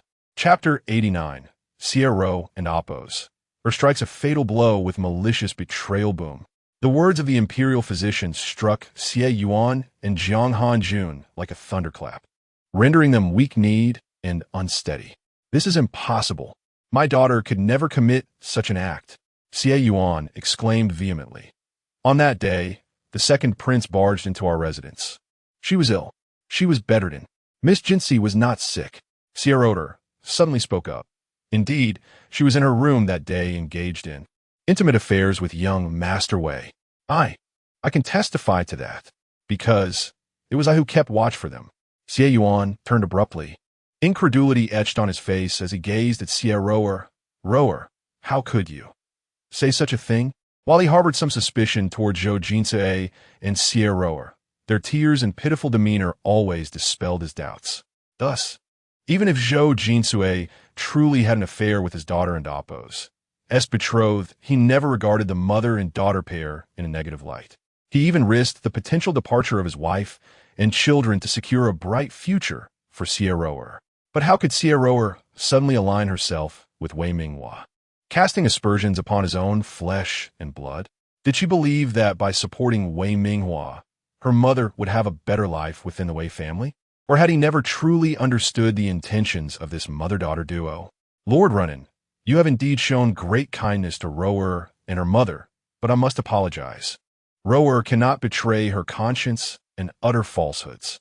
With that, Xie Ro approached and knelt beside Wei Minghua. As for my mother and young Master Wei, I dare not elaborate further. But Miss Jinsi, in her attempts to capture young Master Wei's heart, preemptively offered herself to him, inviting him to our residence for clandestine meetings, all while I kept watch. I know this is wrong, yet I am but a guest in this household and find it difficult to refuse. Everything I have said is true. Should I utter a single falsehood, I implore you to punish me severely. With those few words, the atmosphere of the banquet reached a fever pitch. The imperial physician confirmed that Miss Xie Jinsi was indeed pregnant before marriage, which was a shocking revelation. How could she dare to engage in such disgraceful behavior? How revolting! A character so debased seeking to marry into the royal family. Her intentions are reprehensible. I had previously felt sympathy for this young lady of the Xie family, believing her to be a victim of her betrothed's betrayal. But it turns out she is utterly vile, shameless, disregarding propriety and morality, unworthy of being human. She should be punished for her licentiousness, confined and cast into the river. I wish to accuse Lord Runin Xie Yuan. Those who had just shared drinks with Xie Yuan and exchanged flattering words now feared for their own safety, hastily denouncing Xie Yuan, Jiang Hanjun, and Xie Jinsi, each insult more scathing than the last. Seeing the opportune moment, the left chancellor gritted his teeth and declared, "Is this not beyond mere filth and shamelessness? Miss Xie is attempting to obscure the royal bloodline, threatening the very foundation of our great Yin dynasty. The audacity of her actions surely indicates that the Xie family has long harbored such treachery. Your Majesty, Your Highness, the Xie family of the Renan Marquisate harbors treasonous ambitions." He turned back, casting a malevolent glance at Xie Jinsi and the others, venomously stating, "The crime of treason warrants the execution of the entire family, implicating 9 generations." Author's note: Dear readers, please lend a hand and add this to your bookshelf to encourage updates. Love you all. Chapter 90. The Duke of Renan regrets. Kneeling before the crowd, he turned his body toward Emperor Concubine, suggesting that since the second prince had discovered and exposed this matter, it would be best for him to personally investigate the Xie family. The minister expressed confidence that more evidence of the CF family's treason would surely come to light. It was as if the death sentence for the CF family had already been pronounced.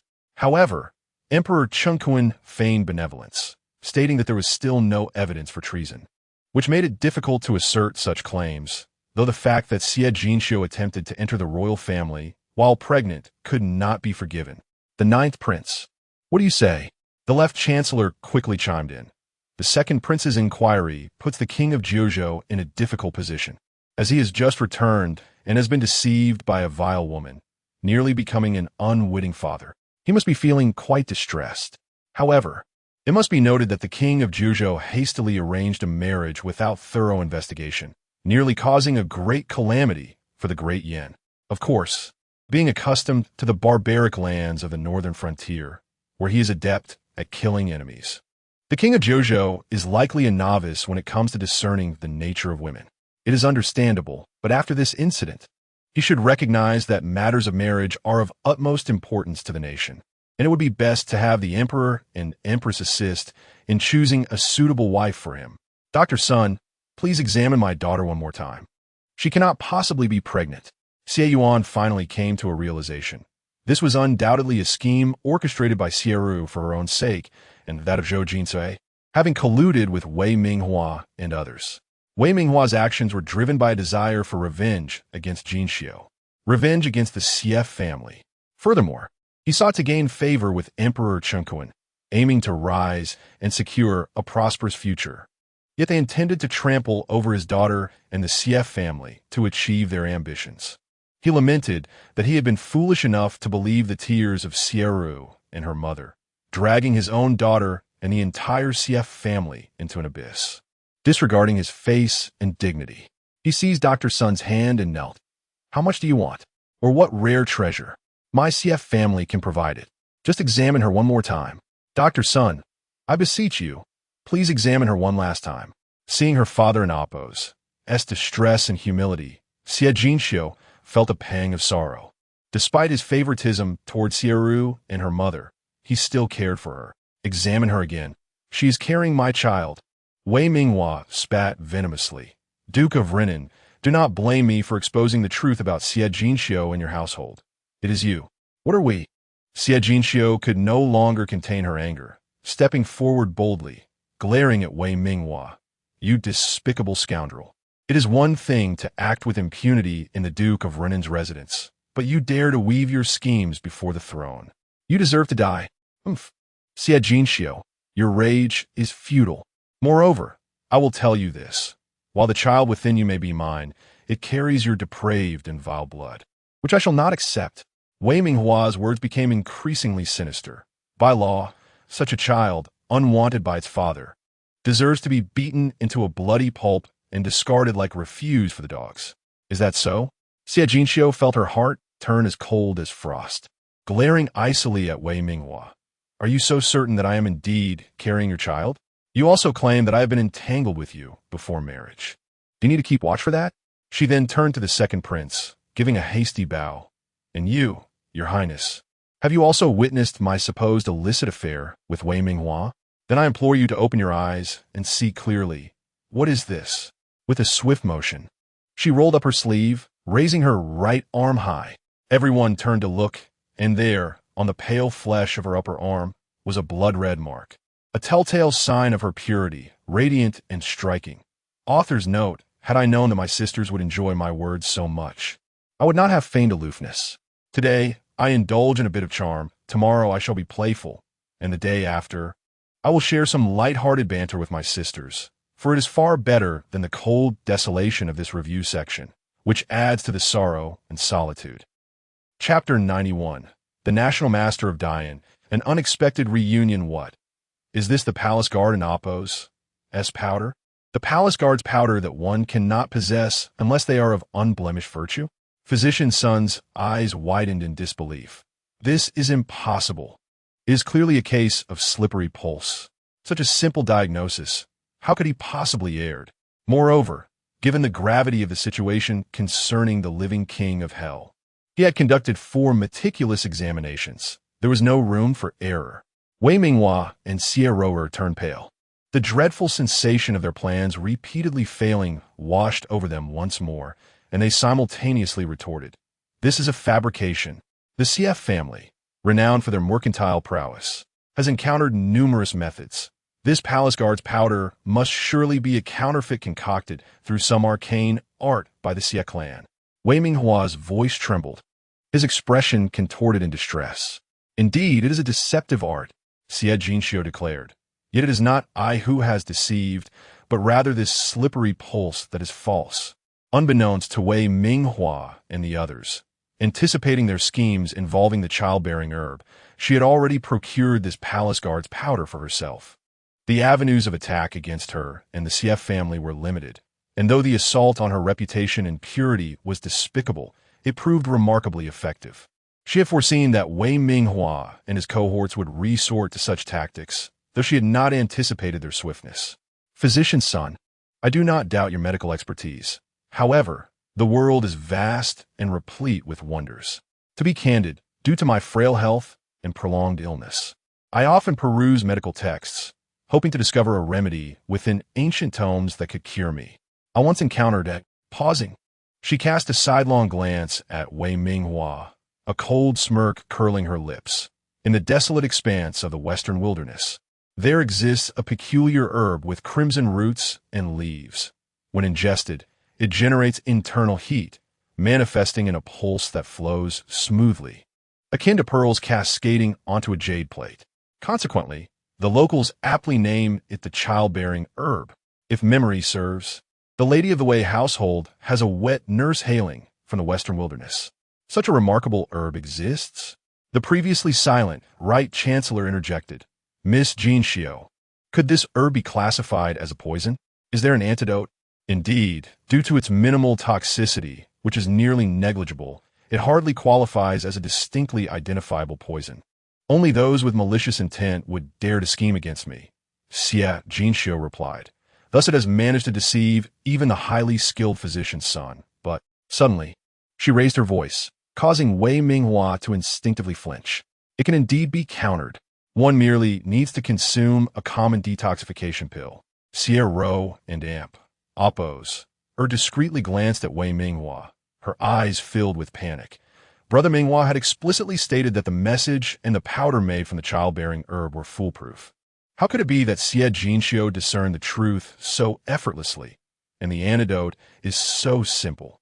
She wished fervently that Xie Jinxiu's words were mere fabrications.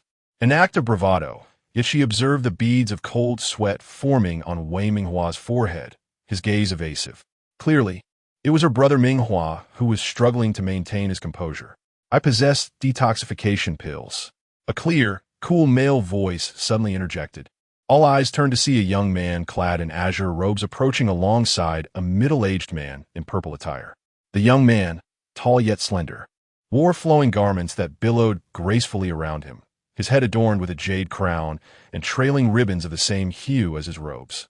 He exuded an ethereal quality, reminiscent of a celestial snow lotus. Yet, his visage bore an inescapable sorrow. The man in purple beside him was Shuizi, who had been waiting at the palace gates. Xie Jinxiu's heart raced. She vaguely recognized this figure, recalling an encounter shortly after the new emperor of Dian ascended the throne, when the pall of despair that had shrouded the imperial city began to lift. She had sneaked out of her residence and met this individual by a lakeside beyond the northern city gate, marveling at his otherworldly beauty and joyfully inquiring if he were a divine brother. Yet he had gazed at her for a long moment, his eyes filled with complex sorrow, soul rebirth, memory erased. "You truly wish to part with me, never to meet again?" At that young age, she had not comprehended the meaning behind his words, and even now, the significance eluded her. If memory serves, he had introduced himself as Rongjin, the Emperor of Dian. Upon spotting him, was filled with excitement, rising to greet him. "National Master, what brings you down from the mountain? Why did you not inform me in advance? I would have personally gone to the city gate to welcome you." He cast a sidelong glance at Di Jiuzhou. "Has the National Master discerned any anomalies concerning our Dian? Are there threats of war? Or perhaps calamities wrought by treachery that could disrupt our realm?" He was nearly explicit in implying that this disaster might be attributed to Jojo and the Sief family. Chapter 92. The pulse is misleading, chronic poison detected. Retracting his gaze, he scrutinized the man in the green attire with astonishment in his eyes. I perceive that the National Master appears increasingly youthful and spirited. Has he perhaps transcended the constraints of the celestial age and attained longevity? The crowd collectively inhaled sharply. In the Great Yin, the National Master resided atop Qingping Mountain, safeguarding the nation's fortune. He would not emerge unless the realm faced utter chaos. Remarkably, during the bloodshed of the imperial city in years past, the National Master had not made an appearance. The celestial age constraint refers to the limitations of human lifespan. This generation's National Master, who assumed the mantle at the tender age of 21 from the previous master, had now traversed many years and should have reached middle age. Yet he appeared unchanged from years gone by. Immortality, a temptation surpassing power and wealth. The Emperor of Yin need not fret. The purpose of this descent was solely to visit an old acquaintance. Rongjin merely nodded slightly at the Emperor before resuming his strides. He approached Xiejinsi, seemingly oblivious to his surroundings, and retrieved a delicate brocade box from within his sleeve. Upon opening it, a fragrant pill resembling white jade was revealed. His tones softened considerably, imbued with a hint of caution. Miss Jinsi, this pill is crafted from countless heavenly treasures and earthly wonders, granting one immunity to all poisons. Should you consume this pill, any toxins within you shall be eradicated in an instant. Xiejinsi lifted her gaze to him, sensing as if he were looking through her, perceiving another person entirely. This sensation unsettled her. Moreover, he seemed to possess remarkable abilities. Yet, in her past life, she had never encountered him. As a National Master of Great Yin, why had he allowed the likes of Wei Minghua to ascend to power in her previous life?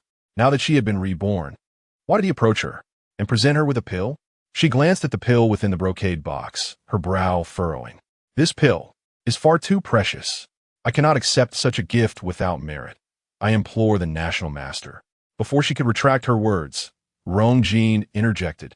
It is merely an antidote pill. Miss Jinsi, do you not trust me? Suddenly, a large hand reached out, taking the brocade box and placing it back into Xiejinsi and Appo's hands. Accept it. It was Emperor Jojo.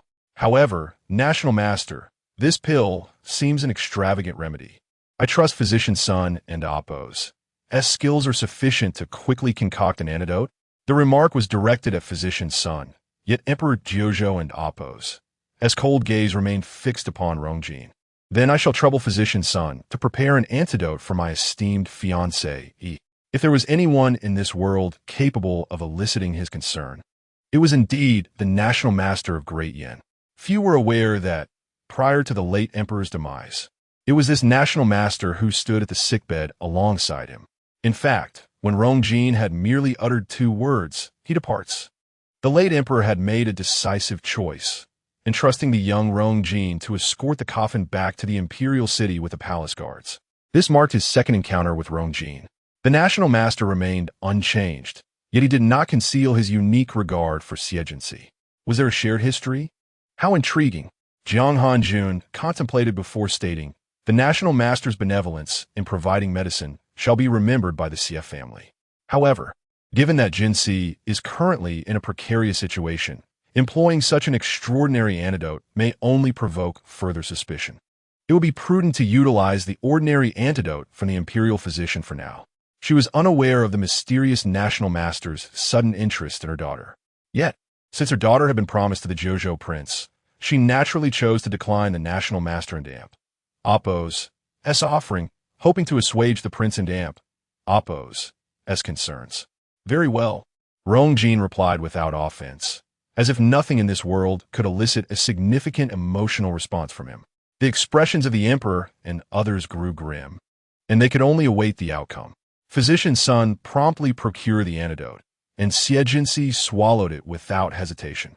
Moments later, Physician Sun checked her pulse again. His diagnosis had indeed changed. Your Majesty, Empress Prince Jujo, and National Master, Miss Jinsi is not pregnant. However, Her pulse is weak, indicating a likely case of prolonged poisoning. The crowd erupted in astonishment. The pulse had been false. This meant the matter of the Zixin herb was indeed true. Was it possible for a miraculous herb to fabricate even the signs of pregnancy? This was utterly unfathomable. Even physician Sun had faltered. The potency of the Zixin herb was truly remarkable. Even more impressive were those who had maliciously used the Zixin herb to tarnish Miss Jinxi's reputation. What a cruel heart! Not only was the Zixin herb involved, but physician Sun had also indicated that Miss Jinxi's frailty stemmed from long-term poisoning. Such effects could only result from a toxin that was not particularly potent, easily overlooked in diagnosis, and for such a chronic poison to be administered. It had to be from someone close to Miss Jinxi. I am left only with curiosity. Does the National Master know of the Zixin herb and yet bestow such a precious antidote upon Miss Jinxi? Is there perhaps a special relationship between him and Miss Jinxi or the Xie family? It seems so, the Xie family. The Renan Marquisate is in dire straits, having received orders from Prince Jojo and gifts from the National Master. The future may hold uncertain consequences, but at this moment, Miss Jinxi's innocence has been vindicated. Thus, Wei Minghua and Xie Rower must be implicated in this conspiracy against her. The last remnants of color drained from Wei Minghua and Xie Rower's faces. Xie Rower hastily concealed the remaining powder of the Zixin herb in her voluminous sleeve. However, this small maneuver did not escape the notice of Fu Hongxi, who swiftly approached and seized her. The imperial wine is harmless, yet Miss Jinxi has fallen victim to the Zixin herb. It must have been this woman's doing. Fu Hongxi declared loudly. This woman insisted on toasting Miss Jinxi. Yet as she spoke, she noticed the unusually bright red of Xie Ro and Appo's nails. Gripping her hand, she displayed it before the crowd. Such vividly painted nails. Are you not attempting to cover something up? Rongjin, come and examine this woman and Appo's nails. Author and Appo's note. Wei Minghua is merely a scoundrel. The second male lead is the National Master, whose true nature remains uncertain for now. We shall determine his character based on his actions henceforth. You are both the stars and the rain, bringing joy to whomever you grace. Good morning, dear readers. Chapter 93. The opportune moment to expose the scoundrels has arrived. Xie Jinxiu finally recalled the identity of Fu Hongxi. She is the first princess of the Great Yan, the princess of Chaoyang, the only daughter of the renowned General Fu Qinhux and the late Grand Princess Di Yuanli, who passed away due to illness. After her death, the general did not remarry and kept his daughter by his side. Growing up in the military camp of the southern frontier, she developed a fierce and unruly demeanor, gradually becoming a celebrated female general within the army. My second brother served in the southern frontier. Could it be that Fu Hongxi and Appo's sudden appearance to assist me is somehow related to him? Beyond this possibility, I can conceive of no other explanation. For with Fu Hongxi and Appo's stature, there is truly no need for her to treat me with such gentleness. Did she not exhibit a complete lack of courtesy towards the National Master of the Great Yin? Yet, if Fu Hongxi indeed shares a deep connection with my brother, how could she have passively witnessed his military achievements being usurped and his humiliation, ultimately never returning to the imperial city to see him again? Sister, let go of me. Before the emperor and empress, do not wrongfully accuse me. Xie Rower struggled, wishing fervently to silence this meddlesome woman. Yet no matter how cunning and vicious she was no match for the formidable Fu Hongxi. With a swift motion, Fu Hongxi dislocated her wrist. Rongjin approached, slightly bending down to examine the nail. It is a child-rearing herb. Scrape off this vermilion powder for public verification. The Emperor and Appo's heart sank. Follow the National Master and Appo's instructions. A palace maid stepped forward, cautiously scraping the vermilion powder from Xie Rower's nails, placing some into 3 cups of clear water, which were then consumed by 3 other palace maids. The dosage of the drug administered directly was far greater than what Xie Rower had covertly soaked in her wine. And as soon as they finished drinking, the 3 maids began gagging uncontrollably, their faces turning pale. Father, mother, I must admit that I I did not clearly see the face of the woman in Wei Minghua's arms, but he explicitly stated that it was Xie Jinxiu, and that is why I. Di Qingquan unhesitatingly distanced himself from the matter, betraying Wei Minghua. Xie Jinxiu stared at Xie Rower in utter shock. That day, I was in a state of delirium, and I vaguely heard some unusual noises, which roused me from my stupor. At that time, the only ones guarding outside were you and Wei. As if struck by an even more unbearable realization, she trembled uncontrollably. You both, had an affair, did you not? Fu Hongxi immediately grasped this implication and scornfully exclaimed, No wonder you conspired with each other to frame Miss Jinxiu. This is quite clearly a case of a thief crying stop thief. Rower, is this true? Xie Yuan was struck anew. You and your mother have committed such a disgraceful act with Wei Minghua? Speak. Tell me, is it true? Xi Hu and Apos. You conspired with Wei Minghua behind the back of the Xie family and falsely accused my family's unwed daughter of being with child? Jiang Hanjun replied, seething with indignation. How could you perpetrate such a repugnant act and devise such a malicious scheme? Could it be that? Her gaze fell upon Xie Ro and Apos. Abdomen. The one with the illicit child is you? Jiang Hanjun was also aware of Xie Ro and Apos, as pregnancy, making this the most opportune moment for revelation. Your Majesty, Your Highness, the princes of the 9 provinces, esteemed officials. Jiang Hanjun knelt with a thud. My Xie family emerged from humble beginnings, yet every coin earned thereafter has been returned to great yin in gratitude. For so many years, my family has not only contributed in labor, but has also borne hardships. Will you all simply stand by, as my innocent daughter is wrongfully accused? I request that Xie Rower be examined. If she is indeed the shameless woman bearing a child, let her and Wei Minghua be punished in accordance with the law. Chapter 94. Xie Rower reveals her identity. Wei Minghua is stunned. How had this audacious girl previously pressured her daughter? She would repay this in kind. The request of the Duchess of Renan was reasonable, declared the Right Chancellor. More officials echoed this sentiment. The daughter of the Renan Marquis is clearly innocent. Yet this woman vehemently claims to engage in scandalous affairs with a man. Her heart can only be deemed malicious. An investigation is warranted. Giving false testimony before the emperor is akin to deceiving the sovereign. How dare a mere commoner be so brazen? Whose authority does she rely upon? Indeed, a corrupt leader breeds a corrupt subordinate. If the mother consorts with a man, the daughter follows suit, and with the same man no less. This is utterly unheard of. Grotesque in the extreme. If she were to be with child, the second prince, eager to apprehend the culprits, had not taken a clear look at the woman's face, which was understandable. However, for this thieving couple to appear at the emperor's court, at the cleansing banquet personally hosted by the emperor and empress for the returning soldiers of Jiuzhou and Beijiang, such treachery deserves the most severe punishment. Investigate. It is imperative to investigate.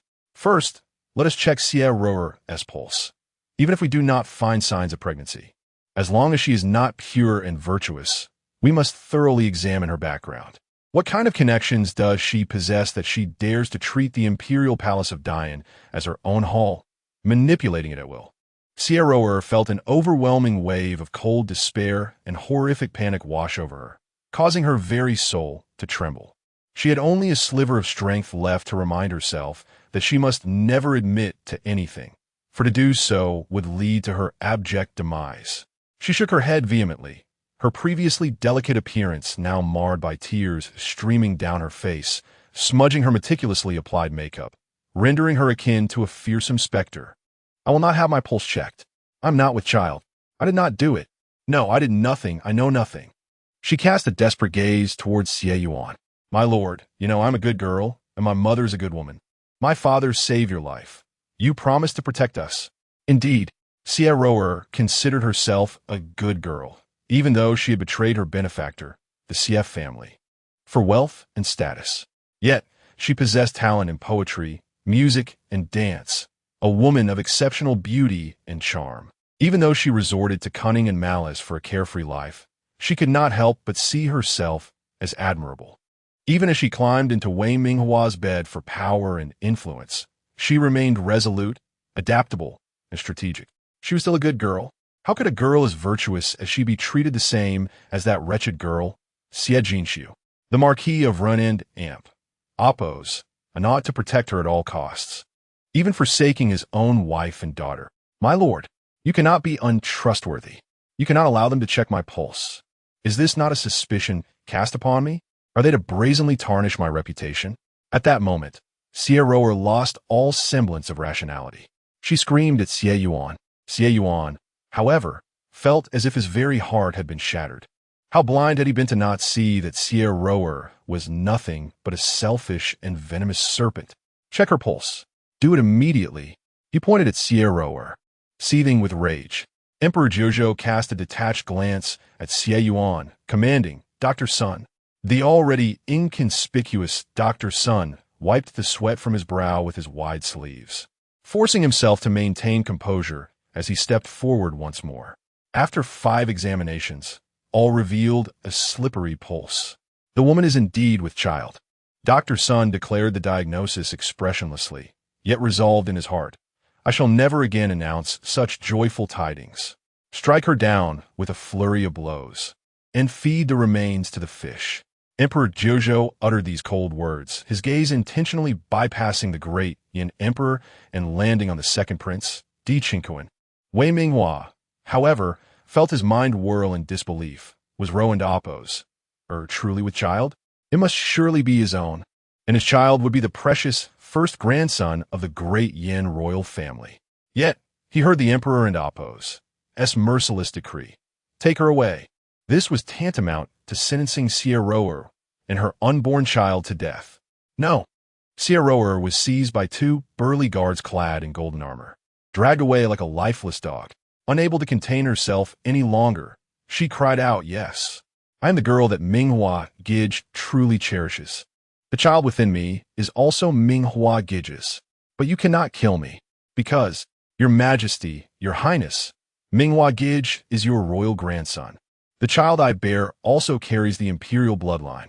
Author and Oppos. S-Note. In this world, there exist 3 types of lives: longevity, existence, and the enchanting allure of my beloved readers. Such captivating beings as you. Please show your appreciation and encourage further updates with your support. The more you like, the more I am compelled to write. Chapter 95. Dreaming of Glory and Acknowledging Ancestry? Thunderous. The word struck like a thunderclap. All eyes turned towards Wei Minghua. The Crown Prince? The royal lineage of Dian is scarce, with the Emperor having only a handful of sons. After the birth of the first prince, daughters followed in succession. It was only in middle age that he managed to have the second, third, and fourth princes, and just earlier this year, he welcomed the 5th prince. Yet, only the 3rd prince has married a principal consort, and due to his frail health, the Emperor arranged a marriage for him 6 months prior. Thus, it is impossible to count a grandson of age, unless a chill ran down Wei Minghua's spine. He envisioned countless scenarios of acknowledging his ancestry, some tender, some fervent, some resplendent, some exhilarating, dazzling, yet none resembled the current moment, where he was dragged forth to bear humiliation after numerous disgraceful truths were unveiled.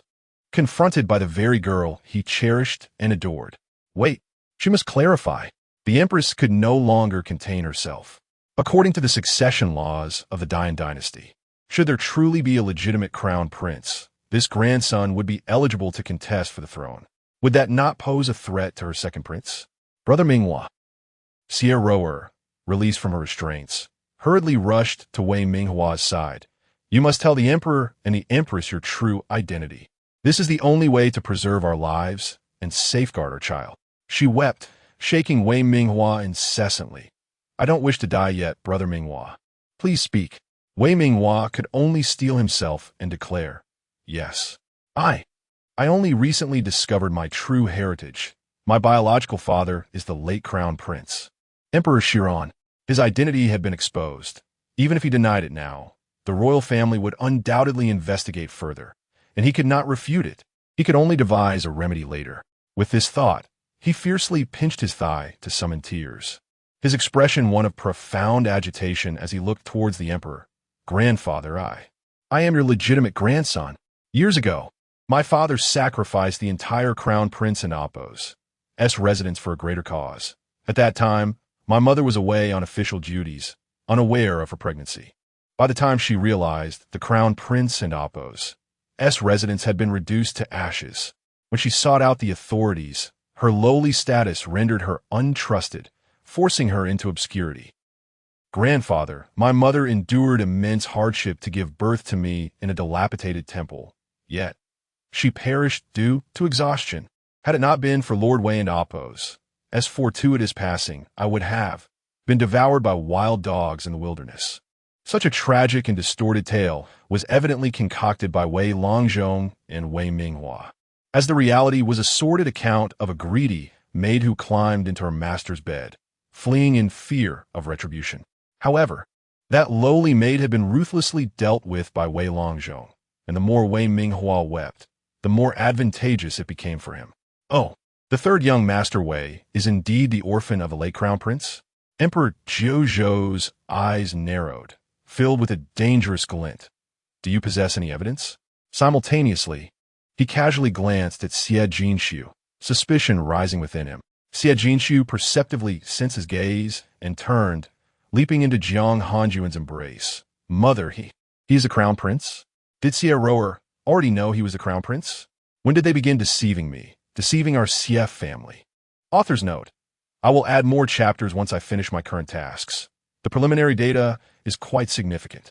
I kindly ask my readers not to hoard the story, as I will strive to enhance the quality of my writing. My love for you is akin to the profound winds whispering through the deep night, softly murmuring and gently singing. Chapter 96. The Royal Blood Test. Lady Xia's plea for justice, what a close call. I almost aroused Gui Lan's suspicions. Indeed, prior to attending this cleansing banquet, she had meticulously contemplated her strategy. In the event of a crisis, it would be prudent to reveal Wei Minghua's royal identity as a shield against accusations. However, timing was crucial to extricate the Xie family from any blame.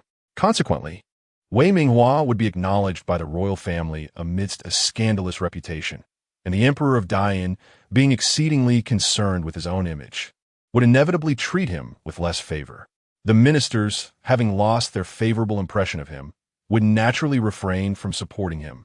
As for Xie Roer, Xie Jinxi also planned to feign illness, subsequently guiding the imperial physician's diagnosis to ensure that her chronic poisoning would become public knowledge, firmly asserting that the poison was administered by Xie Roer.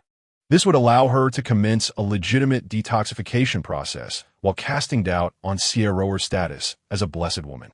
Yet unexpectedly, these two were so impatient that, at the very onset of the banquet, they attempted to tarnish her reputation by insinuating she bore an illegitimate child.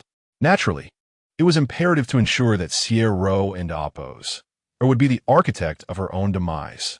Xie Ro and Apos, being a coward, had betrayed Wei Minghua. She had forgotten that even if she were of royal blood, the child in her womb was still a product of premarital indiscretion.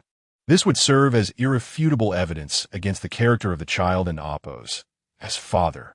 With evidence in hand, Wei Minghua, with determination, produced the private seal of the late crown prince, which a maid had stealthily taken from him during his unconscious state.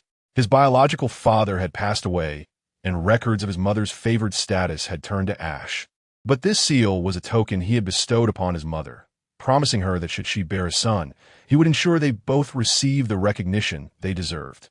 This was also a vow made by his mother when she entrusted him to Wei Longzhong. As Wei Minghua spoke, he swore an oath to the heavens. Every word he uttered was the truth, and he was willing to undergo any blood test. Furthermore, Your Majesty, please observe me closely.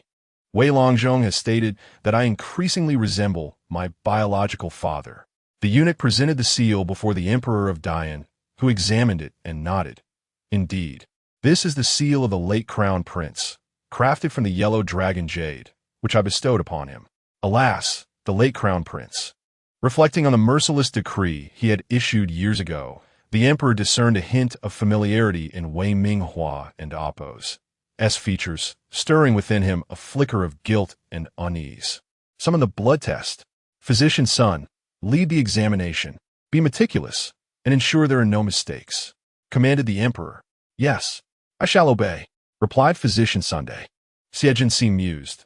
The method of blood testing was imparted by her master, Mu Wanxing, and was significantly more precise than the previous blood drop method. Dian was about to welcome a new royal heir. Nevertheless, this would not hinder her quest for revenge. "I have more to say." Xiejinsi pushed aside Jiang Hanjun and, with a thud, knelt on the ground, her eyes brimming with indignation. Regardless of whether Wei Minghua possesses royal blood, both he and Xie Rou and Oppos must pay for their slander against me today. Miss Xie, let an Oppos.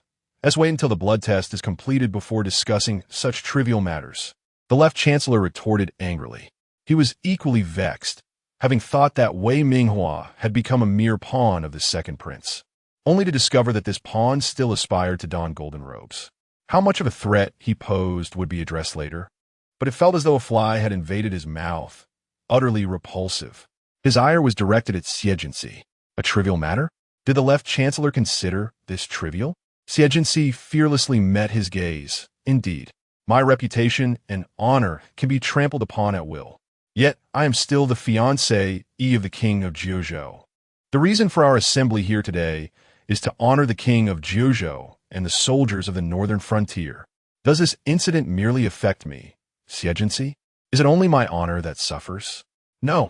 It tarnishes the reputation of the Jiuzhou royal family, the northern frontier army, and the valiant soldiers who have fought to safeguard our nation. If the wife of the commander can be so humiliated today, what will become of their wives and children in the future? Xiejinsi and Oppos. S voice grew increasingly impassioned, resonating with strength. Today, even if I do not seek justice for myself, I will not allow the likes of those lowly scoundrels to set a precedent. Your Majesty, Your Highness, the National Master, and all esteemed officials, if I, Xiejinsi, cannot attain justice today, I shall perish right here. Before her words could fully settle, she lunged towards the grand incense burner with unwavering resolve. Author's note, tomorrow, I will finally have the time to write more. From the moment I rise, I will write one chapter after another until evening. Please support me. Dear readers, Chapter 97. With the voice of the people, they are sent to their doom. This is a threat, a tactic that the courtiers have grown accustomed to. However, the CF family cannot afford to wait for results like the courtiers. Otherwise, it may backfire, leading to accusations of coercing the emperor. It is imperative to express despair and indignation to the utmost degree, to make everyone believe that Xiejinsi's endurance toward the treacherous couple Wei Minghua and Xie Rou has reached its limit, to the extent that only death can convey her resolve. Yet, how swift can a frail woman be, with so many martial officials present? Surely one among them could rescue her before she reaches the fiery furnace. Moreover, there are the formidable Emperor Jiuzhou and the enigmatic National Master. This is what it means to be placed on the brink of death and emerge anew. Indeed, just as she was merely a palm's breadth away from the 9-tripod incense burner, Emperor Jiuzhou timely embraced her waist, pulling her into his arms. The National Master, Rong Jin, was a step behind, failing to grasp her garment, and instead struck the scorching incense burner with an open palm, forcefully moving it 3 steps aside, a distance that would take over 10 men to shift. The tremors scattered the incense, igniting the garments of several court officials and noble women who could not evade in time, plunging the scene into chaos. Yet, Emperor Jiuzhou swiftly quelled the turmoil. Switching to his left hand to hold Xiejinsi, he rushed like a tempest before the left chancellor, snatching a golden hairpin from her head and with precision and ferocity plunged it into the chancellor and amp. Oppos, S. Heart, do you think this king's reputation as the living Yama is merely a fade? His eyes were filled with mockery and cruelty, devoid of warmth, resembling a demon risen from hell, bloodthirsty, merciless, and unrelenting.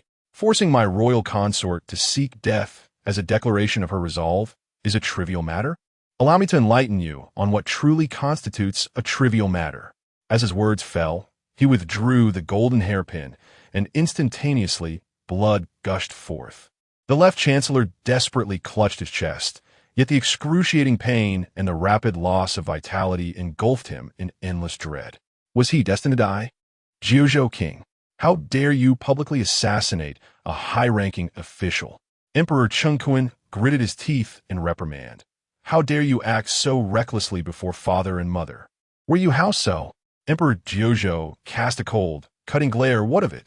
With a thud, the left chancellor collapsed to the ground, convulsing uncontrollably, blood oozing from his mouth. Yet, Emperor Jiuzhou laughed, a chilling laugh that instilled fear. Rest assured, though the left chancellor is a hollow shell, he is nonetheless the maternal uncle of the empress. For the sake of my elder brother and nephew, I shall show restraint. He shall not perish, but merely suffer damage to his heart, living as a cripple for life, or perhaps become a fool, merely a trifle. The left chancellor widened his eyes in despair and succumbed to unconsciousness. Emperor Jiuzhou, the emperor of Dian, was enraged. His patience had limits. The living Yama openly assassinated one of the people he had supported. Such a blatant affront to his authority could not go unchallenged. But before he could speak, Jiang Hanjun performed a deep bow, exclaiming, I beseech your majesty to grant justice to the daughter of your subject. Xie Yuan followed. I implore your majesty to deliver justice for my daughter. Ling Feng knelt on one knee, declaring, I would forsake 7 years of merit, merely to request that your majesty grant justice to the future Jiuzhou princess. All the martial generals from the northern frontier present at the banquet knelt in unison. We are willing to sacrifice our merits, beseeching the emperor to grant justice to the Jiuzhou princess. Even the generals not from Jiuzhou knelt, imploring, we beseech the emperor to grant justice to the Jiuzhou princess and to all the wives and daughters of the martial officials. The right chancellor lifted his robe and knelt properly. Your majesty, a strong military is vital for a strong nation. Do not dishearten the martial spirit, for it is detrimental to the country and the people. Officials from the Dali Temple and the Judicial Department, along with their families, knelt down, stating, according to Dian law, those who falsely accuse others, causing them great harm, shall receive 300 lashes, be branded, and face 7 years in prison. The Son of Heaven is no different from commoners in the eyes of the law. Almost everyone knelt, pleading, we beseech your majesty and the empress to grant justice to Xie Jinsi. We beseech your majesty and the empress to punish the guilty according to Dian law. Chapter 98. He gained identity, yet lacked honor. Like a spark plunging into a cauldron of boiling oil, an inferno erupted instantaneously, scorching the emperor, the empress, and the architects of this conspiracy, Di Chengquan, Wei Minghua, and Xie and Oppos, to their very cores. The emperor of Dian, gazing at the seemingly unfazed Di Jiuzhou as he began to wipe the blood from his golden hairpin, felt once again the overwhelming and oppressive pressure emanating from the ninth prince, one he had last experienced when Di Jiuzhou had supported him in ascending to the throne and bloodied the imperial city. Reluctantly, he conceded, yet his heart remained restless. Thus, he cast his final glance toward Rongjin. What does the national master believe we should do about this matter? Rongjin stood steadfast like a pine on a mountaintop, his demeanor unperturbed. Public sentiment flows like water. It can support a vessel or capsize it. The emperor of Dian felt as if struck by a heavy blow, his countenance transforming into one of profound distress, a surge of blood rising to his throat, which he suppressed by gripping the armrests of the dragon throne. The vessel represented him as the sovereign, if public opinion could topple him. What the myriad martial generals and ministers. What a cunning merchant and Oppos, S daughter. What a formidable ninth prince. One audacious Ren and Oppos, and Marquiate. Your Majesty, Your Highness.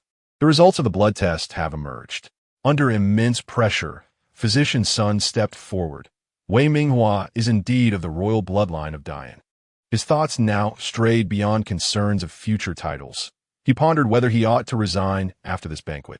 Physician Wei, in a state of desperate panic, scrambled forward, resembling a man on the verge of confession. I am guilty. I am from Maxian in the western continent, 1,000 miles from the imperial city. My family is impoverished. To support my journey to the capital for examinations, I sold my sister into a brothel. Yet, upon my arrival in the imperial city, I was destitute, nearly starving on the streets. It was the late crown prince who rescued me, providing me with food and warm clothing, even arranging for my lodging at an inn with gold and silver. I am eternally grateful to the late Crown Prince for saving my life and enabling me to achieve success in the imperial examinations. Who would have thought the late Crown Prince would meet with misfortune? Later, I unexpectedly saved the orphan child of the late Crown Prince. His mother beseeched me, wishing only for her child to be spared from all conflict, to grow up in peace. Thus, I boldly concealed the child's true identity and took him into my home to raise until recently, when I accidentally discovered the hidden compartment in my ancestral hall, where I found the late Crown Prince's private seal and swaddling. It was then that I revealed his lineage to him. Having spoken, Physician Wei bowed his head to the ground. I am guilty. I am willing to accept my punishment. Xie Jinxi recalled how, in her past life, Physician Wei had uttered similar words, and rather than facing punishment, he had received numerous accolades for nurturing the royal bloodline. However, that had been during Wei Minghua and Appo's time of great renown and bright prospects. Now, how dare he conceal the royal bloodline and corrupt the noble grandson? What audacity! The Emperor of Dian erupted in fury. Seize this scoundrel and throw him into the dungeon. After the banquet, I shall personally interrogate him. Physician Wei and Appo's complexion drained of color, his heart echoing the words, "It is over." His official career, over. Even his life might be at stake. This was not how he had envisioned it. According to his plan, even if he confessed to privately raising the royal grandson, he would surely be rewarded for years of nurturing and the grandson's intercession. Now, the grandson could not speak on his behalf, and even if there were no rewards, it should have balanced out, leaving him unscathed. How had it come to this? Yet, no one responded to him, nor did anyone speak up for him. He was dragged away by the imperial guards, utterly devoid of the strength to resist. As for Wei Minghua, having been confirmed as of royal blood, he rightfully deserved to return to the imperial family. Proclaim my edict. The Dian imperial family now recognizes that the long-lost royal grandson, Di Minghua, has been raised improperly by ill-intentioned individuals, his character and virtue compromised. Henceforth, he shall be confined to his residence for 1 year, under the tutelage of a teacher, to observe the outcome. Miss Si Rue, disregarding Moratlo, has seduced the royal grandson, bearing his bloodline, and infiltrated the royal household as a maid of the grandson, with the intent of giving birth to an heir, forsaking the mother to raise the child. Chapter 99. He cornered her. What? Xie Ruer had forgotten how to cry. Just a moment ago, she had been contemplating how that wretched girl, Xie Jinxiu, had once again evaded her grasp. Not only had her reputation been tarnished, but she had also exposed her opportunity to secretly seize the wealth of the Xie family in front of the family members. However, it was not entirely without benefit. To her astonishment, she had conceived a child with Minghua, and if his identity as the emperor's grandson were confirmed, she could ascend to the status of a prince's consort, basking in glory. At that point, her status would rival that of Xie Jinxiu, and the act of covertly seizing could transform into overt acquisition. But why was she relegated to the status of a mere concubine? Why? Was it to abandon her mother and raise the child? After years of hard work, sacrificing everything, she found herself destined to become a servant? Or even a ghost? No. Her voice hoarse, she shook her head repeatedly. I am the mother of this child. I will raise him.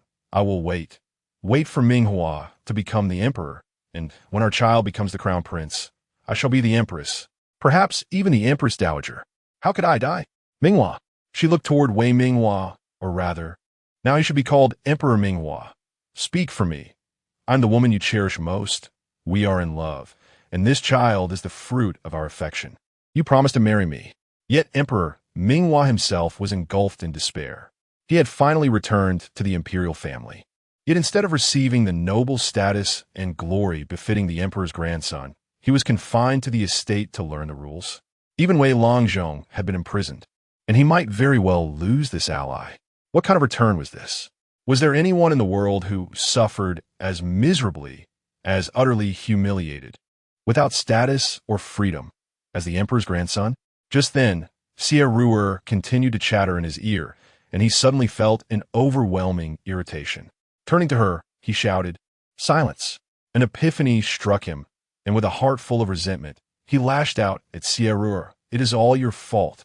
Had you not climbed into my bed and seduced me, how could I have committed such a grievous mistake? It is already a tremendous grace from the emperor that you are allowed to bear this child. If you dare to speak again, I will personally throw you into the moats to drown." Sobbing and filled with regret, he addressed the Emperor of Dian. "Your Majesty, it is my foolishness.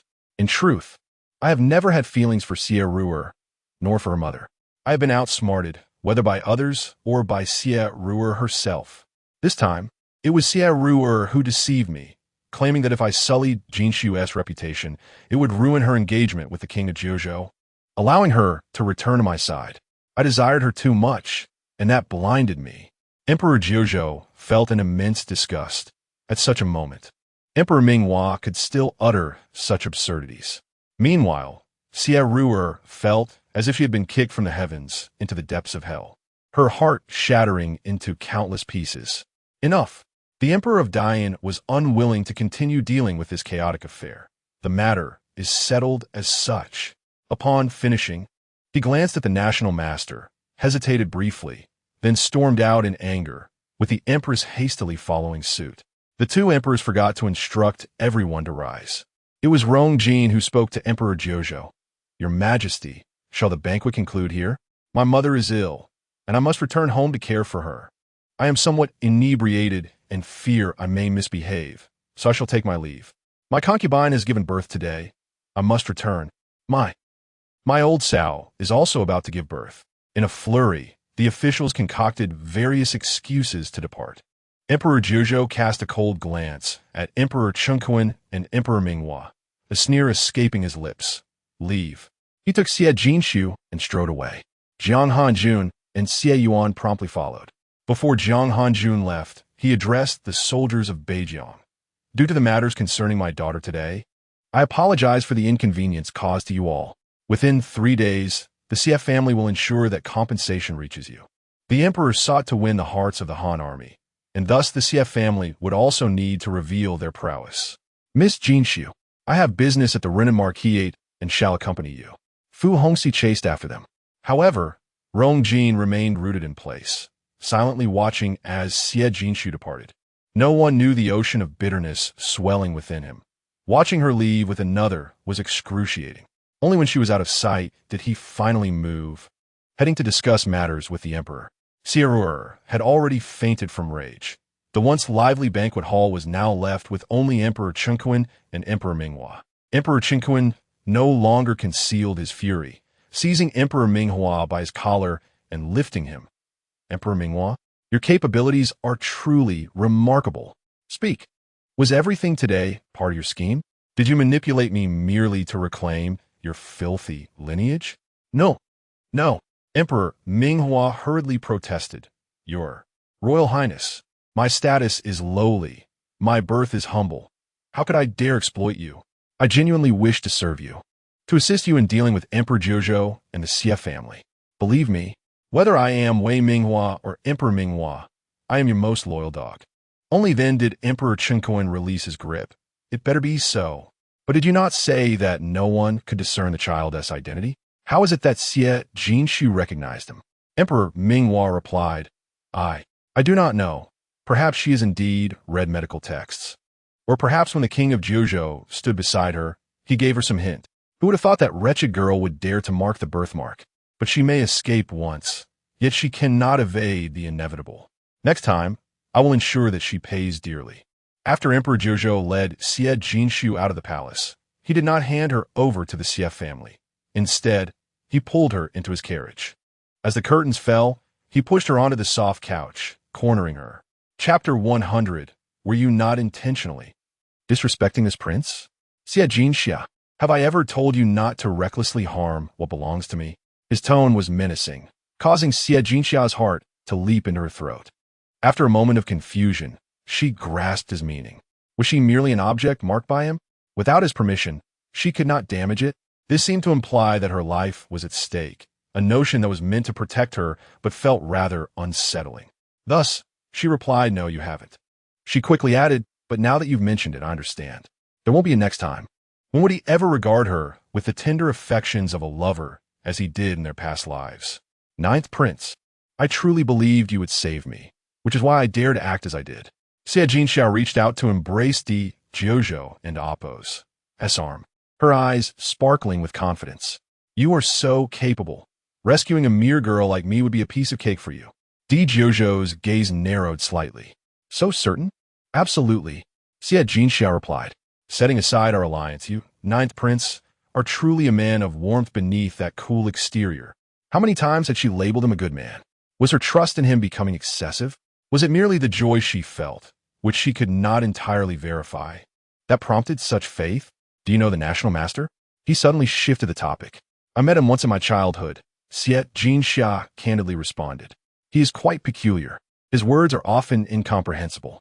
Di Jojo stepped back slightly, seemingly nonchalant as he inquired, Is he handsome?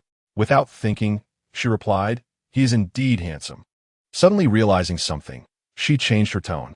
Everyone says the National Master is extraordinarily beautiful, a paragon among men, or perhaps a celestial being descended to earth. However, I didn't observe him closely enough to know his exact appearance. Why was the prince inquiring about this? Did he have concerns regarding that man's visage? Before Di Jojo could respond, she added, If you suspect there is an issue, then there surely must be one. You are wise and discerning, and I would never doubt your judgment. She nearly fell into the snare of this man, even if he currently held little affection for her. His fearsome possessiveness would not allow other men to approach her. It seemed that the National Master had been noted in his mind. You're quite perceptive. Dijutsu scolded. But why do you flatter me? What are you afraid of?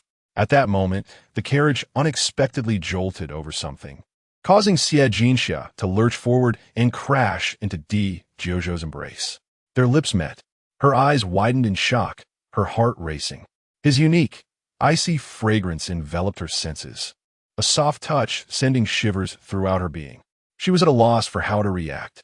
It was only when a voice from outside called out, Your Highness, Princess, there were obstacles on the road, that she hurriedly pushed him away. Sorry.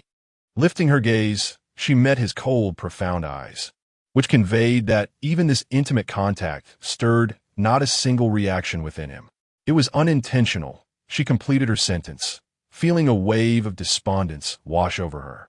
Then she heard him say, Is it acceptable to disrespect me simply because it was unintentional? I didn't mean to. Don't say such things. Xie Jinxiao exclaimed, flustered. Such words could come from him? Di Jojo retorted. Oh, you did it but refused to acknowledge it? I didn't tea. It wasn't Appo's tea like that. Xie Jinxia felt somewhat lost and could only grit her teeth. What do you want from me? She glanced at his lips. Otherwise, why don't you take liberties with me?